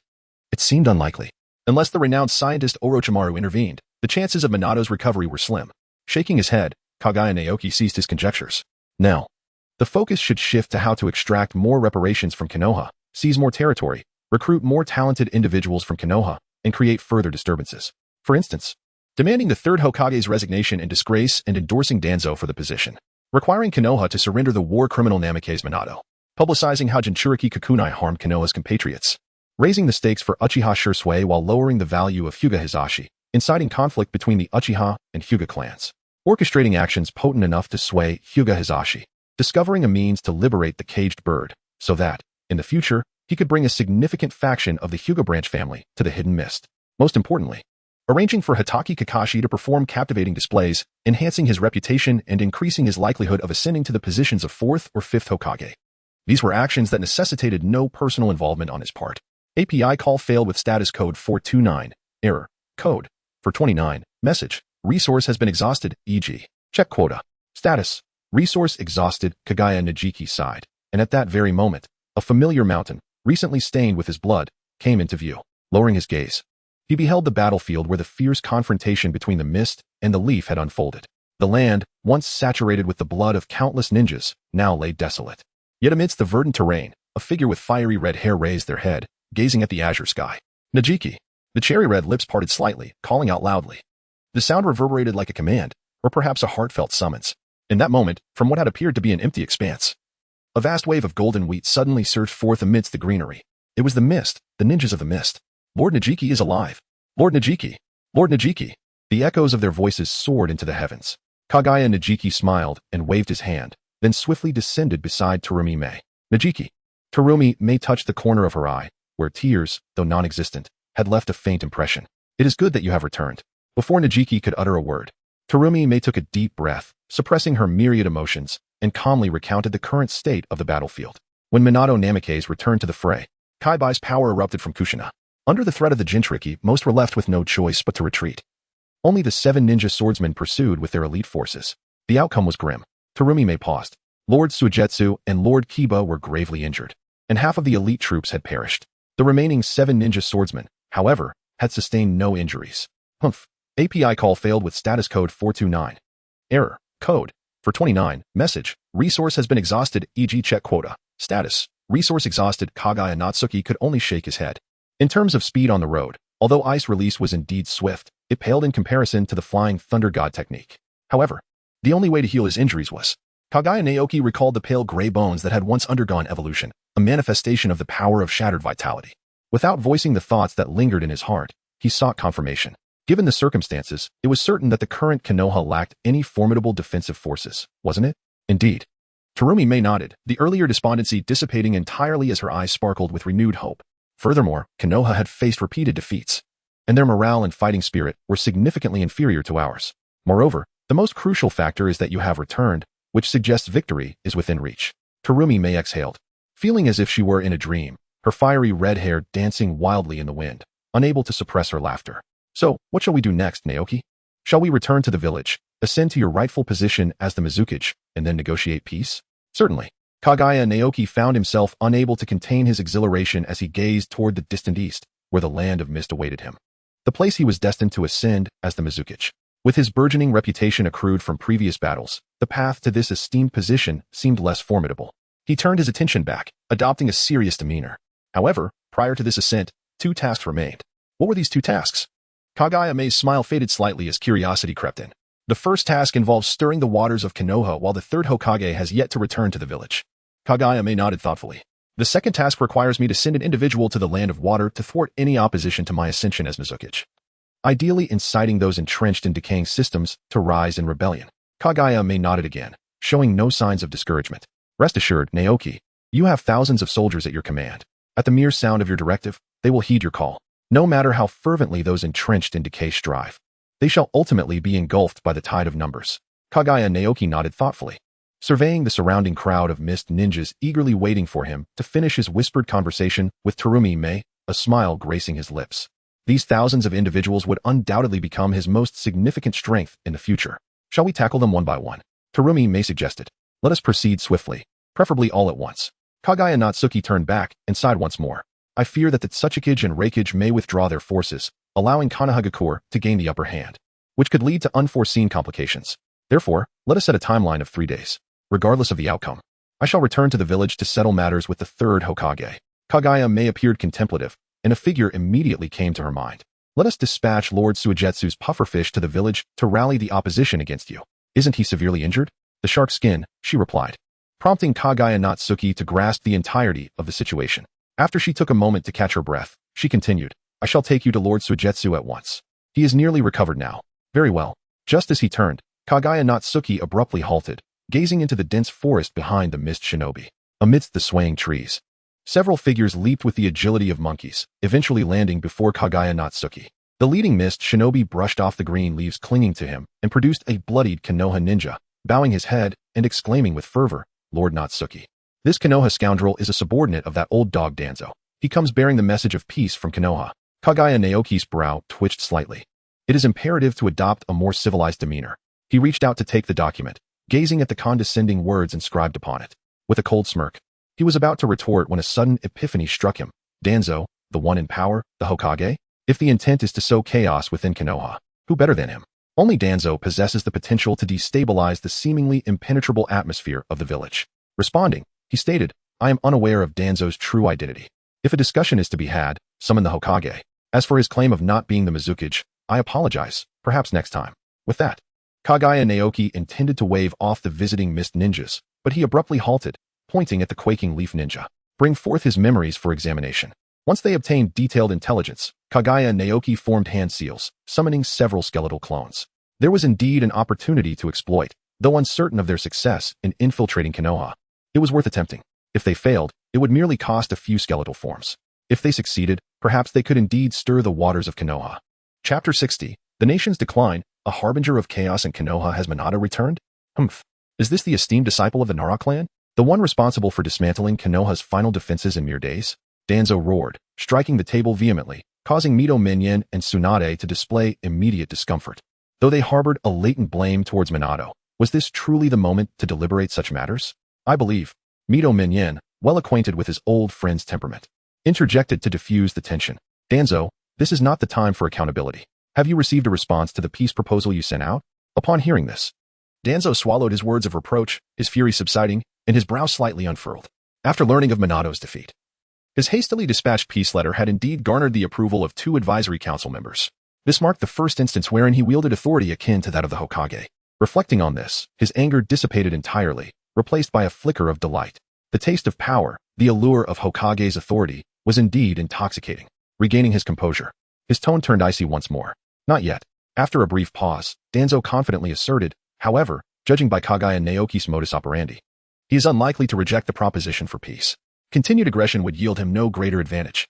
Yet, it is unexpected that a protracted war would lead to a peace overture with a minor nation such as the Mist. Danzo scoffed and was about to resume his prior criticisms of Minato when a knock interrupted. Lord Danzo, I bring news from Kaguya Naoki. Oh, come in. Danzo adjusted his attire slightly before accepting the scroll from the Konoha ninja. However, as his ambitious gaze swept over the words inscribed, it was instantly consumed by fury. His entire countenance contorting with rage. Glaring at the leaf ninja before him, he gritted his teeth, depart, return to the root, and face the consequences. You know what those consequences entail. The leaf ninja, expressionless, retreated from the room. As he handed the scroll to his 2 companions, who uttered words akin to that of an arrogant child, Danzo's expression remained icy. Could Konoha endure this far solely due to Sarutobi Hiruzen's efforts? Without my clandestine guardianship of Konoha, would prosperity have flourished? His eyes widened, ablaze with intense anger. As a member of Root, he bore the weight of darkness, buried within the soil. Only by ascending to the position of Hokage could he bask in the sunlight upon the cliffs. Thus, Hokage, all Hokage. A tempest of murderous intent surged within Danzo, his ambitions roaring like an inferno. Kaguya Naoki, that little imp, will inevitably meet his demise. The position of Hokage must be occupied by me, Danzo. No. A flicker of shadow unexpectedly glimmered within those furious eyes as he regained his composure. There is no need to rush. Patience is paramount. The defeat must be shouldered by Sarutobi Hiruzen. I possess the evidence of Orochimaru's human experiments, and I can wield it at will. The blame for our defeat can easily be placed upon Namake's Minato. Moreover, it is said that the sickly individual is beyond healing. Can a non-combatant ninja truly aspire to the role of Hokage? Jiraiya and Tsunade. Those 2 seem to harbor no intention of assuming the Hokage mantle. If viewed in this light, does it not imply that the position of 4th Hokage is rightfully mine? Danzo rose, casting a glance towards his mediocre companion and then out the window at the panicked crowd below, a surge of ambition swelling within him. Look, Hiruzen, what a state Konoha has fallen into under your leadership. The future lies in my hands. I, Danzo, shall restore Konoha to its former glory. The leaf ninja stepped outside, only to realize that none of the root ninjas harbored any intention of forcibly escorting her away, prompting her to silently scoff at Danzo's audacity. Such confidence. Does he truly view his subordinates as obedient hounds, summoned at will? Yet, this also grants me a measure of convenience. With that thought, she exited. The Leaf Ninja ventured into a shadowy alley, where 3 bone clones approached her. Plans have shifted. Danzo has summoned me back. Therefore, let each of you report your findings, and I shall relay them to the main body. The 3 bone clones nodded in agreement, and the Leaf Ninja pointed leftwards. The first bone clone spoke with a hint of unease. I was just about to propagate the notion that Namake's Minato bears the brunt of the blame for our defeat, but I soon discovered that this news has already circulated throughout the streets. He shrugged helplessly, lamenting, before I could even make a move, this rumor has swept across Konoha.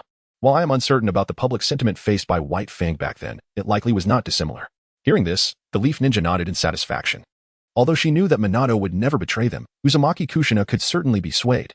If she were to develop a hatred for Konoha, then when Uchiha Obito launches his assault on the village, our organization could intervene to rescue Kushina and Naruto. At that moment, the reincarnation of Ashura would be firmly within our grasp. When the benefits far outweigh the costs, such methods shall not be shunned. Turning to another bone clone, she inquired, "What of your findings?" The bone clone replied promptly, "The matter of Uzumaki Kushina being the Nine-Tails Jinchuriki has spread relatively smoothly. However, it is clearly less captivating than the narrative of Minato's role in our defeat." Good. The Leaf Ninja nodded, having anticipated this outcome. She then turned to the final bone clone. "And you?" The last bone clone's expression darkened. No one cares about Danzo, who has never appeared on the battlefield. The notion of him becoming Hokage is utterly unfeasible. The Leaf Ninja smiled faintly. "Then you need not continue. Simply await the summons from the main body." "The main body? Is there more to be done?" The Leaf Ninja's expression grew peculiar as she slowly articulated. "The main body intends to document the upcoming coup for you to present to the radical faction of the Uchiha, serving as a motivational anecdote. Can you manage that?" The bone clone shook its head. "Does that imply we must instigate the Uchiha to vie for the Hokage position? Is that even necessary?" The Leaf Ninja shot a disapproving glance at the clone, clearly dissatisfied with its intellect. "Oh, right." The bone clone scratched its head, prompting a weary response from the Leaf Ninja. "You all should proceed. I will continue my reconnaissance of Konoha, then willingly dissolve and return the memories to the main body, aiding in its decision-making." "Very well." The 3 bone clones nodded in unison and exited the shadowy alley. Watching them vanish completely, the Leaf Ninja stepped outside, and her expression turned strange. The hurried, panicked crowd, the grim and furious Leaf Ninja, and the clamoring masses demanding accountability from Minato and Sarutobi. What chaos. This feels reminiscent of the Mist Village. Is it possible that Konoha has its own moments of vulnerability? Pausing to observe, the bone clone took a deep breath. If the main body were to come here and act brazenly, it could potentially incite a greater uproar, leading to more reparations and territorial concessions. Of course, there is also the risk that Konoha might perceive it as a provocation, wholly abandoning the 2 battlefronts to retaliate against Konoha with full force. It is best to leave such matters for the main body to contemplate. Chapter 61. Before the village of Konoha, I bestow upon you the name of White Fang. Naoki. Lord Pufferfish has already boarded the vessel returning to the village. This means you will become the Mizukage in 2 days, correct? I suppose so. Casting a glance at the idle mist ninjas outside, Terumi May turned back to observe Naoki, clad in a somewhat tattered and bloodstained Jonin uniform. How peculiar. If you don the blue and white robes of the Mizukage, shall I then refer to you as Lord Naoki? You need not do so. I am indifferent to such titles. Kaguya Natsuki lifted the teapot, pouring 2 cups of steaming tea, and casually pushed one forward in response. Terumi May shook her head slightly. It is not about those trivialities, Natsuki. What truly matters is that, when dreams are on the verge of realization, one still feels a sense of disorientation, a lingering disbelief. API call failed with status code 429.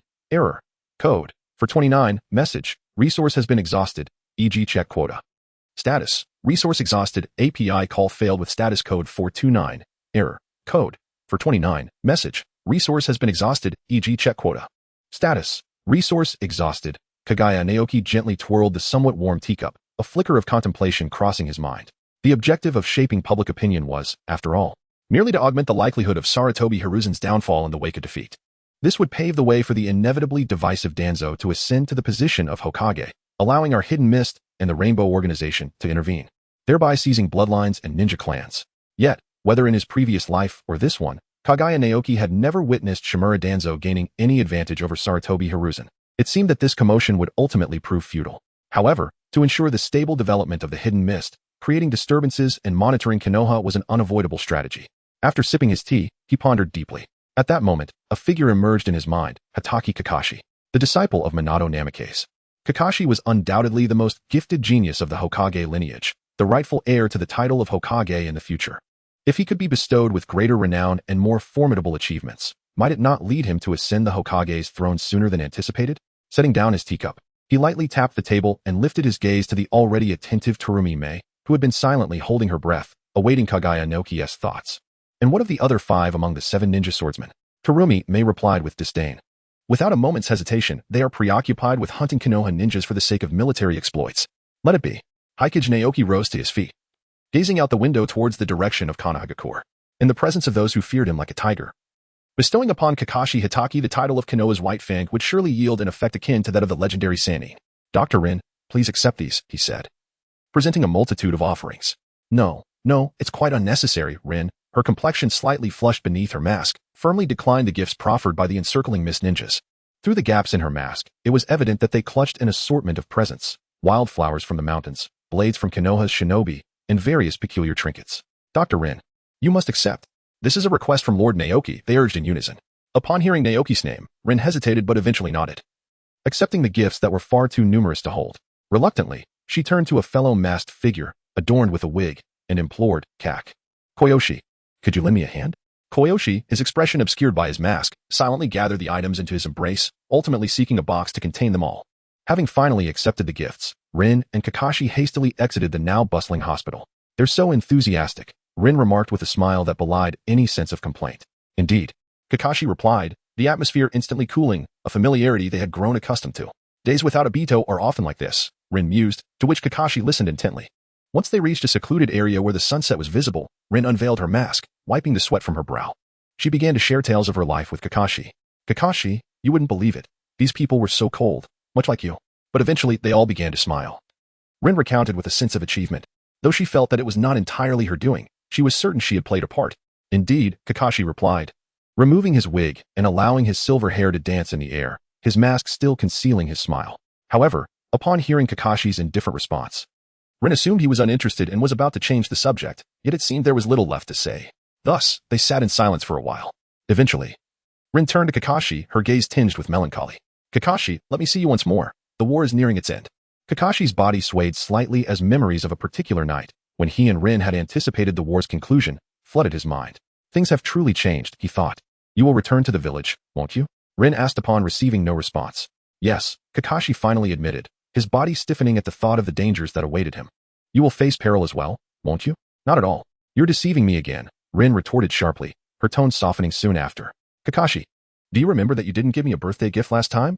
Kakashi found himself momentarily bewildered by the sudden shift in conversation. Is that so? The next time, bring your eyes along with Obito to the land of water to see me. You must, Rin insisted. I will certainly do so, Kakashi affirmed with determination. Avoiding his gaze, Rin lifted a wildflower from the box, stained with spots of blood.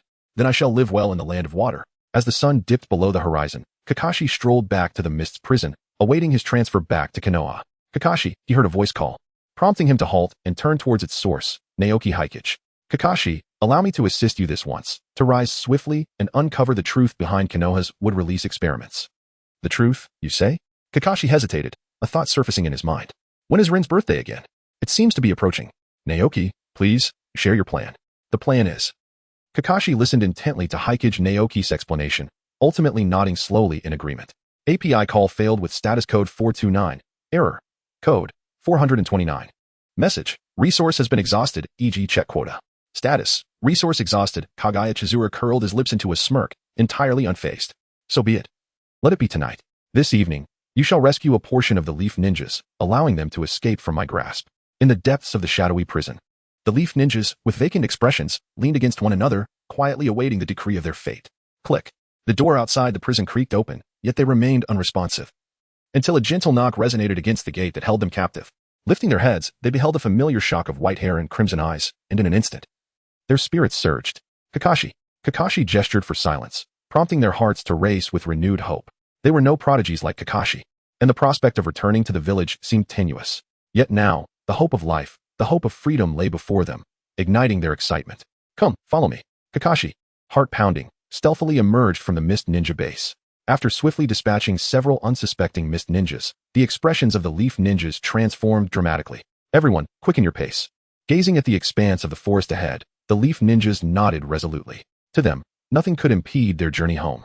They leaped forth, bounding through the underbrush until they finally glimpsed the outer walls of the Leaf Village. They had survived. Suddenly, a voice thundered from the sky.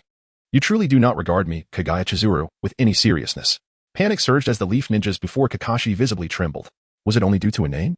Kakashi pondered. Bewildered. When did the ninjas of the Leaf become so fragile? Halting, he turned back, bracing for Kaguya Chizuru's impending strike. Did you hear that? Within the walls of the Leaf, the ninjas exchanged glances with the civilians, questioning one another, reluctant to accept the grim reality of the Mist-S assault.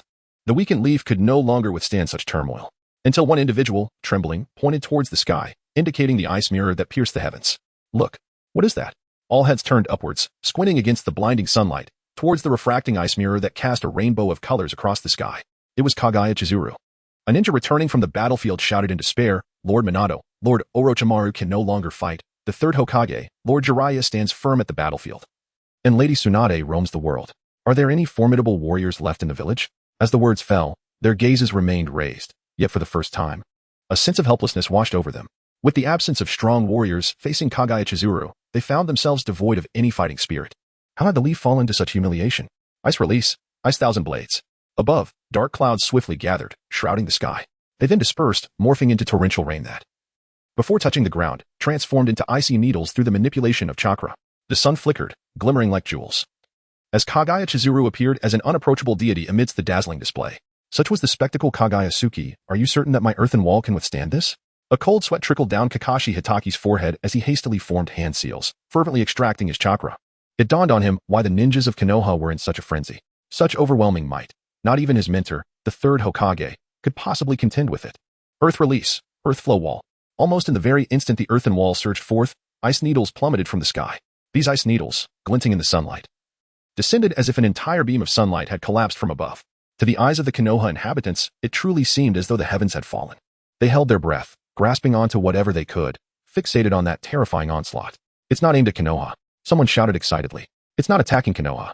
The declaration was quickly drowned out by a cacophony of sounds. Crack, crack, crack. The sound of trees splintering, shattering, and disintegrating into dust echoed throughout the area. 50 years ago, the first Hokage had clasped his hands in prayer and cultivated the vast forests of this land. 50 years later, the Mist Ninja Kaguya Suki, with hands similarly joined, obliterated everything in sight. He extended his hand to wipe away the sweat from his brow. Hiryu Naoki uncorked a vial of potion and consumed its contents. Gazing upon the chaos below, he found himself in disbelief. Could a single, all-out strike unleash such devastation? However, this dissipative form of attack could only serve as a mere spectacle. After catching his breath, he extracted a bone from within his body and swung it down from the heights, reminiscent of the Milky Way descending, cleaving through the air. With a resounding crash, the outer wall of Konoha first shattered under the force of the blow, before clashing against Kakashi's blade. Amidst the shower of sparks, the bone was, astonishingly, halted. API call failed with status code 429, error, code, 429, message, resource has been exhausted, e.g. check quota. Status, resource exhausted. Kaguya Naoki let out an exclamation of admiration. Truly, he is the white fang of Konoha. This visit was originally aimed at negotiating peace with Konoha. If someone like you, a future pillar of Konoha, were to be slain, the third Hokage and Jiraiya might very well turn against me and engage in a fierce battle. So be it. I shall await the peace treaty between the third Hokage and the Mist Village. With that said, Kaguya Naoki disregarded Kakashi Hitaki and began to circle menacingly around Konoha. At the Konoha hospital, Minato Namikaze felt the tremors of the glass and gazed outside, observing the familiar ice mirror in the sky while listening to the frightened, chaotic crowd. He absent-mindedly touched his still unhealed wounds, letting out a sigh.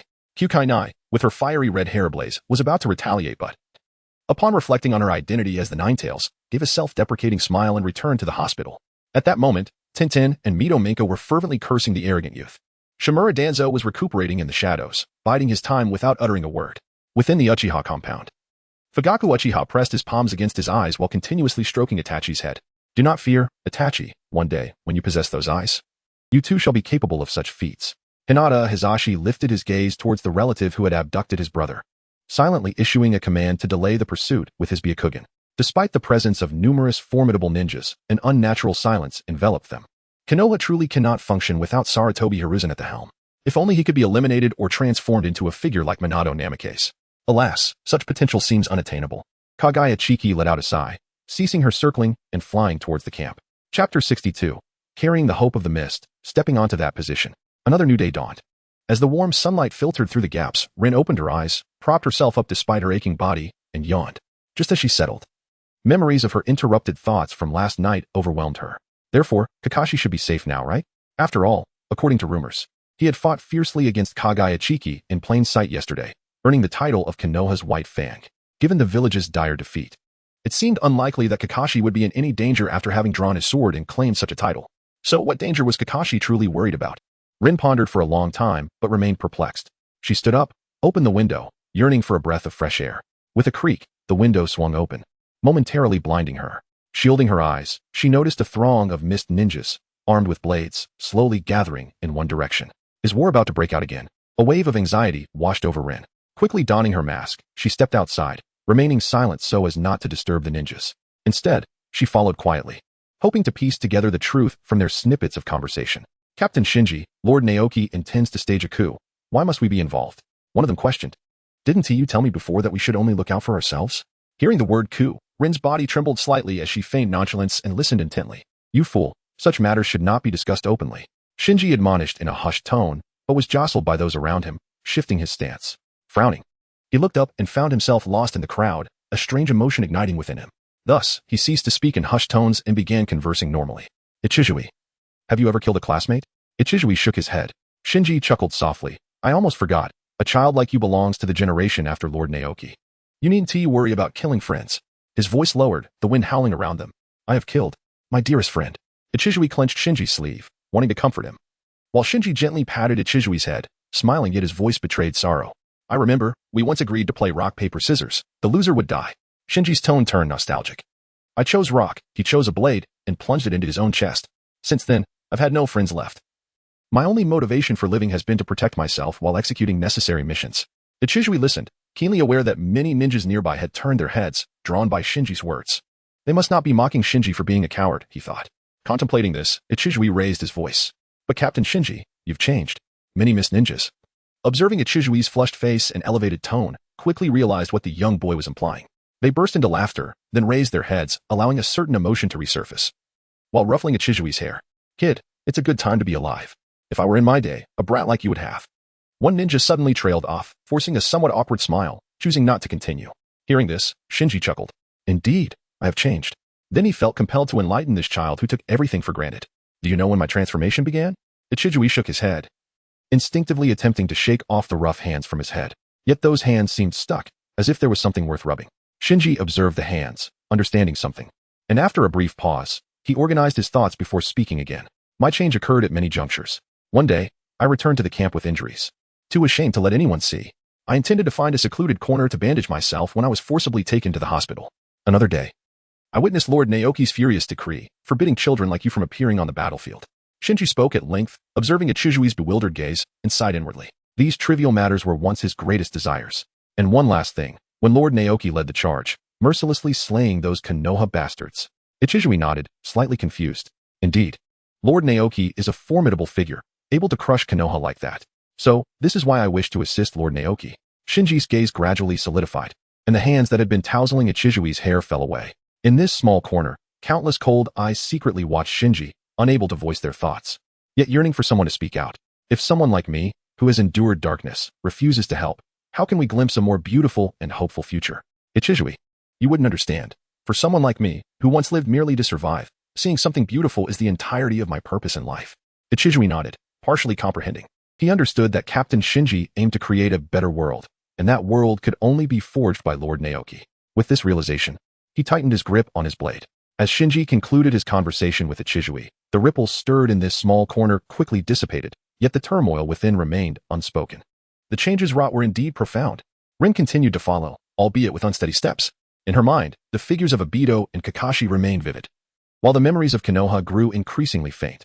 Am I also a part of these people's hopes? Rin clenched her fists, pushing aside the images of Kakashi and Obito, repeatedly reflecting on this fleeting moment.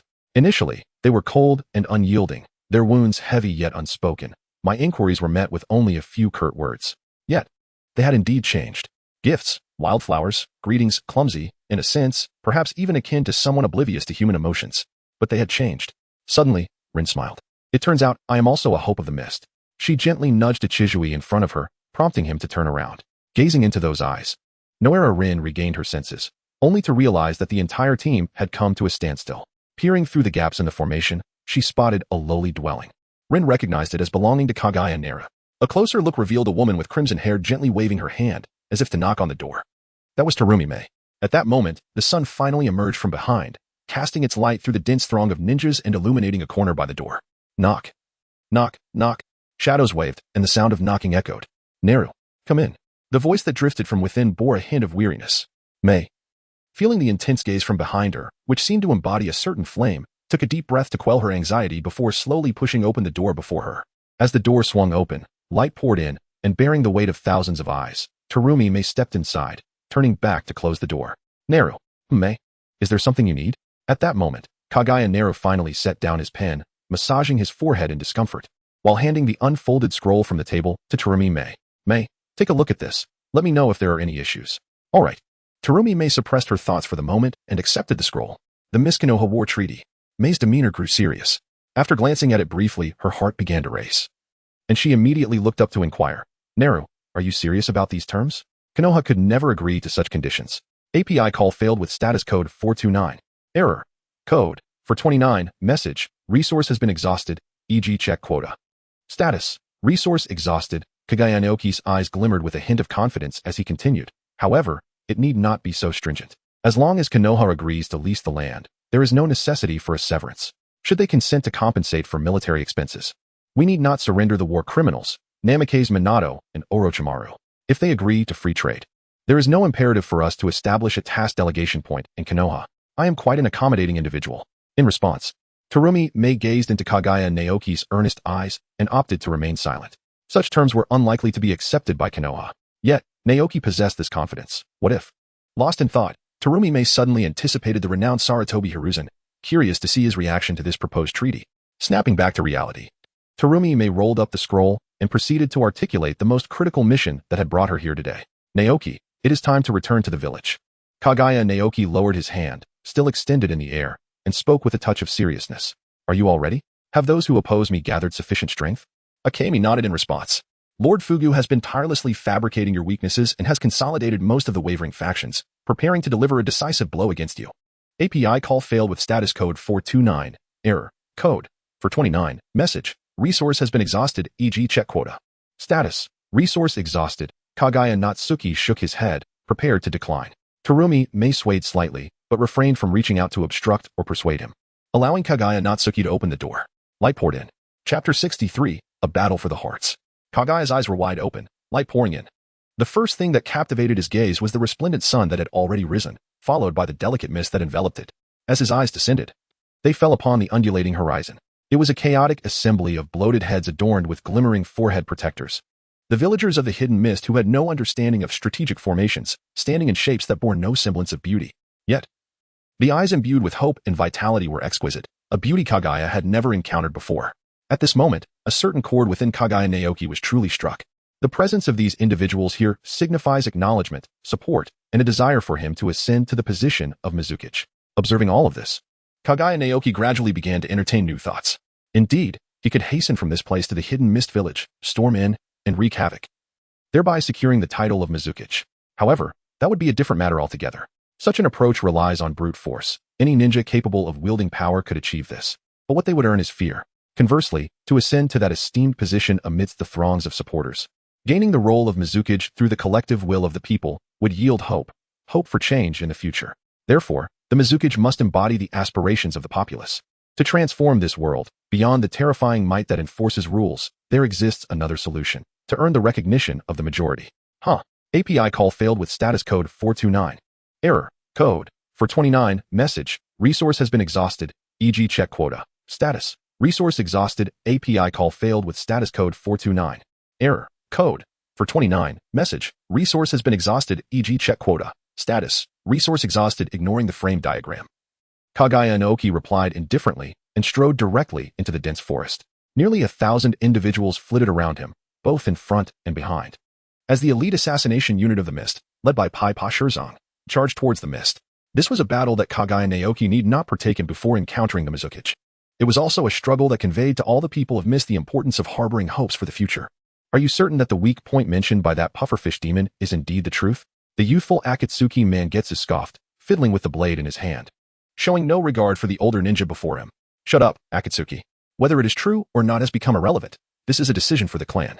Should a descendant of the Kaguya family ascend to the position of Mizukage, the Akatsuki clan would face utter devastation. Perhaps, Akatsuki Mangetsu waved dismissively. Though I am uncertain of that person's temperament, my younger brother is still young and must not be embroiled in conflicts with you. Then you may return to rot alongside those maggots unwilling to fight for the clan. Repeat that, if you dare. Akatsuki Mangetsu suddenly laughed, though the smile was unsettling. Silence. The leader of the Akatsuki clan hissed in a low voice. Their clan's intelligence ninja had not reported back in quite some time. Perhaps Kaguya Naoki had already arrived. Has he arrived? Akatsuki Mangetsu murmured, immediately sensing the thickening fog in the air. He chose to retreat quietly. Moments later, the leader of the Akatsuki clan also sensed the anomaly. Damn it. Stay alert. Akatsuki Mangetsu observed as his clan members faded into the thick mist. Just as he was about to turn and flee towards the village, he froze abruptly. Crack, crack. The once tranquil forest erupted with the cacophony of branches being trampled. Rushing toward him, the ambushed side of the Akatsuki clan.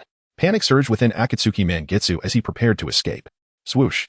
The sound of a tearing wind pierced through from behind. So swift. How could they have already approached from behind? Akatsuki Mangetsu hastened his turn, drawing his long blade in a desperate attempt to defend himself, but it was too late. Thud. The blade swung horizontally, transforming into a cascade of water.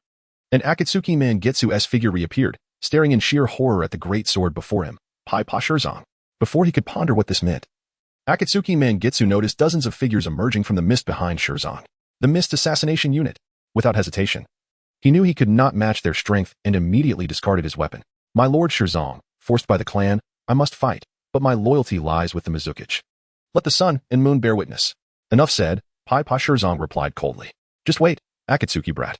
Akatsuki Mangetsu nodded nervously, his gaze fixated on the ground as he pondered an escape. Just then, a sudden realization struck him. The sounds of battle have ceased? How is that possible? So soon?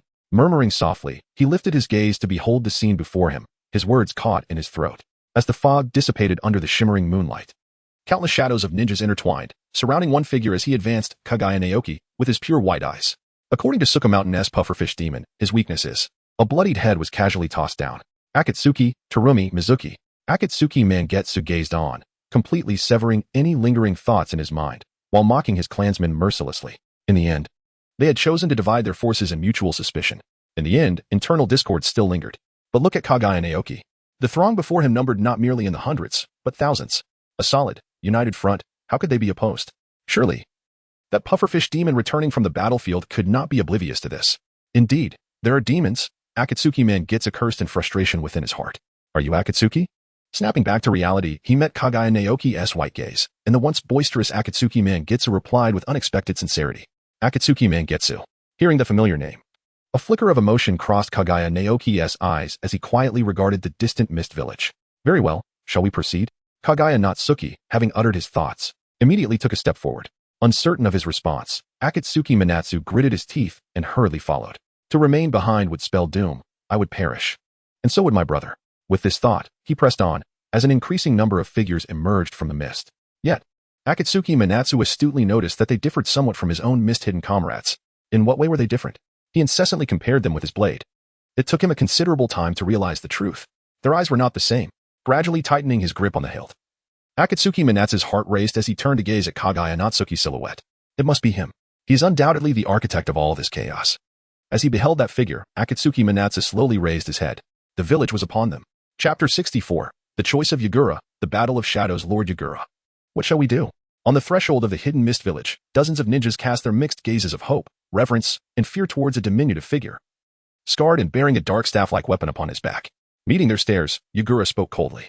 Is this the question you ought to ask? According to protocol, we must certainly adhere to the third Hokage's directive to deal with the traitorous Kaguya Natsuki. At this juncture, Yagura's voice faltered as the cold, mechanical rhythm of his heart began to pulsate with a different cadence. It was a long-buried thought, yet undeniably present, a desire to transform this village, to restore it to peace and tranquility. This was also his ambition to pursue following the conclusion of this war. Yagura fell silent. Yet his previous words had already dimmed the eyes of the ninjas, who subsequently grasped their weapons at their waists. They were mist ninjas, upon entering this world. Their only future lay in becoming instruments, destined to follow the will of their lord. Since Lord Yagura sought battle, they had no choice but to accompany him to the end. Time passed, lingering as if it were but an instant. Suddenly, Yagura relaxed his grip on his weapon. His gaze fixed upon the ninjas emerging from the forest. Why must we fight? He pondered aloud. A hero who had vanquished both the leaf and sand. A hero who had secured victory for the mist for the first time. Why should they engage him in combat? As Yagura leaned out from behind the wall, it seemed he was addressing both the ninjas behind him and himself. Of course, there is a reason. He is a traitor, and no matter his accomplishments, they cannot obscure the fact that he wields a blade against the Mizukage. But so what? What do rules matter? What significance does the third Hokage hold? Anger suddenly flared upon Yagura's face, his grip tightening around the earth of the wall. Is this the scoundrel whose ascension reduced this village to such ruin? Kaguya Otsutsuki, a member of the Kaguya clan. If he arrives here alone, I will do everything in my power to prevent this destined tyrant from seizing the position of Mizukage. But now, look at them. Yagura suddenly regained his composure, pointing towards the dense cluster of ninjas within the thicket. Looking at them, I know what choice I must make. Yagura murmured softly, turning to the Umbu ninjas nearby, his face revealing a cruel, bloodthirsty visage. Let them meet their demise. His comrades surged forward with rapidity and ferocity, surpassing their previous prowess. The village drew near. Akatsuki Minatsu murmured, observing the towering walls, as he too began to strategize an assault alongside Pipa Shizuku. His thoughts were straightforward. If he were to navigate the treacherous waters of this Kaguya clan, he must engage in earnest contemplation. Creak. Akatsuki Minatsu lifted his head once more. The gate opened. Behind it stood Yagura, bloodied, alongside his comrades. Could it be that he, too, was a spy? Akatsuki Minatsu's heart sank. Yagura, the loyal ninja of the third Hokage, was also Kaguya Natsuki's informant. When did this transpire? Natsuki, when did Lord Yagura become your spy? Terumi Mei questioned, her expression a mixture of surprise and confusion as she glanced at Yagura before turning away. A spy? Kaguya Naoki suddenly chuckled. Perhaps it was just moments ago. As he walked forward, inhaling the somewhat sanguine air, Naoki casually remarked, Naoki, sir. Yagura cogitates about his head. Let us proceed. Kaguya Naoki responded with a calm demeanor, gazing through the recently opened door towards the Water Shadow building. The third Hokage, or perhaps Uchiha Madara, what else do you have in store? Come at me. Has the village gate been breached, Fugu Demon? The third Hokage inquired coldly, turning in his chair to address the man before him. Yes, third Hokage. He took a deep breath, contemplating the situation at hand. Just as his voice trailed off, a dizzying thought surged within him, the origin of which remained a mystery. Yet, since it emanated from the depths of his heart, it could not be disregarded. The third Hokage clenched his fist, suddenly engulfed by a wave of anger. He could clearly see that after this war, he intended to hand over this position to someone else. Why, then the urgency? If the village were entrusted to such an impatient individual, one who favored brute force as a solution, it would surely spiral into an irretrievable vortex of chaos. Thus, for the sake of the village, I, the third Hokage, shall once again exert every effort. Dispatch orders to summon the Umbu shinobi. I want Kaguya Naoki to witness the might of the shadow. The might of the shadow? Suigaku's Fugu Demon squinted his small eyes, feeling an absurdity in the confidence displayed by the man in this position. He was well aware of Kaguya Naoki's impressive track record, having bested the Wind Shadow and the future Fire Shadow. How could he be so assured? Indeed, he was nothing short of a pestilence. Suigaku's Fugu Demon sighed, turning to carry out the last command of the third Hokage. Let this loyal force, which clings to you, be the stepping stone for Lord Naoki's rise to fame. Creak. The door swung open. Suigaku's Fugu Demon exited the office, bearing the final command of the third Hokage. Everyone, halt for a moment. In the once desolate and silent Kirigakure, now filled with the aftermath of war, only Kaguya Naoki's voice resonated faintly. Though I am not one to be pedantic, nor do I shy away from leveraging my own strength, which is your means to eliminate the third Hokage. I must insist that if we are to leave no room for criticism from future generations, it is essential that I engage in the duel of shadows personally. As his words fell, the ninjas remained utterly still. After all, this was Lord Kaguya Naoki, the one who had triumphed over the Wind Shadow and Namikaze Minato. How could he possibly be defeated by a Water Shadow who had not taken action for over a decade? Step, step. Kaguya Naoki strode forward, bearing the gaze of 1,000 eyes, as he approached the Water Shadow Tower. Above the edifice, a blue and white Water Shadow robe gradually materialized. Behind him stood dozens of masked operatives. Observing Kaguya Naoki's solitary figure, the Water Shadow murmured, "Such confidence, Kaguya Naoki. Allow me to demonstrate my power." Water release, Water Dragon Bullet technique. Bolstered by the abundant chakra of the third Hokage, a colossal water dragon, akin to a small mountain, spiraled forth, surging toward Kaguya Naoki. In that fleeting moment when the water dragon surged, the ninjas behind the third Hokage simultaneously unleashed their own water dragon bullets, merging into the third Hokage's water dragon, transforming the originally mountain-sized serpent into a colossal dragon capable of blotting out the sun. In the face of this formidable water dragon bullet, which would instill despair in an ordinary ninja, Kaguya Naoki merely cast a casual glance, untroubled, as his mind wandered to another matter. After today's battle, he would likely need to deliver some significant speeches before the gathered crowd. In that case, he pondered, how could he avoid getting his clothes soaked with water or blood, and prevent his attire from appearing tattered due to any bone piercings? Kaguya Naoki extended his hand, channeling chakra to gently summon a mirror of ice. Chapter 65. The Fourth Hokage, Kaguya Naoki. Is this a jest? What is that? A monster, a monstrosity. Suddenly, a colossal ice mirror, capable of obscuring the heavens, rose from the previously barren ground, while the water dragon, which they had placed their hopes upon, silently melted into the icy surface, leaving no trace behind. A piercing chill emanated from the mirror, expanding through the air. The Umbu ninjas, who had never witnessed Kaguya Naoki's majestic ice bridge spanning the ocean or the celestial slaying of the great serpent, felt an innate dread settle within them, trembling, hesitant to confront the impending threat. Proceed. The third Hokage's gaze radiated an unprecedented resolve. Proceed? The Umbu ninjas swallowed hard, their previously fluid motions becoming sluggish and bewildered as they beheld the mirror. What technique could possibly breach this formidable barrier? There was no need for contemplation, for the man clad in white robes and bearing white eyes had already approached the third Hokage. They were left with but one choice. Draw your swords. With a swift motion, dozens of Umbu ninjas unsheathed their long blades, leaping forth to strike, their silver swords dancing like an expansive cascade of stars. In the face of this absolute, seamless cooperation, Kaguya Naoki refrained from employing his signature technique, the corpse bone path. A resounding crack echoed, a sound of fists colliding. Kaguya Chikyu clenched his fist, his sinews resonating, the formidable power reverberating through the air. Before the grand cascade of the galaxy, he neither flinched nor evaded, simply striking forth with a clenched fist. The sound of impact echoed. The white fist collided with the weapon, shattering it, advancing relentlessly, and crushing the throat. Simultaneously, a torrent of furious chakra surged forth with that punch, resembling the spectral silhouette of a blue demonic deity in motion. The white skeletal fist, illuminated by a radiant blue hue, intertwined with the flesh and blood of the opponent, leaving only shattered remnants of flesh and splattered blood in its wake.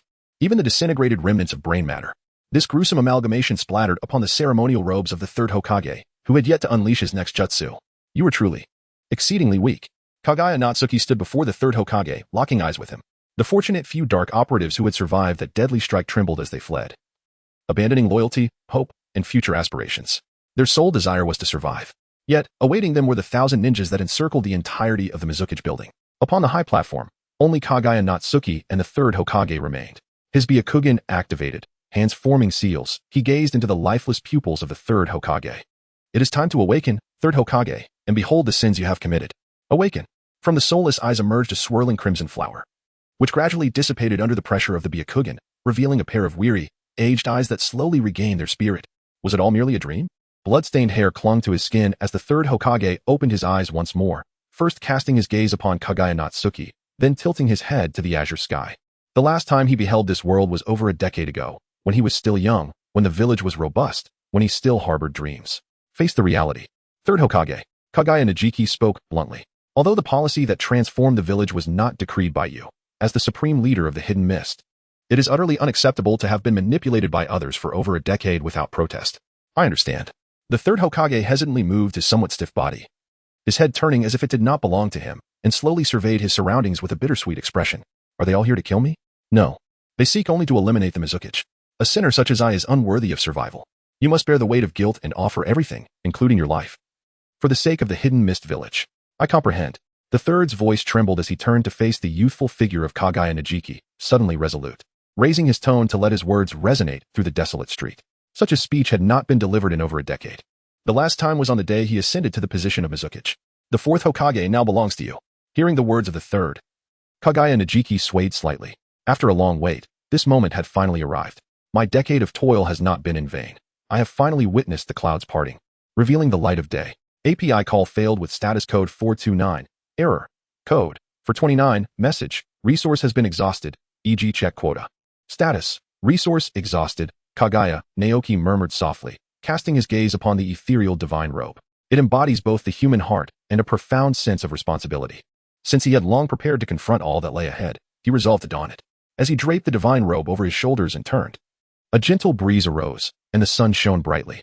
The fourth Hokage stood beside him. The third Hokage, burdened by a complex gaze, watched the spirited figure before him, as if glimpsing his former self. Once, he had been youthful, aspiring to rejuvenate the village and unify the ninja world. How had it come to this? No, I am not his equal. The third Hokage slowly stepped back, observing the sunlit figure, and for the first time, he grasped the true essence of a leader. Naoki. Karatsuchi. Unable to suppress her emotions as she beheld the flowing divine robe, instinctively covered her mouth, tears welling in her eyes. She would forever remember that night a decade ago when the youth, filled with dreams, gazed at the luminous moon and vowed to transform their village. Today marked the moment when dreams would materialize. Lord Naoki, Kakashi Hatake unsheathed his long blade, striking fiercely. Fulfill your promise, and change this village. I have placed all my dreams and future in your hands. Should you dare disappoint me, even as Lord Naoki, I will stop at nothing to bring you down. Kaguya Naoki, supporting the executioner's blade, gazed at the azure and white divine robe fluttering atop the platform. I am but a blade, a weapon of death. For the new era you envision, wield me until I shatter. Kaguya Naoki, Kaguya Naoki. As the moonlit figure appeared, Suitetsu Hozuki bit down on his shark-like teeth.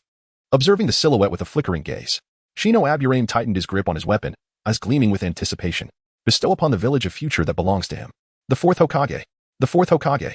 An uncontrollable emotion ignited in the hearts of all present. They shouted aloud, dispelling the clouds above and ushering in the sunlight of the day.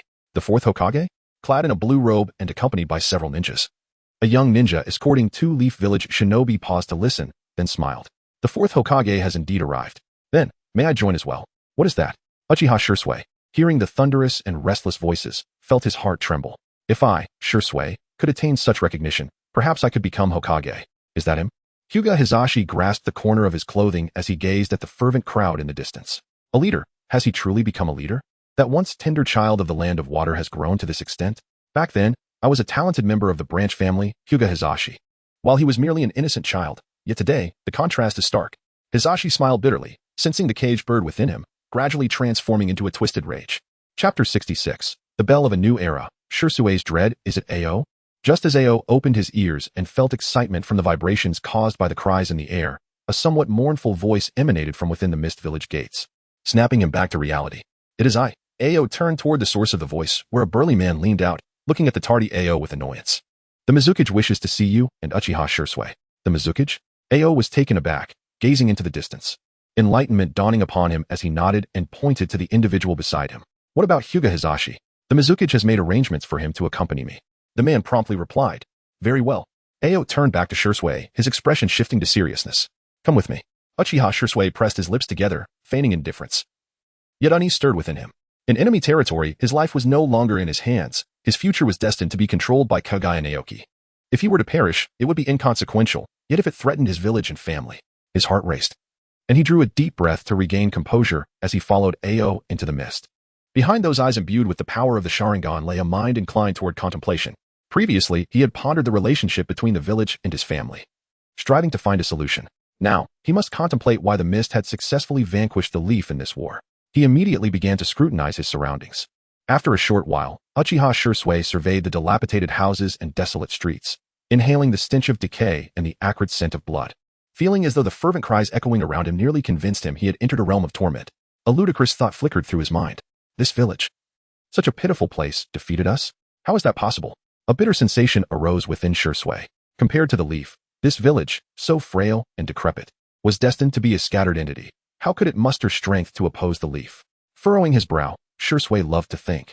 Yet he was not adept at resolving the issues that arose from his thoughts, much like his inability to address the increasingly dire state of his family. However, as he walked and listened to the resounding cheers that gradually penetrated his ears, he felt the intense gaze from the homes of the residents. More importantly, upon witnessing the figure atop the platform, adorned in the Fourth Hokage's robe, he discovered a plausible answer. It was Kaguya Naoki's incomparable strength that rendered the adults powerless to resist. Moreover, the long-suffering inhabitants of the mist, yearning for even a glimmer of hope, allowed them to achieve remarkable exchanges despite their inferiority to the leaf's ninjas. Lowering his head, he clenched his fists. Thus, if these individuals, trapped in a hellish existence, truly perceived a semblance of hope in Kaguya Naoki, the power they would unleash would undoubtedly draw the world's attention. The leaf could no longer withstand such a formidable mist. If I return to the village, I must warn them. Will you not continue to bask in your glory, Fourth Hokage? The Third Hokage observed Kaguya Naoki bidding farewell to those loyal ninjas, a complex mix of envy and admiration coloring his words. Indeed. But why indulge in such an unreliable fervor? Kaguya's tone remained as frigid as ever, showing not the slightest regard for the Third Hokage. I am acutely aware of their reasons for following me, as well as their fervent support. Should I ascend to the position of Hokage and neglect the promises made to them, failing to provide the life they yearn for? It is only a matter of time before a new hero arises, brandishing a blade against me, is it not, Third Hokage? You are indeed correct. The third Hokage pondered over those words in silence for a considerable duration, the figures of the first and second Mizukage flickering in and out of his mind. Before he gazed at Kaguya with unabashed admiration, his voice raspy. Initially, entrusting the village's future to a youth of the Kaguya clan made me somewhat apprehensive. Yet it now appears that you may indeed surpass both the first and second Hokage. Let us await the unfolding events, for mere words will never suffice. Kaguya Naoki, with a casual exclamation, prepared to retreat into the reflections of the water beneath him. He had countless matters to attend to, thoughts to ponder. With the conclusion of the Ninja World War, Uchiha Obito would soon come sweeping in. At that juncture, it would not merely be a matter solvable by Naruto Rin alone. If he did not demonstrate his abundant might before Obito, showcasing Rin's determination to thrive in the hidden mist and articulating his vision for a future of world peace, Obito would not simply submit to his command. Furthermore, there were the feudal lords, the Leaf Village treaties, the Byakugan, Shursui, and the chaos instigated by Danzo in the Leaf Village, alongside various developments that needed to be prioritized. The fourth Hokage, your new era has arrived. Hence, I wonder if this decaying remnant of the old era can still ignite one last flame for your new dawn? Please, assign me a task. Kaguya Naoki paused, turning to face the third Hokage for the first time with earnest attention. He spoke, what I am about to propose is of utmost significance. I wish for you to unveil the truth of your manipulation over the past decade and more in front of everyone. After a brief moment, he continued, initially, I intended only to inform you of the necessary actions. However, I am now willing to elucidate why this course is imperative. By revealing the truth of your ensnarement in illusion, we can create an impression that our hidden mist village may re-enter the fray of war, seeking retribution, thereby extracting greater advantage. Additionally, we can incite discord between the Uchiha clan and Konoha. The only cost to you will be your dignity. The third Hokage sighed, I understand. This is indeed what a man like me, who has little dignity to begin with, ought to do. Is there anything else? Kaguya Naoki promptly responded, furthermore, you are to submit your resignation to the daimyo and officially report my name. After a brief pause, sensing that there was no further task for the pitiful third Hokage to attend to, Kaguya Naoki continued, then let us proceed, third Hokage. The third Hokage took a deep breath, turning towards the elevated platform where Kaguya Naoki had just stood, addressing the increasingly noisy crowd of ninjas below. Esteemed colleagues, I am the third Hokage. For the past several years, I have been ensnared in a dreamscape woven by a scarlet Sharingan. In the crowd, Uchiha Shursui gazed at that figure, listening to the melodious voice, gradually becoming motionless, his eyes growing somewhat vacant. The Sharingan controls the shadows? How could that be possible? Where in our clan is there such a formidable power? Panic seeped from his forehead as Uchiha Shursui desperately pondered his course of action. Continue to eliminate those Konoha scum. The fervent, bloodthirsty cries jolted Uchiha Shursui back to reality, and sweat poured down his face. The village would face war. The clan would endure suspicion. An uncontrollable torrent of thoughts spiraled in his mind, instilling sheer terror within him. Chapter 67. There are too many dogs beneath the daimyo. We can only raise dogs. When will I have the opportunity to meet the Mizukage? Uchiha Shursui inquired, a hint of impatience lacing his voice, which startled Aoi, who noted this anomaly and resolved to report it to Meitarumi later. Simultaneously, he began to analyze Shursui's state of mind. The Mizukage is quite occupied, he said lightly. Uchiha Shursui suppressed his unrest and retorted, it is he who wishes to meet me. The Mizukage does not require your notification regarding his audience. Uchiha Shursui fell silent, returning to his seat, striving to quell the turmoil within, while his mind raced with frantic thoughts. Given the circumstances of the village and clan, the prospect of this news returning home sent shivers down his spine. It was highly likely that some arrogant clansman would rejoice, frantically searching for the one capable of controlling the shadows, and then proclaiming that individual as the new leader. Furthermore, the village would likely experience severe friction with the Uchiha clan due to some elder's extreme suggestions. The village and clan would inevitably erupt into a more intense conflict. Moreover, from the fervent atmosphere of battle emanating from Kirigakure today, it would not be surprising if they were to launch another offensive. If such fervor from Kirigakure were to re-enter the battlefield, it would undoubtedly lead the village to an uncontrollable and inevitable downfall. Indeed. Uchiha Shursui's heart clenched tightly. In the Mizukage's office, Kaguya Naoki did not intentionally disregard Uchiha Shursui. He understood that Shursui was a crucial element in his scheme to manipulate the Uchiha's betrayal. He would not overlook him. However, he indeed had more pressing matters to attend to. The daimyo is arriving soon. Indeed, just hours after Kaguya Naoki's coup, he received a shocking message. The daimyo was approaching. Frankly, the seismic shifts within the village of Kirigakure warranted the daimyo's expedited arrival. Yet, the implications of such swiftness were rather delicate. Confronted with this reality, Kaguya Naoki swiftly uncovered the truth that followed. So does the daimyo truly have control over certain ninjas in the village? Terumi nodded gravely. Observing this scene, Kaguya Naoki revealed his murderous intent without concealment, coldly stating, why do they always seek to meddle in matters that do not belong to them? Naoki, May softly called. The daimyo controls the economic lifeblood of the nation and represents the nobility. Such matters cannot be resolved through violence. Moreover, the chaos in Kirigakure over the past few years, coupled with the shadows in action, has naturally allowed the daimyo to seize power that rightfully belongs to him. Bring forth the list, May. Kaguya Naoki spoke softly. And Terumi May immediately produced a yellowed piece of paper from her side, evidently well prepared. As he scrutinized the list from top to bottom, he casually skimmed over the names of several Nin and Jinin until he unexpectedly encountered a Nin among them, which sparked in him a fleeting thought of annihilating the yet-to-arrive daimyo through sheer force. He extended his hand, passing the list to Zabuza Momochi, and coldly instructed, Zabuza, notify these ninjas. Retrieve the money that should not be taken, reject the orders that ought not to be heeded, and eliminate those who are not to be obeyed. Should you fail to comply, then you may as well embrace death. Zabuza revealed a bloodthirsty demeanor. Lord Naoki, I shall teach these ruffians a lesson in humanity. Turning to depart, Kaguya Naoki added, summon Kisame as well. Should those individuals escape, the outcome would be far from favorable. Zabuza's expression darkened. Truly, you hold my strength in utter contempt, you wretched Mizukage. Clenching his fists, he dared not retort further and silently stepped outside. Observing Zabuza's retreating figure, Kaguya Naoki no longer felt the need to conceal his intentions. I genuinely wish to eliminate all these daimyo and noble lords in one fell swoop to swiftly amass the funding necessary for our village's development. That cannot be done, Naoki. Terumi May interjected, shaking her head. Her expression showed no excessive concern, clearly aware that Kaguya Naoki would not act recklessly.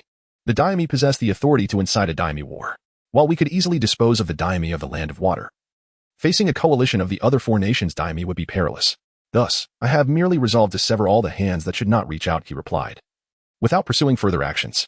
After all, the unwillingness of the villages from those nations to act as mere hounds for their daimyo cannot be altered. Therefore, until I have thoroughly subdued the daimyo and their loyal followers, I shall refrain from severing ties completely. API call failed with status code 429. Error. Code 429. Message. Resource has been exhausted, e.g. check quota. Status. Resource exhausted. API call failed with status code 429. Error. Code 429. Message. Resource has been exhausted, e.g. check quota. Status. Resource exhausted. Kaguya Naoki let out a faint sigh.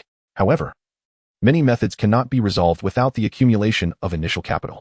Nevertheless, there exists a reform suitable for our current situation. We shall collaborate with all merchants and certain nobles within the country.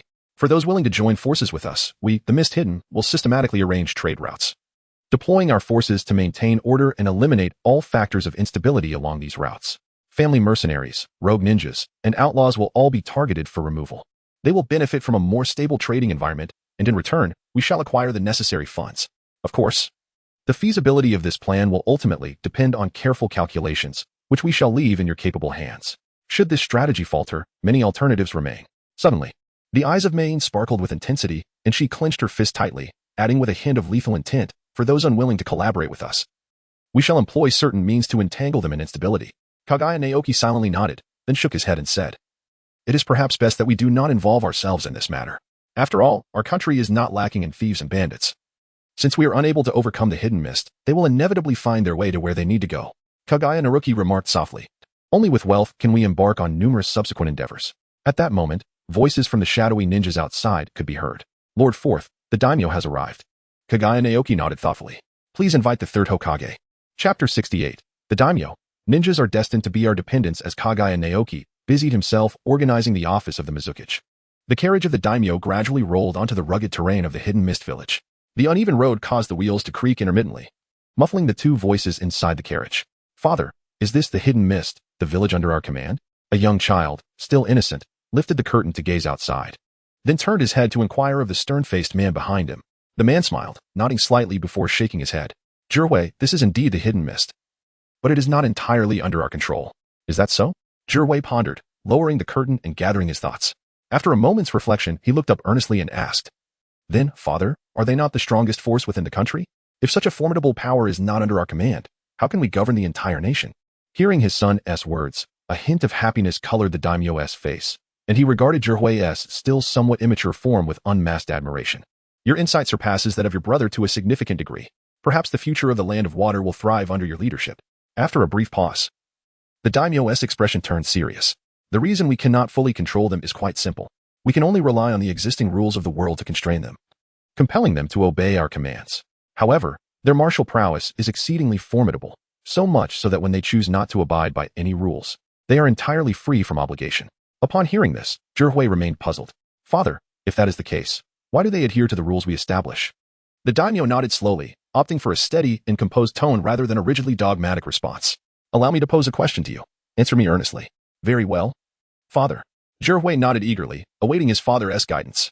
What does one require as a human being? Food, water, clothing, shelter, companionship. This is what you have taught me, father. Zhihui replied promptly. Indeed, those who produce these necessities can be termed producers. This world cannot function without such individuals, can it, Zhihui? Zhihui nodded solemnly. Indeed, father. Even families like ours require servants. The daimyo affectionately ruffled Zhihui's thick black hair. Ninjas, too, are merely humans. They require these essentials. However, they are ninjas, fundamentally existing as destroyers. The daimyo elaborated eloquently, clearly having contemplated this theory for quite some time. What, then, constitutes a destroyer? The techniques they learn: swordsmanship, shuriken arts. Ninjutsu are merely tools for killing. In their minds, it is either the art of murder or concepts like bonds that prevent them from making entirely rational decisions. Tell me, can such destroyers lead producers to generate enough resources to sustain the entire world? Impossible, Zhihui replied with a sense of pride, a feeling of superiority towards ninjas swelling within him. Only families like ours, the daimyo, can bring true goodness to this world. At this moment, the daimyo, unaware of Zhihui's thoughts, continued unabated. Thus, these individuals with absolute power, who can wield force to govern the world, cannot truly master it.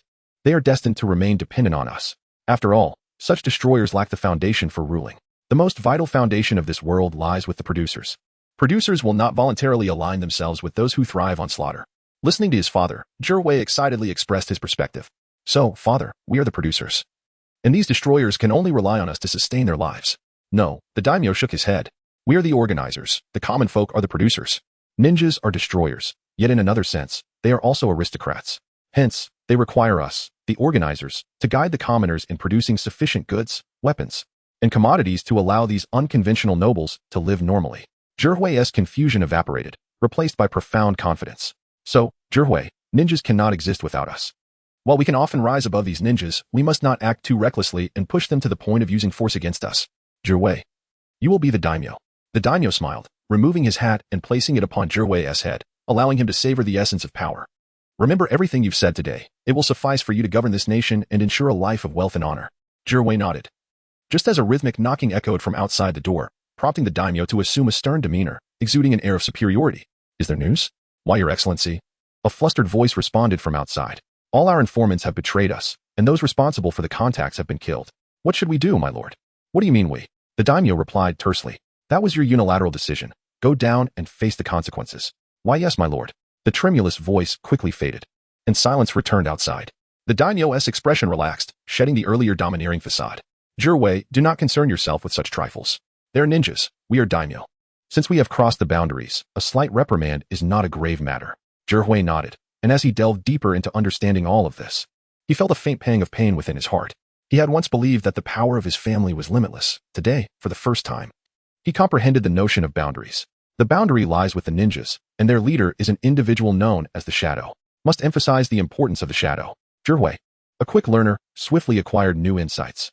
Lord Daimyo, we have arrived at the Mizukage building. The daimyo nodded lightly before turning his head. Zhihui, I have dealt with the third Hokage for a lifetime. Now it is time to conclude our dealings. The future belongs to you and the fourth Hokage. Zhihui gathered his thoughts, tightening his sleeves, and nodded solemnly. With reverence and seriousness, he approached the Mizukage building. According to his father's words, in the future, Kaguya Naoki would undoubtedly be an individual I must pay close attention to. This time, I must earnestly observe what kind of person he truly is. Chapter 69. The great Lord Kaguya Naoki will shatter our chains of perception regarding ninjas, accompanied by a retinue of guards. The two ascended the stairs and pushed open the door. Under the sharp gaze of Kaguya Naoki and the third Hokage, they slowly approached the main seat of the room, a position reserved exclusively for the Lord. Lord Daimyo, the two did not rise but merely inclined their heads slightly, acknowledging the presence of the daimyo. The daimyo, seemingly indifferent to the greeting, eagerly inquired, Third Hokage, Fourth Hokage, please recount the events of recent days once more. From the corner of his eye, the third Hokage noticed Naoki's subtle nod, prompting him to begin. The situation is, more or less, as follows. He slowly articulated the fact that he had been under the influence of genjutsu for over a decade. Undeterred by the astonishment evident on the faces of the father and son before him, he immediately produced a resignation letter and a beautifully crafted recommendation for Naoki. This is utterly absurd. I have never heard of a ninja possessing the ability to manipulate a person's thoughts and intentions for such an extended duration. The daimyo remarked with a bitter smile, hastily grasping a cup of strong tea and sipping it gently to conceal the turmoil in his eyes. What is happening? Aren't these ninjas' techniques solely meant for combat? How can there exist jutsu capable of controlling another's thoughts? Moreover, even a formidable opponent like the Third Mizukage could not evade such a fate. If such power were to be directed at us, what would that scenario entail? Contemplating this, the daimyo felt a chill run down his spine and resolved to recruit more ninjas capable of countering Jinjutsu upon returning to his residence. No, that is insufficient. The gently flowing tea reflected his eyes, filled with anxiety. I must inform the daimyos of other nations. Only then can we ensure our safety. These ninjas are truly terrifying. My lord, I comprehend that this matter is exceedingly outrageous and difficult to fathom. Yet the fact remains that I have been utterly humiliated, along with the hidden mist, he stated.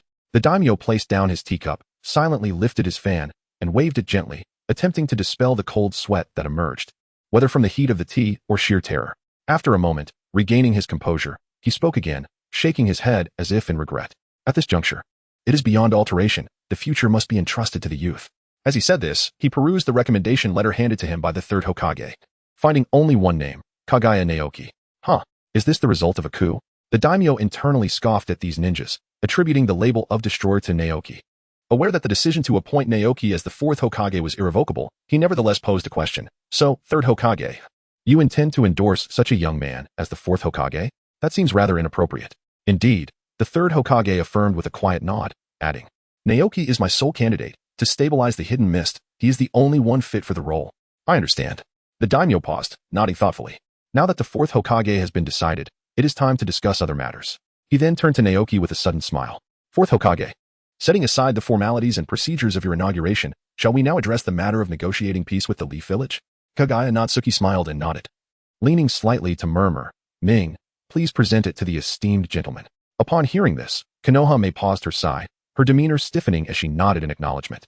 Turning around, she retrieved the exceedingly audacious terms of the treaty and handed it to the Third Hokage and the daimyo of the Land of Water. As they hastily perused the document, their hearts raced in shock at certain phrases.